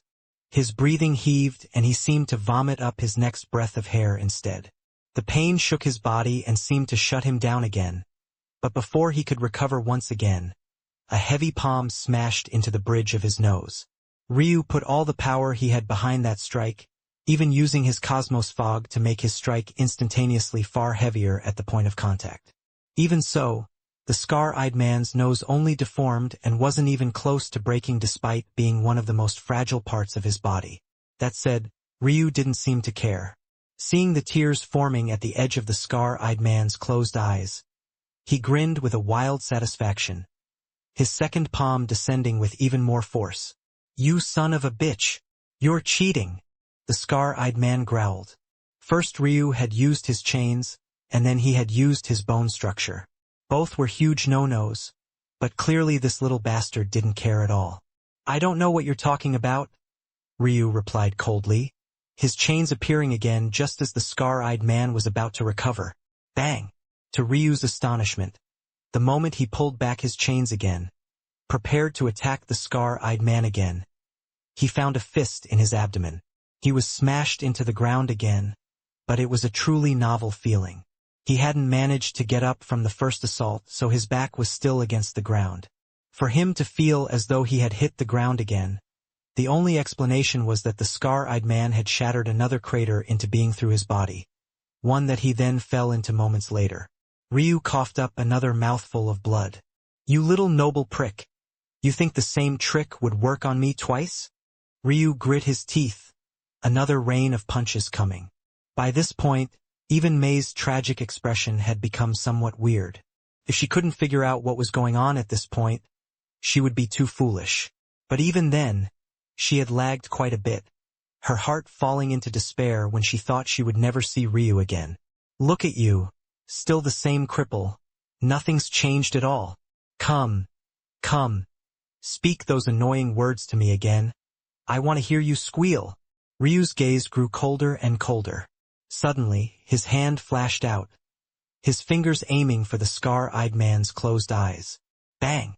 A strong resistance bent Ryu's fingers back, snapping them broken. However, Ryu's expression didn't seem to change in the slightest.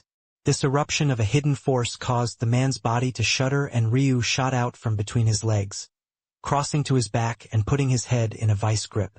The scar-eyed man recovered quickly, then felt that this matter would be amusing, until a surge of northern heavenly wind and cosmos fog wrapped around his head. Suddenly, his chi couldn't circulate to his head, and neither could a breath of fresh air. He was being quickly suffocated. Ryu grinned a bloody grin. Blood seeped out from between his teeth, but he didn't seem to care in the slightest. All he had his mind on was squeezing harder and harder. You cheating little bastard! The scar-eyed man rushed backward, rising high into the skies and body slamming Ryu into the ground.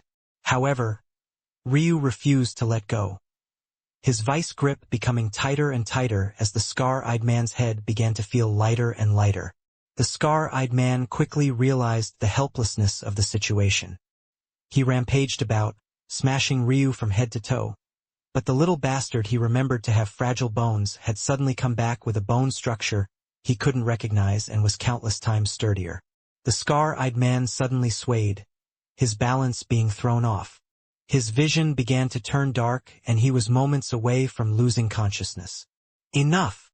He roared, an echo of chi surging into the surrounding and causing Ryu to fly away like a broken kite.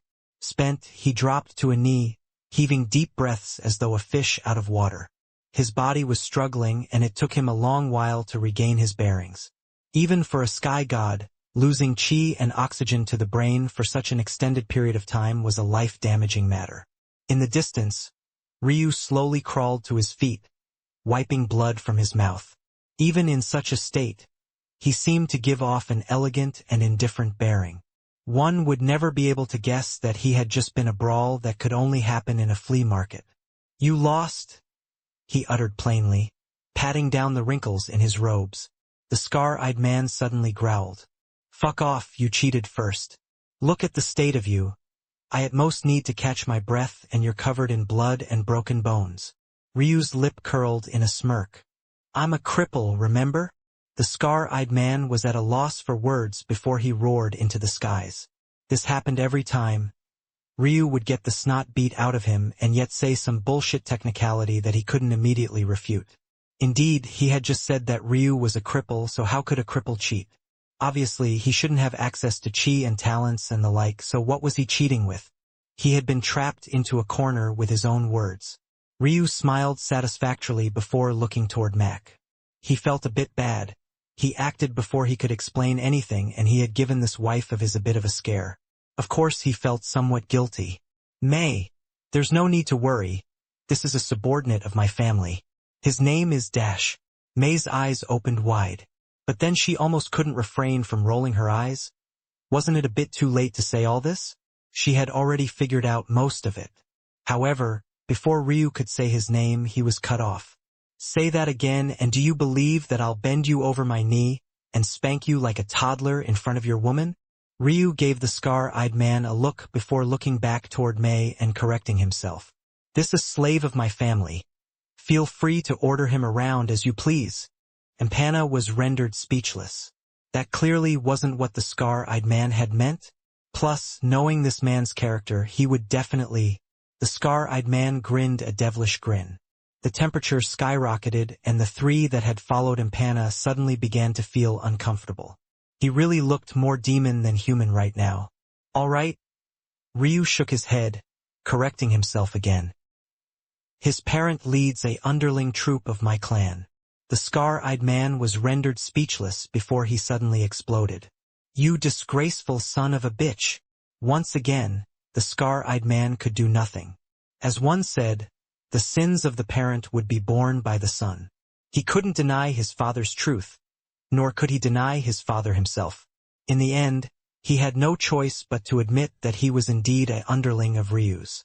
May covered her pink lips with a hand, a lovable laugh coming from her.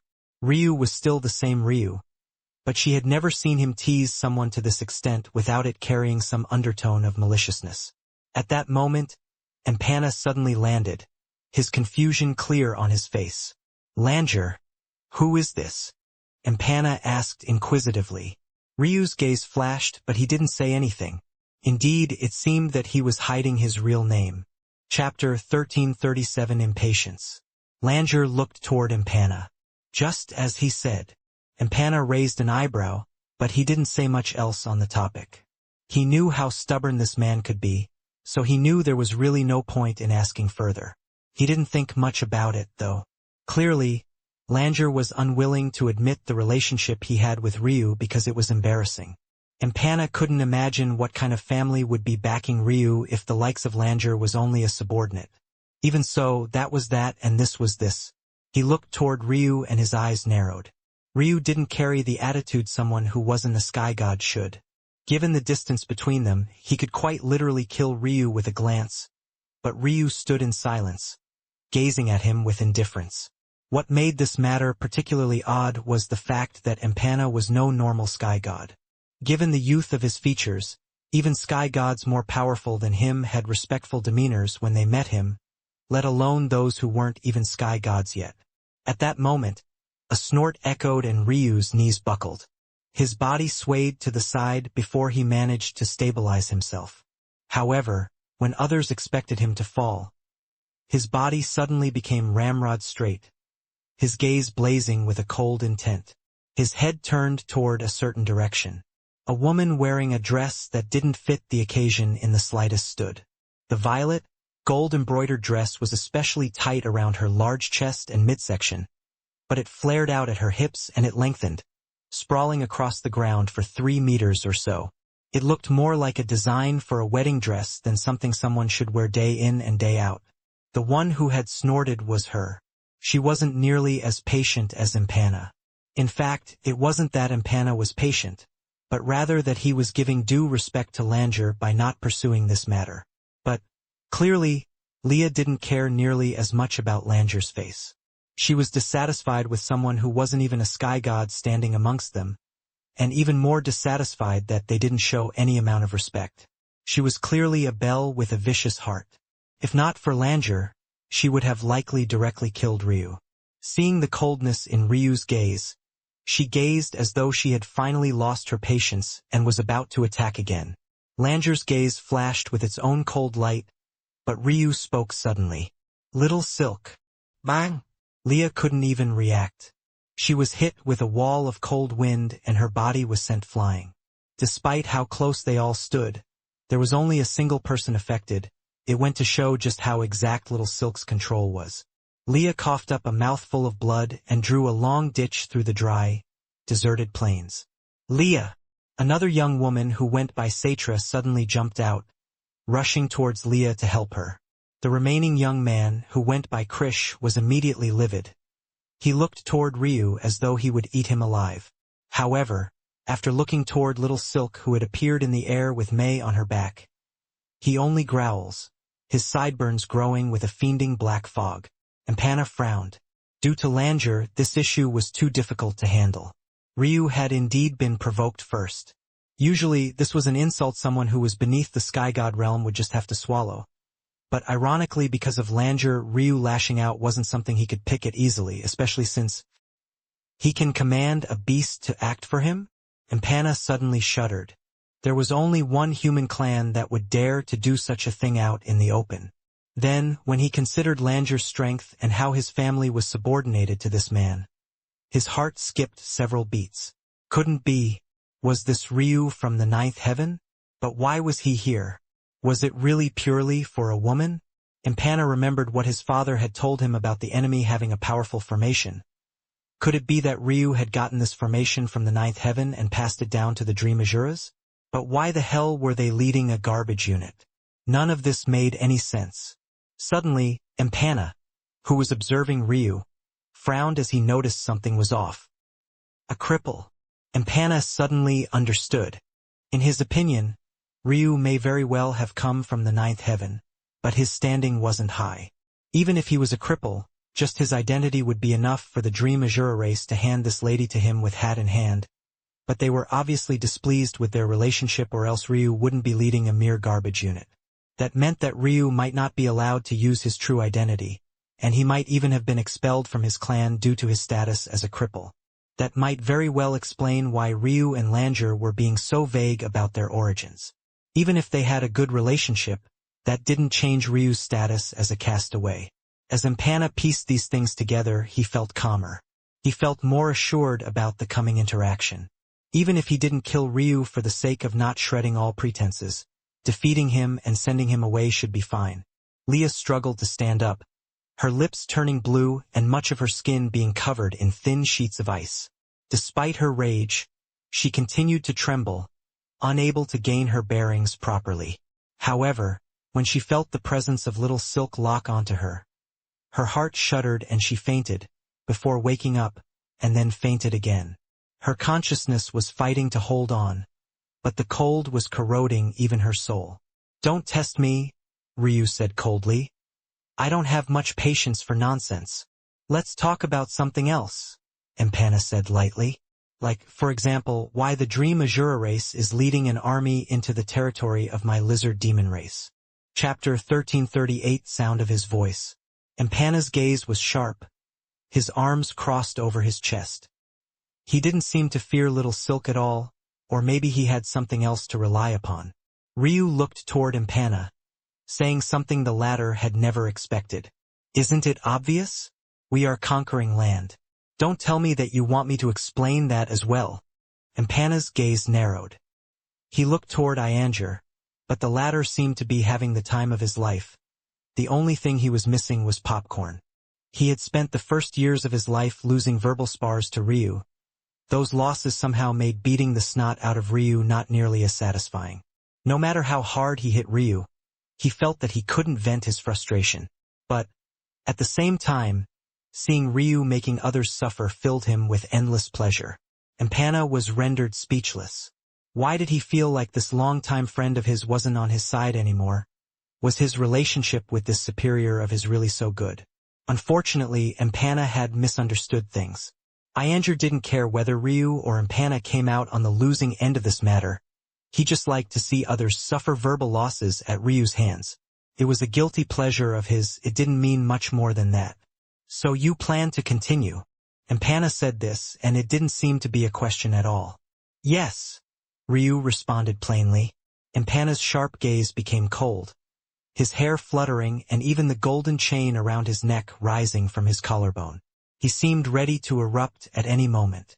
"It seems that the Dream Azura race doesn't understand kindness," Empana spoke, but this time he looked up toward Mei. He could tell that she was the true Dream Azura. It was easy for Ryu to ignore threats because he likely didn't give a damn about the Dream Azura race and only wanted this woman, but it would be hard to say if she felt the same. Mei didn't speak. It was as though she was satisfied to allow Ryu to speak for herself. Empana cursed inwardly. It was no wonder this family didn't want to see these two together. She didn't listen to anyone else but this damned cripple. In truth, Empana wasn't someone who was good at talking. He had come here to battle and kill. However, he didn't attack immediately, not out of fear, but rather because of Langer. He didn't want to strain the bond the two had. He really did see him as a good friend, one of his rare few good ones. He just couldn't understand what Langer saw in this arrogant cripple. "The lizard demon race has an interesting definition of kindness," Ryu replied for Mei, unmoved. He didn't seem to care to explain the rest, he only uttered this. Empana was smart enough to know the kind of poison pill the previous agreement was. "You're really overestimating yourself," Empana growled, his patience wearing thin. Ryu's lip curled. "We can find out right now who's overestimating themselves. You think that a simple false god beast can do anything to me?" A cripple like you wouldn't understand the disparities of the realms within the Sky God realm, but I can tell you now that I hope you try regardless. I would love to kill a god beast. The more Empana spoke, the more wild his aura became. He truly looked like a beast in a suit. Ryu suddenly raised a hand. I wouldn't. Ryu chuckled, and the formation suddenly trembled. In all these talks, the trash squad had already made their way into range for Ryu. The moment the formation activated once again, the 9 pillars within Ryu swelled as his tattoos glowed gold. How about you take a punch from me? Empana's pupils constricted. He felt a wild and dangerous aura coming from Ryu. It felt as though a single punch would heavily injure him. Do you dare? Ryu's voice echoed like a clap of thunder. Crix, who thought he was only holding himself back for the sake of Little Silk, suddenly felt a heavy cold sweat pouring down the length of his spine. Empana's hair blew back, even the skin of his cheeks being pressed into their bones. Langer shook his head. The universe should have never let this little bastard get his hands on some power. Who allowed this nonsense? Even so, he was more curious about why the core of Ryu's foundation seemed to have vanished. That should only happen when one's Tao heart tapped out, but setting aside whether he believed such a thing would happen to Ryu of all people, if his Tao heart really was shattered, how was he standing here? Empana, though, was having a completely different thought process. All the while, he had been focused on the favor he was returning to Langer, not quite realizing that maybe the only reason he was alive was because of Langer as well. All right, give me a second here. Janger finally seemed to have decided he was finished watching the show and wrapped an arm around Ryu's shoulder, leading him a not-so-far distance away. Ryu raised an eyebrow. According to his understanding of Langer's character, he wouldn't do this just for the sake of mediating. This was a man who would rather watch the world burn. Don't overthink things. I still hate you, Langer sneered. Ryu sneered in return and didn't say much other than to urge Langer to hurry up. Spit it out already. Don't rush a blind man. Didn't you parents teach you manners? Langer snapped. I've been blind several times before, and it had nothing to do with how fast or slow my mouth moved. Also, when are you going to tell me what someone would want to do with those useless eyes of yours? Langer paused. Ryu had uttered it casually, but the fact Ryu could see through this at all was an astonishing matter.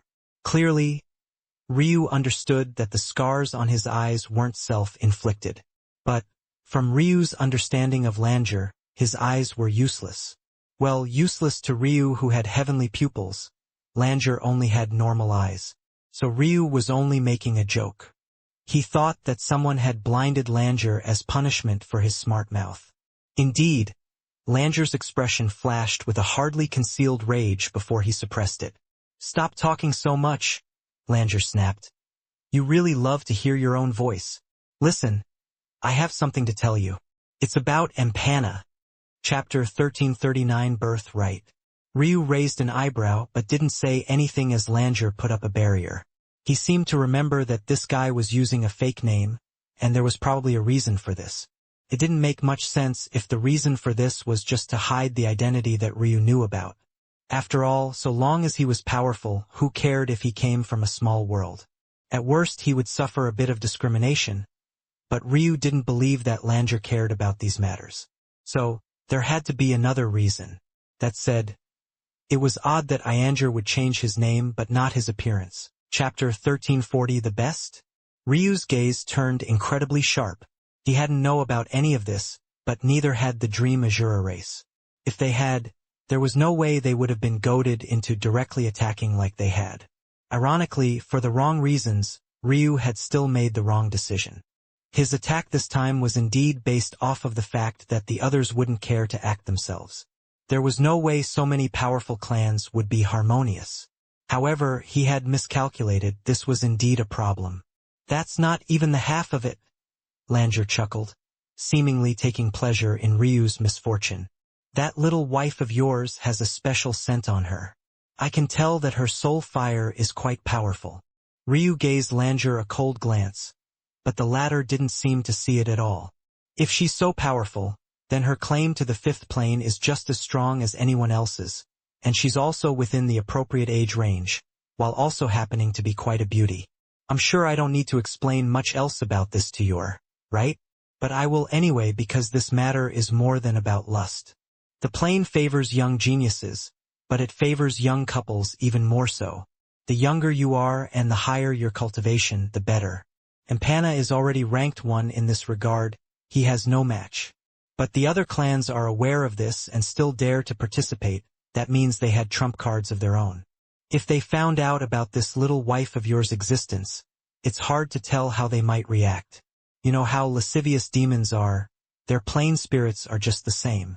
The prefer 2 young geniuses mated together in holy matrimony because this means that its blessing will be perfectly passed down to the next generation through the both of them. For demons, whose entire inheritance is based on their bloodlines, something they're quite like beasts in this regard, this is of utmost importance to them. Langer laughed harder the colder Ryu's expression became. He didn't know exactly what had happened here, but he had some guesses. A genius young lady of the dream Azuras, probably a little princess to her people, was here leading garbage units? Even if you ripped his heart out of his chest, he wouldn't believe that this wasn't Ryu's fault.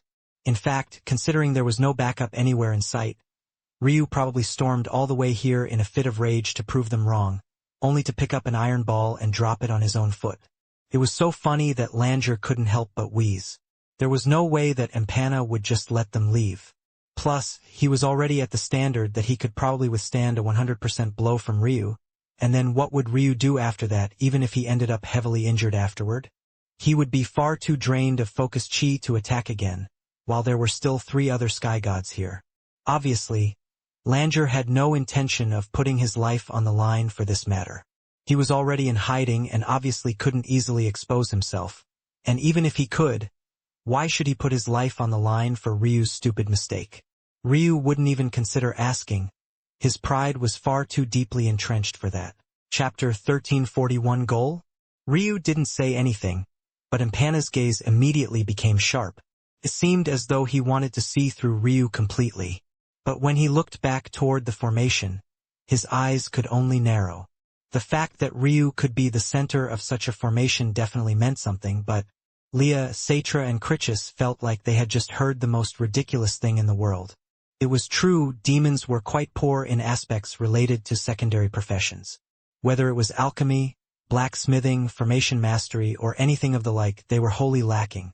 Another reason why they wanted to take advantage of the Dream Azura race so much was to benefit from this, but given that they were so powerful even without such backing, it wasn't enough for them to treat the Dream Azura clan any better. It wouldn't be an exaggeration to say a middle-of-the-road ruin master from the true martial world could step onto the netherworld and immediately become the best they had.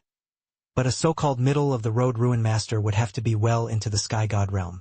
The idea that such a person could not even be in the Sky God realm at all was far too ridiculous. If Ryu's cultivation were to be measured and placed against the standard of Ruin Master, he wouldn't even have the right to call himself a Ruin Master, let alone be middle of the road. Those 3 felt that they were in the right for directly dismissing the idea. The only reason Empana didn't was because, for one, he thought that he had guessed Ryu's identity, and second, he trusted Langer. But even with these 2 things on Ryu's side, he didn't have full confidence at all. "Are you serious?" Empana finally asked. "Of course," Langer said with a grin. "If you can find one better, I'll help you out for free. I won't even ask for a part of the reward." Empana's brows jumped. He might trust Langer, but he also knew that this guy didn't like to get himself into trouble without reason. In fact, Empana was surprised that he had managed to invite him at all. For him to be willing to put that on the line to vouch for Ryu, Empana gave Ryu another look, but the latter's expression was cold and unreadable. It looked as though his mind was elsewhere and he wasn't focused on this matter at all. "All right, but you should know that my father has invited many others. Even if I agree, that doesn't mean he will. There'll be trouble, especially since skepticism he'll be working for free." Empana spoke meaningfully, his stare shifting from Ryu to the garbage units following him and eventually May. It was clear that he may very well have guessed much of the reasons why this was happening. But in reality, he didn't care much. If he could secure his birthright, then whether or not the Dream Azuras came to this plane or not had nothing to do with him. He would return to the 8th plane soon with enough strength to be able to strive for a place in the 9th. Nothing would be able to stop him. Ryu, who had been deadpan, suddenly frowned. He hated being tested, to the very depths of his bones. However, the hint of Empana's words was that he would have to prove himself. Even with his Tao heart shattered and his former and current personalities merging, the base of his character was still the same. He seemed to be about to say something, but Langer interrupted him, very clearly on purpose. Good, he won't disappoint you. Langer's hilarious laughter stopped Ryu from having a chance to speak at all. Ryu's stare flickered with dissatisfaction, but in the end, he didn't say anything else and simply took a leap, landing on Little Silk's back. Ryu? May asked. She had some guesses about the situation as well, but without knowing what was happening, she could only trust Ryu. This wasn't too hard for her to do, but the problem was that while she was certain that Ryu would protect her, what about everyone else? Ryu smiled. It'll be all right. May's shoulders relaxed. Okay. The situation progressed smoothly, and very soon Ryu was stuck in a perpetual forward tide that he couldn't free himself from. It was hard to tell how much of this was planned by unluckiness and circumstance versus how much of it was perpetuated by this so-called friend of his. Ryu was finding more and more that it was difficult to see through Ianger's intentions, but it made sense. He was a man who had experienced both almost 1 billion years of life and the rigors of the real battle world. He had gotten the best of both worlds, and his mind was operating on a scale that most would never be able to touch. Even Ryu was finding it a bit unfathomable. It wasn't long before Ryu found him standing in a throne room, facing the patriarch of the lizard demon race with May by his side. But he wasn't alone. Aside from the patriarch's wife, there was still Empana and a small number of much older, wrinkled men. Ryu stuck out like a sore thumb as the only individual outside of Empana with such youth in the room. His presence shrouded May entirely, making her seem quite forgettable in the grand scheme. If it wasn't for the situation, he would have sent her inside to the Frost Clan's ring to be with the little woman. But given the situation, it didn't seem that Empana had any intention of letting either one of them be out of his sight. Ryu even wondered if the only reason Empana had agreed so readily was because he had already seen through May. After Empana finished speaking to his father, a heavy stare fell onto Ryu before it shifted to May and back again. "What is your goal here?" the patriarch asked lightly.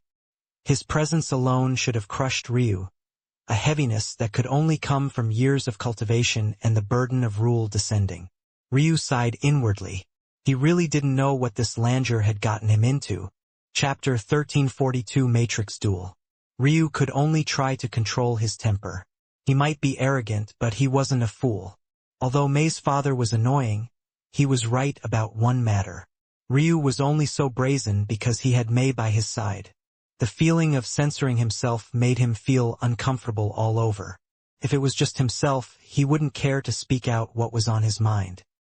He was the same man who dared to look a true sky god of Sacrum in the eye and ogle her body openly. He didn't have such a reservation within him, but because May was here, if Serial was here, she would definitely be having a grand time laughing at him. Wasn't he doing now precisely what he had looked down on her so much for? Ryu closed his eyes for a moment. He only did this to try and adjust himself, but this action made the patriarch frown. Since when did people he was speaking to not answer his questions immediately? Just the patience to wait to answer was something that very few could have before him. Ryu slowly opened his mind and his state seemed calmer. "I will help your son secure his birthright, and in exchange you will carve out a proper place for the Dream Azura race on the 5th plane. I'm sure that once your son has secured such a thing, neither you nor he would care much about them, right?" The gaze of the patriarch sharpened. "What is this bumbling fool here for?" "Please calm down, Master Moorhorn. My husband is still speaking with the guest." The mistress of the lizard demon spoke softly. Moorhorn snorted when he heard this, dissatisfied. There were plenty of masters here and present, but none of them dared to assure anything, and even their remuneration should they succeed was extremely limited. Something like carving out large plots of land on the plain was a ridiculous asking price. "Do you understand what you're asking for?" the patriarch uttered calmly after a moment. Chapter 1343 Scram. Moorhorn's expression changed. It was difficult for Ruin Masters to compete with one another, and it often took a long time to prove who was better among them. Ruins weren't pies that could just fall out of the skies and weren't easily used as competition grounds. As such, Ruin Masters had to find different ways to compete and check the rise in their skills, and this ultimately came down to matrix duels. In a matrix duel, both Ruin Masters would bring forward their matrix in an attempt to swallow the other. Whichever matrix consumed the other first would win. This was a devastating sort of duel because it usually meant that one Ruin Master would forever lose their matrix. In many disciplines, the matrix was akin to a living, breathing object. The more time a Ruin Master spent with it, the more comprehension they would have toward its unique quirks, and the easier it would be to use. This was one of the reasons why Ryu had rejected Selhira's gift so many times. It didn't make sense that she would give up such a valuable matrix for no reason. This aside, the ultimate truth was that any Ruin Master worth their salt would have a matrix worth more than half the sum of their total wealth. If they ever stopped improving their matrix, they were essentially giving up on themselves and looking down on their own skills. In order to mitigate these losses, the matrix duel was transformed into a twofold competition. The first was the creation of a new matrix, while the second half became the consumption process. But it was precisely because of this that Moorhorn was so baffled. Ryu actually dared to do this? While one could theoretically be correct about the use of a matrix not needing cultivation, the reverse was definitely not true. A powerful matrix could not be created without the help of powerful cultivation. Unless this Ryu was shameless enough to try and force the ancient matrix duel down his throat, Moorhorn sneered. So you want us to compete with our own matrices? You're quite shameless, aren't you? You want to rely on how rich your family is to compete with me. Ryu's matrix was extraordinarily rare. Most matrices were cube-shaped and were limited in the calculations they could do because they worked similar to a so-called computer. Ryu's matrix was a quantum computer. They were fundamentally not on the same level. Ryu was unmoved by this goading. You're a Ruin Master and don't have wealth that exceeds that of a single family? Aren't you embarrassed? Moorhorn's expression turned livid, but Ryu pretended as though he hadn't seen anything. Was Ryu talking nonsense? Absolutely not. His current wealth could only be said to be astronomical. Of course, this wealth was concentrated in the techniques he knew and the improvements he had made to his body, but this was the best kind of wealth to him. He was on his own, barely knew anything about the true martial world, but he had found the Frost Clan's store of wealth and the 9-pillar flame sect beyond that. The first could be said to have been a lucky encounter, but the second, which had given him wealth far surpassing the first, was entirely reliant on his skill. Ryu was the one person who could say that Moorhorn was too pathetic within this throne room. He wasn't even in the Sky God realm yet. If he was, his wealth wouldn't just be this. He didn't even need to mention what would happen once his eyes finally unsealed. By that point, Langer wouldn't have to proclaim that he was the best Ruin Master in the true martial world. He would do it himself. But since you're so pathetic, I don't mind doing the modified matrix duel. Do you dare to bet? Moorhorn spoke quickly, trying to regain his dignity. What? You want me to bet my matrix? Ryu's sneer deepened. Seeing that he had been exposed so easily, Moorhorn quickly calmed down. He was making mistakes he didn't usually all because this youth was continuously pressing his buttons. Moorhorn exhaled and his calm returned. You are not even a sky god, and you seem to be entirely crippled. It's already below my status to even have this competition with you. Do you think a Ruin Master of my status has time to play little games with children? Either pay a proper compensation fee or scram. Moorhorn seemed to have regained his dignity as a Ruin Master, and the others in the room nodded slightly with approval, even Impana's father. This was because although most felt that Ryu was talking nonsense, Moorhorn's flustered reaction wasn't in line with what would be expected from an expert. As one might say, if one rolled around with pigs, how could they not expect to get dirty? However, no one expected that Ryu's tongue would be even sharper than that. Okay, sure, Ryu said with a smile. But since you have the cheek to say that my matrix is nothing more than a compensation fee, take out a treasure of equivalent value. I don't even want you to bet it, your treasures mean nothing to me. I only want to see if you have the backing to speak such bold words. Moorhorn froze. Indeed, he was pretending as though Ryu's matrix was a mere compensation fee. Then in that case, Ryu's matrix should just be a drop in the bucket for him. You think your words alone are enough to get me to expose my treasures? Moorhorn growled. Oh, I would have thought that such treasures were meaningless to you if one could be used as a mere compensation fee. Why would you be in such a hurry to hide something so trivial? It's the principle.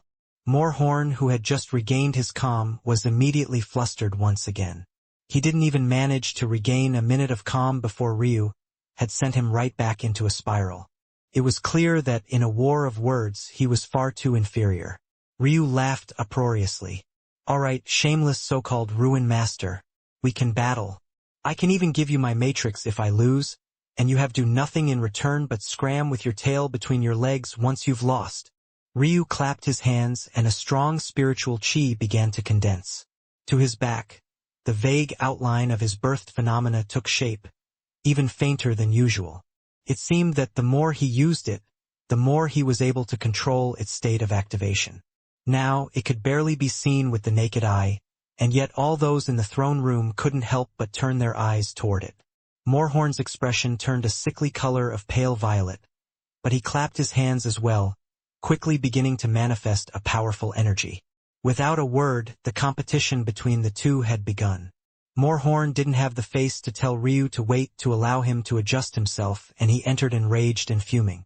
All he could think about was forcing Ryu to bend the knee as quickly as possible. The first step was core formation, and this would be precisely where Ryu fell. Core formation relied entirely on energy, and how could a mere Dao pedestal realm expert match up to him, a sky god, in this regard? Ryu's own core could never match up to his. Moorhorn sneered and looked up, but his expression suddenly changed. Ryu had already leapt past core formation and begun to form the exterior components of his matrix. But that could only mean that he hadn't concentrated much energy at all. That meant that Moorhorn would have a huge advantage, but if Ryu finished before him, Moorhorn was suddenly flustered. The formation of the exterior was where the calculation abilities of the Ruin Master began to take shape. Depending on the size of the core, various fundamental runes could be called fourths. These foundational runes would solidify thanks to the power of the core and take shape around it like the gears of a machine. It was similar to visualization, but outside the body. These fundamental runes had to be a perfect balance of the atmosphere and simulate real life as closely as possible. Only in that way would it be sensitive enough to sense the environment around it and complete its calculations.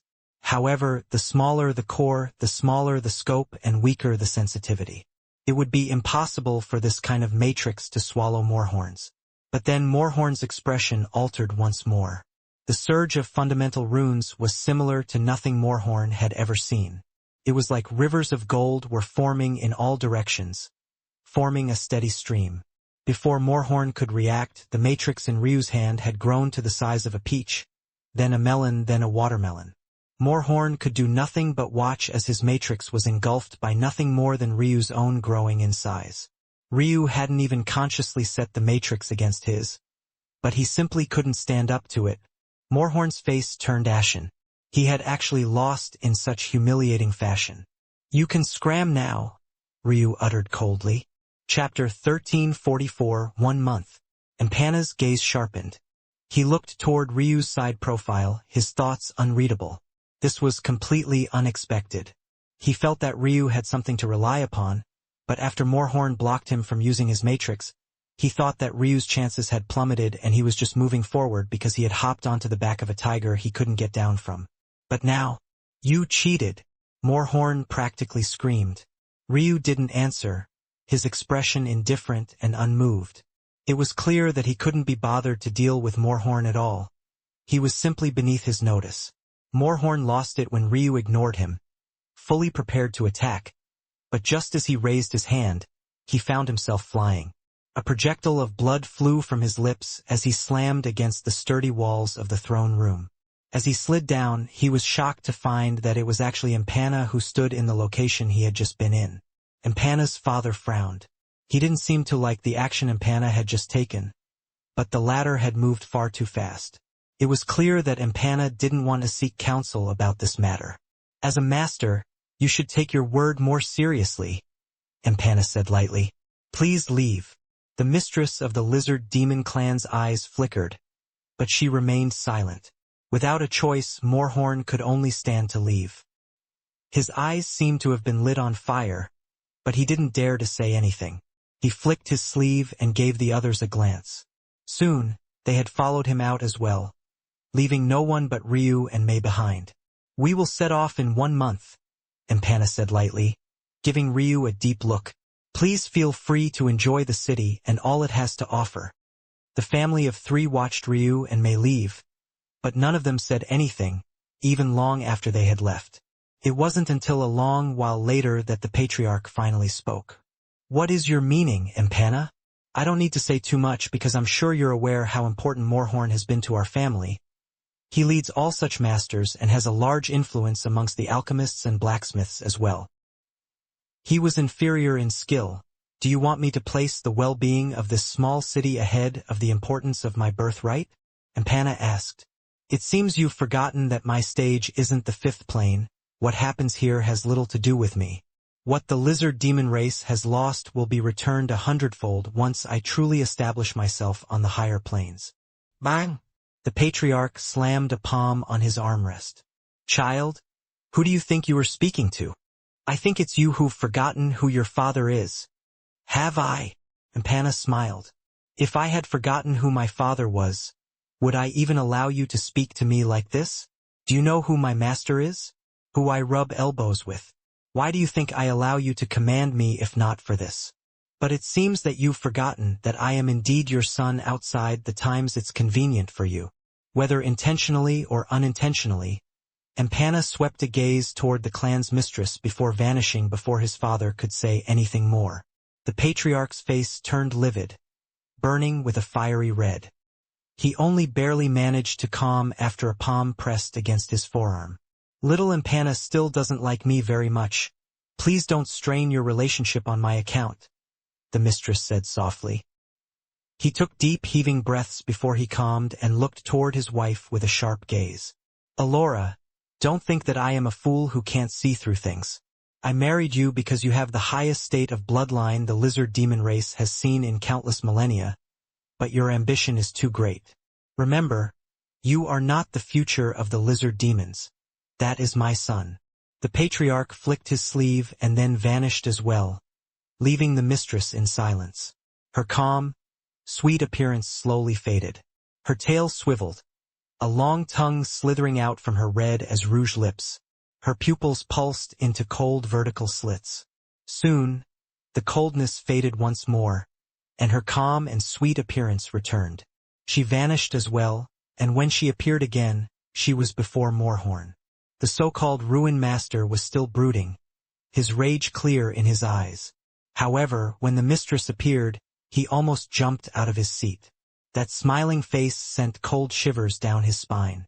Mistress, your performance today left a lot to be desired, Alora said lightly.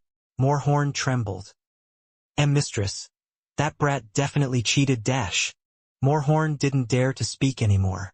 Elora's calm and kind eyes were like a venomous bite to him. Others might feel that this gaze was quite amiable, but for Moorhorn, who knew what this woman was capable of, it was like looking the devil in the eyes. Do you know who I am, Moorhorn? Queen, Moorhorn replied almost too quickly. Indeed, a queen, the queen. The blood that flows through my veins is the most noble of the lizard demons. But unfortunately, I am a woman. The quirk of the lizard demons subjects me to subservience. But there's no husband that's worthy of me, so I have no choice. I had to marry into this family. I had to watch as my husband dared to have other women. I had to watch as one of those many harlots managed to birth a child like Empana. Do you think that her death made me feel better? No, mistress. I mean yes, mistress. I mean dash. Now there's a chance for me to reverse this situation forever. I've meticulously laid out my plans, carefully taken every step until today. And for what exactly? For you to ruin it all? For your ineptitude to become a stain on my reputation? For your stupidity to cause me to be reprimanded by that small, insignificant man? Mistress, I dash. Bang! A whipping tail came from nowhere. It moved so fast and swiftly that Moorhorn didn't even feel his death. His head, brain matter and skull all splattering against the wall like an abstract painting. Mistress Elora smiled pitifully and shook her head as though she was mourning the mess Moorhorn had dared to cause even in his death. She waved a hand and everything was incinerated to ash, and yet not even a single bit of furniture was harmed at all. With a sudden flash, a shadow appeared to Elora's side.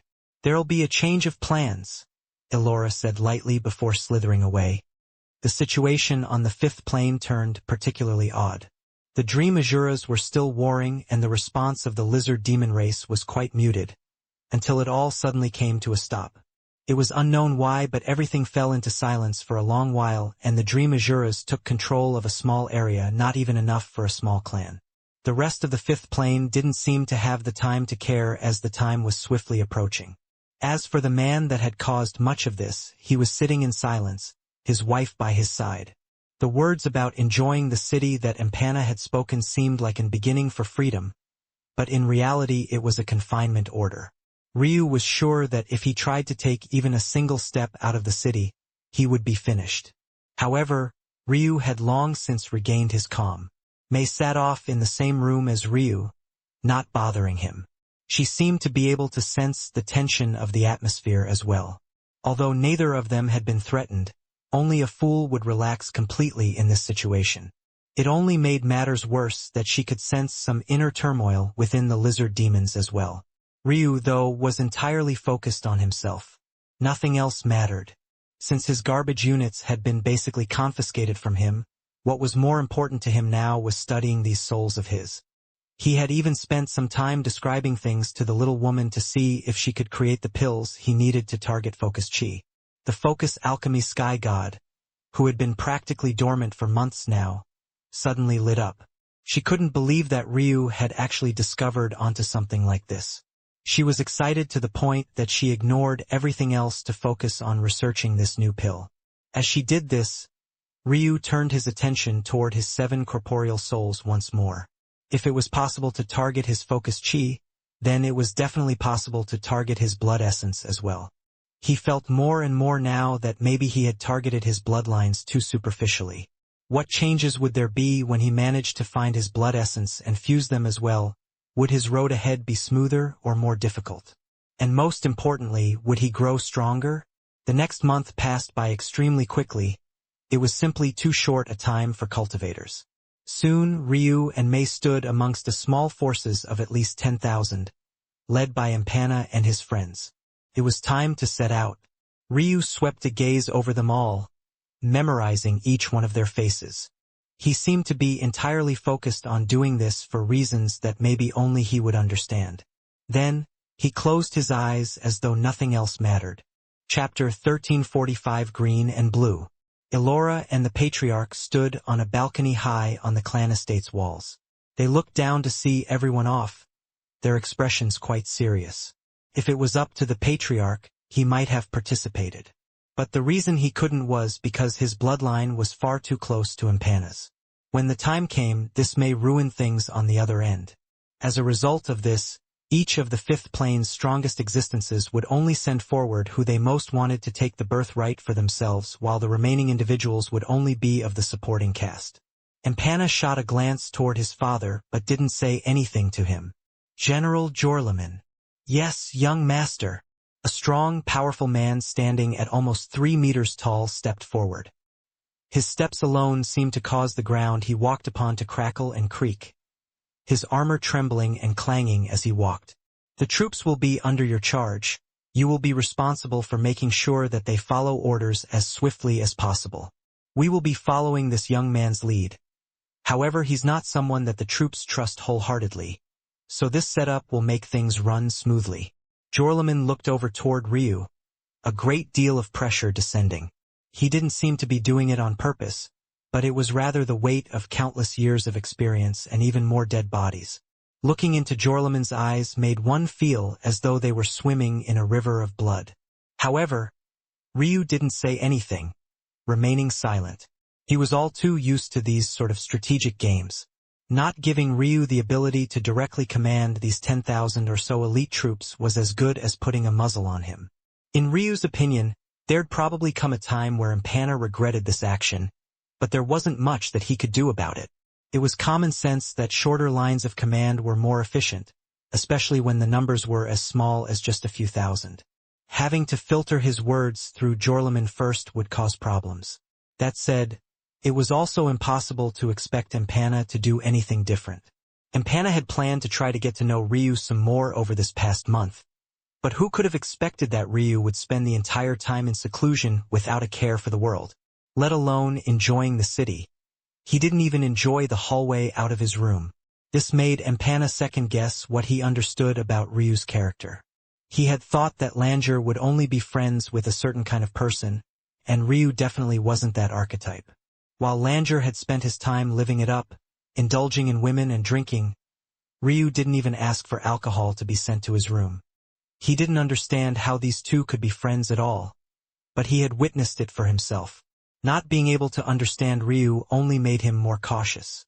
However, he was still relatively calm because there was a weakness of Ryu's right before him, and that was none other than Mei.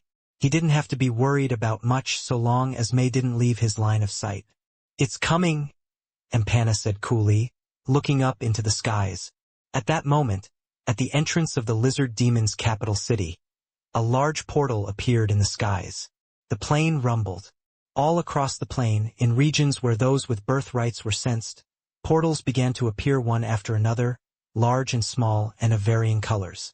It didn't seem to have much rhyme or reason outside of making themselves larger for the sake of accommodating the numbers of those sensed. However, those that were historians of the plane comprehended that the true significance lay within the colors.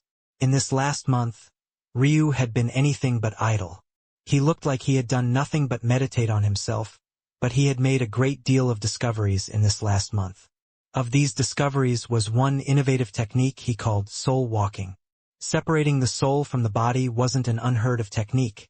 In fact, there were many that could do it. However, Ryu had only heard of such things in Sacrum. This became possible after the soul birth realm. However, in the true martial world, the pressure and climate was much tougher, and it was difficult to survive as nothing more than a soul with supporting treasures. However, Ryu had gained more of an hunch after beginning to use his 3 souls and 7 spirits as a foundation. Then, by relying on the plasticity of his perfect black buddy soul, he was able to accomplish quite a bit. He had learned to split his soul in 2, withstanding excruciating pain for the sake of a temporary puppet of sorts that acted as a second him. The astonishing part about this puppet was that it was invisible and entirely undetectable for the simple fact that it was constructed of void spiritual chi on top of having Ryu's innate spacetime soul nature. It was the perfect spy. In these months, Ryu had used his soul-walking technique to split his original spirit in 2. Then he descended into the catacombs of the lizard demon race and read through their records. He probably knew and comprehended more about this birthright phenomena than even Empana and his father did. As such, he knew that these portals were separated into red, orange, yellow, green, blue, indigo, violet, black, white, and gold. The closer to gold one was, the better the starting position, the greater the heavenly favor, and the better chance you would have at becoming the ultimate winner. Most usually, the best of a plane would be granted a green or blue portal. Indigo and beyond was very rarely documented, and the final 3 was entirely unheard of. But to Ryu's silent shock, this portal was actually colored violet with only slight touches of indigo. His expression gave nothing away, and those around him, who were entirely ignorant on the matter, didn't say much as they came forward to enter. Soon, they had all vanished, the portal swirling close. It was only Alora, who stood beside the patriarch, whose eyes flickered, her pupils unconsciously narrowing as her tail swung beside itself. Chapter 1346. There. The process of transportation took longer than any teleportation that Ryu was familiar with. He had even traveled through from the 4th heaven to the 6th heaven before, a distance across 2 entire heavens, and it had still not taken this long. Let alone that, he had once gone from the 4th heaven all the way to the deepest depths of the 9th heaven before, and it still hadn't taken this long. The length of time was truly baffling, and it was only after 3 or so seconds of shock that Ryu came to understand something. When he had first entered the incomplete heavenly path, he had to move through a miasma. Lanjor had already said that this world didn't have an incomplete heavenly path, but this birthright matter, although much rarer than the incomplete heavenly path, did seem to be something similar. At the very least, it mirrored the heavenly paths somewhat. In that case, this process could be similar to that. I see. Ryu floated for a long while. He didn't push or pull anything, and eventually, an entire half an hour later, he heard the rumblings of an argument. Unfortunately, it was too muffled for him to hear anything clearly, but it was getting closer and closer until everything around him suddenly popped like a bubble. Ryu could finally see something other than the endless swirling violet around him. He found that he was standing within a hall far too grand to fathom, and yet also quite natural in its construction. It was clear that it wasn't formed entirely by intelligent creatures and was very much the work of Mother Nature for a great deal of its composition. The walls had this curved and rough, earthy texture to them. The pillars were just fused earth carve-outs that curved from the ground to the tall ceilings above. And that they truly were. These tall ceilings extended upward for what must have been at least 500 meters. One could only crane their necks to get a glance. Finally, we had to wait here for almost an hour for this piece of trash to finally get it together. Is it really worth it? How far behind are we by now? Leah's voice echoed. If you think you can go ahead without a ruin master, be my guest, May said coldly. A ruin master? Leah scoffed. What a joke. Then why are you still standing here? You've been running your mouth for the last hour. Don't you have anything better to do? I'm here for Impana and no one else. If he doesn't move, I won't. What does it have to do with you? Leah growled. Ryu blinked and seemed to regain his bearings. He looked down from the ceiling and found the remnants of what must have been a bubble had collapsed around him. Then he noticed that he was already the last to come out, and aside from that, this area that seemed to be a gathering point was entirely void of others. Clearly, they had already gone ahead, maybe into one of the surrounding tunnels or maybe straight ahead. The problem with how large this space was that it was impossible to tell where to go. If not for gravity, maybe even up and down would confuse a person. Even as a ruin master, there were almost no clues to go by. Just by this alone, Ryu was certain that whatever groups had been here previously hadn't left immediately. They definitely spent quite some time figuring out which direction to go, and that was probably the only reason why Impana had been willing to wait for so long. Even so, Ryu could tell by his current expression that even he was getting anxious. It was only after he realized that a mere hour in the scheme of an event that might very well last years was nothing more than a drop in the bucket. Of those with serious chances to win, none had moved immediately. It was only those straggling few who had been lucky enough to have a gateway appear before them that had scattered immediately, not wanting to be dealt with by the larger numbers of the well-established families. Interesting, Ryu thought calmly.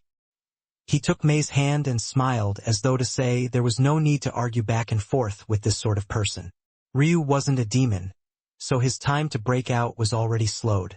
On top of that, this was a test designed for sky gods, a level of existence he was not, and even further than that he was currently crippled. It wasn't a surprise at all that he had taken so long. He wasn't moved by it all. May finally seemed to calm down when Ryu took her hand, but Leah only snorted. You have time to act all lovey-dovey now? How about you hurry up and point us toward a direction? Ruin Master. Chapter 1347 Incompetent? Leah was stunned for a moment before her expression warped. Was this Tao pedestal realm brat trying to make fun of her? But to her surprise, the moment Ryu pointed out a direction, he began to move. It wasn't just him, but even Ianger began to move as well, as though he had utmost confidence in what Ryu was doing. Impana frowned. No matter how much confidence he had in Ryu, this was a little too ridiculous. Everyone else had taken several minutes to even gain a faint idea of which direction to go in. But Ryu didn't even take out his matrix and just pointed in a direction. What was going on here? Everyone looked toward Impana to see what they would do. However, Impana remained silent for a long while, looking toward Ryu's back. And yet, Ryu seemed to have no intention of slowing down. He didn't look for Impana's approval either. It was then Impana seemed to realize that now that Ryu and May were in here, what could happen had suddenly opened up to a world of possibilities. They weren't tied as one group, precisely because of May's existence. It was very possible that the portal had registered the existence of two people with birthrights. After thinking to this point, Empana followed without a word. Although there was a hint of dissatisfaction in Leah's expression, she didn't dare to say anything now that Empana had gone forward. There even seemed to be a hint of attraction in her eyes. May looked toward Ryu's side profile, seemingly wondering the same things as everyone else. However, Ryu only gave her a smile. There were simply too many fools in the Ruin Master profession, a lot of snake oil salesmen.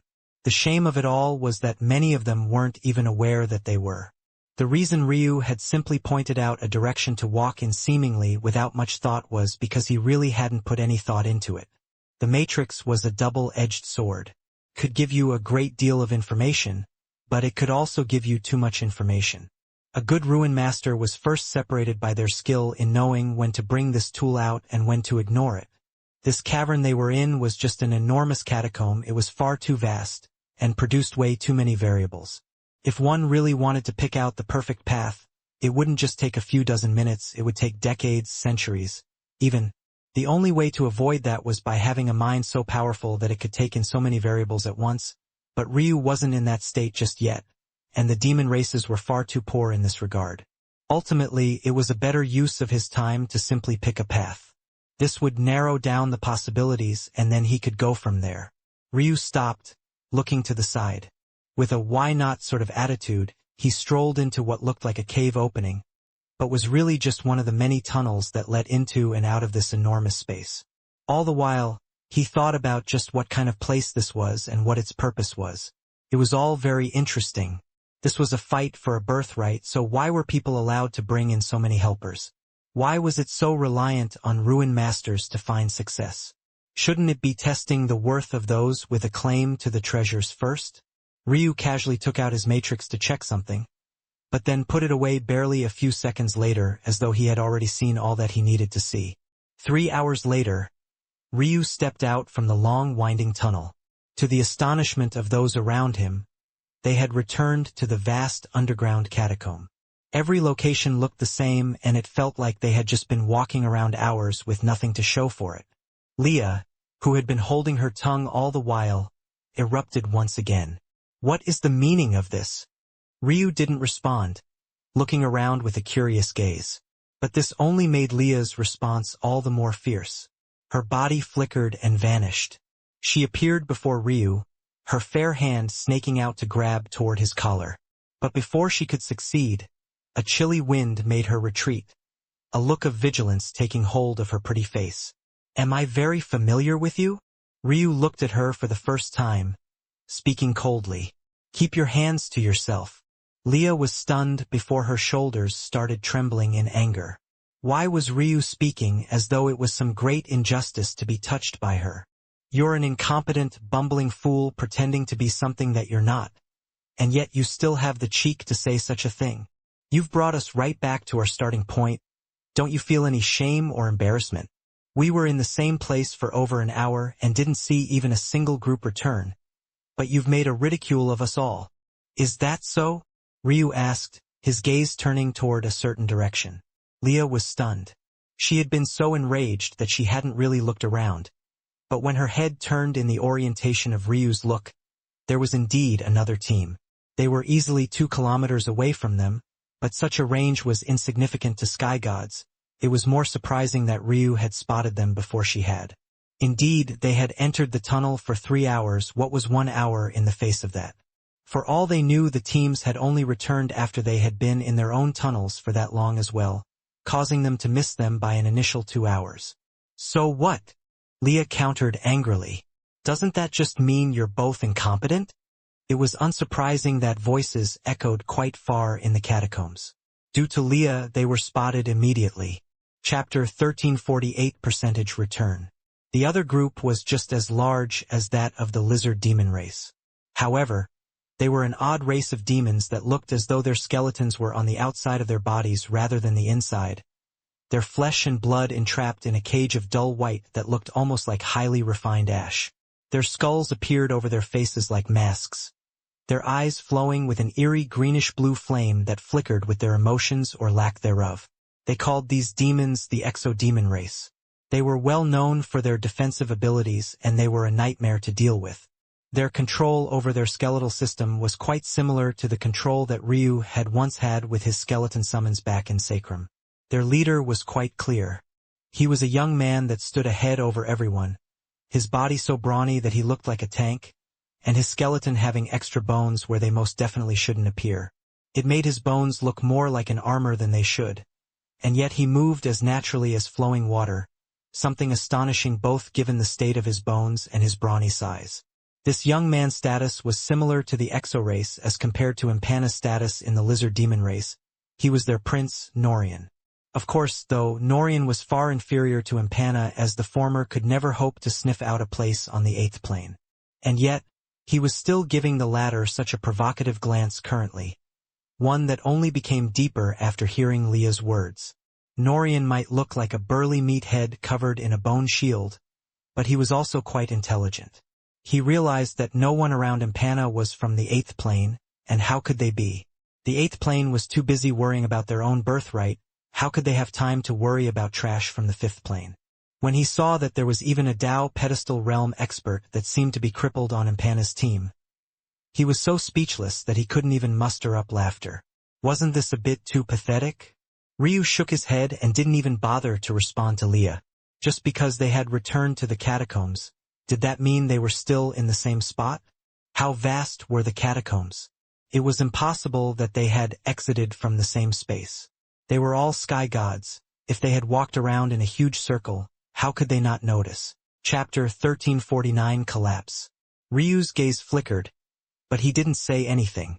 The Exo race had been here for much longer, so it wouldn't be surprising if they had managed to pick out the best tunnel in the region. But it felt like these odds were quite small. From Ryu's understanding of the situation, Impana was by far the most likely to be the winner. He was the greatest talent, held the greatest personal strength, and had even entered from a violet portal. All of the odds were in his favor. That said, the other clans wouldn't just keel over just because, and there would obviously be other dark horses trying their best to grasp this opportunity. These clans definitely had their own aces in the hole, while it was also clear to Ryu that the Lizard Demon race wasn't of one mind and purpose. Targeting Impana ahead of time before he could build up steam made a great deal of sense. The worst part was that even if this wasn't their intention, the results would be just as devastating. That's because if they were calculating which tunnel to enter and not just following them, then they would be shocked to find that Ryu had picked out the right tunnel and even faster than them at that. Given that situation, they might assume that it was out of luck the first time around. But if they were smart, they would follow a second time and maybe even a third to confirm. Ryu's appearance was too conspicuous. Why would Impana bring along a Dao pedestal realm expert if not for a very good reason? They didn't need to know the backstory. All they needed to guess was that Ryu was important for reasons other than his cultivation. Just a little curiosity would go a long way. If they also remembered that Impana had actually chosen to wait for Ryu for over an hour, it would make the situation even worse. This was a situation where despite the fact the deductions up to the conclusion were wrong, it didn't matter. So long as they took an interest in Ryu and decided to follow, it would be hard to control the situation. As though that wasn't bad enough, even if Ryu chose a poor tunnel on purpose the next time around, they might still choose to follow since they felt that Impana was their greatest competitor. So long as they stuck by Impana's side, they didn't have to worry about others winning and they might shrug off Ryu's actions as trying to throw them off his scent. All of these thoughts flashed through Ryu's mind in an instant, his speed of thought still greatly helped by his origin flame. He realized that although much of his cultivation was locked away aside from his body's strength, those external treasures still worked just fine. What to do? Ryu thought to himself. After a moment he came to a decision. Since they want chaos, let there be chaos. Ryu didn't say anything as though he couldn't tell what was happening behind him. Impana frowned when he noticed Norian's actions. He still didn't know what Ryu was doing, but the fact that Norian was following made him think of a whole host of things as well, and he realized that this matter wouldn't be peaceful. Collapse the tunnel's entrance, Impana commanded. Jorlaman hopped to action. There were 10,000 of them that needed to enter the tunnel. As one might expect, though, for such a tunnel to accommodate them, it was quite large. Even so, There was only a distance of 2 kilometers that separated them from the others. There didn't feel like there was enough time, and they had to be even more rushed than usual. Luckily, Norian also had a large number of people, and he couldn't risk sending someone more powerful ahead quickly, or else it would be very easy for Empana to quickly surround and kill them. If Norian lost someone important just to impede them for a moment, it would be too late to regret. So Norian didn't do that, continuing to charge ahead in a group. It all happened in what felt like the blink of an eye, but sky gods were truly that great. By the time Norian and his group had caught up, boom, boom, boom, the entrance to the tunnel collapsed. "Start digging," Norian roared. Within the tunnel, the group was rushing forward, but Ryu was obviously a limiting factor. However, with a thought, little Silk appeared beneath Ryu and Mei's feet. With a single flap of her gorgeous wings, they soared ahead at great speed. The other sky gods, who were going to use this as an opportunity to teach Ryu a small lesson, lost their chance. Ryu sneered inwardly, but he didn't say anything. Even so, his thoughts kept swarming. This will be a bit tricky to execute. It's hard to tell. No, I can pull this off. If Ryu wanted chaos, it seemed to be in his best interest to slow down. But if he slowed down too much, it would make him too obvious, so instead he had directly summoned Little Silk. That said, this wasn't all bad. He gained an excuse to bring her out and gained some more security toward his and Mei's safety for the time being. It was this next part that would be more difficult. Ryu swerved and moved through the tunnels at great speed. The roaring of the earth echoed through the smooth walls as it was clear that the exo-demon race was making their way forward swiftly. "Collapse the tunnels," Empana ordered again. Ryu's gaze flickered, but he didn't say anything. The team could only see the back of his head as he continued to shoot forward, winding through the turns and variations of the tunnel. 5 hours later, they shot out from the tunnel, finding themselves in the very same enormous catacomb once again.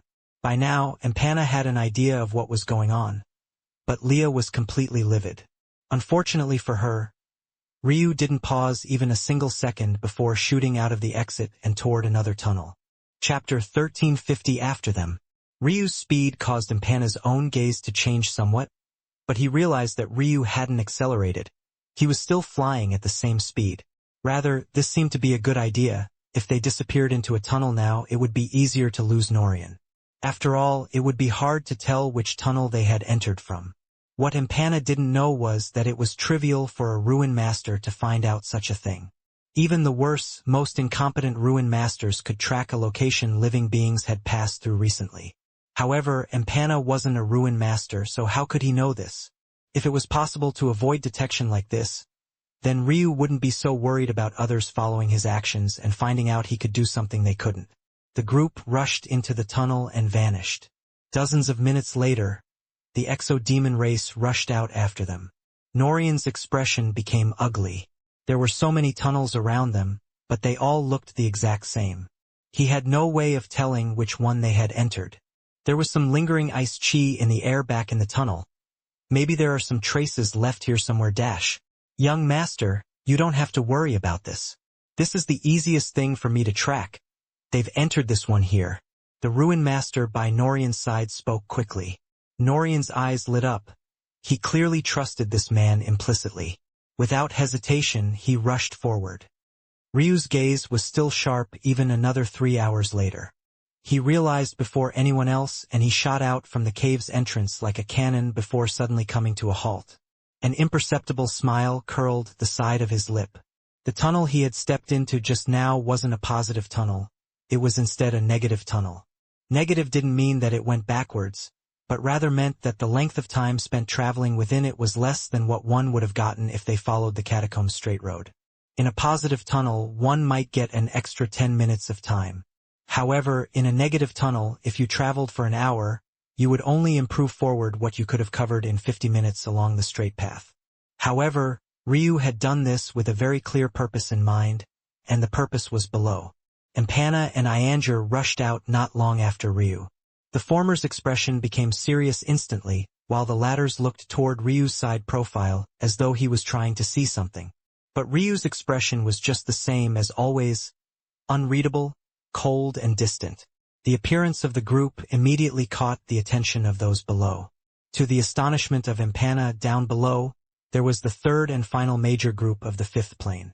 Each and every last of them radiated a frigid air and were as pale as snow from head to toe. Their skin was oddly wrinkled despite the exuberant youthful aura they gave off, and their eyes were nothing more than bottomless abysses of darkness with no whites, irises, or even pupils to speak of. This was the White Devil race, not to be confused with the White Devils of Sacrum's mortal planes. It might even be said that the legend or name of the White Devils of Sacrum had come from this race right before Ryu. However, while the White Devil race of Sacrum referred to the Zu clan, these were true demons, vicious and demonic under every sense of the words. The tension in the air skyrocketed. But what made it worse was that not even a few minutes after, Norian dashed out as well. Suddenly, the atmosphere seemed to explode. The leader of the White Devils was a young woman. The wrinkles on her face were fainter than those around her, but they also seemed more defined. If one looked closely, these weren't wrinkles at all, but almost like tattoos formed entirely by the peaks and valleys of her skin. It gave her an odd sort of beauty that one couldn't put their finger on, but in order to taste such a beauty a man would have to have a great deal of testicular fortitude. That was because this young was Relora, a vicious woman well known for her cannibalism. Of course, cannibalism in this context didn't refer to eating other white devils, but rather other humanoid demons. She had eaten more lizard demons and exodemons than she cared to count. Seeing them appear before her now, her tongue couldn't help but flicker in and out of her mouth, moving so fast that it left a ghostly trail. Empana's frown deepened as he looked toward Ryu. By now, he was certain that Ryu knew what he was doing, or else a situation where they had run into not just one group but two would never happen. However, he wasn't sure if Ryu had done this on purpose or not. After a moment, he vibrated his head. How could that be possible? What he didn't know was that the moment they had exited the tunnel the first time, he had already sensed which tunnel the White Devils had entered. Reverse engineering which tunnel to enter next so that they would be slowed enough to meet them again was simple arithmetic to Ryu. Ryu suddenly felt that this feeling was quite novel. Back in Sacrum, he had accumulated a lack of respect for sky gods because he had always toyed with them in the palm of his hands. But this was always built off the back of his family's strength. Doing it with his own now felt different. He would enjoy playing these sky gods to death. Ryu suddenly put his matrix away just a few moments after and zoomed like a ball from a cannon, urging Little Silk forward. He zipped into a tunnel. Without hesitation, Norian dashed forward after him. At the same time, Relora's expression changed. Then she made a split-moment decision. After them. Chapter 1351 Smirk. He was a Tao pedestal realm ancestor, in the midst of thousands of sky gods, each with the ability to kill him with a single finger, and yet what he was feeling wasn't fear. His heart thumped out of his chest, a wild thrill flooding his veins.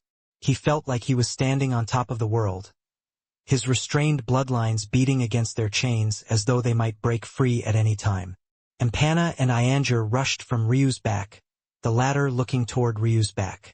Others couldn't tell the difference between Ryu's feelings right now, but he definitely could. Ryu looked to be as cold as could be, but he could see that faint curl on his lip. It was easy to miss it, or dismiss it as a quirk of his expression, but Empana knew it was a sneer. That sneer only appeared in one moment, when he was playing people in the palm of his hands. It was a sneer he had seen too many times, a sneer that even the powerhouses of Sacrum had greatly feared despite it coming from a mortal, and maybe a sneer that the true martial world would come to fear very soon as well. It seemed that very soon the name Ryu Tatsuya would echo with a roar. Little Silk responded to Ryu's urging with an even faster speed. Despite only being the false sky god realm, it seemed that this little one's velocity was truly quick. It seemed that now it wasn't just that the others were following Ryu, but rather that Ryu was leading. Empana's eyes narrowed. He noticed the shift. Even Jorlaman, who had started constantly looking toward him for confirmation before acting, was now moving to Ryu's rhythm. Through a more roundabout method than Langer, Empana seemed to realize that something was very wrong. However, this wasn't a moment that he could do anything about it. Given the situation, if they stopped now, then the only result would be battle. It was impossible for things to go differently. Ryu suddenly shot from a cave tunnel, bringing them back to the catacombs, but before anyone could react or slow down he shot into another one. Then hours later he exited and swiftly entered another, then another. It was as though he was a man possessed. The others felt like they had hopped onto a tiger that they couldn't come down from. They had no choice but to continue following Ryu. The Exo-Demon and White Devil races both had pledged to following Impana's group, while Impana's group couldn't stop or else a battle would erupt without a doubt. Some even hoped that Ryu would understand the situation and not come to a stop. Ryu flipped a palm and a pill appeared. Before anyone could see what it was clearly, he flicked it forward at great speed. Little Silk, who was flying at great speed, suddenly leapt forward and chomped down, swallowing it. Any fatigue that had been taken on by the little one vanished in the blink of an eye, a sparkling radiance emitting from her gorgeous wings as she rushed forward at even greater speed. Suddenly, Little Silk began to spin, a whirlwind of biting cold wind taking shape. Imperceptible lines of silk quickly began to form one after another, each impossible to spot with the naked eye. However, just when it seemed that Ryu would be using this to get rid of Impana and the others, his lips began to move. Without hesitation, everyone followed his orders. It was a complete shift from how things had been in the beginning. The moment they sensed Ryu's commanding voice echoing in their minds, they felt that it only made sense to follow his commands, and their bodies moved of their own accord. Each and every one of them completely forgot that he was meant to be someone that had his orders filtered through Jorlaman. In the end, they began to twist their bodies into all sorts of peculiar postures, rushing forward at their greatest speed. They landed on the other side of the net of silk, rushing out of the cave tunnel once more. At that moment, the Exo and White Devil race caught up. Not understanding what was going on ahead of them, they rushed forward, trying to brace themselves. But that was when an absolutely ghastly scene took shape. They rushed forward and made it to the other side, their faces sinister and prepared to launch powerful attacks. However, that was when, one by one, they froze, their faces paled, and they collapsed to the ground in pieces. When they hit the ground, their bodies trembled, separating into countless frozen pieces, each one entirely unrecognizable on their own. It looked as though meat had been chopped them and then flash frozen, sealing all of the blood and flesh within. Halt! Norian roared. Relora's group had no choice but to follow suit as well. They looked forward, hard, and barely managed to see imperceptible lines of silk. However, even when they focused, they couldn't be sure that they had spotted them all. In fact, it was much easier to tell that there was something ahead by the chill as opposed to their senses. However, even if they focused on the chill with how many lines there were, and how they overlapped so well over one another, how could they possibly tell them apart completely? There was only one choice: they had to destroy them. Gritting their teeth, they gave the order. On the other side, Ryu didn't even bother to look back. He knew what choice they would make. However, destroying Little Silk's silk attack was easier said than done. Even if they had powerful flame users, it would take them at least a few hours to make sure it was all cleared. Ryu smirked inwardly. That was perfect. It would be an adequate buffer. Finally, the scenario in the catacombs had changed. Ahead of them was a world that looked completely divergent from what they had become used to. Chapter 1352 Luck. Up ahead, to the left of where they had exited, there was a huge, gaping opening. This opening led to what could only be described as the thickest jungle Ryu had ever seen. Even the grasses that wrapped around the roots of the tall rainforest tree canopies wrapped up to their waists. The sheer humidity alone made even the sky gods feel some difficulty breathing. Even without stepping into it, Ryu knew that this place was extremely dangerous. The first test was just making it to this point. There hadn't been any dangers outside of their own fellow man, or demons in this case. However, things would likely change from now on. Ryu, once again, didn't bother to take out his matrix. Trying to analyze such a large world was only a waste of their time. Once again, it was best to dip their toes in and see what variables were best to focus on. So, he took a step forward, urging Little Silk ahead as he prepared to lead everyone again. However, at that moment, something that made his lip curl happened. Chapter 1353 Chaos. Ryu could feel the shift in the atmosphere, but his expression didn't change much. If it did, it was rather into an even deeper smile. It seemed that these little political games could be fun. Depending on the stakes, it was too bad, though. This Impana might be very talented, but if it was a matter of intelligence, he was too far inferior, and when it came to who had the sharper mouth, they weren't even in the same league. Oh! Ryu blinked, somewhat confused by Impana's words. I'm in the Tao pedestal realm. I was brought here to be a ruin master. My commands are also supposed to be given through General Jorlaman here. If you wanted me to take a more active role, I could, but I'll need more authority. I'll help out in whatever way you need. Impana froze when he heard these words. The implications almost made him blush with shame. On top of that, Ryu seemed to hit all of his weaknesses at once. Wanting a Tao pedestal realm expert to help you get out of a dangerous situation? Wasn't that far too ridiculous? At the same time, during that situation, if it wasn't for Ryu's orders, they wouldn't have died in the attempt just like those that had rushed through. If they hadn't followed his orders, they would have been the ones dead on the ground. When they realized this, they felt a shudder go through their souls. Also, there was the most apparent part. If Ryu wanted to deal with them, could not he have just uttered nothing at all? If he had just remained silent, considering how fast they're going, at least half of them would have died and Ryu would have been the only one to make it to the other side. The moment others thought to this point, they began to find that Impana's words were a bit ridiculous. Even though they thought this within their hearts, they did not say it out loud, nor did they turn a questioning gaze toward Impana. What a joke! How could they do such a thing to the hope of their race? Even so, Impana's prestige took a major hit. Impana remained silent for a long while. He knew that he had suffered a loss, one that he could not easily reverse without being given time. He found it hard to believe that he was outmaneuvered by a Tao pedestal realm expert, but this was probably how Moorhorn had felt as well.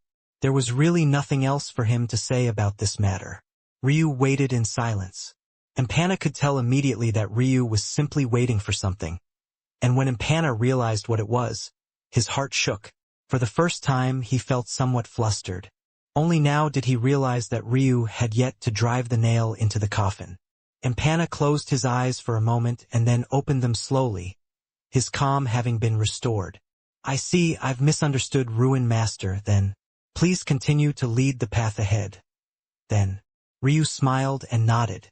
Without another word, he turned and urged Little Silk forward. Mei sent a glance back toward Impana. Every moment she spent with Ryu, she seemed to understand him a bit more, and it was ironically through the frustration of others. Impana might be powerful, but he was not at the level of her father just yet. But even the patriarch of the Dream Azuras had ended up in a sorry state before Ryu. This seemed to be the result for anyone who was in his sights. After Ryu turned around, his gaze narrowed. Impana removing a hint of their veil of cordiality was troublesome for him as well. There was a reason he hadn't used that moment to deal with Impana's group. That was because he still needed them. It was impossible to kill them all with that single trap, and killing any of Impana's people would have definitely crossed his bottom line and put him in a compromised position. In the end, he chose to do this. Even so, despite the seriousness of his expression, his blood was boiling. He entered the rainforest quickly. The humidity was so dense that a single gulp of air felt as though he was trying to gasp for breath in the depth of the ocean. It was so much more exaggerated than it had felt within the catacombs, so much so that Ryu felt that there was likely a pseudo-barrier blocking the two locations. This will be a problem. Ryu's eyes narrowed. Air was not the only problem here. The density of water vapor in the air seemed to also be pushing chi away, making it far more sparse here than it should be. If they used their chi too freely, they would definitely end up like fish out of water. Ryu, though, was fascinated by this because it reminded him a lot of Infinity Mist. Even moving in this Atma dimension made his body feel heavier than normal, let alone breathing and gathering chi. And yet, this water vapor was the most normal of waters that could be found even in mortal worlds. It's not just the water, but how it's being used. Ryu had only just stepped into the rainforest, but he believed that he already understood what the key to making it out of this place was. His mind was as sharp as ever, and he once again did not feel like he needed to rely on his matrix. However, did the others need to know that? They should break through in about 3 hours. Ryu's eyes narrowed. While Ryu was leading the sky gods of the fifth plane by the nose, the situation on the sixth heaven of the true martial world was quickly heating up as well. This was surrounding two matters. The first was the escape of Icemine and Eska. The second was the quickly approaching complete heavenly path and the troubles that it had brought. However, these matters had nothing to do with the current Ryu as he tried to carve out a path to survival. But what did have to do with him was a tunnel that suddenly split the fifth plane in two. Out from this impossible massive portal, a man with raging red hair stepped out. Chapter 1354 again? Ryu didn't know about the commotion caused on the fifth plane due to the appearance of this person, nor the sudden alerting of the much higher planes of existence as a result. All he knew was that the 3-hour timer in his head was about to hit 0. It's about time, Ryu thought. They had traveled quite a distance into the rainforest and most everyone was drenched in sweat but Langer and Panna, and, of course, Ryu and Mei. This was because of none other than Little Silk. As they had moved, wasting time, Ryu wasn't entirely idle. He was analyzing the water vapor around him, something that came like second nature due to his cosmic seed. Unfortunately, because his Tao heart was shattered, his progress was limited as though his talent was sitting behind a filter of some sort. Even so, his speed was blazing, so much so that it was hard to imagine what it would have been like had it not been filtered like this.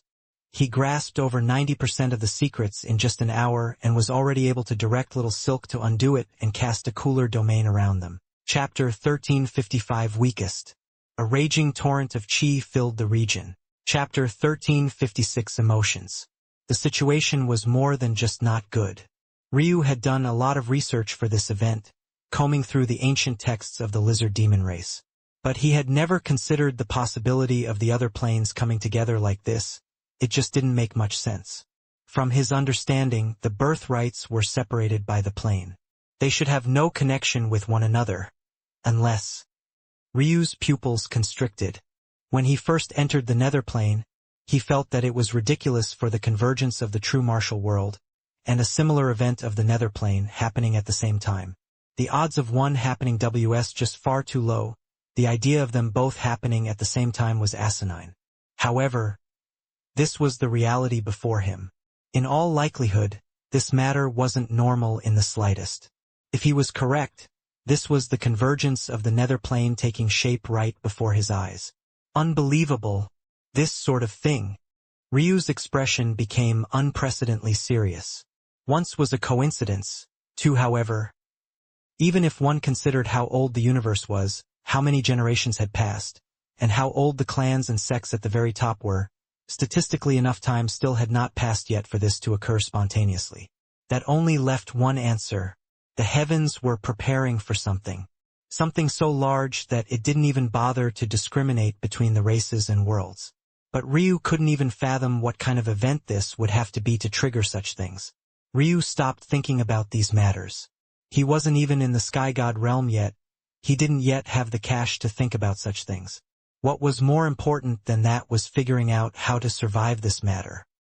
He looked around, not caring or even avoiding the gazes of those around him, maybe much to the astonishment of those that were here. They could tell with a glance that Ryu was in the sky god realm. Such a gaze, if they could move, would likely have caused them to directly kill him with a palm strike before they even got a chance. 4 of 9 are here. Aside from the 5th plane represented by us, there are 3 others.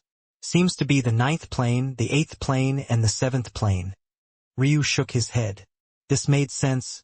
Who else but the strongest planes could reach this place before he had? Of course, he had also been forced to delay a lot in order to shake free of the others, but in his mind it was still extremely impressive of them. He didn't seem to take their status seriously at all. The second thing Ryu noticed was that there was an invisible barrier blocking the pillars from interacting with one another.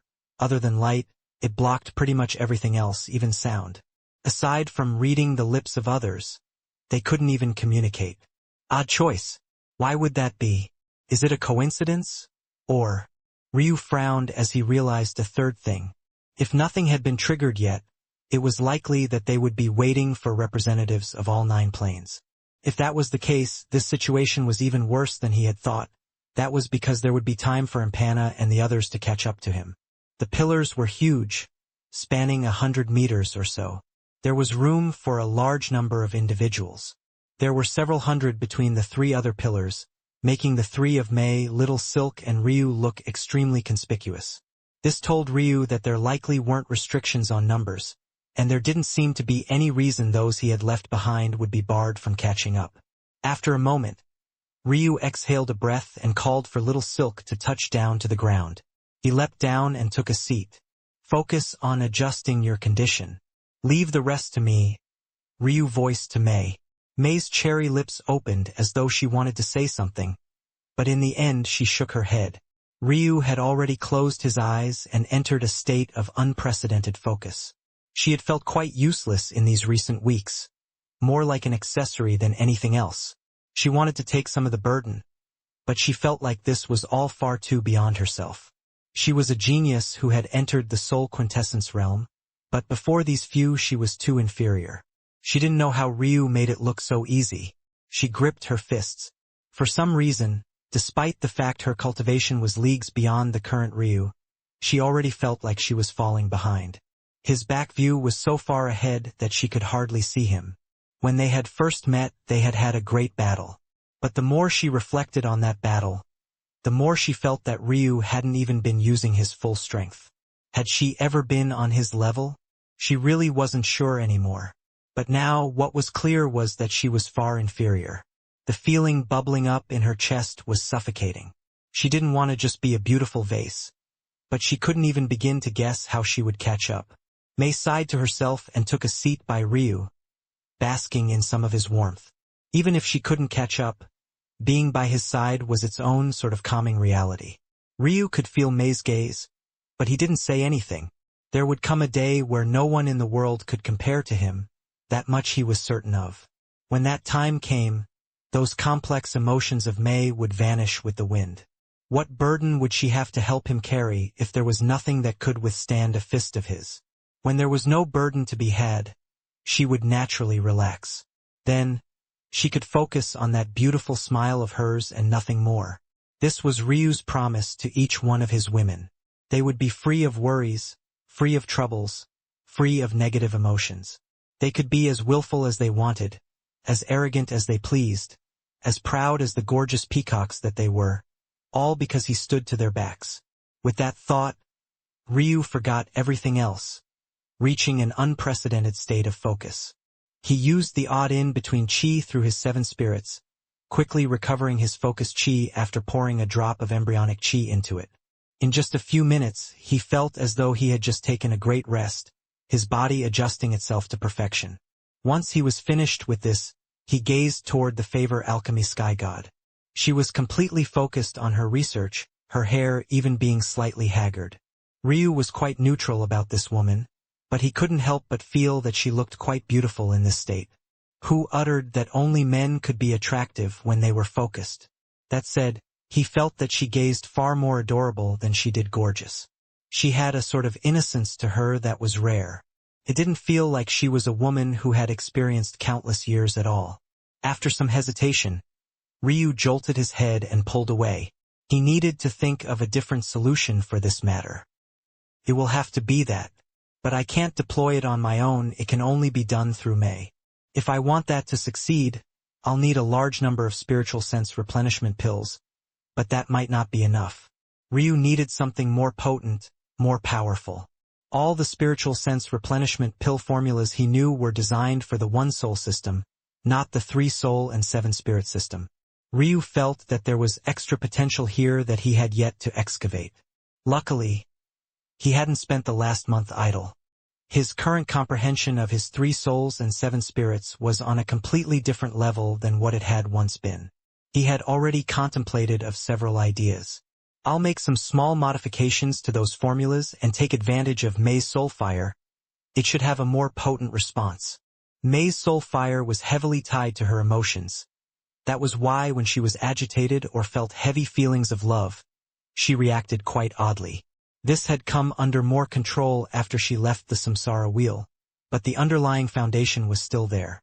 By extension, according to legends, The 7 spirits were tied to certain emotions as well, namely fear, aggression, affection, mood, joy, pleasure, desire, and melancholy. If Ryu succeeded, he would be able to allow a new door for Mei to open up as well, and she may very well improve by leaps and bounds. But this would just be the first part of his plan. It would all be meaningless if he couldn't make the rest work properly. His goal was simple. He would have to release another one of the unbalanced Awespec's treasured formations.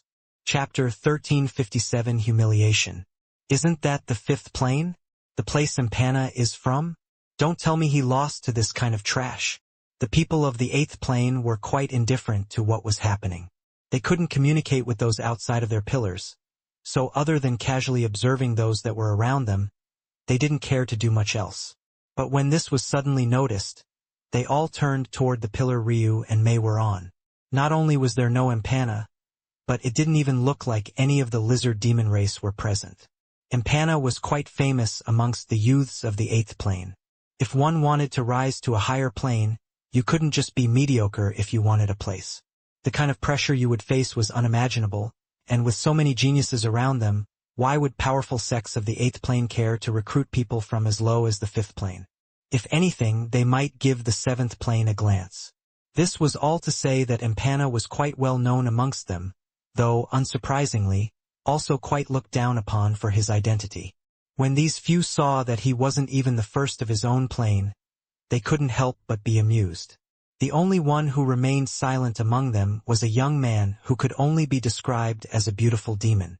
He was tall, but not exaggeratedly so, standing at about 3 inches shorter than Ryu. He had incredibly pale skin, only accented by a group of radiant sapphire scales beneath his eyes and his just as radiant blue eyes. He was a picture-perfect man, carrying a hint of exoticness that could make women swoon, almost like the vampires of legend with an edge of the robustness of dragons.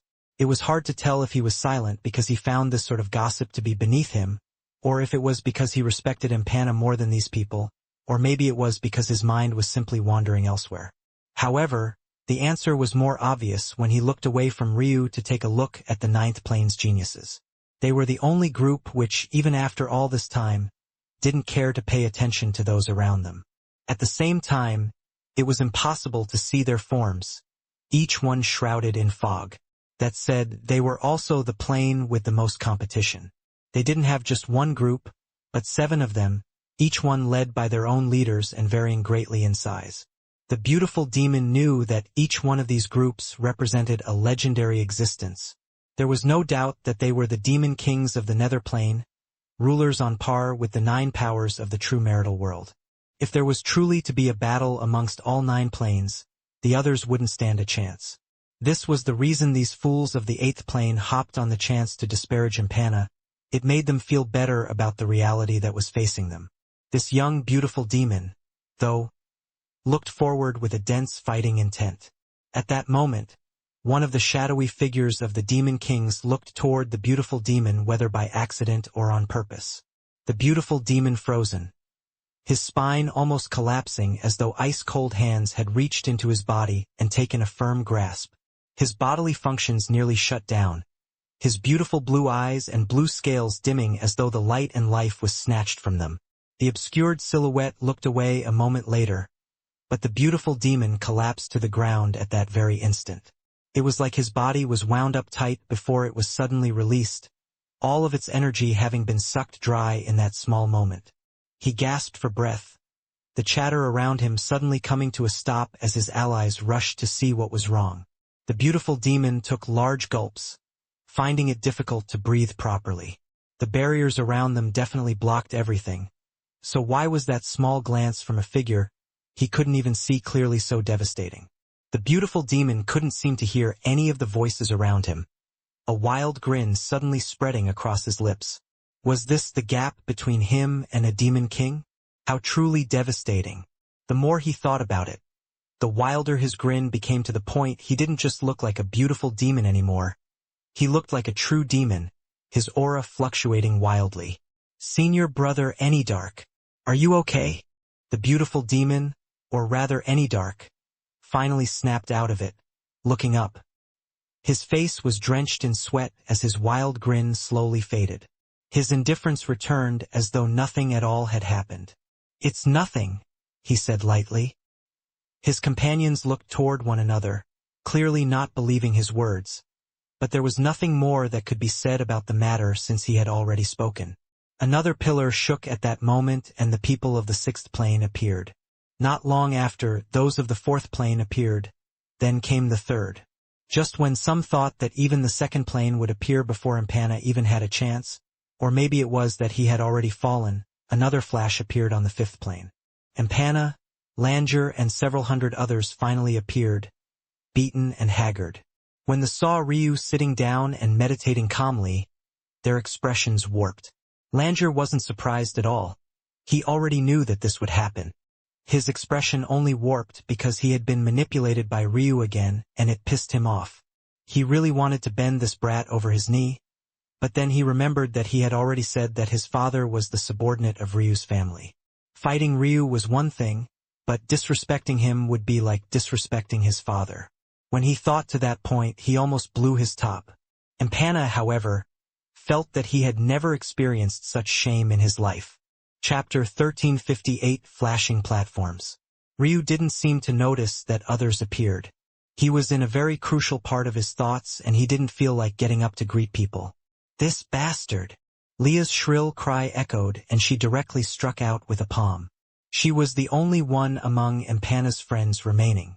Whether it was Saitra or Critchus, they were all dead. Among Empana's soldiers, only Jorlaman and a few elite troops remained.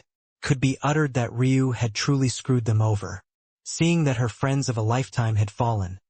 But this Tao pedestal realm brat was completely unscathed. How could she not be completely infuriated? Unfortunately for her, almost the moment she attacked, her chi spun in reverse. Her arm exploded and a large portion of her chest was taken out. Her lips moved, as though she was trying to say her final words, but it was all useless. Leah collapsed, dead.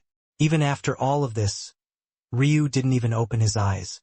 He didn't have much sympathy for fools, especially not fools who were as annoying as houseflies. With a simple look around, one could see barriers separating everyone.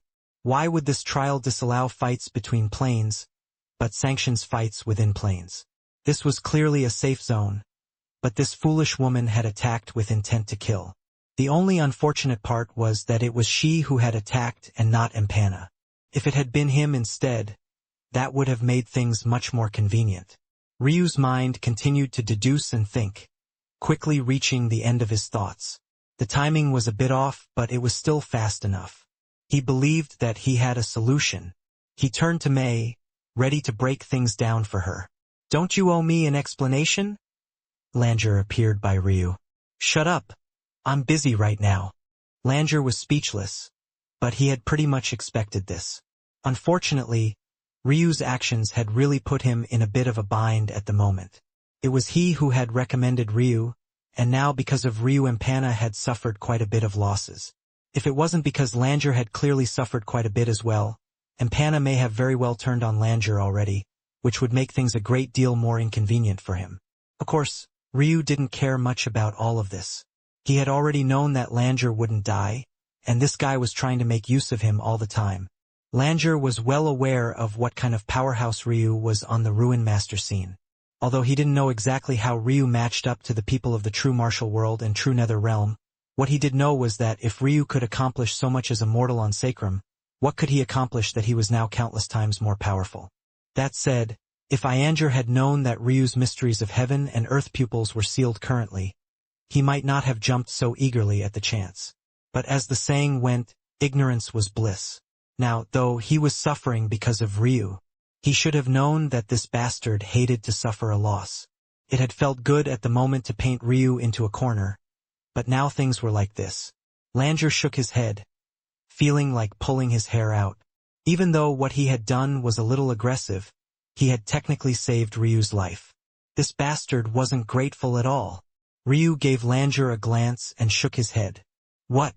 Would you have preferred me to stay there to die? Obviously I just took a chance at survival. Is it my fault you all ran into them and threw off the schedule of the geyser exploding?"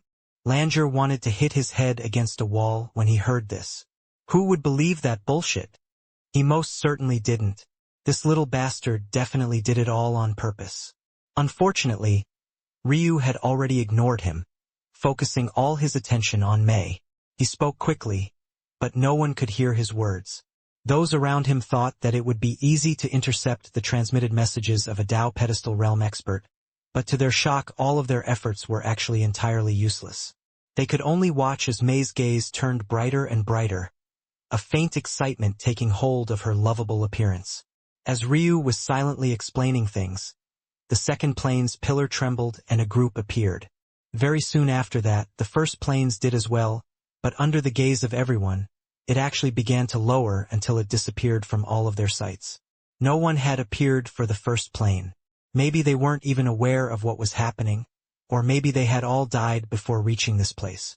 The challenges should have been adjusted based on the strength of the individuals in question, theoretically. But that didn't mean it would definitely allow a winner through. The fact that no one of the first plane had made it through wasn't surprising at all.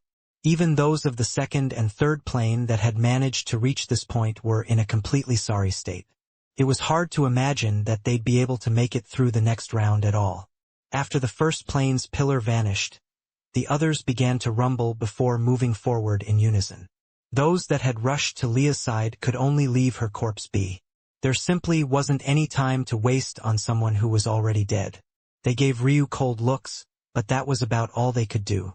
Ryu stood to his feet, taking Mei's hand as he looked into the distance.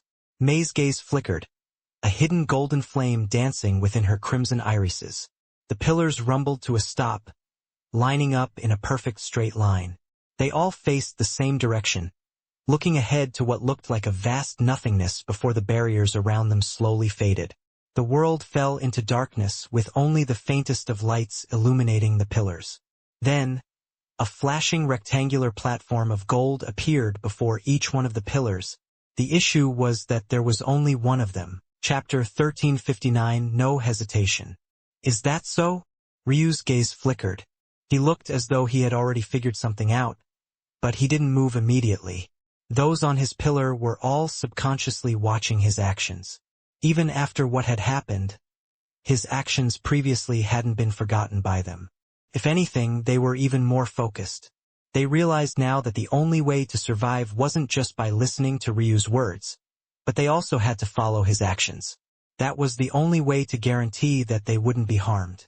But this made things difficult for Ryu, because his speed wouldn't be faster than theirs, and Little Silk's speed wouldn't be faster than Impana's. That much was impossible. Ryu's gaze narrowed.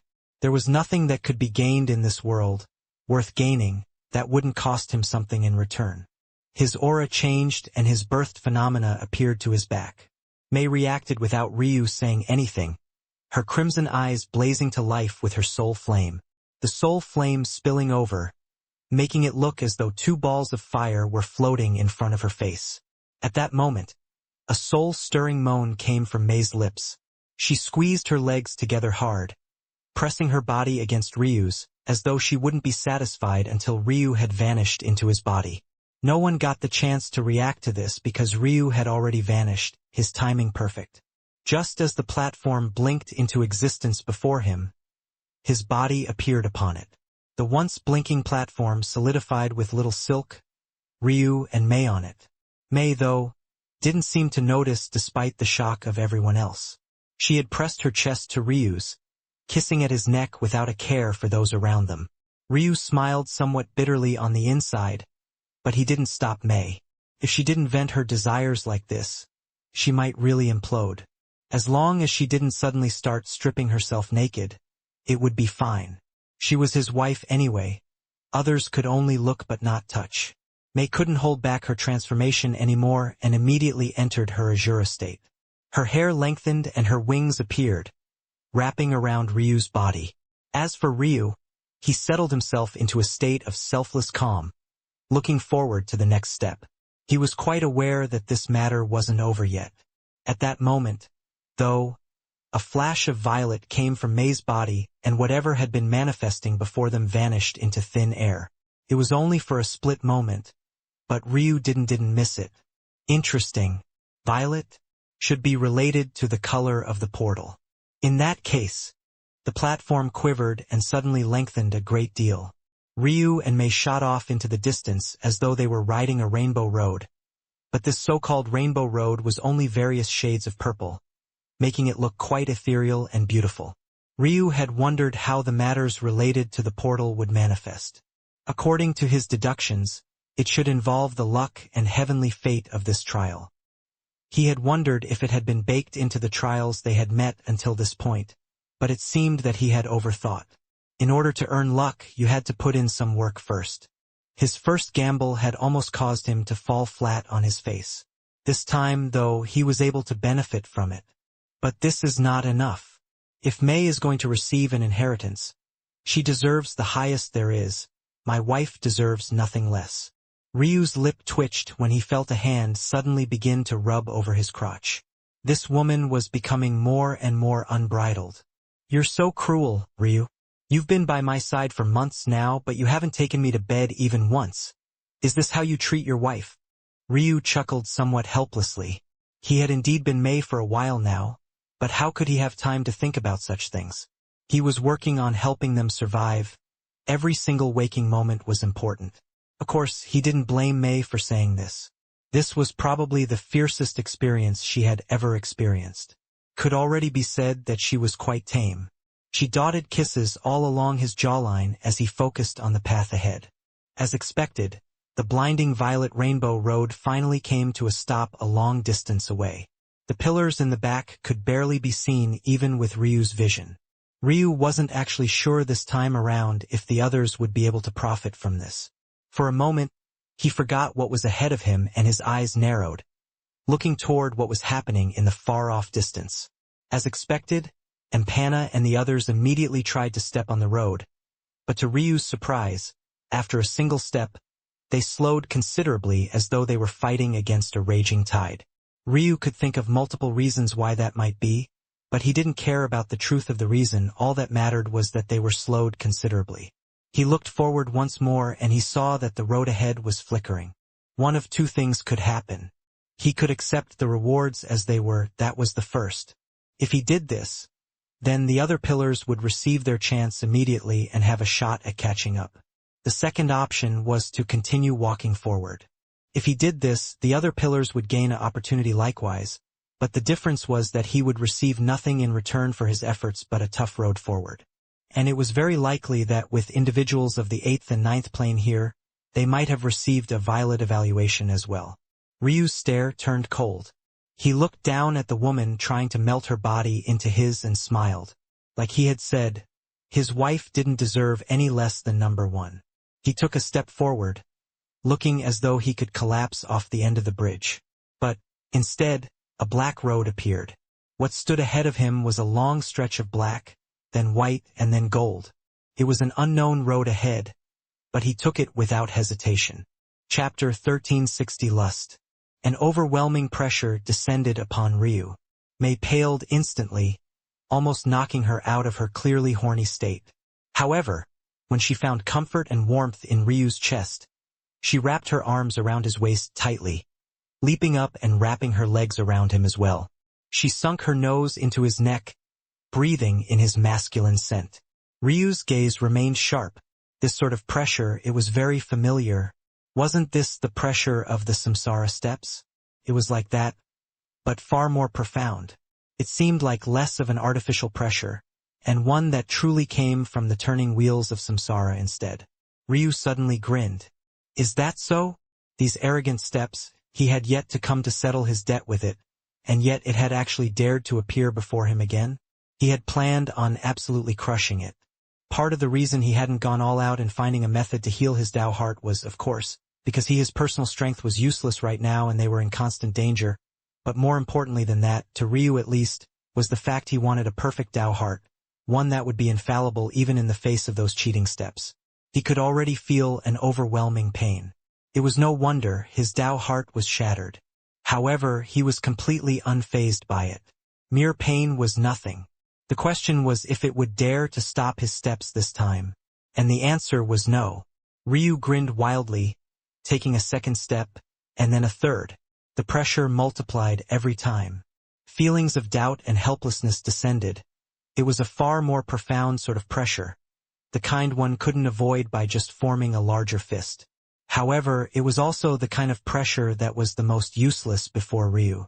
These past weeks without his Tao heart, he had felt lighter on his feet than he ever had. The world felt brighter, he felt like he could smile more. The benefits of meeting Ailsa and allowing her into his life had flourished forth in full force. The shadows of his first life vanished one after another. Ryu used to be a man who blamed the heavens even after he had been given the chance to cultivate. He awakened his memories, and it was like the wrongs of both his first and the start of his second life had stacked atop of one another.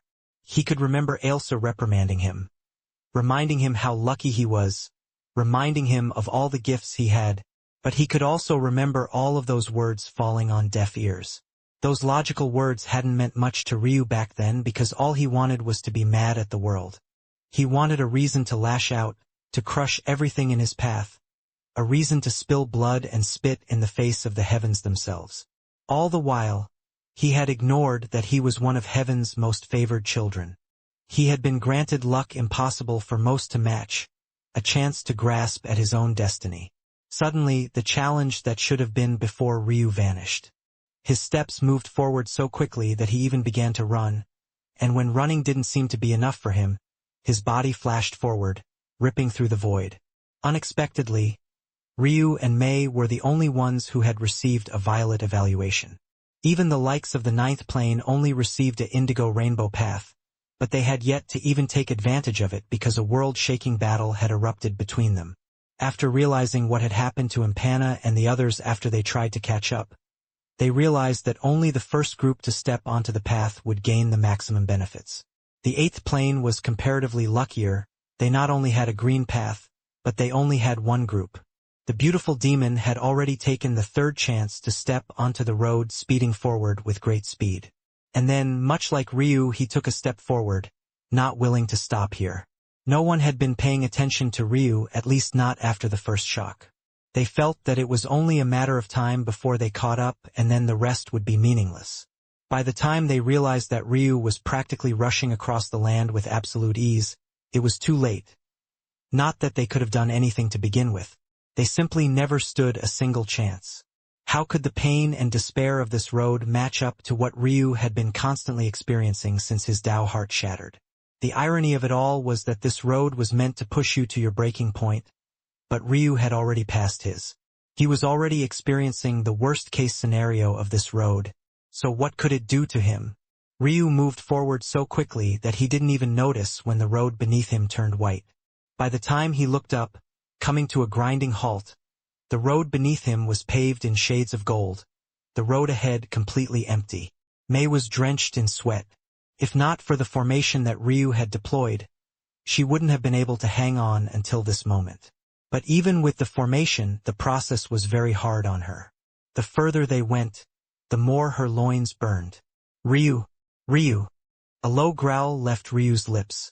His heart was practically shining with a radiant light, a similar light coming from Mei that connected one another. Their connection was so deep at the moment that he could feel the full brunt of her lust. His blood boiled and he forgot about everything else. He pressed Mei down to the ground, sealing her lips. The golden road seemed to explode with a blinding light that connected the 9 planes. In the center of it all, a man entered a woman and her feverish cries echoed. Chapter 1361, Leg quaking. The two completely forgot about the world, immersed in one another as though everything else was irrelevant. What they didn't seem to notice was that the reaction of the golden path had only become fiercer the moment the two connected.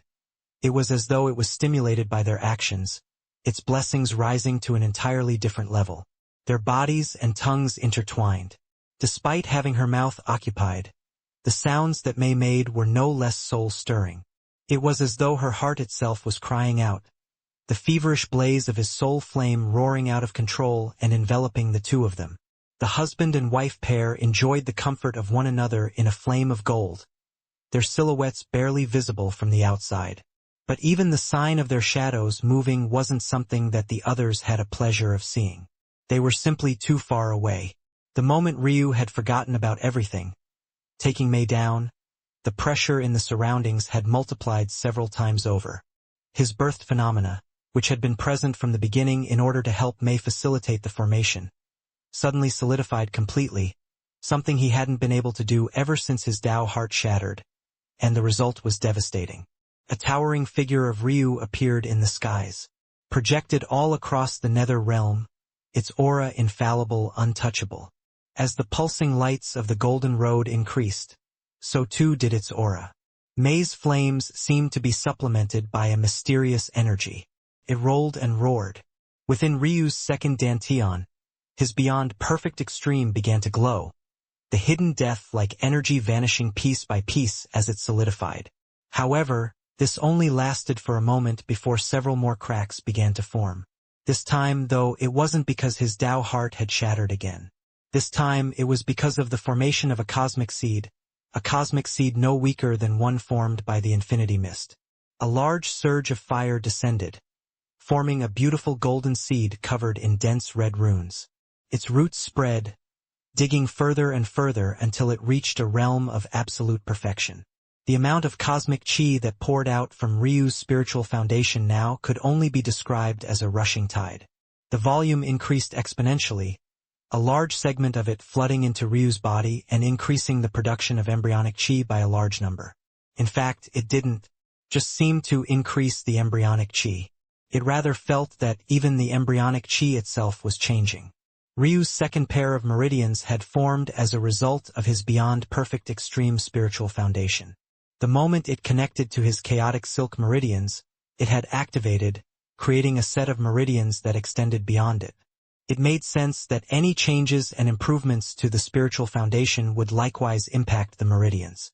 It was just that this was still unexpected because when Ryu had formed his first cosmic seed, the difference didn't seem to be all that great. However, it was clear that some sort of threshold had been passed. The embryonic chi, which had previously gathered in small droplets, quickly became a smooth, flowing river.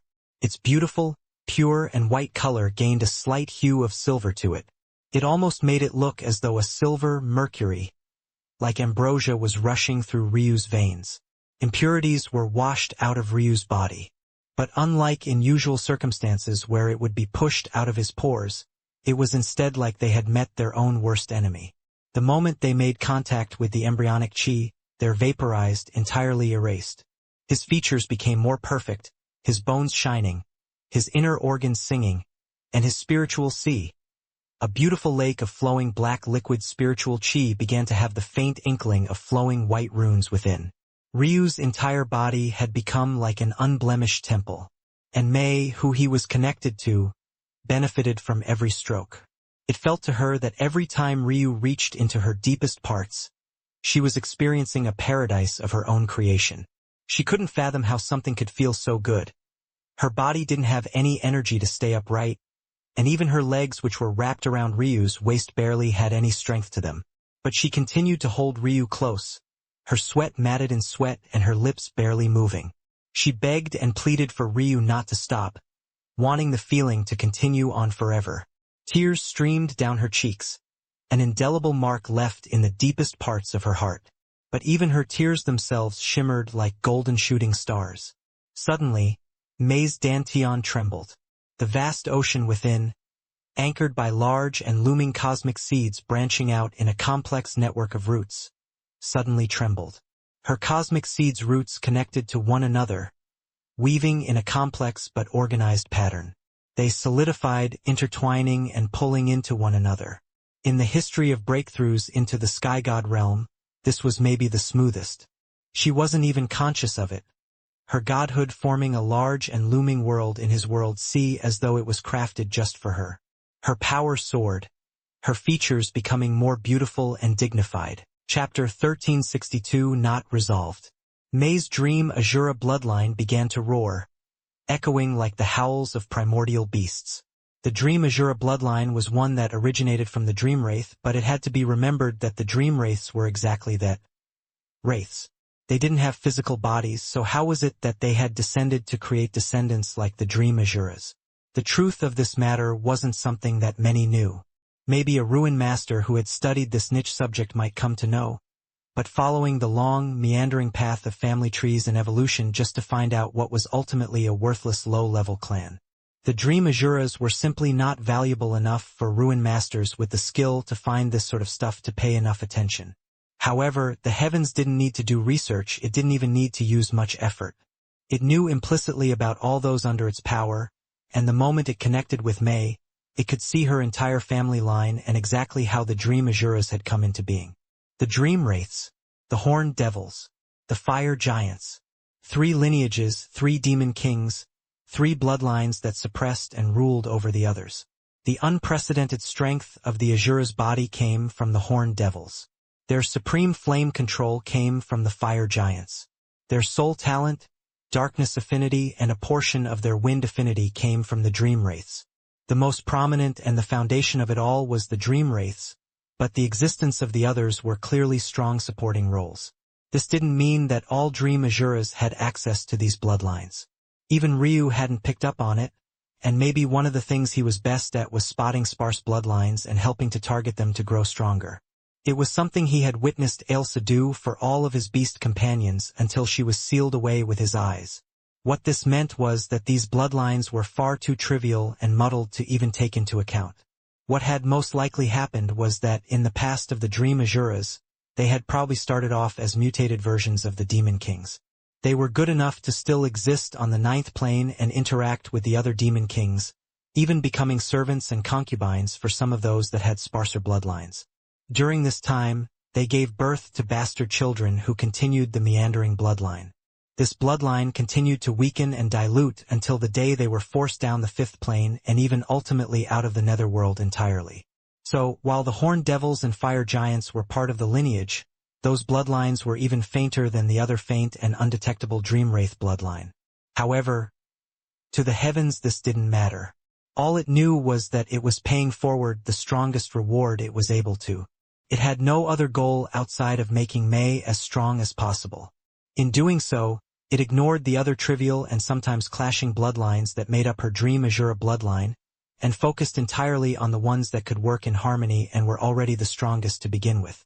The entire internal structure of her body began to change, and because she was in the middle of breaking into the Sky God realm, the effects were amplified several times over. One evolution stacked atop of the other, multiplying within themselves, intertwining and leaping forward in strength again and again. The horned demon bloodline became full, unleashing a roar that pulsed May's heart. Just when it seemed that she would break through in Chi realm first, her body realm caught up and surpassed it. Her muscles shrank and became more compact. She looked so delicate and flexible on the surface, but within a power that could crush mountains fueled her, her blood flowing like thick mercury. May's soul realm reacted the most fiercely to the Dream Wraith bloodline that came in second. Her soul nature multiplied in strength several times over, the bounds of her spiritual sea becoming more and more boundless. Finally, the fire giant bloodline awakened. Her wings grew explosively in size, and her body's strength multiplied again. But what was more important than that was that her meridians seemed to be evolving. May's meridians had already been quite excellent. She had a rare variant of a fire-type meridian, and it could be classified in the transcended grade. It gave her chi an explosive character that was difficult to deal with. But at that moment, her meridians seemed to lose their form entirely. Their walls collapsed and meridians began a spiraling and concentrated line of flames rushing through her body.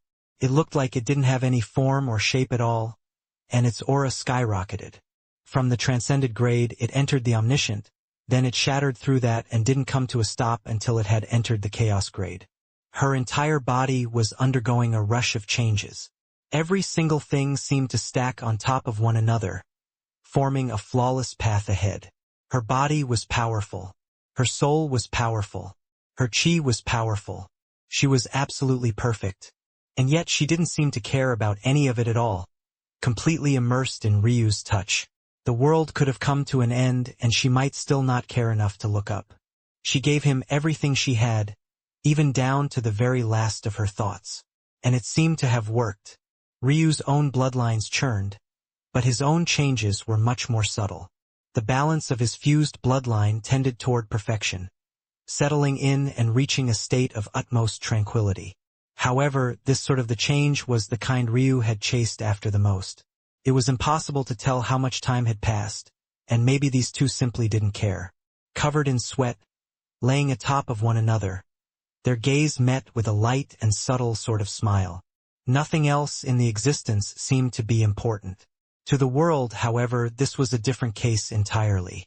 The tumult was enough even to notify the Tao gods. It appeared that while Ryu had succeeded, he had done nothing to resolve the actual peril he was in. Chapter 1363 Raging Storm.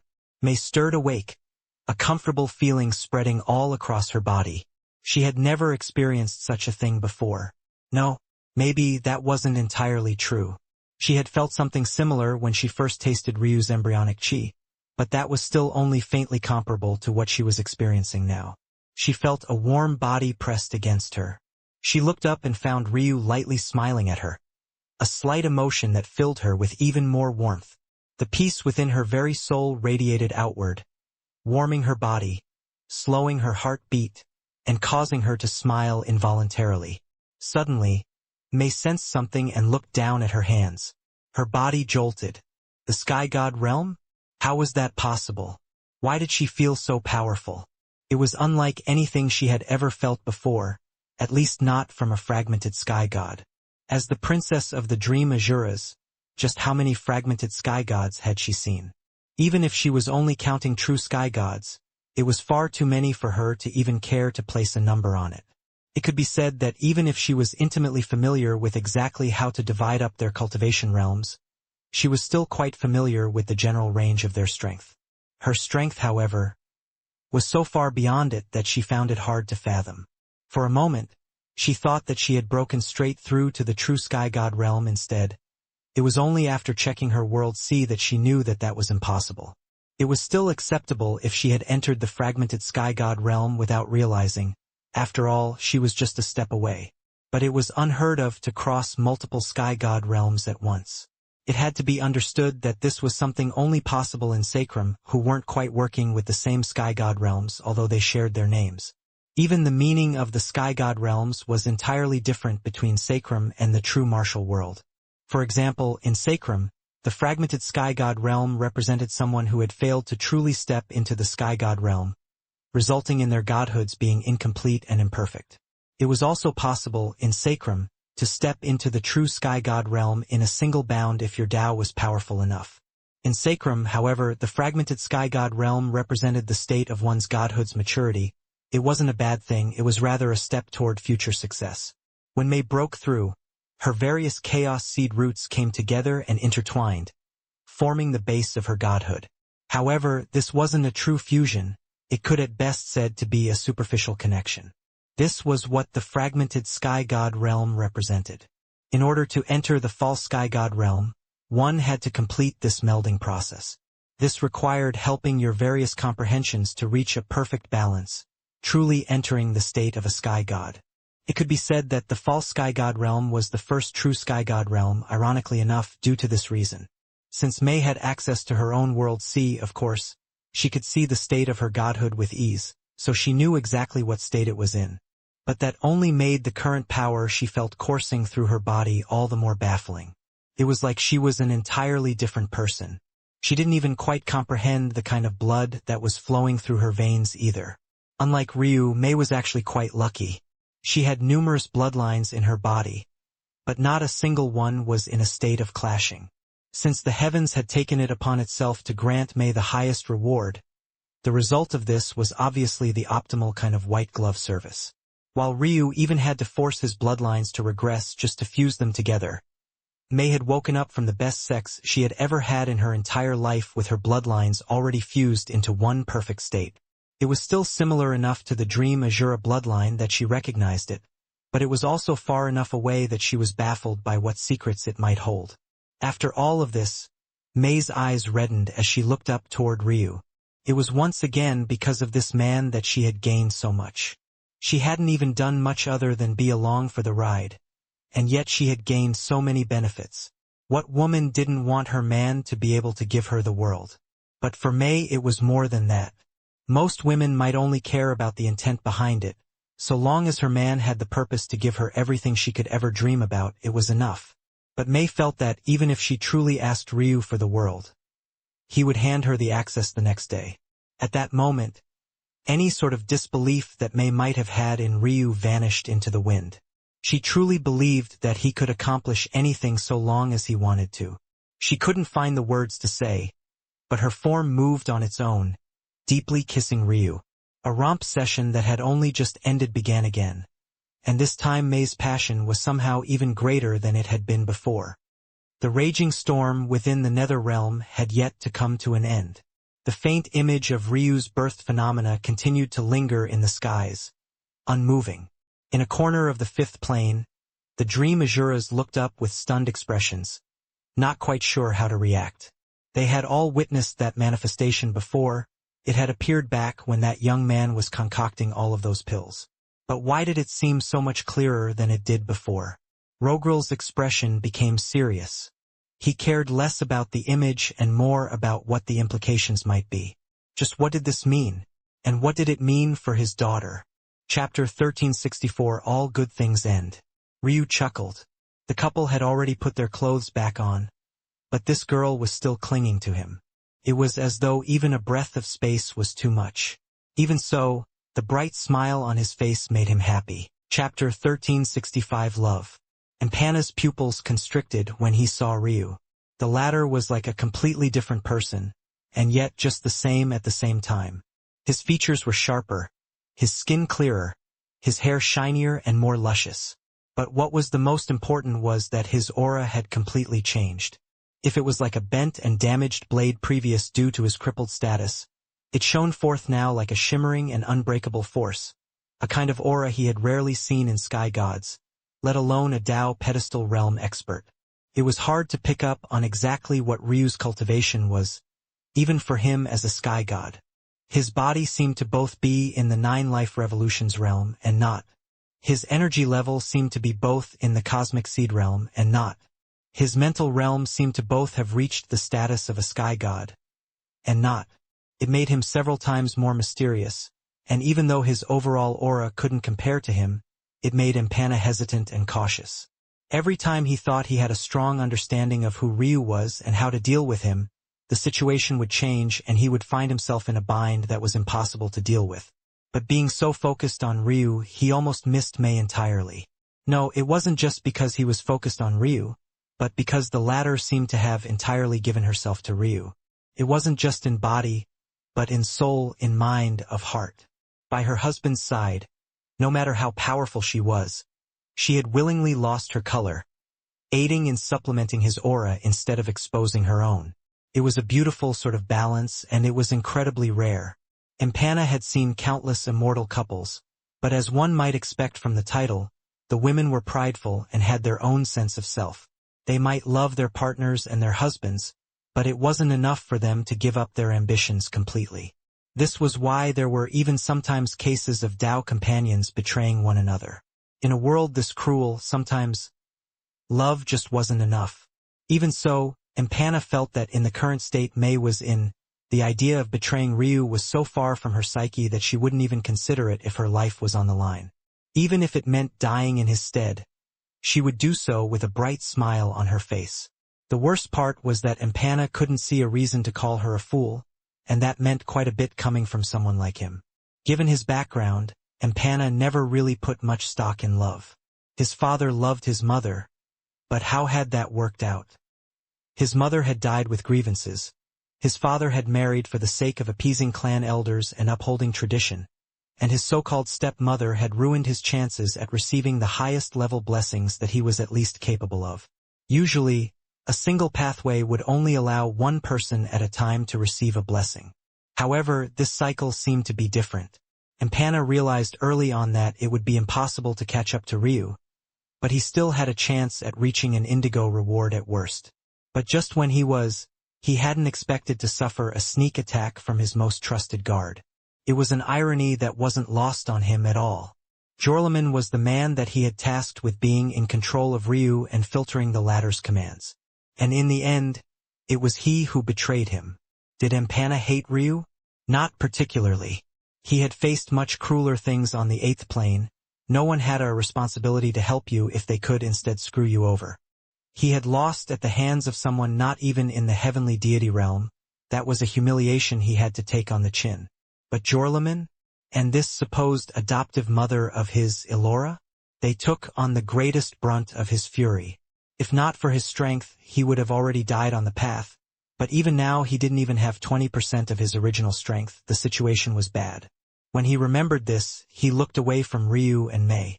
He couldn't even deal with the threat before him, let alone worrying about how he would deal with Ryu. Just because he didn't have any animosity toward Ryu, didn't mean that he wouldn't do everything he could to free the reward he had taken for himself. Since he acknowledged that it was the way of the realm of combat that had screwed him, why wouldn't he also use these very ways to his advantage as well? But if he wanted to, he would have to deal with the threat before him as well. The figure beside Jorlaman, who apparently still insisted on remaining in disguise, looked toward Ryu and Mei, her expression changing. She hadn't expected that Ryu would actually be the greatest beneficiary. She had known that Ryu would be a variable that would be difficult to manage, and she had tried several times to kill him, but those had all fallen flat. It was even more accurate to say that her attempts didn't even get off the ground. Every time she thought she had an opportunity, she, who thought she was very good at scheming, would be crushed long before she even got the chance. Her gaze flashed. There would be no chance to evade this time. She no longer cared about being overly covert. Jorlaman. Yes. Jorlaman moved to act, but just as he was about to burst into action, the others that had remained as onlookers until now suddenly burst forward as well, all of them surrounding Ryu and Mei. Jorlaman hesitated, but then remained by his mistress' side. Her safety was his top priority. There was something odd going on here. They should have all returned to their own planes, leaving the 5th plane as the only ones with direct access to Ryu and Mei, but things hadn't come up that way. The only explanation was that someone had interfered, and just as expected, the only group that hadn't moved, those of the 9th plane, suddenly looked up into the skies. Auras more powerful than could be fathomed appeared one after another, each no more than a projection, and yet no less imposing. Chapter 1366. Who are you? The entire region was locked down. As expected, there was only one level of existence that could possibly interfere with the teleportation of such an important existence, and that was most definitely the 9th plane. To the shock of those present, 7 figures appeared, the weakest of their auras being at the Tao Lord level. It was impossible for these younger cultivators to parse apart their cultivations exactly, but this much was obvious to them. There simply couldn't be any other explanation.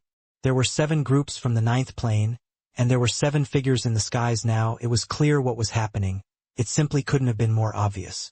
Instantly, without even taking another step forward, those that had moved to surround Ryu and Mei rushed away, not daring to get close.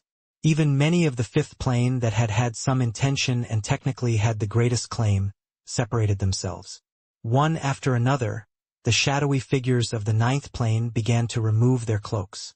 Of course, this wasn't for the others, it was rather because the figures in the sky hadn't masked themselves. Out of respect for their seniors, how could they not do this? That was when the projections in the sky solidified. One rode on a steed as crimson as the skies above, wearing an armor of jet black billowing with dense black smoke from its joints and crevices. The second had a body so large that his head almost disappeared into the thick clouds above, thick clouds of fire surrounding his ankles, wrists and waist. The third was a beauty stunning beyond words. A rain of ice descended around her like glistening gems. From afar it looked as though small, sparkling diamonds were constantly falling around her as her white gown fluttered in the wind, revealing a stunning figure. This beauty was widely known as the number 1 of the 9th plane, a gorgeous, picturesque and perfect woman from head to toe. It truly looked as though she had just stepped out from a painting. The 4th was another astounding beauty. Despite her strength and power, she was hardly clothed, as though she didn't care about lesser beings catching a glimpse of her body at all. Her lower body was only covered by a small piece of bark, as were the nipples of her chest, allowing her breasts to bounce around as they pleased. Her skin was a greenish-gray color, and her eyes carried a darker hue of a similar shade. Upon her head, she had a pair of horns that also seemed to be formed of tree branches, the playful smile on her face speaking volumes. The fifth was a man who seemed to have a body covered with horns. Chapter 1367 Good Luck. The expressions of the 7 figures in the sky were ones of shock. Although they didn't fear anyone, they had still placed up a barrier in the skies. They had just not wanted to deal with any hassle, so they had directly blocked the entry of any other foreign powers. That way things would definitely go their way. Ultimately, they were still just projections, and things could get very annoying very quickly if any Tao Lords appeared in their physical form. But to their astonishment, the aura of this person had far surpassed the Tao sovereign realm. Even so, even with that being the case, it shouldn't have been so easy to deal with their barrier. Although they had only sent their projections, it was their real bodies that had worked jointly to put up this sort of barrier. In the Sky God realm, it wasn't just leaping levels to do combat that was extremely difficult, but while in the lower realms a true genius might be able to battle hundreds, even thousands at their cultivation realm, in the Sky God realm one would be a genius if they could even fight 2 or 3 at their same cultivation level. Thus were the troubles of the Sky God realm. For this man to be able to casually walk through a barrier formed by all 7 of them at the same time, just what kind of existence was he exactly? When they observed that this man's gaze was focused on the young boy below, their expressions became ugly. They even began making preparations to bring their true bodies here. In their opinions, this person was obviously here to snatch this treasure out from under their noses. However, they had no idea that the real situation was completely unlike what they had thought it to be. Ryu met the gaze of his great-grandfather for the first time. Although they had never met before, there was simply no denying the dynamics of their blood. It only took the both of them one glance to understand who the other was, and in typical fashion, neither seemed prepared to speak immediately. Primus' gaze moved away from Ryu, sweeping a gaze over the others. Those that had already been kneeling under the pressure that Skeleton King had levied felt as though their very souls had begun to burn. They didn't know how Ryu had met such a gaze for such a long time when they were feeling like this when they didn't even dare to look up. Primus descended from the skies without a word, landing half a meter from Ryu. He didn't seem to notice that the auras of the projections in the sky had become sharper. "Fellow Sovereign, this isn't very appropriate," the Skeleton King said coldly. Primus waved a hand and a hole was blown through the Skeleton King's chest. The edges began to burn rapidly, the Skeleton King on the verge of turning to ash in the blink of an eye. "I am here to speak with my descendant. I advise you to shut your mouth. My temper isn't very good." The pupils of the sovereigns constricted into pinholes. The situation had changed once more. The weight of such words changed the situation entirely once more. Suddenly, the Ryu they felt was on the chopping block had such backing. Empana's expression also changed. After he had heard Ryu's name, he already felt that something was off. He couldn't help but look toward Langer feeling that he would know more. But the Langer that he knew so well seemed to have been lit afire. Langer was already a person who was very hard to stand next to. The flames and heat he gave off were almost impossible to manage for normal people. But it was only now that Empana understood that he was actually holding back so much. Even the injuries that had devastated him previously seemed to have been nothing more than a fa. Ade. Empana didn't quite understand what he was seeing. He didn't want to believe that Langer had betrayed him like everyone else in his life had. But everything from Ryu to the current situation seemed to point to that being the truth. Ryu frowned when he heard Primus call him his descendant, but he didn't refute. The reason was simple. His grandfather still acknowledged this man as his father even when he was breathing his last. If he refused to accept his relationship with this man, he would be slapping the face of his grandfather, and that was intolerable to Ryu. Even so, that didn't mean that he had to be on friendly terms with this man. Ryu seemed to sense something and he looked toward Langer. Instantly, he was stunned. He had never seen Langer so enraged before. Ryu's frown deepened. "Did you take his eyes?" A fury was bubbling up within Ryu's body. Ianger had refused to tell him what had happened to his eyes, but seeing Langer's fury, he seemed to put 2 and 2 together. He had already been greatly disgusted by this man, but he didn't expect that things would end up like this. Primus sent a glance toward Ianger, but he didn't respond. He disdained to explain himself. Did he have to lower himself to such a level? People could believe what they wanted in the end. It wouldn't matter so long as his fist was larger than theirs. Ryu's gaze flickered with a dense, hidden flame, but he didn't say or do anything. He knew that he couldn't defeat this man. There was simply no point in saying anything more, but this was something he only added to Primus' debt. He would have to pay it back soon enough. However, Langer spoke right then. "Wait patiently, you son of a bitch. I'm going to enjoy killing you." Langer was absolutely scalding. The scars around his eyes had turned a burning red color. Primus acted as though he hadn't heard anything. Flipping a palm, an orb appeared. Within, clouds of gold and red floated. The sovereigns in the sky knew what they were seeing immediately. This wasn't just any normal inheritance. It could be said that all of the insights that had led Primus to the sovereign realm were within, not holding even a single thing back. This wasn't something sovereigns handed out with ease, and it would only happen if they had intentions of entering the Tao God realm. But there was something even more astonishing than this. Usually, this act of severing and dealing with karma was only necessary for those that had a great relation to the person in question. That meant that Ryu wasn't just a normal descendant, he wasn't someone faintly or barely connected to Primus, he was a direct line descendant, likely a grandson or a great-grandson. The reason this was so astonishing was because this process should be rare, impossibly so.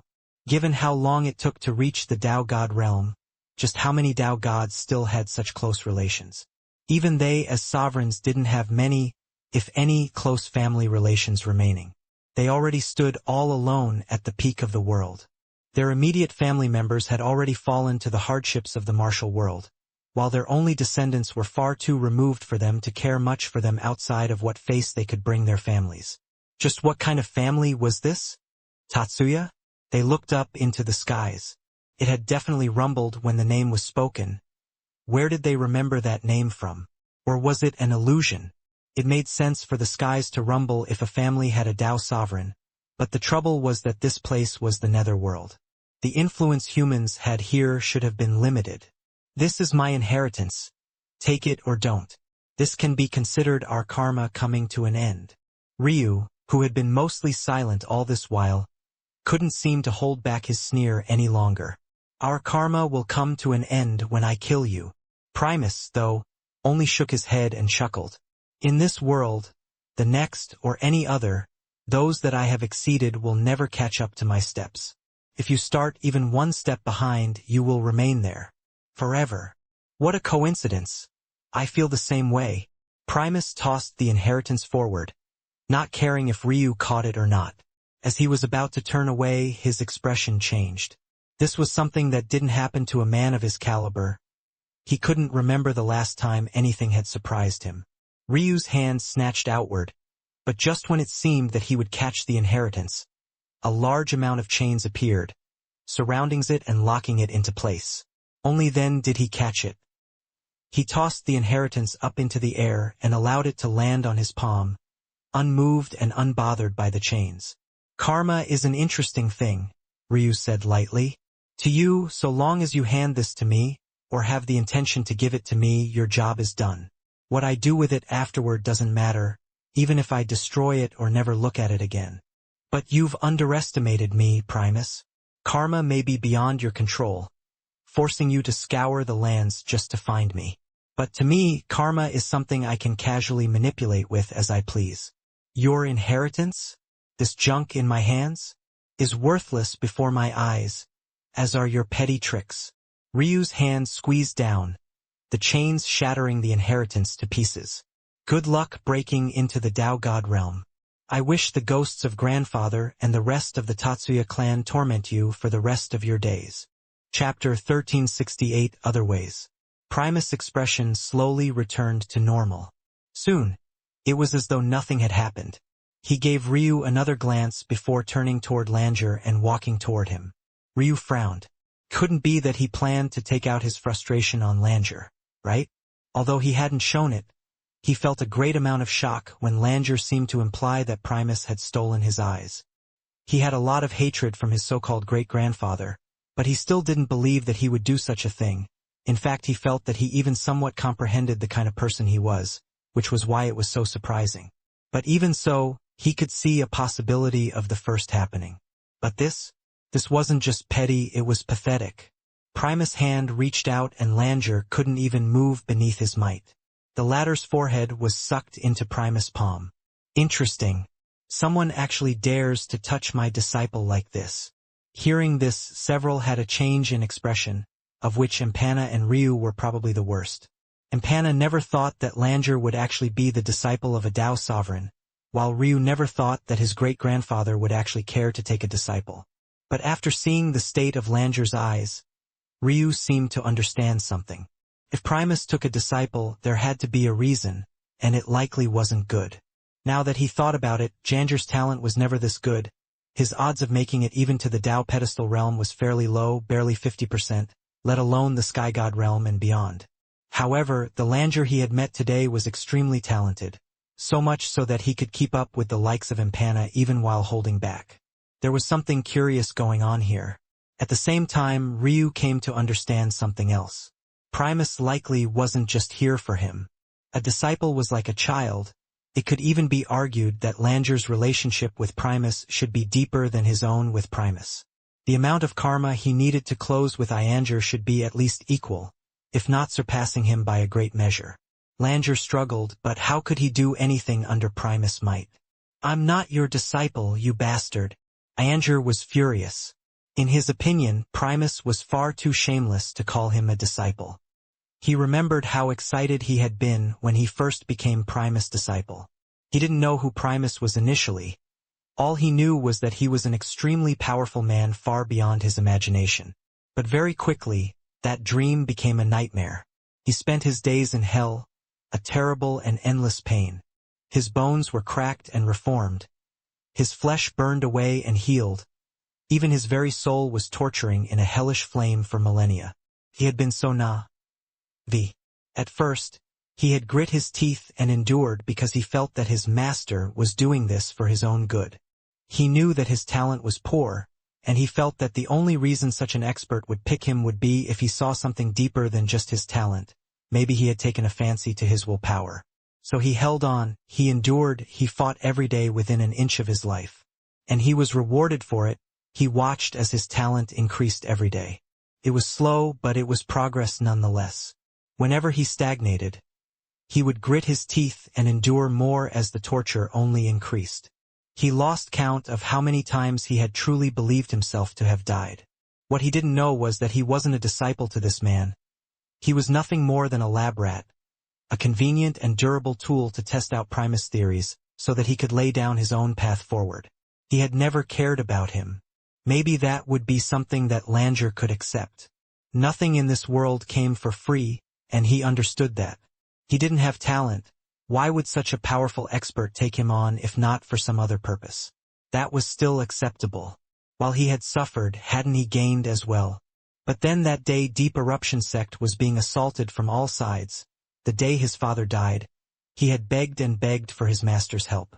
When Primus showed no signs of lifting even a finger, Langer had accepted it and begged to at least be allowed to go and help. But he hadn't even been able to do that. Primus continued to experiment with him. Decades, centuries, millennia, millions of years passed. Langer never stopped pleading, as though he didn't know that the fate of his sect, of his father, his mother, his siblings, had already long since been decided. Then one day, Primus simply disappeared without a word. Langer awoke from another bout of pain, his soul aching, his body aching. He didn't even know how long it had been since Primus disappeared. It could have been a second ago, it could have been thousands of years ago, he simply didn't know. His body aching, he rushed to his sect, only to find a completely unfamiliar group of people. The family that he had once known completely destroyed.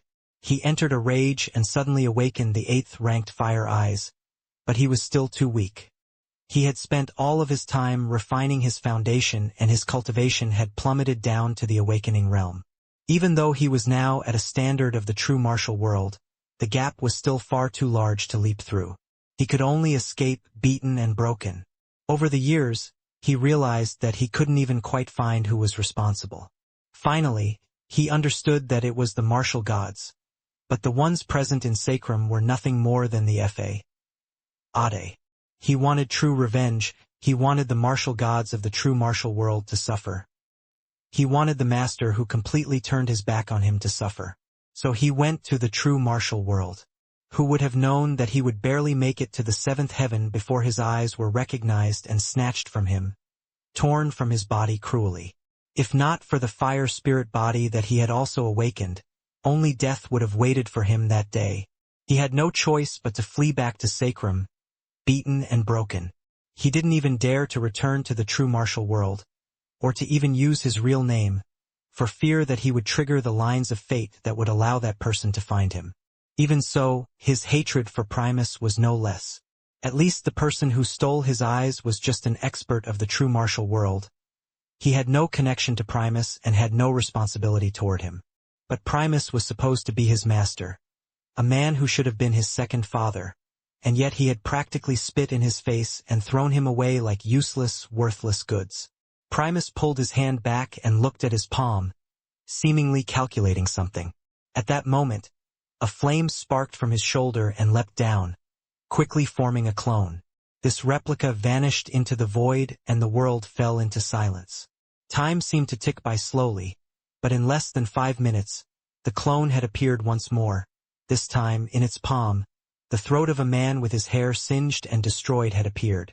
If those of the seventh heaven had been here, they would have been completely shocked. This was the current patriarch of the Raging Inferno sect.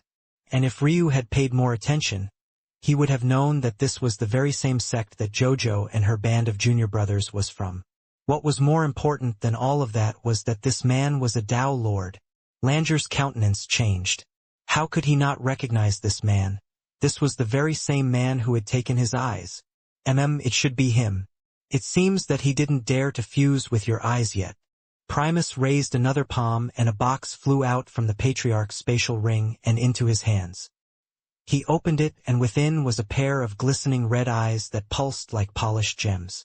Primus picked them up and before Ianger could react, he forced them into his scarred eyes.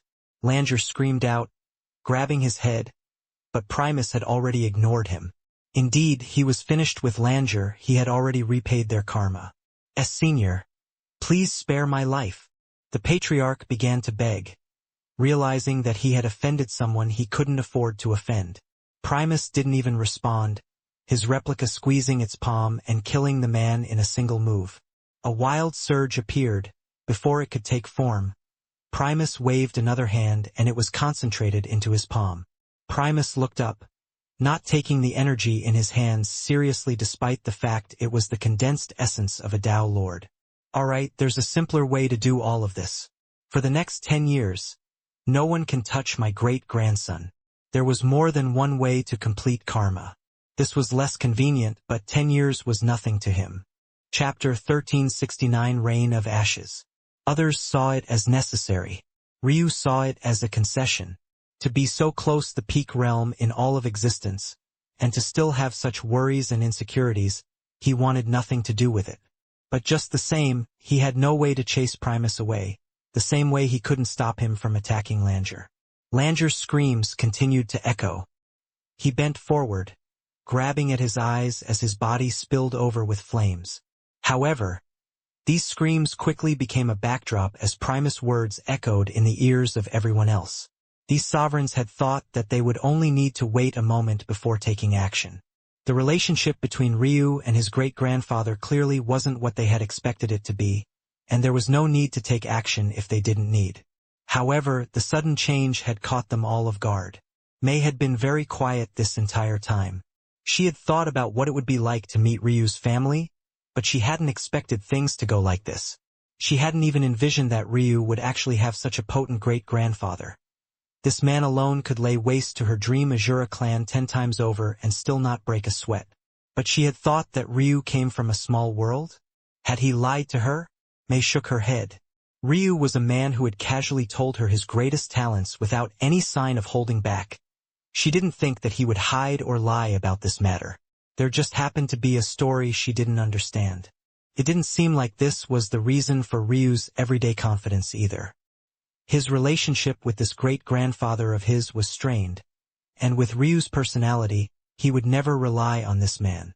However, how would this matter go? She didn't quite know. She could only squeeze on Ryu's arm just a tiny bit more. Ryu gave Mei a glance and smiled lightly. He chose not to worry about this man anymore. At that moment, a pair of wings spread from his back. But they very clearly weren't his own, but rather a high-level god treasure. They didn't think much of it at first. After all, wasn't it a bit too much of a joke for a Tao pedestal realm expert to escape them?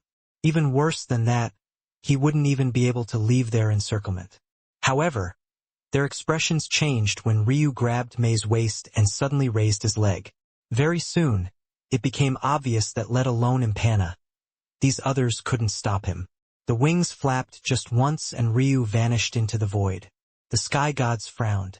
They could enter the void as well, obviously, but they most certainly couldn't have done it at Ryu's cultivation level, even with the help of a god treasure, and even if they had a spatial soul nature, it was impossible. But even worse than that, Ryu had left their surrounding with a single step. If they wanted to catch up to him, they would have to take down the barriers, but since the 7 of them had worked together, it would take a few seconds.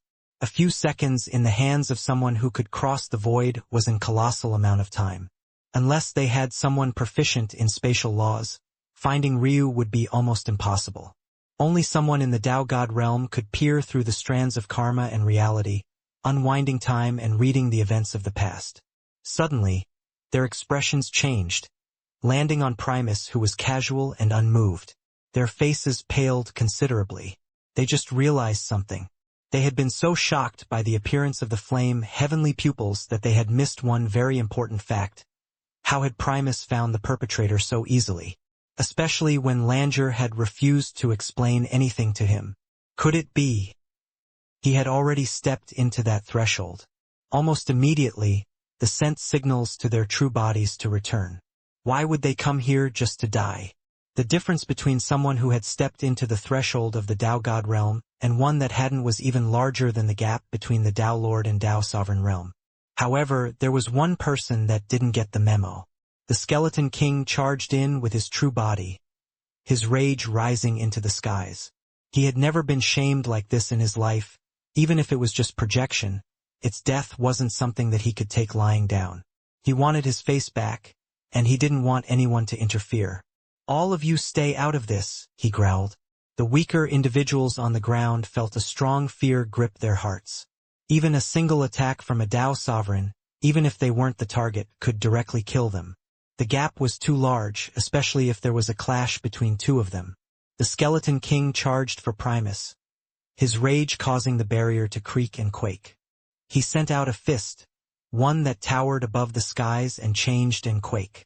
He sent out a fist, one that towered above the skies and changed its color. "Annoying flies," Primus uttered coldly, flicking out a finger. A small spark of fire danced outward, hobbling through the skies like a fly caught in the wind. But without fail, it tracked the Skeleton King's fist, landing on it perfectly and suddenly vanishing. There was only a moment of pause before the Skeleton King froze. Maybe if his face hadn't been entirely made of bone, one could have clearly seen the look of horror on his face. But it was already too late. His body erupted into a ball of flames, his screams filling the skies. By the time he fell to the ground, he was nothing but a rain of ashes. Chapter 1370 Roaring Title. Chapter 1371 Descent. The lizard demon race had actually carved out a land for them, and they gained far more than they had originally hoped for when they first sent their negotiation partner forward. But it was exactly because of this that they felt that something was off. In fact, they had been on their guard this entire time, waiting for the other foot to drop. Rogrel had chosen to take advantage of this though, quickly forming fortifications and bringing in a large amount of material from their dream mountain.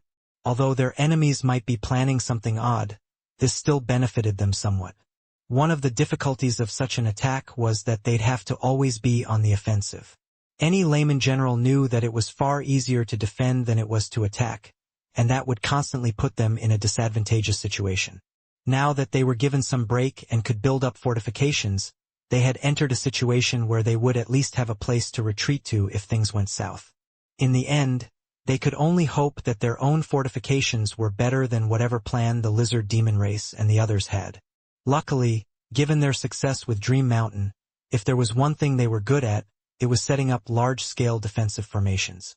Of course, these formations were less great at defense, and much better at misdirection and confusing the mind. After all, they were dream Azuras, and the Dream Mountain got its namesake from elsewhere. Even so, Rogrel couldn't help but feel suffocated, and even his wife, who had always respected his every word and action, had begun showing some signs of dissatisfaction. She had already avoided meeting her daughter so that she could put up a strong front with her husband. But in the end, what had happened? Rather than forcing her daughter to retreat, their actions had actually pushed her further away. Once the uproar began, and Ryu even appeared in the skies, they were distracted and didn't quite understand what was going on. The hours passed by as they stood on pins and needles, but then something completely unexpected happened. Ryu suddenly appeared high in the skies, holding Mei in his arms and descending like a god from above. Compared to the Ryu most of the Dream Azuras had seen, this one was on a completely different level. He was sharper, more overbearing, his aura so all-encompassing that they almost forgot that he had yet to step into the sky god realm. Some even forgot to breathe for a moment as he descended down to the ground, cradling Mei before setting her down. Why had he bothered to come here? In reality, he had already said that he would take Mei away after this matter, and he had already fulfilled his end of the bargain. Though he had to admit that it had gone far smoother than he originally thought it would. His original intention was to have Mac take advantage of her birthright to boost her strength. Then they could deal with the clans of the Fifth Plane in one fell swoop. But that didn't end up being necessary because of Primus' appearance. He doubted that anyone would dare to touch the Dream Azuras any longer, just by proxy. The real reason he had returned was because he knew that Mei didn't really want to separate from her family like this. In the past, he might have drawn that hard line and kept to his word, but he felt far more adaptable now than he had in the past.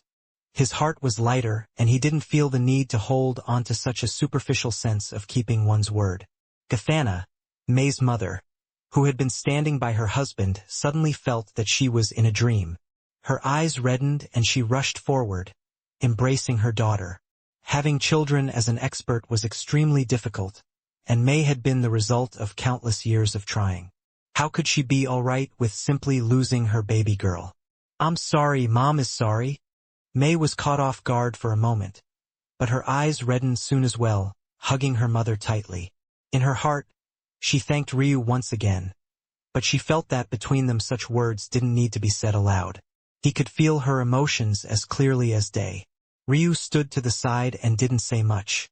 He had a light smile on his face as he looked up into the skies.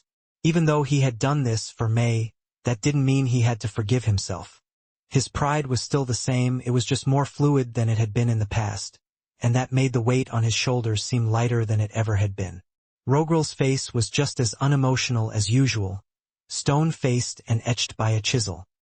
He stood with his arms crossed, allowing the mother-daughter pair to reunite as they pleased. Ryu suddenly frowned and he looked up into the skies. There was nothing there, and the cloud dragon had even faded already. However, Ryu continued to look. He knew that something was coming. Rogrel looked up many seconds later, suddenly realizing that Ryu had noticed before him. But then it happened. The skies divided and it was as though a rotating cyclone of dark violet energy had taken root. And then, she descended. Ryu had already seen the Ice Queen previously. She was truly one of the most beautiful women he had ever laid eyes on. But compared to this woman, she could only be said to be wholly inferior. It wasn't just a raw beauty, but an elegance and a demeanor that couldn't be matched. A holy goddess unblemished by the world and indifferent to everything. The moment she appeared, her gaze descended, landing on Mei, who was still in her mother's embrace. Chapter 1372 Gospel. The woman was dressed in the most simple of clothing, a white gown with no embroidery that stopped just above her ankles. Even at this angle from below, a mysterious power seemed to block one's vision any higher, the force the likes of which even Ryu's current eyes couldn't see through. Her hair was a dashing purple color, but it was difficult to tell if the individual strands were physical or nothing more than a foggy mist, seemingly dancing between the two stands like a puff of cloud. Her eyes were a much lighter shade of violet, a gorgeous contrast that left one completely entranced, while her skin reminded Ryu a lot of his own, almost icy to the appearance, nearly transparent and glistening. A pale sort of whiteness that didn't carry the usual deathly aura one might expect. And then there were feet, bare and spotless, dangling in the air like two gems. She was truly a perfect woman, but more importantly than that, Dao God. Ryu was absolutely certain. He had never seen a Dao god in person before, and he had most definitely never been able to truly distinguish the overall strength of sky gods, but this time he was still truly certain. There could be no other way to describe this perfection than to say that she had reached the pinnacle of the cultivation world. But maybe even more importantly than that, she's a dream wraith. When Ryu thought to this point, his body relaxed and he watched on calmly as this perfect woman descended, landing by Mei and her mother. She moved so smoothly that it was hard to tell how she had moved at all. It didn't even seem like she was flying, but rather that she was gliding through the air. Mei's mother, Gathana, seemed to realize that something was wrong before her daughter did. After all, she was a strong expert in her own right, and she could feel just how unfathomable this perfect woman before her was. She tried to pull her daughter back with her, but a mysterious force halted her actions, causing her to step back on her own, missing Mei's hand. Mei was frozen and unable to move as well, and she could only watch as a slender finger that shimmered like a polished gem lifted her chin. This woman was quite tall. Mei was only a little over average for a woman at 57 or so, but this woman was just as tall as Selhira, standing at almost 6 feet 3 inches. Even so, it didn't dull her elegance in the slightest, and gave her a similar sort of exoticness as compared to Selhira, although far more refined and perfect. You are good, and you have my Dream Wraith clan's blood running through your veins. Accept me as your master. Chapter 1373, please. Primus descended and landed on the city walls, looking down with indifference. While he could enter the void, taking the fire giant with him would be a waste of his effort. He didn't have a spatial nature like Ryu did, so entering the void required his raw power, and the more powerful the object he was taking with him, the more effort it took. Unfortunately, he couldn't just toss a Dao sovereign into a spatial ring, it would destroy the space within. While he was a treasure hoarder that only came to interesting talents and cultivators that caught his attention in terms of actual wealth, he could be said to be a bit of a pauper, and any wealth he did have was directly invested into his strength. As such, he didn't have a strong enough or high-quality enough spatial ring to withstand the power of the corpse in his hands, so he could only carry it and appear out in the open like this. Not that he cared very much. Someone like him who hated to explain himself had long since grown numb to the gazes of others. He simply didn't care. After he landed, he swept a gaze toward the situation below, and then directly ignored everyone, laying the fire giant's body down and taking out a great number of tools.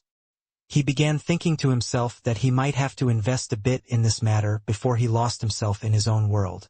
Ryu sent a glance toward Primus and directly ignored him as well. But just because he could ignore him didn't mean that others could. Even the perfect woman's brows furrowed, not quite understanding what was happening.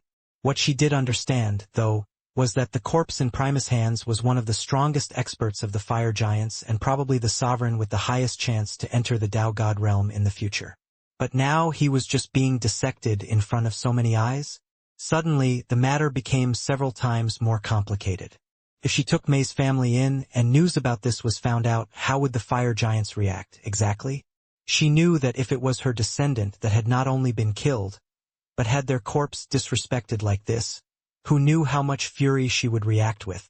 Experts weren't known for their fairness. It would be easy for the Dream Azuras to be implicated. On top of that, it wasn't entirely certain that they didn't deserve to be implicated. After all, why would an specialist capable of killing such a powerhouse, especially while being unscathed, appear here of all places and begin dissecting a corpse in such an inconvenient location? There was a very simple answer to that, and it was of course because of Ryu. Primus didn't want to waste the energy it would take to monitor Ryu from afar. It was far easier if he was in the vicinity.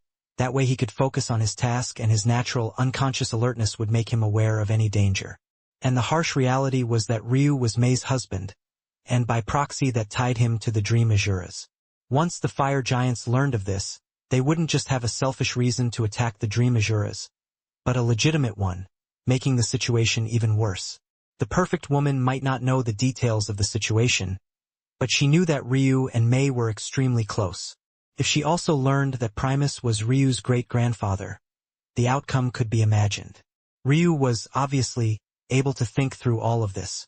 With the complete origin flame on his side, and two of them fused into one at that, his thinking speed was something only very few sky gods could match up to, as was his memory and deductive reasoning.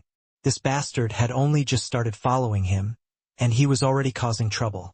After thinking for a moment, Ryu's gaze sharpened. He exhaled a breath and his birthed phenomena rose into the skies once again. It was time for him to go. "I'll see you soon," Ryu said to Mei with a smile. Mei blinked, not quite understanding, but then a roaring Tao rose into the air. At that moment, Primus froze once again, looking toward his great-grandson. Founding Tao. The heart of the perfect woman leapt into her throat as Ryu rose into the skies. His aura continued to soar, his founding Tao stretching across the entire fifth plane. Due to the actions of the seven sovereigns, the birthright ceremony had yet to fully conclude as everyone had yet to be sent back home perfectly. As such, the channels that connected the planes were still wide open and far more vulnerable than they were in usual circumstances. This was something that Ryu took advantage of, his bright smile lighting up the skies above. "My name is Ryu Tatsuya. Remember it well." Ryu and his birthed phenomena punched out in unison, an enormous black hole of swirling spatial chi forming and ripping a tunnel from the true netherworld and the true martial world. Ryu's laughter echoed through the skies as the true netherworld was set ablaze. They had already speculated it before, but it was truly a human that had appeared in their skies. A human had received their birthright. This was unacceptable. The ridiculing laughter filled the skies. Primus slowly stood to his feet, his stare flickering before it returned to calm. "Decent," he said lightly. With a step, he took the fire giant and vanished into the swirling portal after Ryu. A mixed expression took hold of both Rogrel and the perfect woman, while Mei's eyes brimmed with unshed tears. She suddenly realized that she would truly favor to follow Ryu than to be taken in as a Tao God's disciple. But now there was no other choice. She bowed deeply toward the perfect woman. "Please take me as your disciple, Senior." The perfect woman startled awake before nodding lightly. Chapter 1374 Worthy. Entering the Tao God realm didn't necessarily mean you had a founding Tao. In fact, the majority had ancient Taos. The Tao gods with founding Taos were on a level all to their own, and the perfect woman had truly not expected that this disciple of hers would have such a husband. Although she hadn't uttered anything, that didn't mean that she hadn't originally been a slightly bit unsatisfied. It was only after deciding that the pros of taking Mei on were better than the cons did she choose to take her on as a disciple anyway. Women were disadvantaged in the cultivation world. Often, giving away their primordial yin weakened them, especially if they were cultivating certain techniques. For dream asuras that were heavily reliant on the soul, giving away a primordial yin was akin to giving away a piece of their talent, and that was often difficult to overcome. The perfect woman herself was unmarried.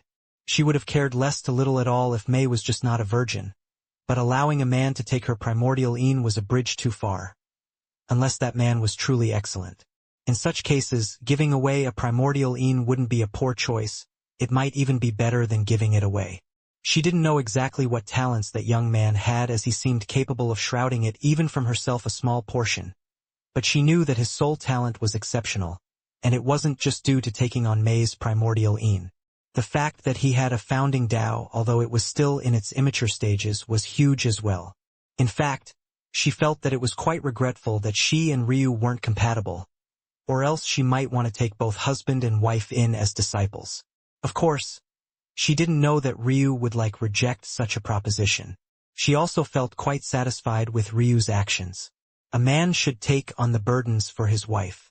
She didn't know what kind of relationship Ryu and Primus had, and it seemed more complicated than she knew, but it was enough to know that the latter was related to the former. Normally, exposing himself like this would just make the fire giants pursue him all the more, implicating the dream asuras even more. However, because of Ryu's talents, it was almost entirely impossible to focus on anything else for one very important reason. It was simply unacceptable for a human to take the birthright of the netherworld. In fact, The Dream Azuras could take the position that they were tricked by Ryu, and that their princess heart was snatched, allowing him to sneak in and take advantage of her to take the birthright for himself. The fact Primus had appeared and had a conflict with Ryu before easily leaving with him would only make this matter more suspicious. On the one hand, this would clear the Dream Azuras of most of the blame, while no one would dare to talk about Mei because she was the disciple of a Tao god. In the end, all the pressure would fall on Ryu's shoulders. In the end, everyone benefited by Ryu himself, but considering his laughter, he didn't seem to care in the slightest. The only one who seemed to care was Mei herself, holding back tears as she completed the master-disciple ceremony. The perfect woman looked toward Mei but didn't know how to comfort her. She wasn't good at that sort of stuff. She could only shake her head and say what was on her mind. You have a good husband. Experts can only grow under great pressure, but it's not certain if he'll be under that kind of pressure or not. The perfect woman thought of Primus who had followed after. She had never felt danger from someone not in the Tao God realm before, but there seemed to be a first day for everything, even this. My name is Karindra Dream. From today on, you will be my first disciple. I will teach you everything I know and take your Dream Azura clan under my wing. You can return to the Dream Wraith clan as your ancestors once did. The Dream Azuras were in shocked disbelief. They hadn't expected such a blessing to come. Just moments ago, they were blaming Mei for their woes, and then everything changed. The process was extremely effortless and Karindra actually remained, staying behind to guide Mei and oversee the process. In the end, she could have sent someone else, but it seems she took the task of taking on her first disciple very seriously. Days later, Mei's mother and father came to Karindra respectfully. They brought forward 2 rings, one of which held the Samsara wheel, and the other of which held the Samsara steps. Many years ago, our ancestors took this with us from the Dream Wraith clan. I thought that since we were returning, we should also give these back. Rogrel spoke, head lowered. Karindra's brows raised and she waved a hand, allowing the spatial rings to float into her hand. She examined them with great interest. In truth, these were just fringe projects, but lower-level planes cared a great deal about them. The Dream Wraith clan had better versions. These Samsara steps have been poorly repaired, and even seem to have been damaged again recently. The husband-wife pair looked toward one another, feeling a bit helpless. However, before they could explain how the Samsara steps had been damaged during the journey to the true martial world and had to be repaired by one of their ancestors, Karindra waved a hand and the steps appeared. Soon afterward, a scene began to replay and her brows became tighter and tighter. These are no longer the true Samsara steps. It has been repaired into a far cruder product. It artificially targets your memories and their subsections rather than truly testing the Tao heart. This boy had phoenix blood and has experienced rebirth, but these steps foolishly took this into account in the worst possible way. Take this back. This is a faulty product. It's gone on much too long to fix. I will receive the Samsara wheel and adapt it before returning it to your family. The Dream Wraiths have no need for these treasures.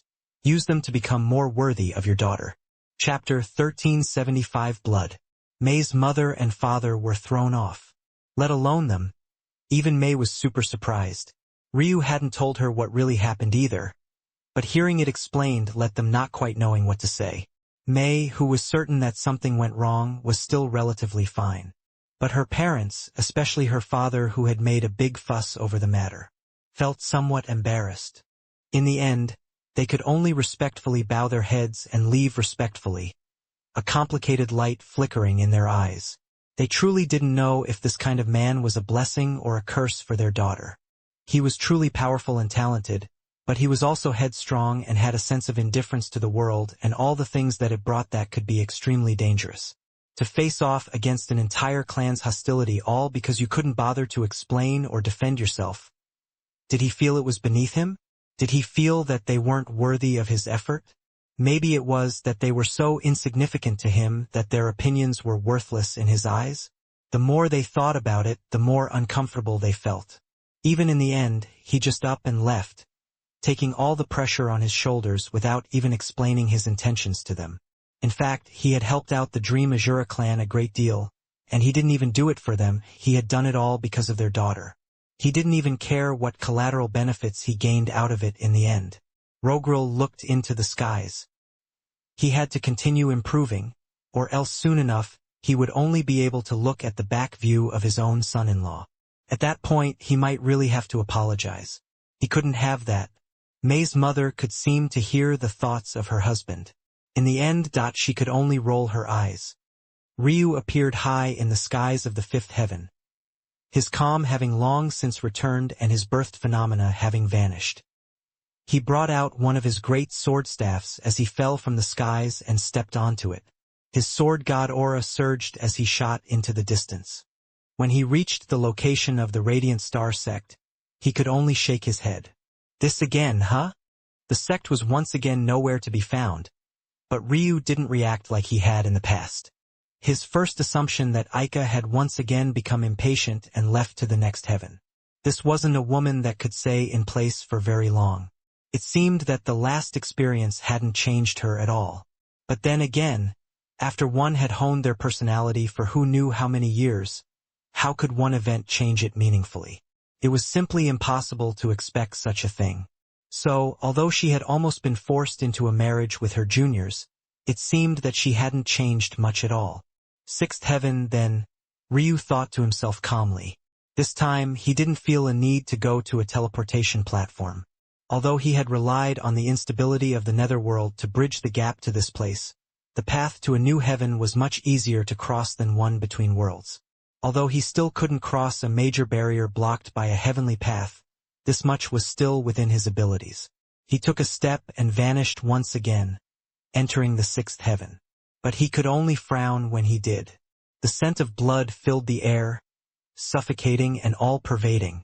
The issue, though, was that Ryu was standing in the middle of nowhere. There didn't seem to be anything around, so where could the smell of blood be coming from? The only explanation was that it was either hidden in plain sight, maybe underground, or there had been a lot of slaughter on this heaven recently. Ryu's expression became somewhat serious.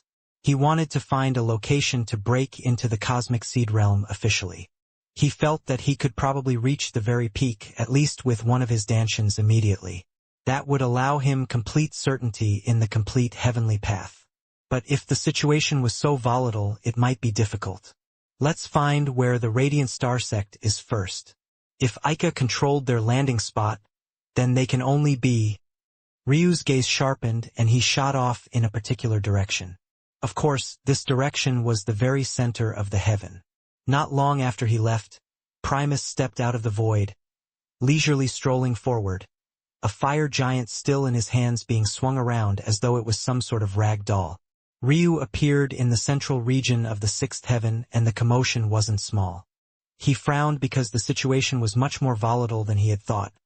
So much so that no one seemed to notice him in the skies at all, and he also couldn't spot the Radiant Star Sect immediately. There were several large camps in the center region, many of these so-called encampments dwarfing even third heaven official sects and clans. These encampments all seemed to be from the seventh heaven, and they had come down here as though this was their home. Ryu didn't really care much, after all, this wasn't his home either. He had been in the true martial world for a long while, but he still saw Sacrum as his one and only home. In all likelihood, when he reached the pinnacle of this world, that was where he would return to.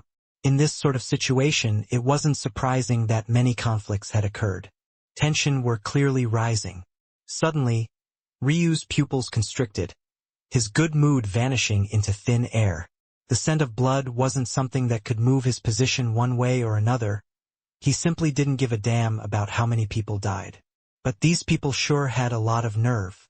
In the distance, surrounded by countless people, Icemine was strapped to a pillar by chains, her body covered in whiplashes, lacerated flesh and dried blood.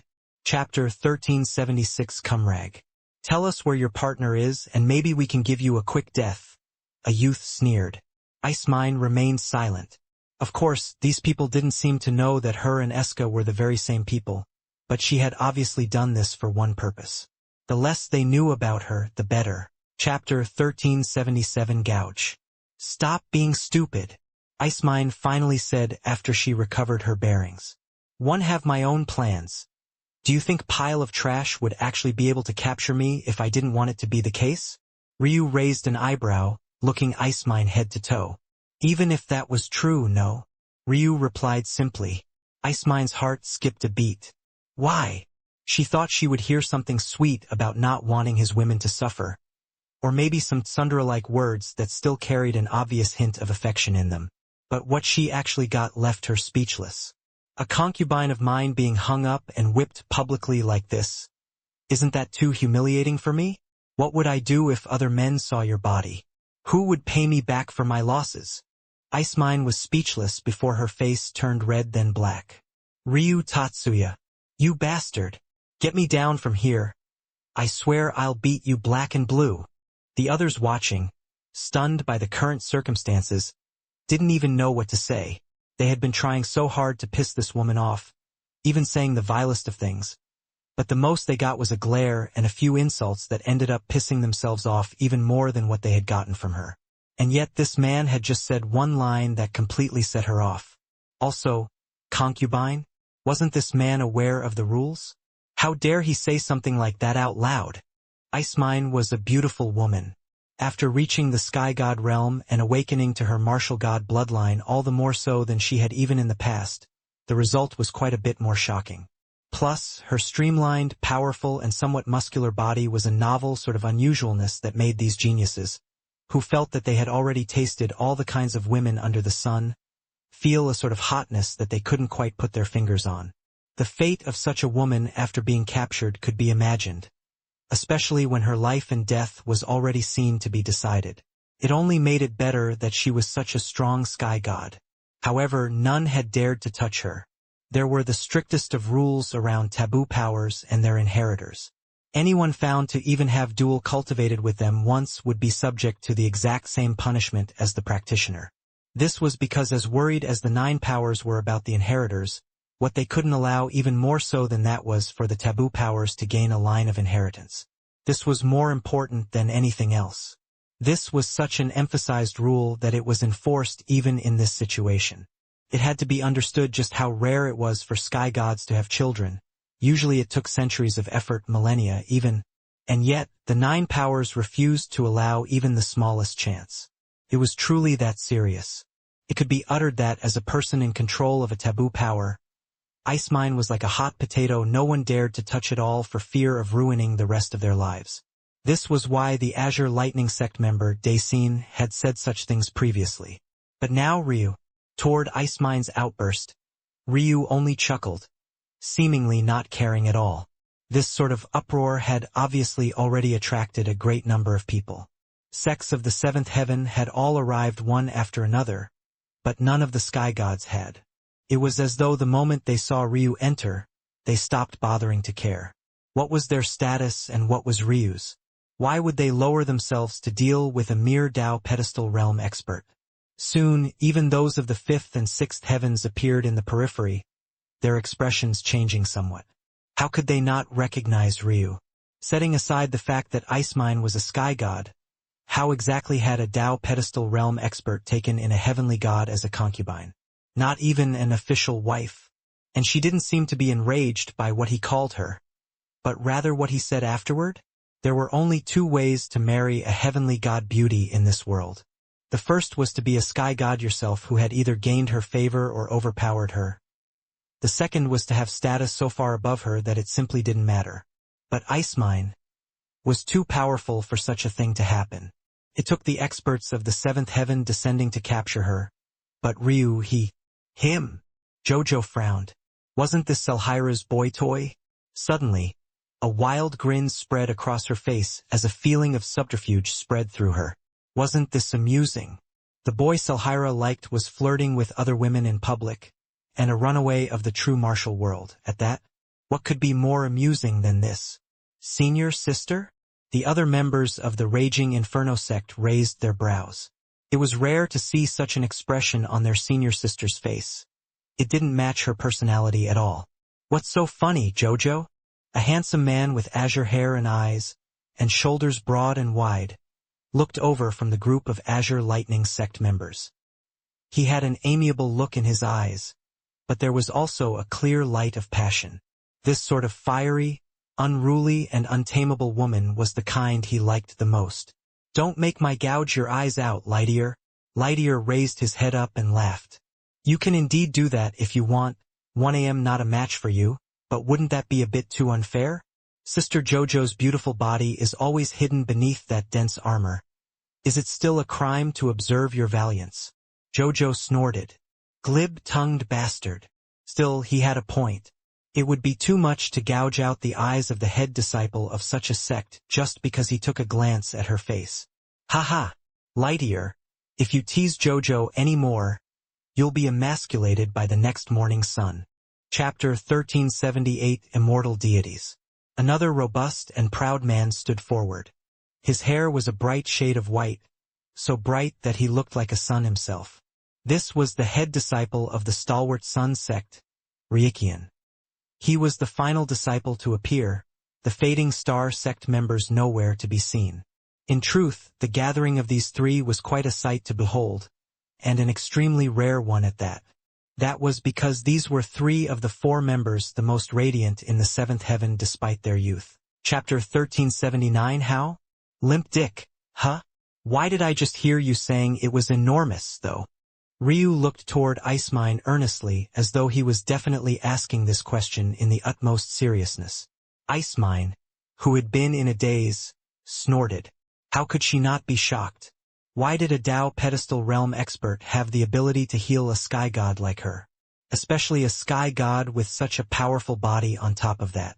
The trade-off from having a body that was so hard to injure also meant that once it was injured, it was harder to heal than others. But Ryu hadn't even used a treasure. He seemed to use his own chi as though it was as simple as breathing.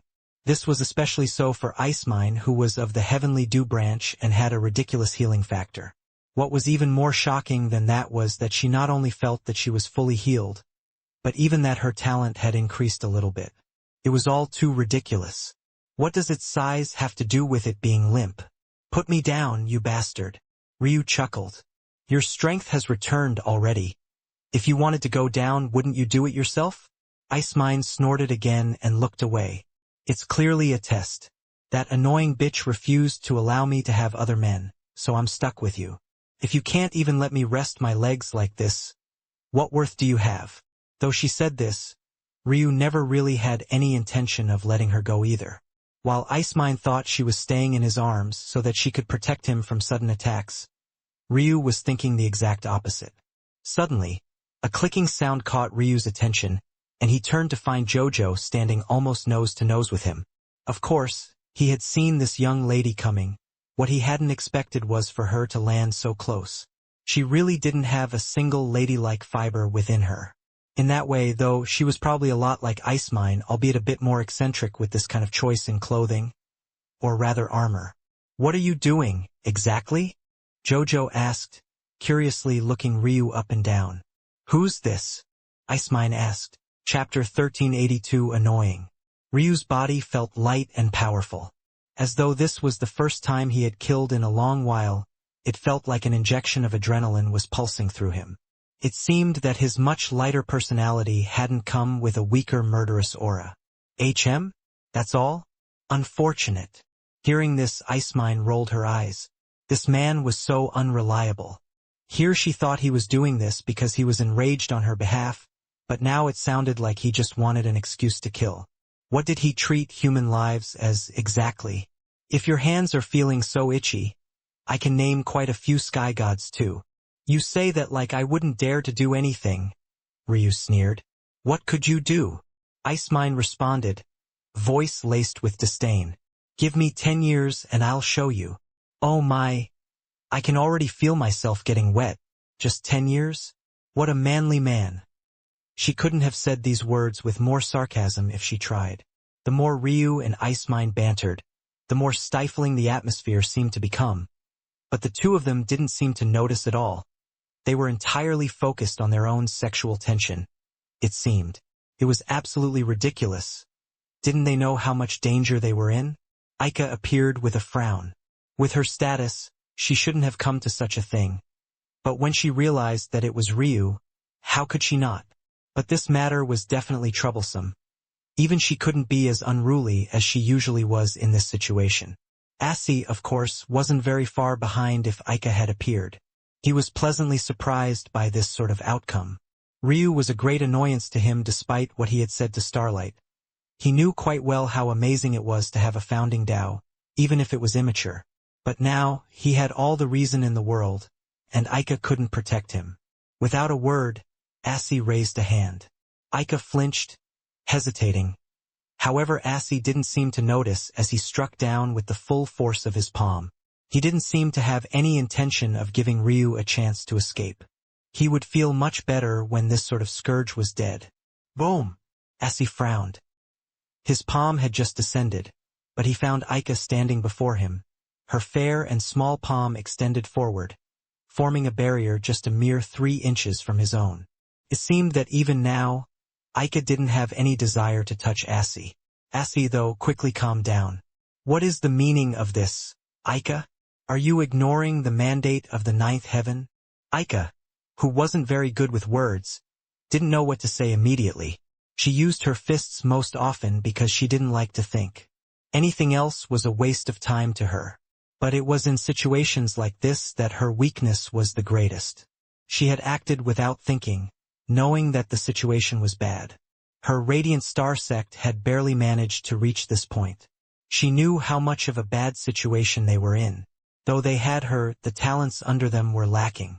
The only ones she had belief in were Celaire and Ryu, and she quite liked them both.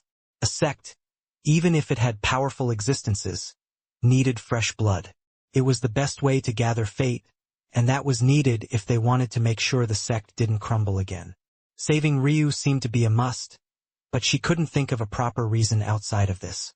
She couldn't very well say that she wanted to protect one of her sect's disciples, right? Because then that would implicate the entire sect. They had originally been destroyed by internal conflict and sects of the 8th heaven. If 8th heaven powers could do this to them when they were at full power, what chance did they stand in their current state against 9th heaven monsters? Assi pressed, his expression squeezed into a tight frown. He seemed to be really struggling, but anyone who knew him would know that this was nothing more than nonsense. One after another, the heavyweights of the other sects appeared. This was clearly no longer a situation that could be dealt with by the juniors. Plus, many wanted to appear so that they could make certain that no more of their juniors died. They had only been able to bring down a select few. Crossing the barrier through a heavenly path was extremely difficult, especially when it was a complete one. But now 4 had already been lost in such ridiculous fashion. They couldn't allow any more to fall. Just when it seemed that Aika would truly not have an answer, a laughter echoed. Isn't it obvious? She just stopped you from making the biggest mistake of your life. You should be thankful. Assi's gaze sharpened. Boy, is this a place where you can speak? Assi wasn't even the one who responded. Instead, it was a man with a set of azure eyes and hair, crackling lightning around him threatening to burst out at any time. Just from his voice alone, many had to cover their ears, some even beginning to bleed from their orifices. This man was a core elder of the Azure Lightning sect, and it was obvious why he was so chippy. Ryu didn't seem to respect him at all, killing his disciples as though their lives were worth just as much as any other. Oh, Ryu smiled. Feel free to attack then. Please do. The core elder frowned. He didn't know why this boy was so confident. Was it because of Aika? Did he not know that Aika wasn't invincible? There was no doubt that she was extremely powerful, but how many Aikas were there on the 8th heaven? And how many more of them were there on the 9th? He was far too Nothing? Then shut your mouth. Ryu's smile faded, his expression becoming a biting cold. The atmosphere frosty along with his words. A hardly concealed disbelief on the faces of most. Even Icemine was speechless. This guy, she muttered. Hush, your husband is working, Ryu berated. Icemine's lip twitched, but she didn't say anything. Do you have any idea who she is?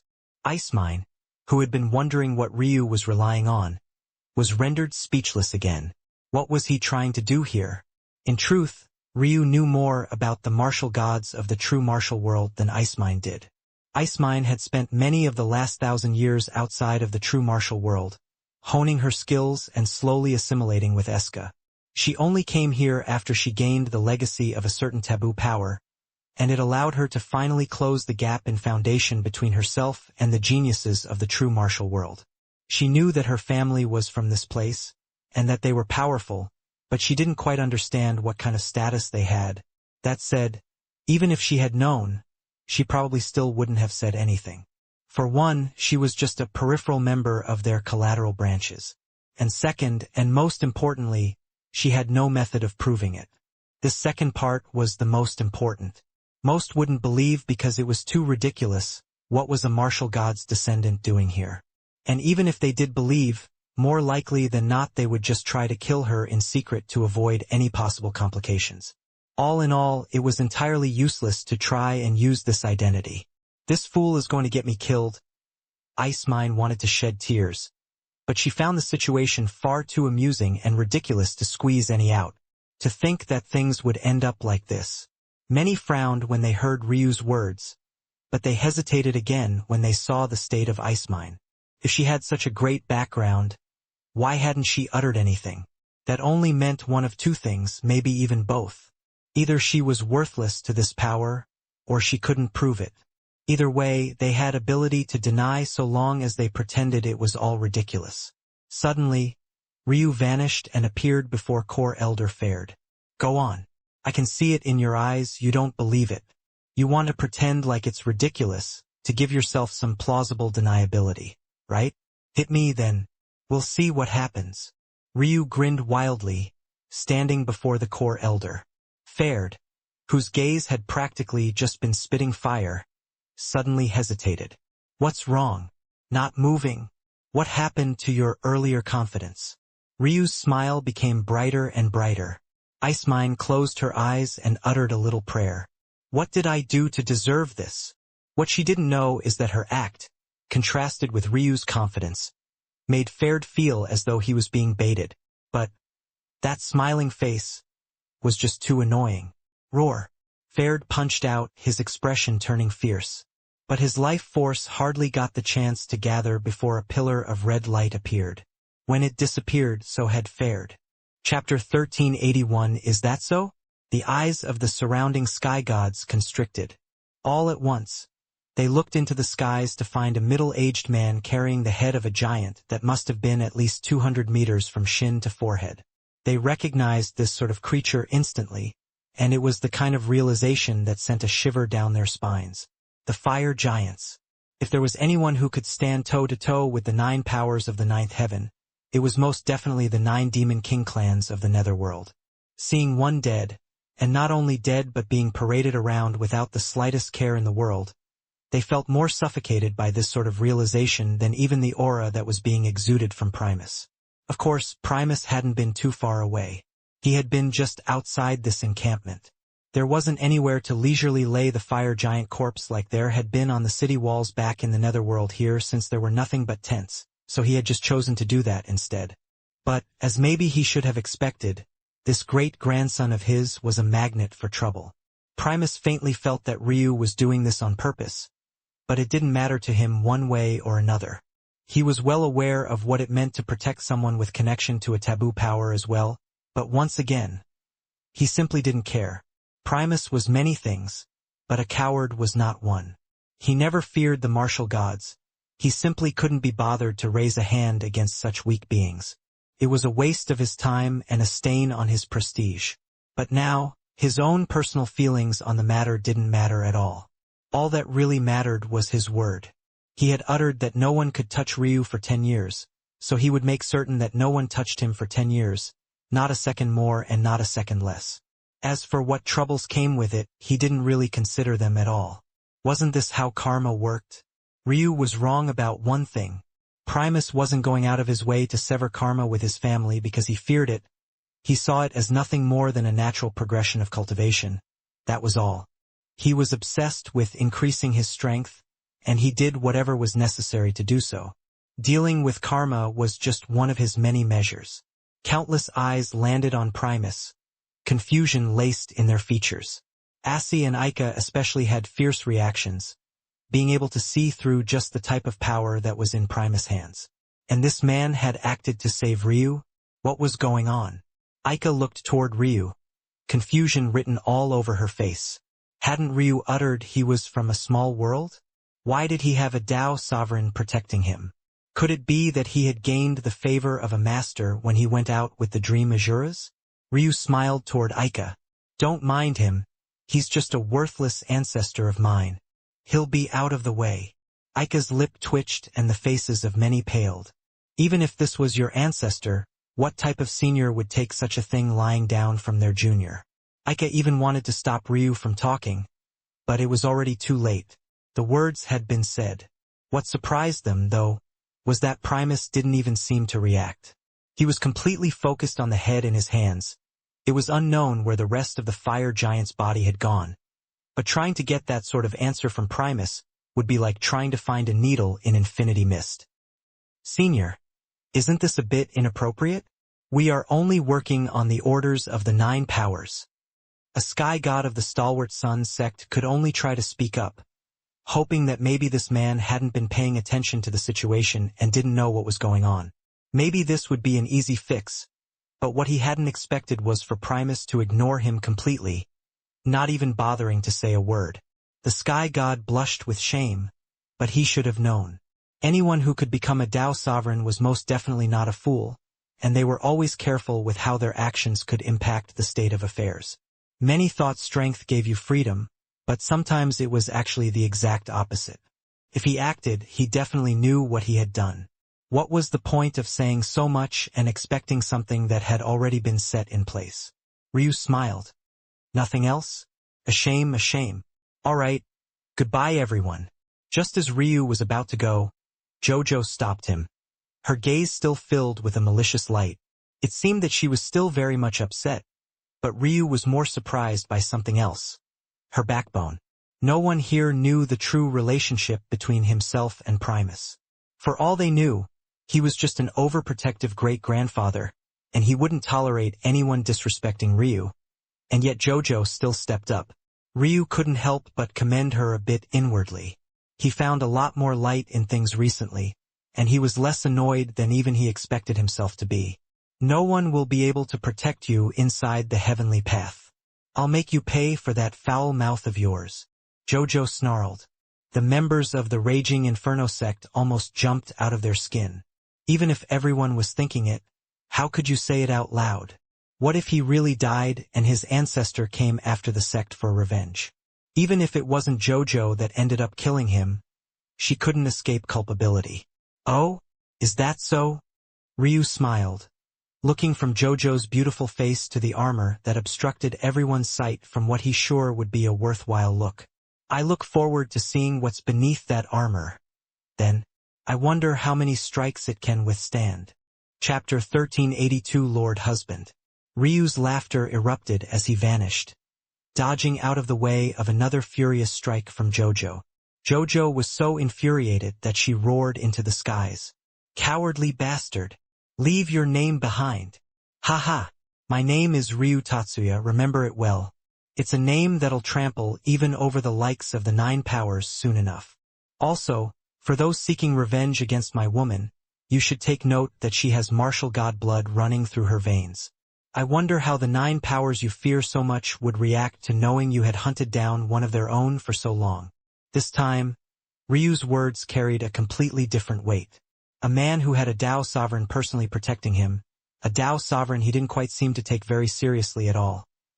A person who even dared to say such disparaging words about the 9 powers right in public view. Rumble. The skies quaked and shook, moving about furiously. However, no smite-like strike came down. The skies calmed not long later, and the pupils of many constricted. There were countless in the crowd, quite a few that were only members of the 6th heaven, members that Ryu would have remembered quite easily if he cared to pay attention to them. One such person was the very familiar Fairy Claire. After all this time, she had finally found Ryu again after all her attempts previously. But right now, the shine of the so-called fairy had dimmed considerably. With Jojo and Selhira around, it was hard for her to carry the same sort of shine, but she didn't seem to care about this at all. She just wanted to ask Ryu a few questions about a certain man. Hearing that Tatsuya name again, her heart couldn't help but tremble. especially as the people around her began to slowly recall certain things.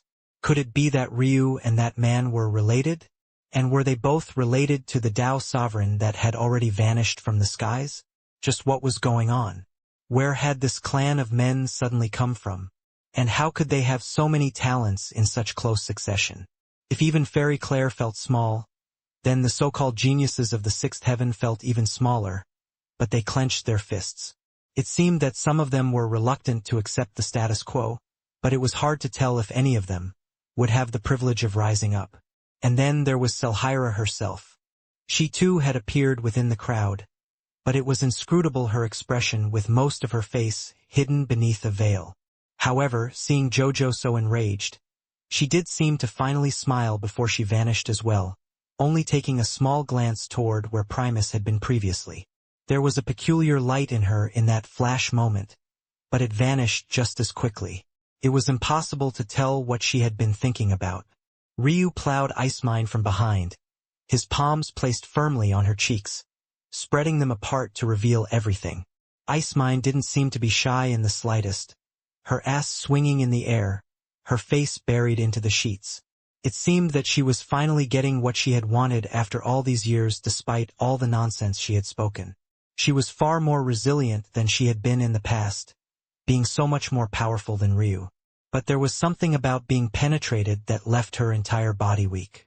She let Ryu flip her from position to position like a doll, realizing that she had awakened quite a bit of masochistic tendencies. She even began to speak like she was goading Ryu into treating her worse. By the end of it, she completely passed out.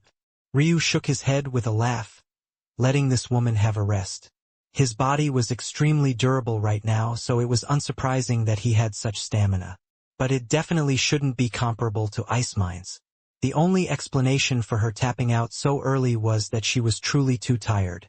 After all, his embryonic chi didn't do anything about her focused chi. Before he could go and take a bath, though, Ice Mine's body began to slowly change. Ice Mine had an extremely athletic build. Her abs were defined, although not too prominent, her quads were cut, and her bottom and chest were powerful. When she was in a relaxed state, her muscles could only be clearly seen when she took a deep breath in. But when she was in battle, she was like a war machine. She was a stunning specimen of a woman, slender and powerful. Eska, however, was elegance and grace incarnated. Of all his wives, even compared to Ailsa, her breasts were the largest, matching those wide, willowy hips. She didn't have the defined muscles of Ice Mine. Instead, her every edge was soft, and yet only her chest and bottom rippled with the beauty of well-placed fat. With just the slightest touch, your fingers would sink in, vanishing into a puff of clouds. However, these weren't what Ryu liked the most about her. He loved her eyes, not their white color or their gorgeous reflection, but rather than lofty, untouched and flawless gaze, the kind of look of an empress overlooking her people, the kind of look that didn't carry even the slightest hint of embarrassment even as a man scanned her from head to toe. "Lord husband," Eska uttered lightly. She seemed to want to say more, as she actually wanted to speak to Ryu about significant matters. But she never got the chance to because her lips were covered by Ryu's. Eska didn't struggle, closing her eyes and wrapping her arms and legs around his body. Her every action gracefully accepted the raging lust of her husband. Her movements were delicate, and her slight panting breath could stir up a man's very soul. Ryu hadn't felt this aroused in a very long while.